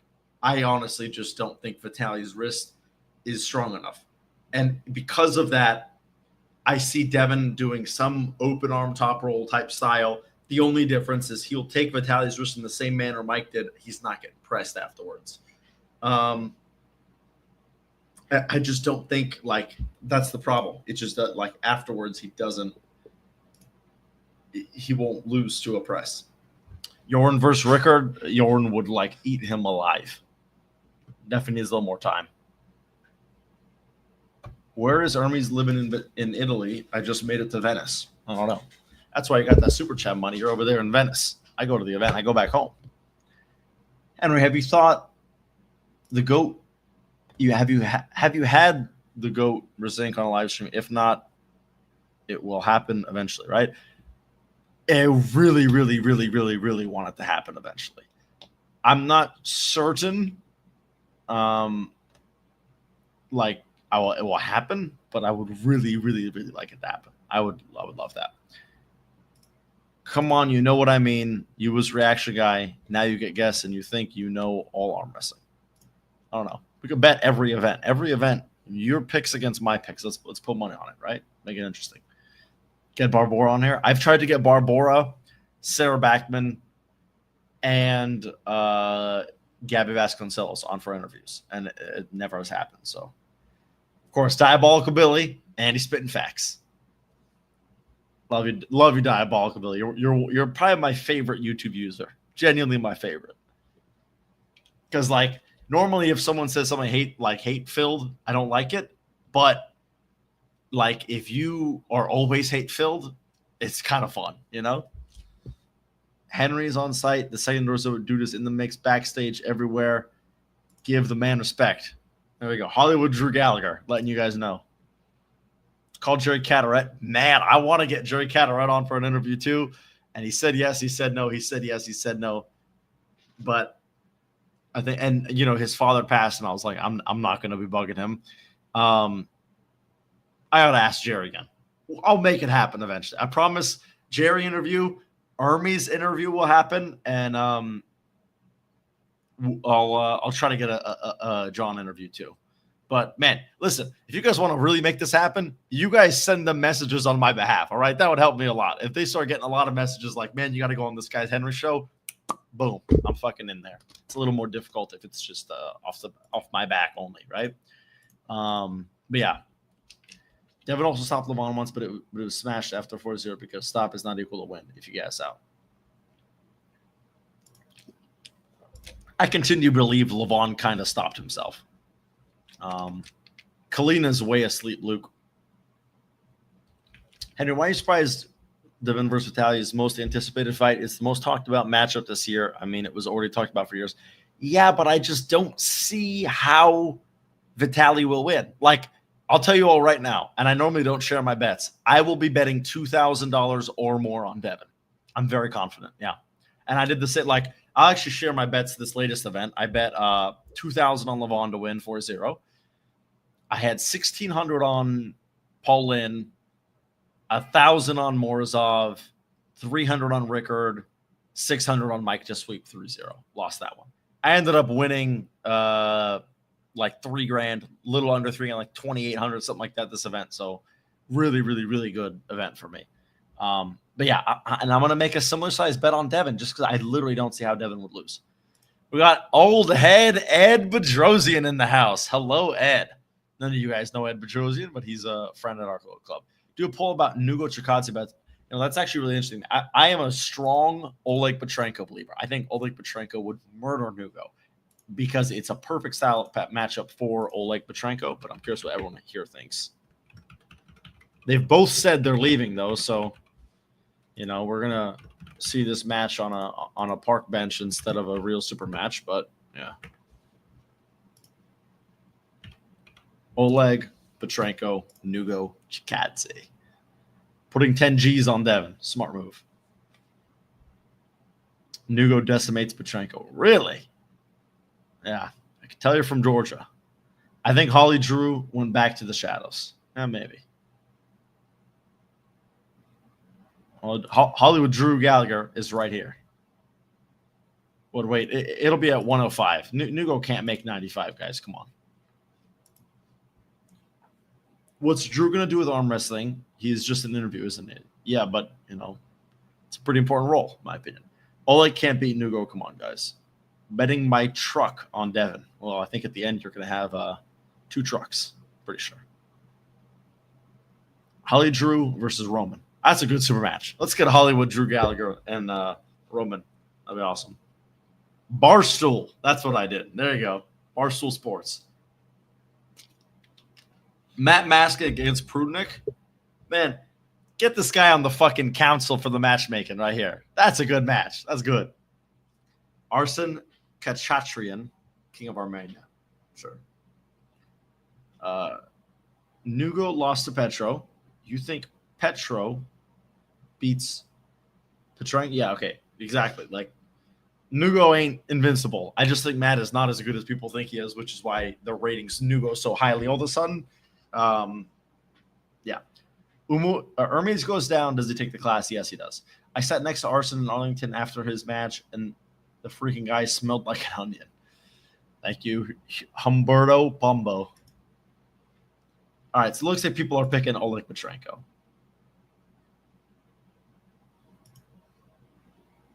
Got to be honest, I didn't like East vs. 17 at all. Yeah, I mean, I thought it was pretty good, but yeah. I might wrap it up around the 8-hour mark here. It's been a long-ass stream. I wasn't even supposed to be on a stream today. This was supposed to be a short little chat, and now here we are, so yeah. Matt's left is his only competitive arm. His right's better than his left, for sure. Get Drew on. Man, when Drew isn't on, everyone's saying, get Drew on. And then I put Drew on, and everyone's like, Henry, shut this guy up. We don't want to listen to Drew. So I don't know. I don't know what to do, man. My only issue is Travis still talking during the rip up. I agree. Like, when they're about to say go, all the commentators should be quiet. Henry, honestly, who would you like to say Aljon against next? It's Dadikian. That's the only match that makes sense at 115. If not that, then send him straight to the tally.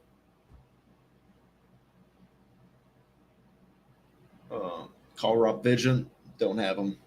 Get Drew on real quick to call everyone a rat. Get Travis. Best live ever. Yours truly, new subscriber. Thank you very much. I appreciate it.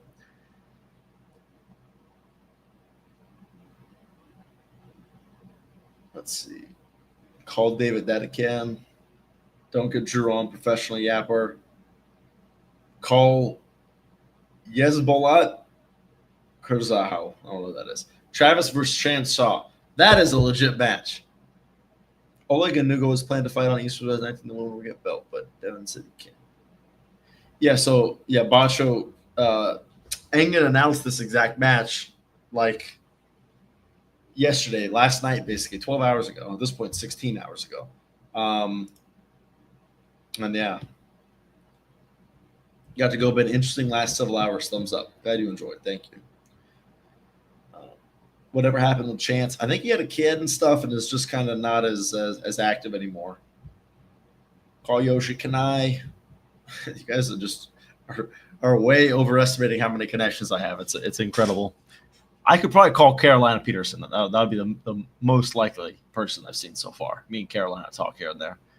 And she's a loyal story liker. If I ever post a picture like that's good, she'll like my story. So Carolina Peterson, maybe. Call Todd Hutchings. I don't know. I don't know Todd. Question: did Engen announce those last matches to be malicious?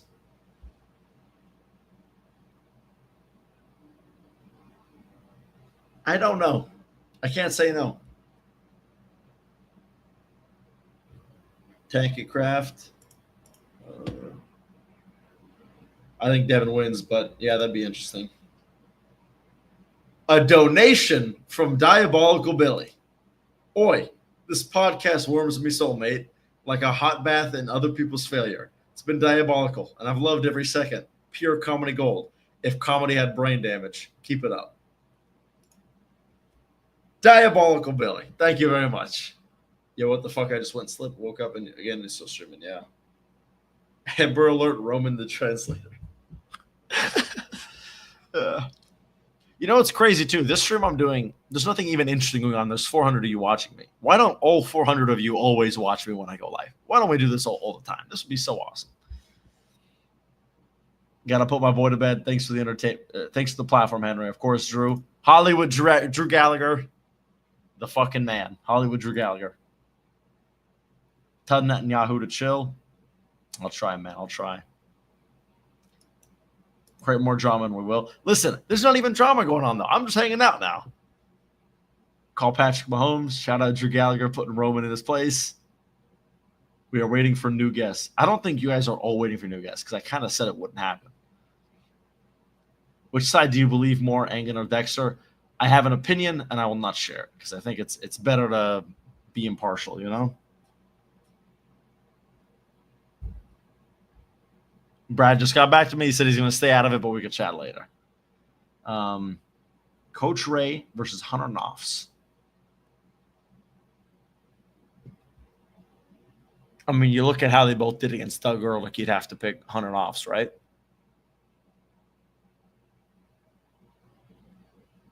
I'm picking Hunter. You said that about 5 hours ago, and new guests keep showing up. Wow, it's true. You've been watching for 5 hours, though. That's impressive. Not gonna lie, the chat here is super entertaining. See, Dexter, that's why you pay me the fucking big bucks, all right? Because I can.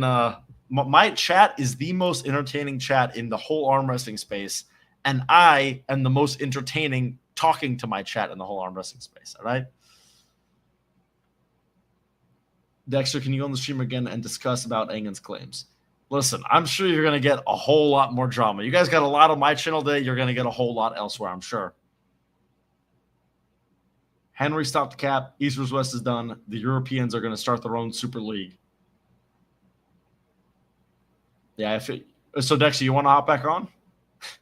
I'm down to have you hop back on again. This is the most entertaining arm wrestling has been for years. Now it makes sense why Engen let Ryan Bowen come back. I don't necessarily get what you mean. Dexter wants to talk about 50 minutes. Another juicer in the chat. XQCL. I don't know what that means. Is this all built up for Engen versus Baxter? But we need his. I already did my response to Engen's video earlier. Give me 5 minutes. I need to walk to my gate. Okay, yeah, no problem. Yeah, I mean, the same link I sent you earlier should still work. So just pop on that link whenever you're ready. Looks like we'll have one more guest. Let's see. I've already seen enough episodes of Dexter. Listen, I'm going to be honest. I just said I wouldn't take sides, but I guess I'm being real. That was a 10-8 that last round. I mean, the moment Dexter said, would you call the CEO of Starbucks to fire a barista? That was the knockout blow. It was over. At that moment, it was over.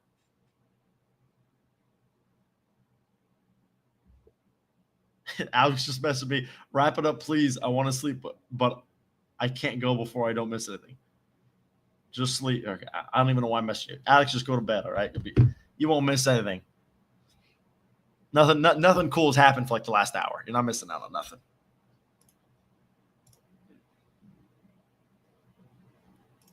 Let's see. To be fair, East vs. West ain't no Starbucks, but Roman got smoked.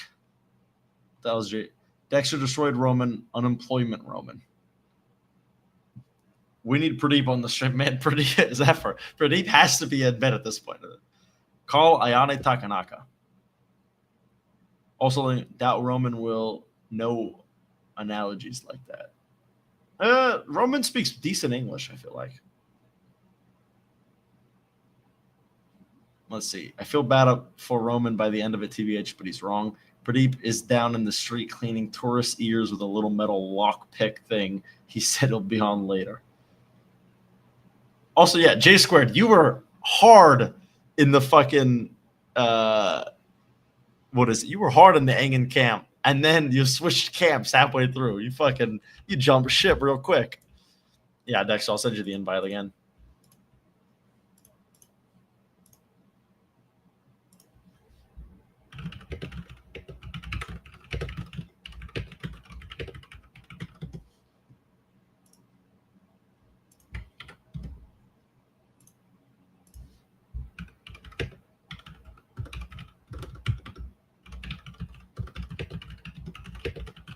Sorry about this.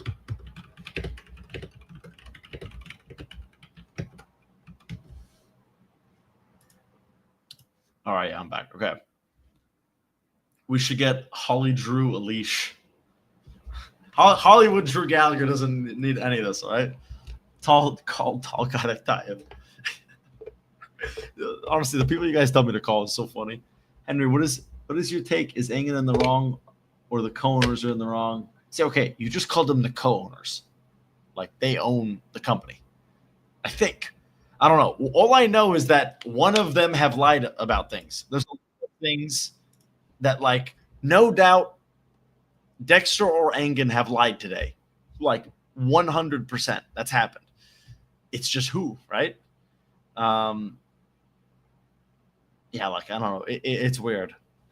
And like the problem is I don't like picking sides because the truth of it is I don't know what's going on. There's 3 people who know what's going on, and that's Robert, Dexter, Engen. So, yeah. How much can you curl Levon style? You know, I've never tried. Henry Naring versus Aleko Kevlishvili. I don't know who that is. Henry, can you tell the truth about you leaving Reddit? I mean, I already did. I don't know. I just stopped using it. I don't know. Like, I still skim it here and there. Like, after the events, I'll normally check. I'm kind of curious what people have to say. But like, I kind of like doing the like my post-event live streams. I'm gonna start doing that again, like where I do a live stream after the event, live stream before the event, because I think that always is some good conversation. And I've learned now that I'm like popular enough that I can just like turn on my live stream and just go. And then after I do that, there will be enough people that I can just talk forever and I can turn off whatever I want. So it's kind of nice. So yeah. Aleko is the kid that wanted to wait. Yeah, you know, I would be much like at the time I honestly wasn't training as much. The last like few months I've trained pretty focused. I'd be much closer than I was back then, but that kid's real strong. I don't think I have any chance yet. Do I train? Yes. Dexter asking for Nuliki. I sent him. Call Henry Naring. Okay. Yeah, but as the guy was saying about me leaving the Reddit, I only left the Reddit because I just didn't like being on there anymore. I didn't like reading it, but I skim it here and there, like before the events and right after the event. But like when it's downtime, I feel like, you know, and when there's drama and stuff, people always have just so much stupid stuff to say. And I try to, like, it's weird. I, in a way, should avoid watching people talk about me on the Reddit, but I'm also so curious. I'm not going to act like I'm not so curious. I do check here and there. But, yeah, but, like, they always have nasty things to say about me. The Reddit's never nice to me. We just got next. Hey, what's up? Third time today. Yeah, it's cool. I mean, it's like it's. I know there are a lot of attacks, and I think it's very normal, and I'm kind of used to it. And nobody will agree 100% with everything, but I think transparency is the right answer. And with the transparency out there, we will let people decide what's the truth and what isn't. And frankly, a lot of problems comes from the lack of transparency. You know, Yeah. And people just don't want to talk about it. And that's why I had Roman says, hey, if you have a problem with me, with my decisions, you come to me and let's talk and let's hash it out. Maybe you misunderstood me, which he apparently did, right? Yeah. That's what it should be. I think that's for any organization to work, you know, barring some private stuff, you know, like financial things that people don't need to know very much. We can give you some color, but for the most part, everything should be transparent. Like, why is this guy not invited back? Why is this guy doing certain things, right? So yeah, I mean, that's what I'm here for. Let me know how I can answer you guys. What are the questions? So like the big one is, have you seen Engen's new video and what are your thoughts on it? I believe most of the video is referring to you and calling you a liar, and he says that he still owns a percentage of the company amongst others. Okay, so let's clarify it out there, and this one is pretty straightforward. We are checking with our attorneys to make sure that whatever we do, it's legal, and I mean, we are always constantly in battle, so we have a team of attorneys. And so until that, I won't release the exact verbiage, but the correct terminology is as an owner equals an equity partner, okay? Mm-hmm. Then you have voting rights, correct? Now, what is accurate about that is should we ever, if Robert and I decide to liquidate the company, Ingen gets a very, very small percentage of the sale if that were to ever happen. So he basically got schmuck insurance that in case of East vs. West is ever super, super big, Almost, he'll get a little because bit. that does not come with any voting rights whatsoever. It is just almost like a royalty clause. Mhm. If we were to ever liquidate it, he'll get that. But ongoing profits, should there be any, he's not entitled to that. That's what it is. And that is transferable to Emir, his son, should anything happen to him. Okay, so basically he gets a small share when it is sold, but he owns 0% of East versus West. That is correct. Okay, because a lot of people that was the big question about that. The other thing is he seemed to have this idea that like you were like nonstop trying to get rid. Like I assume he was referring to you, and I frankly I don't know.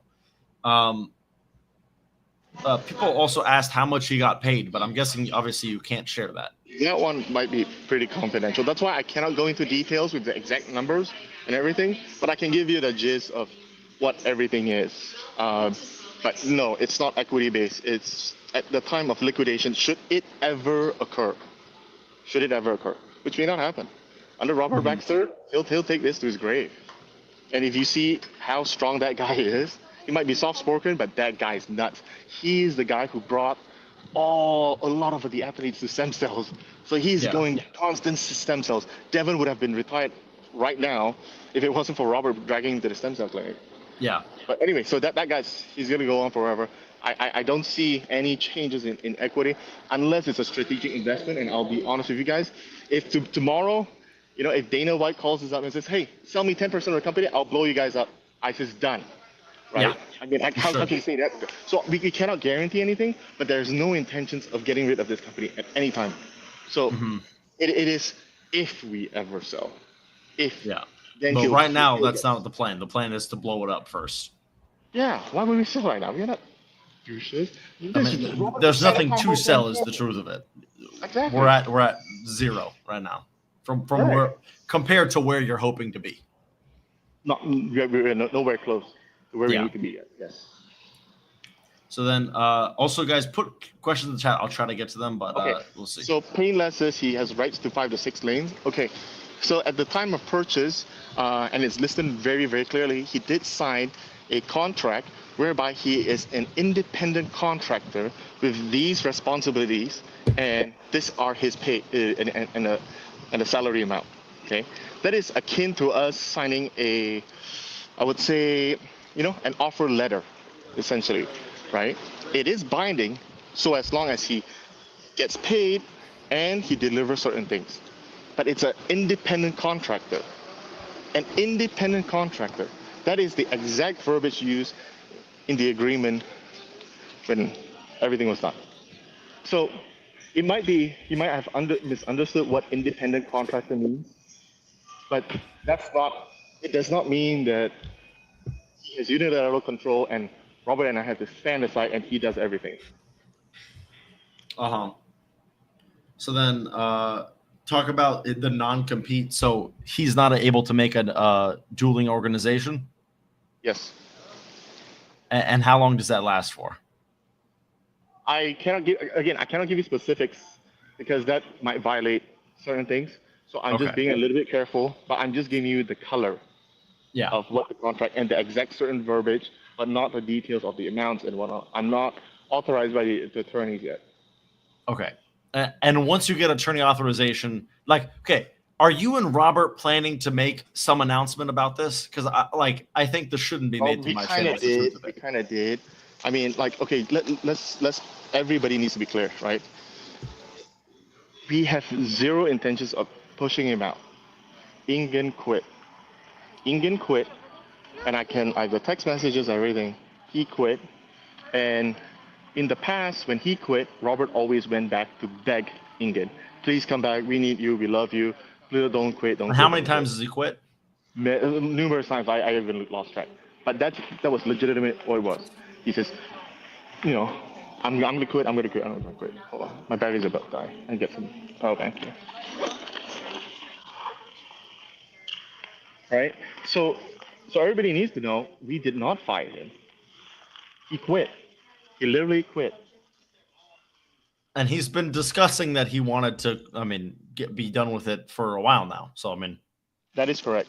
That is correct. He has expressed, and that was the whole reason why he wanted to. He sold the company in the first place, right? Because it was taking a toll on his health, and he wanted to go back to being an arm wrestler at the highest level, but he couldn't be an organizer without handling the stress and also focusing on his training. And so that's why he was like, okay, well, initially the plan was to have him take a lot of the stress away from his plate and take things to the next level, take things to America, which he couldn't because he doesn't have a visa, right? And that's ultimately what we've been trying to do. But now, to clarify, he quit. We did not push him out. In his own words, he quit. Robert asked him, hey, can you sit down and let's discuss this, and he quit. So this time, I believe Robert, we issued a official statement that Robert accepted his resignation. I've already started sending the media team.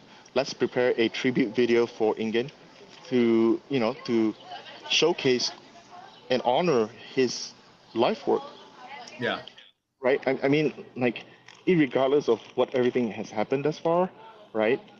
We still have his plan on showing that the legacy will not die. Yeah. You just cut out. Oh, sorry. Okay, yeah. So his legacy will not die. Right. No, it will not. I can see this in 20, 30 years. Legacy won't die. Legacy won't die. Everybody knows that he is the founder. Yeah, Nobody can ever erase that fact. It's not like anyone forgot about the Fertitta brothers in UFC, even though they don't own anything anymore. They still know that they were back then. So he'll still be the OG in arm wrestling. Yeah, absolutely. Well, I guess the OG is really John Brazil, but almost OG. I would say in the lightweight category, he's the GOAT for the lightweight guys. So then also people are saying Bacho has said that Engen already started another league. I mean, you can try, but I mean, it's a matter of, I don't want to commentate on something that might be a rumor at this point. Yeah. I can only commentate kind of on need things more proof on that, to be honest. I do know about. But I mean, frankly speaking, if he got on a call with me and Robert right now and says, hey, let's work this out. Totally happy to take his phone call right now. I mean, let's try to work it out. I mean, like, everything needs to have compromise. If I think it should be 6 prelim matches and 6 main events, maybe he says, okay, Dexter, what about if you did, 4 and 8, or something like that. Sure. Let's compromise. Like, sure, let's do it. But when Robert and I say 6 and 6 or something like that, you just leave the group chat. I mean, I don't know how to. Whoa, so you guys would be discussing this, and he would leave the group chat? Yeah. Wow. Okay. But, and then, another question people are constantly saying in the chat: do you think Engen has orchestrated all of these athletes to quit? Do you think he's sending the messages asking them to do this? Now, I don't like to commentate on things that I have no actual proof on, so I rather absolve myself from answering that question.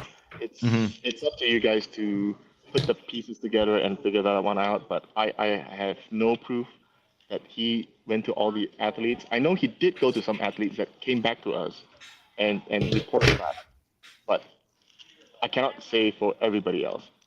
Okay. Yeah, I won't commentate on things that I have to guess on. You don't want to theorize. You want to only go by what you know. Okay. And then someone's saying talk about the reason that you want free matches, but I think we already kind of discussed this earlier. Yeah. Let me see. I'm looking. Let's see.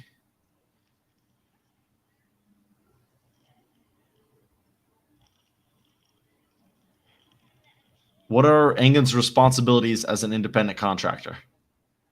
So he is absolutely accurate. My as I was reviewing it early with the attorneys, it was very clear, independent contractor that has been tasked to matchmaking, figure out the announcers and commentators, and do podcasts. Mhm. That's essentially it. And now after this whole blow up, who's going to be doing the podcast for this next event? Maybe you. I don't know. This came rather sudden within the past few days, so it's developing. I mean, we're getting there. Oh, Vaco just messaged me. Okay, so yeah, this isn't something that you guys have been planning for a while. Clearly, this is just dropped on your lap. So I mean, we've actually talked the past 3 days to see who's a good replacement.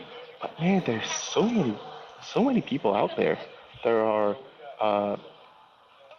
Here's another thing that I will change, and instead of EBW Sports controlling every aspect of any of our events, I want to build a network of content creators like yourself, whereby you help the sport grow by. But first, we need to help you grow. Like Okay. the whole reason I'm give me allowing just a quick motion. Engen just uploaded a new video. You want to watch it together? Let me just finish this. Yeah, thing yeah. real You quick. finish that. I'll set this up. So I want more content creators like yourself to help grow the event, help grow the sport. So I'm also toying with the fact that when we release future matches, the announcement will come through you guys. Some of it will That's come through cool. you guys. So Yeah. imagine if you have a premiere, okay, at 6 p.m. tonight on my live show, I'm announcing one of the matches. And Mhm. then when you grow, you can you are another mouthpiece to reach out to people who don't know about arm wrestling. So the more Yeah. we help people around us to grow, the more the whole sport will grow. So that's kind of like a difference in how I see that we are currently operating to how we will operate in the future. But yeah, it's 9 minutes. Let's do it. All right. The title is I Did Exactly What I Said I Was Gonna Do. I'm gonna watch it in 1.5 because Engen talks a little Guys, slow.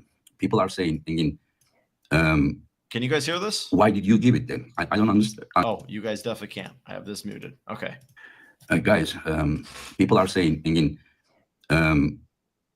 why did you give it then? I don't understand. I don't understand what they mean by that, but I will explain.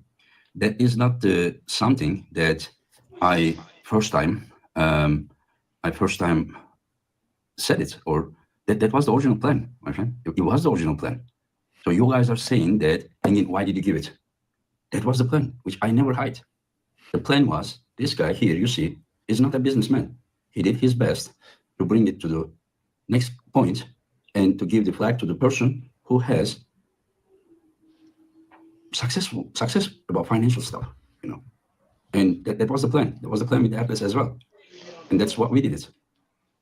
If I wanted to control everything forever and say that, no, I will keep it only myself, then you could call me greedy. Or if I give everything, but say that from now on, I don't care at all, then you would also say the same thing. But that's not what I did. I gave the part that I'm not as good as I am in arm wrestling, in knowledge, which is the financial part. Oh, is it now more successful than before? I mean, I think that responsible people should answer that. I mean, I know the answer, but it's not my place. But the things are not as some people claim. So what I said from the beginning, I'm going to give this to the next person, but I'm not going to say, you can do whatever you want. I'm going to tell them that, guys, you may be good at this, but I'm good at arm wrestling. And I will not give it that to you with the specific responsibilities. So what we did, we made an agreement that I am responsible about the specific thing. So I continue doing what I do the best. I continue doing what I do the best. And that was the plan. I can't do everything. I can't do everything by myself. So I had to give that part there, and I do what I do best. Do I regret? I don't want to answer that. And so let's listen what I said from the beginning. People ask me, what if someday, a bigger investors come, what are you going to do? If those, just say like, UFC level investors, if they are paying the athletes much more than what we are paying, and if they are going to do higher level production, higher level promotion, of course we're going to say that, okay, man, we did our part, we brought it till here, and future is yours, we will shake their hand and take care of the athletes. And this is not what I'm saying right now. This is what I talked with Devin. This is what I talked with Hermes. Just ask Hermes.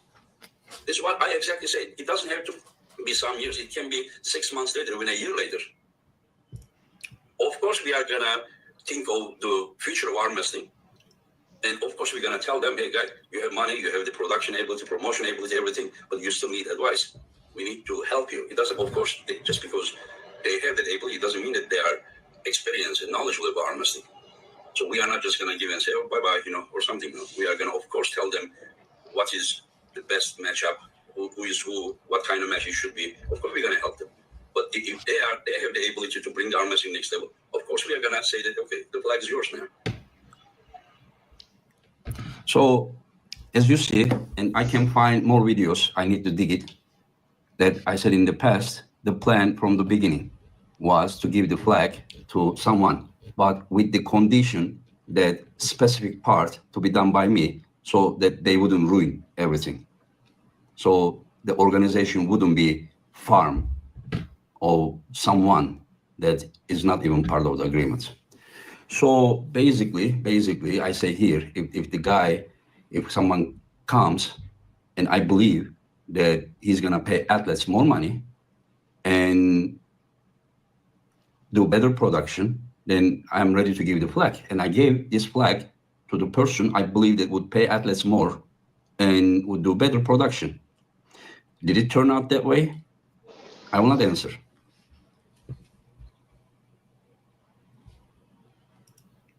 But you cannot just come to me and say that, Engin, oh, you gave everything and this and that. That was the plan. That was the plan. But did I secure the specific lane with an agreement, a separate agreement? Yes, I did that. And they say, Engin quit. But they don't talk about how I was brought to that point, which I will probably, at some point, they will make me share, and I will share with the evidences. But I don't want to go there. So I suggest those people to keep their puppets, away, because I don't want to answer. But there will be a time that I will have to answer everything in a specific way, more detailed, transparent way. And then it will not be good. So basically, I have kept my word, as I said. I always said, I'm not a businessman. I love arm wrestling, I breathe arm wrestling. And I said there will be a time that I will believe that they will come and bring the arm wrestling to the next point. And I did that. Did I make mistake or not? That's another subject. But as I said, I also secured that the arm wrestling specific part is my lane. That is exactly what I said in the video that you just listened. So those cheap perception games can be bought only by the people who are not objective with their view.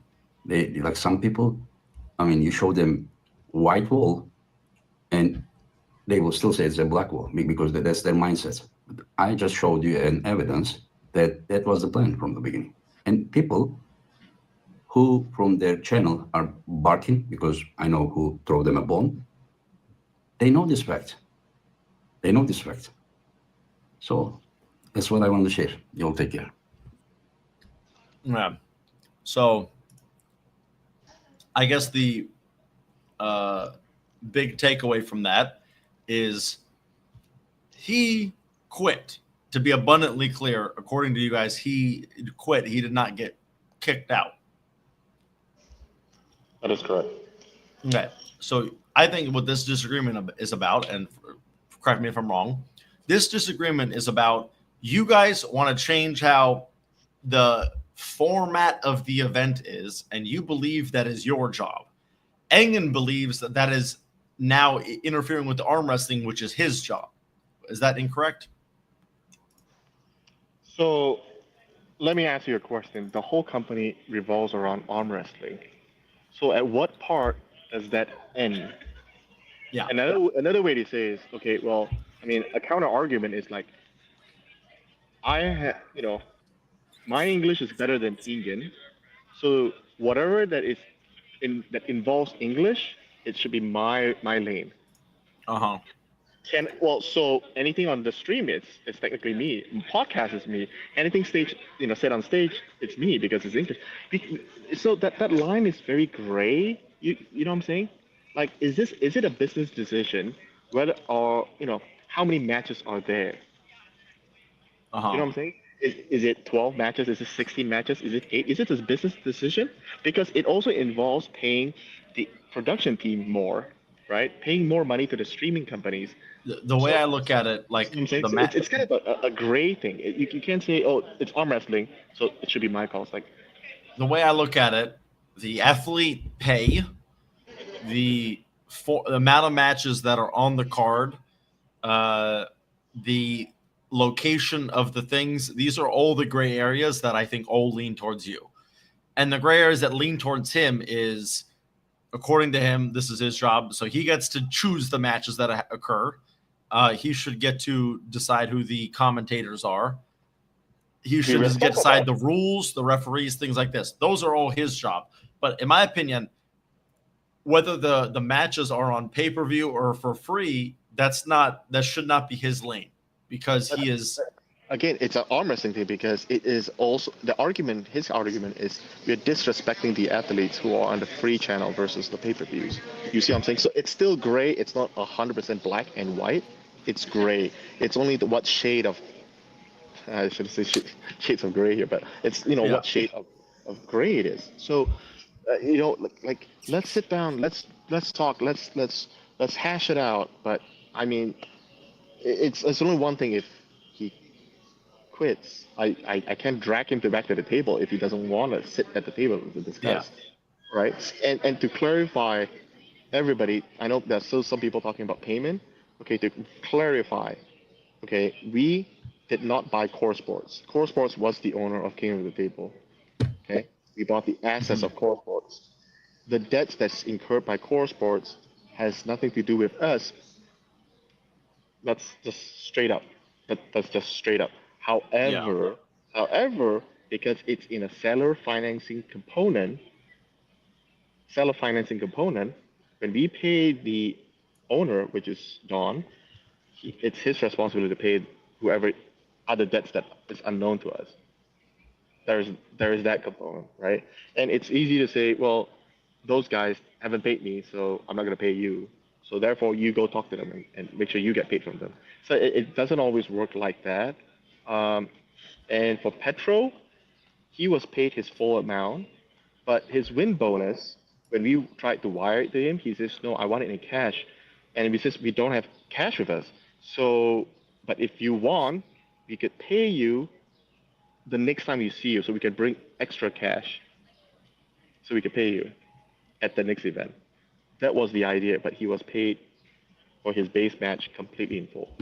Yeah. Like I said, maybe the rest of the world might struggle with this understanding, but in America, we get into big trouble if we don't keep a proper accounting record.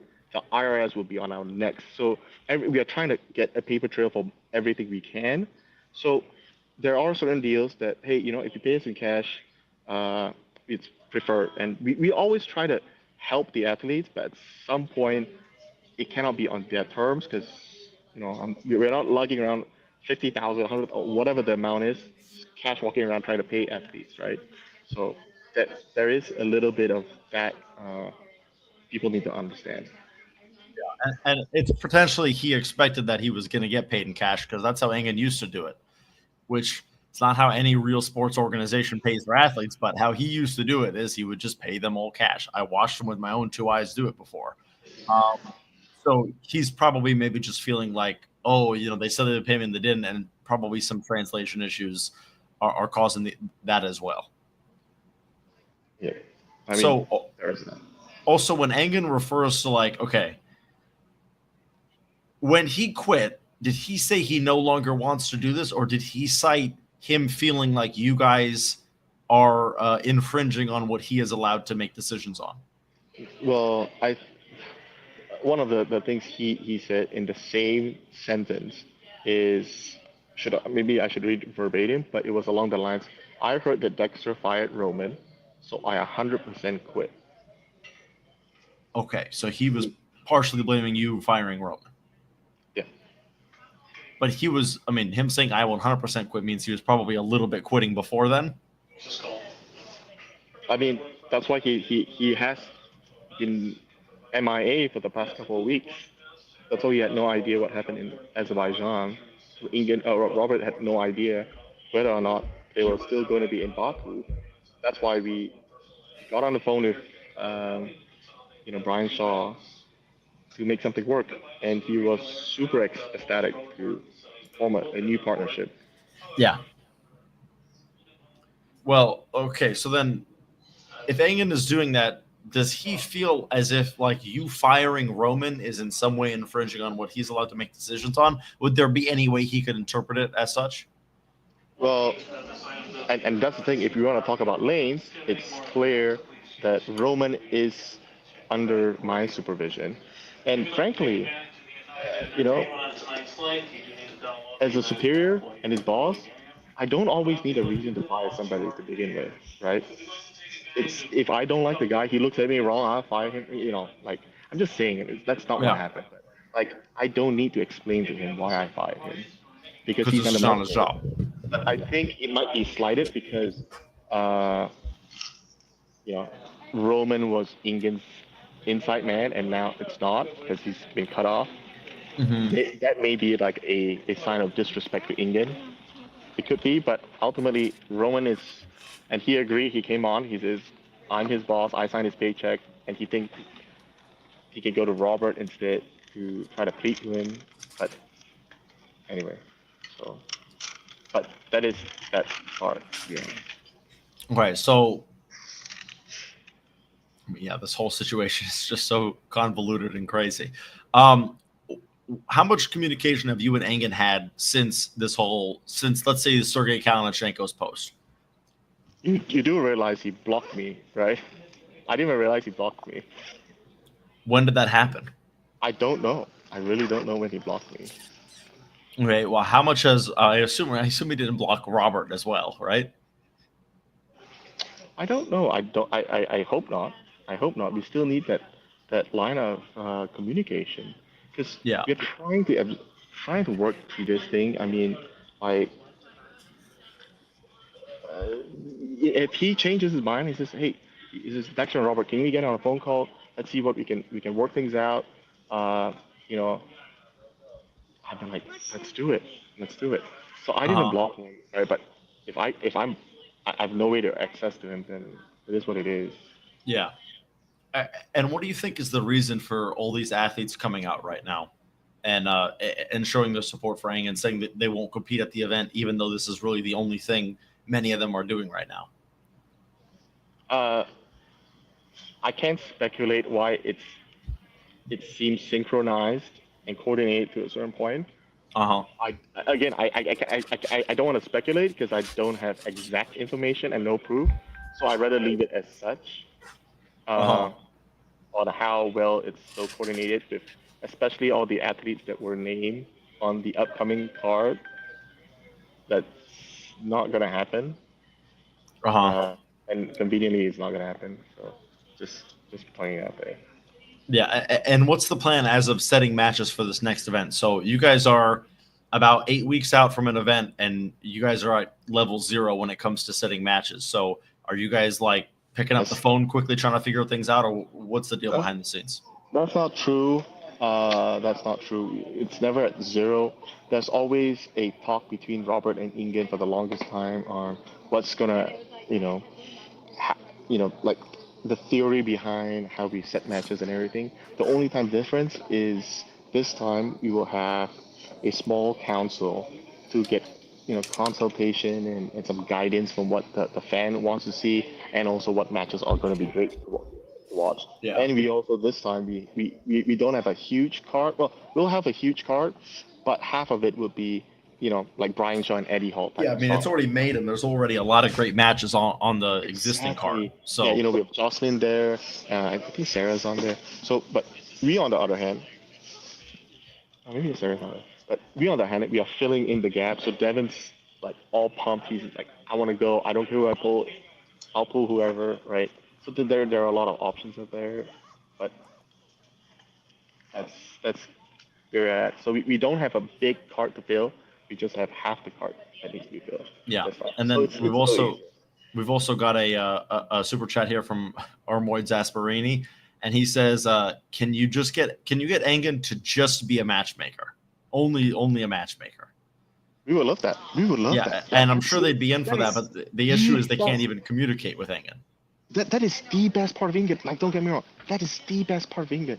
Like, everybody who says Nobody knows arm wrestling more than Engen. Period. Right. Unless it's a whole council. Like, nobody knows more than a whole council. Wisdom of the crowd is better than just Engen by himself. But yeah, if I were to start an arm wrestling organization right now and I was given $100 million, hire anyone you want, my one matchmaker would be Engen. If I had to hire only one guy, he's great at that. Yeah, right. But I think as a group, right, with a council, I think we'll easily exceed that level of matchmaking anyway. But we'd love to have him back. We literally love to have him back. Unrelated, Drew Gallagher's new name is Hollywood Drew Gallagher, because people were making fun of him for constantly saying he was from Hollywood, so now he's Hollywood Drew Gallagher. Yeah, I mean, he is Hollywood. If you've seen the interviews he's done, Timothy Chalamet, Tom He's Cruise, very Hollywood. I think he's super Hollywood. He's on the Oscars and Academy Awards and Emmy Award, red carpets, going up there to take awards. I mean, he's as Hollywood as it can be. Now it all started in Arlington, where I told him, hey, dude, I'm part of this little cool production. You want to come and check it out? And he's like, yeah, I'm free that weekend. Let's Actually, hang out. That's what it is. This is so unrelated to what we're talking about. Drew, if you live in LA, you can come to our club sometime. That might be perfect. Because I also live in LA. I live right next to Hollywood. So I assume Hollywood Drew Gallagher lives near me. So, you're more than welcome to come to our club sometime and train a bit. Anyway, back on this topic. So you have not – okay, yeah, Drew, send me a message where you live and we'll figure it out. Yeah, big practice next Sunday.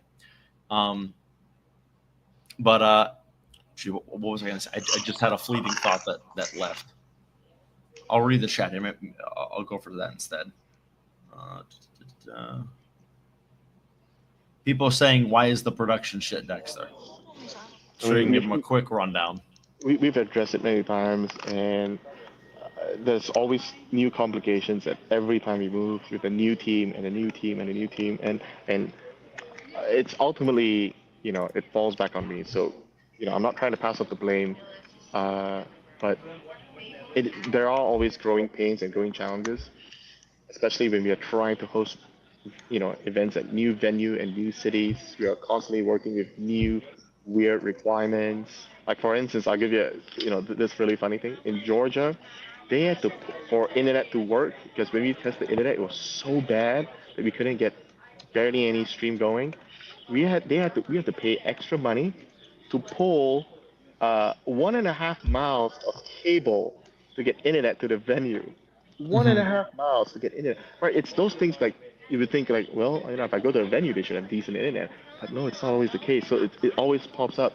So in this venue, there was a new hiccup because the venue decides the term for pollution also translates to be the generator that's going to be located outside in the back loading docks, and they wouldn't allow that. This is no pollution. And it's like, but it's outside. That's a big deal. So no backup generators allowed. So it's one of those things that, as it still is my fault because I potentially could have gone to the hotel and said, all right, I'll pay you $10,000 if you allow a backup generator, right? So it's still my fault ultimately. But now going forward, it's something that we learn that when we go to another venue, before we sign the contract, we're going to explicitly mention that they must allow us to set up a backup generator, whether they like it or not, or else we're going We just won't go. somewhere else. Yeah, we just won't go. I mean, that's like a learning thing that for the most convention centers and most hotels never have a problem, but it was a weird loophole that they were using to block us from doing so. So it's just one of those things. So then also another thing, I literally had just seen it. Now I missed it. Oh, what was the deal with there not being a proper scoreboard? Like the scoreboard was constantly updated incorrectly and frequently just wasn't there at all. And So- what was the deal with that? So that one is that one is totally on our end, right? Mhm. Totally on our end. We and maybe it's a new rule within the company.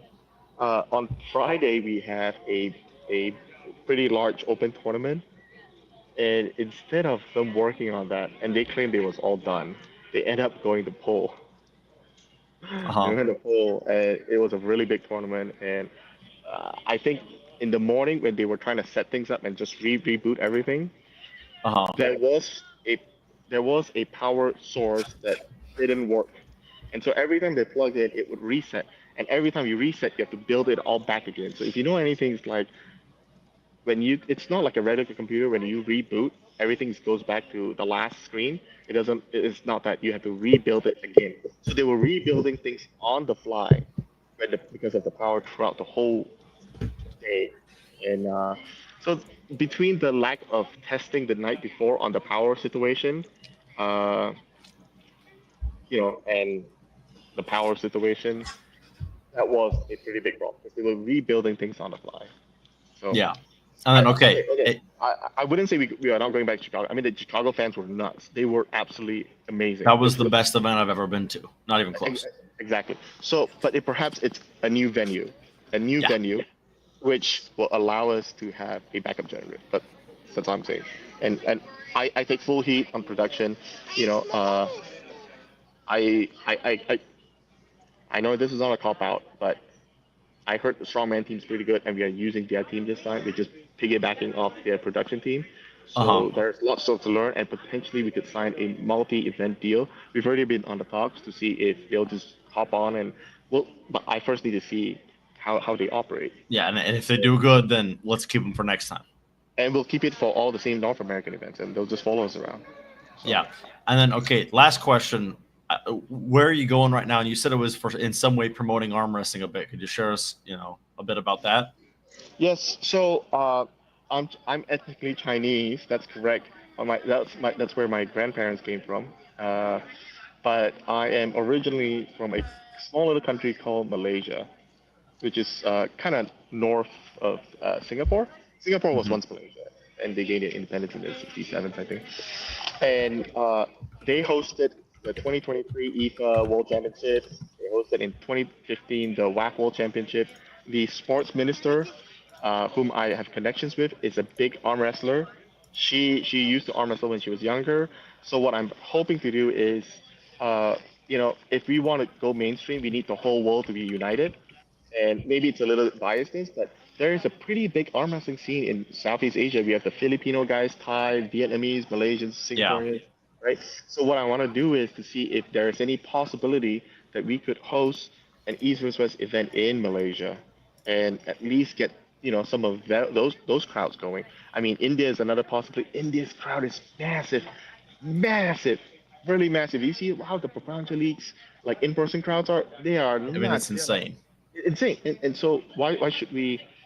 North America is great. Europe is amazing, but let's not forget about the African guys. The African guys have some really strong contenders.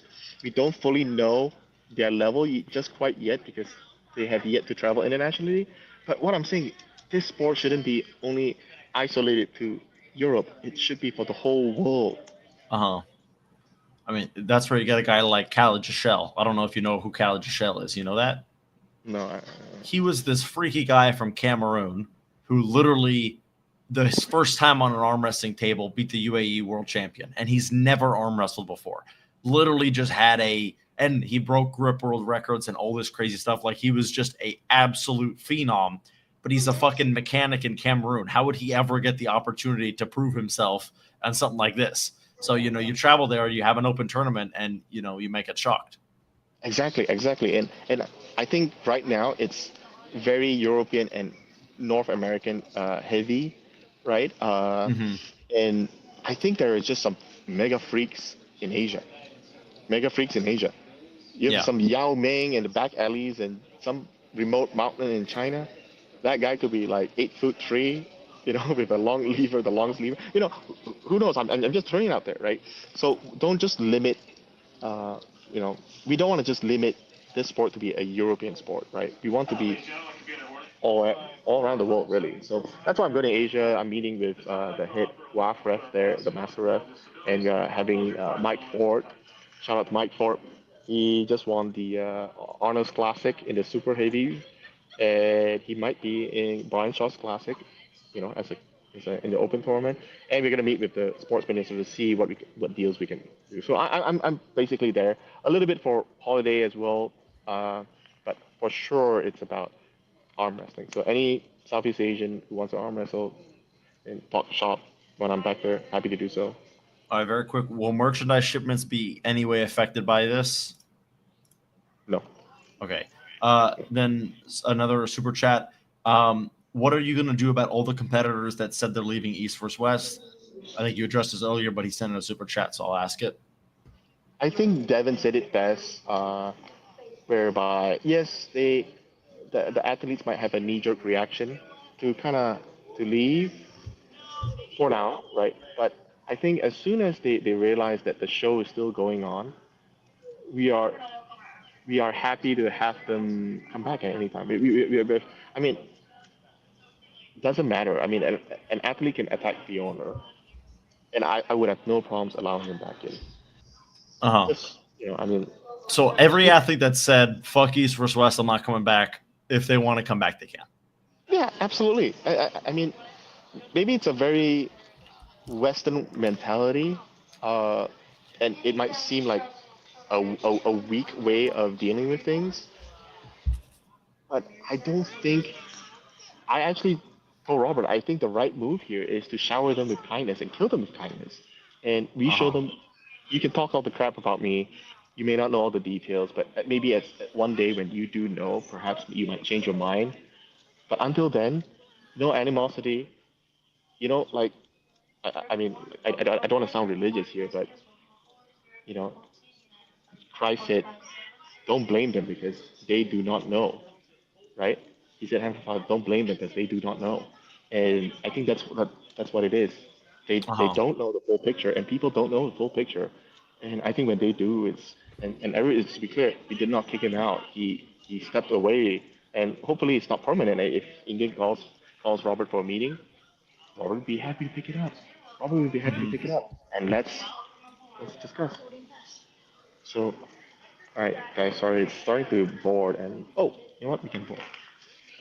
Honestly, if you want to pop off the stream, no problem. Because honestly, I'm looking to end this thing too. I'm literally 8 hours and 40 minutes deep. So, right. And I thank everybody for being patient. I know that the last stream was terrible. It just showed like how critical it is to have backups to backups. Even like audio right now, we have backups to backups, lightings. I know it feels like an easy way to cop out and blame the new venue thing, but that's the reality of it. I mean, people in Chicago probably would not blame us for being there because they now have the opportunity to attend one event, and I think we should try to spread love and spread the word of arm wrestling every corner. So. All right, are you leaving now? I think.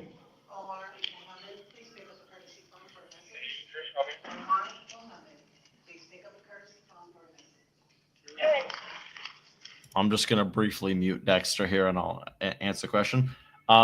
Dexter, I've paid for every pay-per-view since now, but now I will stop. Your language with Roman is disappointing. Stop calling him a rat. Do better. Well, if Dexter comes back, we'll get your answer.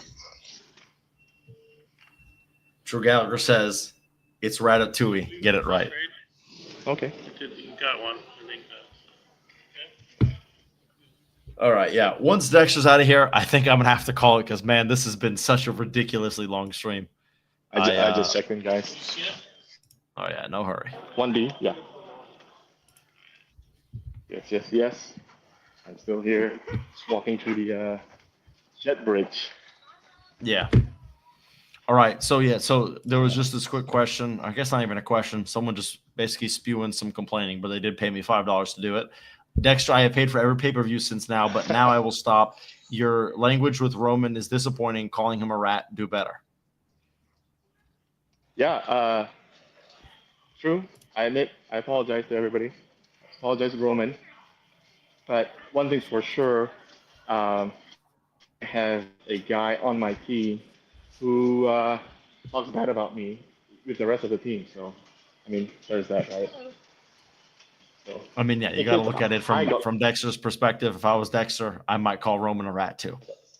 Welcome aboard. We don't know the whole story. Yeah, I'm on the plane right now, guys. So I apologize if it gets all messed up. So. All right, Dexter. Honestly, it's real loud, so I'll call it here because I'm guessing you don't want to talk to me on the plane anyways. Thank you very much for coming on, and I appreciate it. Thank you. 7B is 2. All right. Dexter didn't even respond, but that's okay. Dexter says that he wants to come back. He can. All right. I think I'm going to wrap it up pretty soon here. We'll chat for just a few more minutes, but man, it's been nearly 9 hours. I need to look at something other than this fucking computer screen. I got to go on my walk. I haven't done that. Every morning when I wake up, I go for a walk, and I did not do that today because the first thing I did was fucking get on the stream. So yeah, I am hungry. I ate a little bit while I was here, but man, I'm just a little over it. I gotta relax here. You got a new sub. Thank you, man. Henry Rasheen, of course.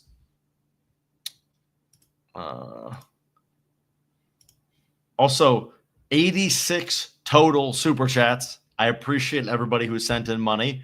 Yeah, it's pretty great. So yeah, definitely not quite rent paid off this stream, but that's quite a bit of cash. So that's nice. 24-hour stream. Better leave 500 viewers. I won't totally look like I hate to say it, but like at the same time, I feel like I could start this stream tomorrow and all 500 of you will tune in. Hopefully. I also saw. Let's see. Wait a minute. Dexter, hello. I got on my seat. Okay. They were kind enough to upgrade me for free, so. Oh, right on. I was just saying I'm probably about to end up this stream because I'm nearly 9 hours in. I gotta go on a walk and see the outdoors and live my life. Anyway, say a final goodbye and then I'm gonna end it here.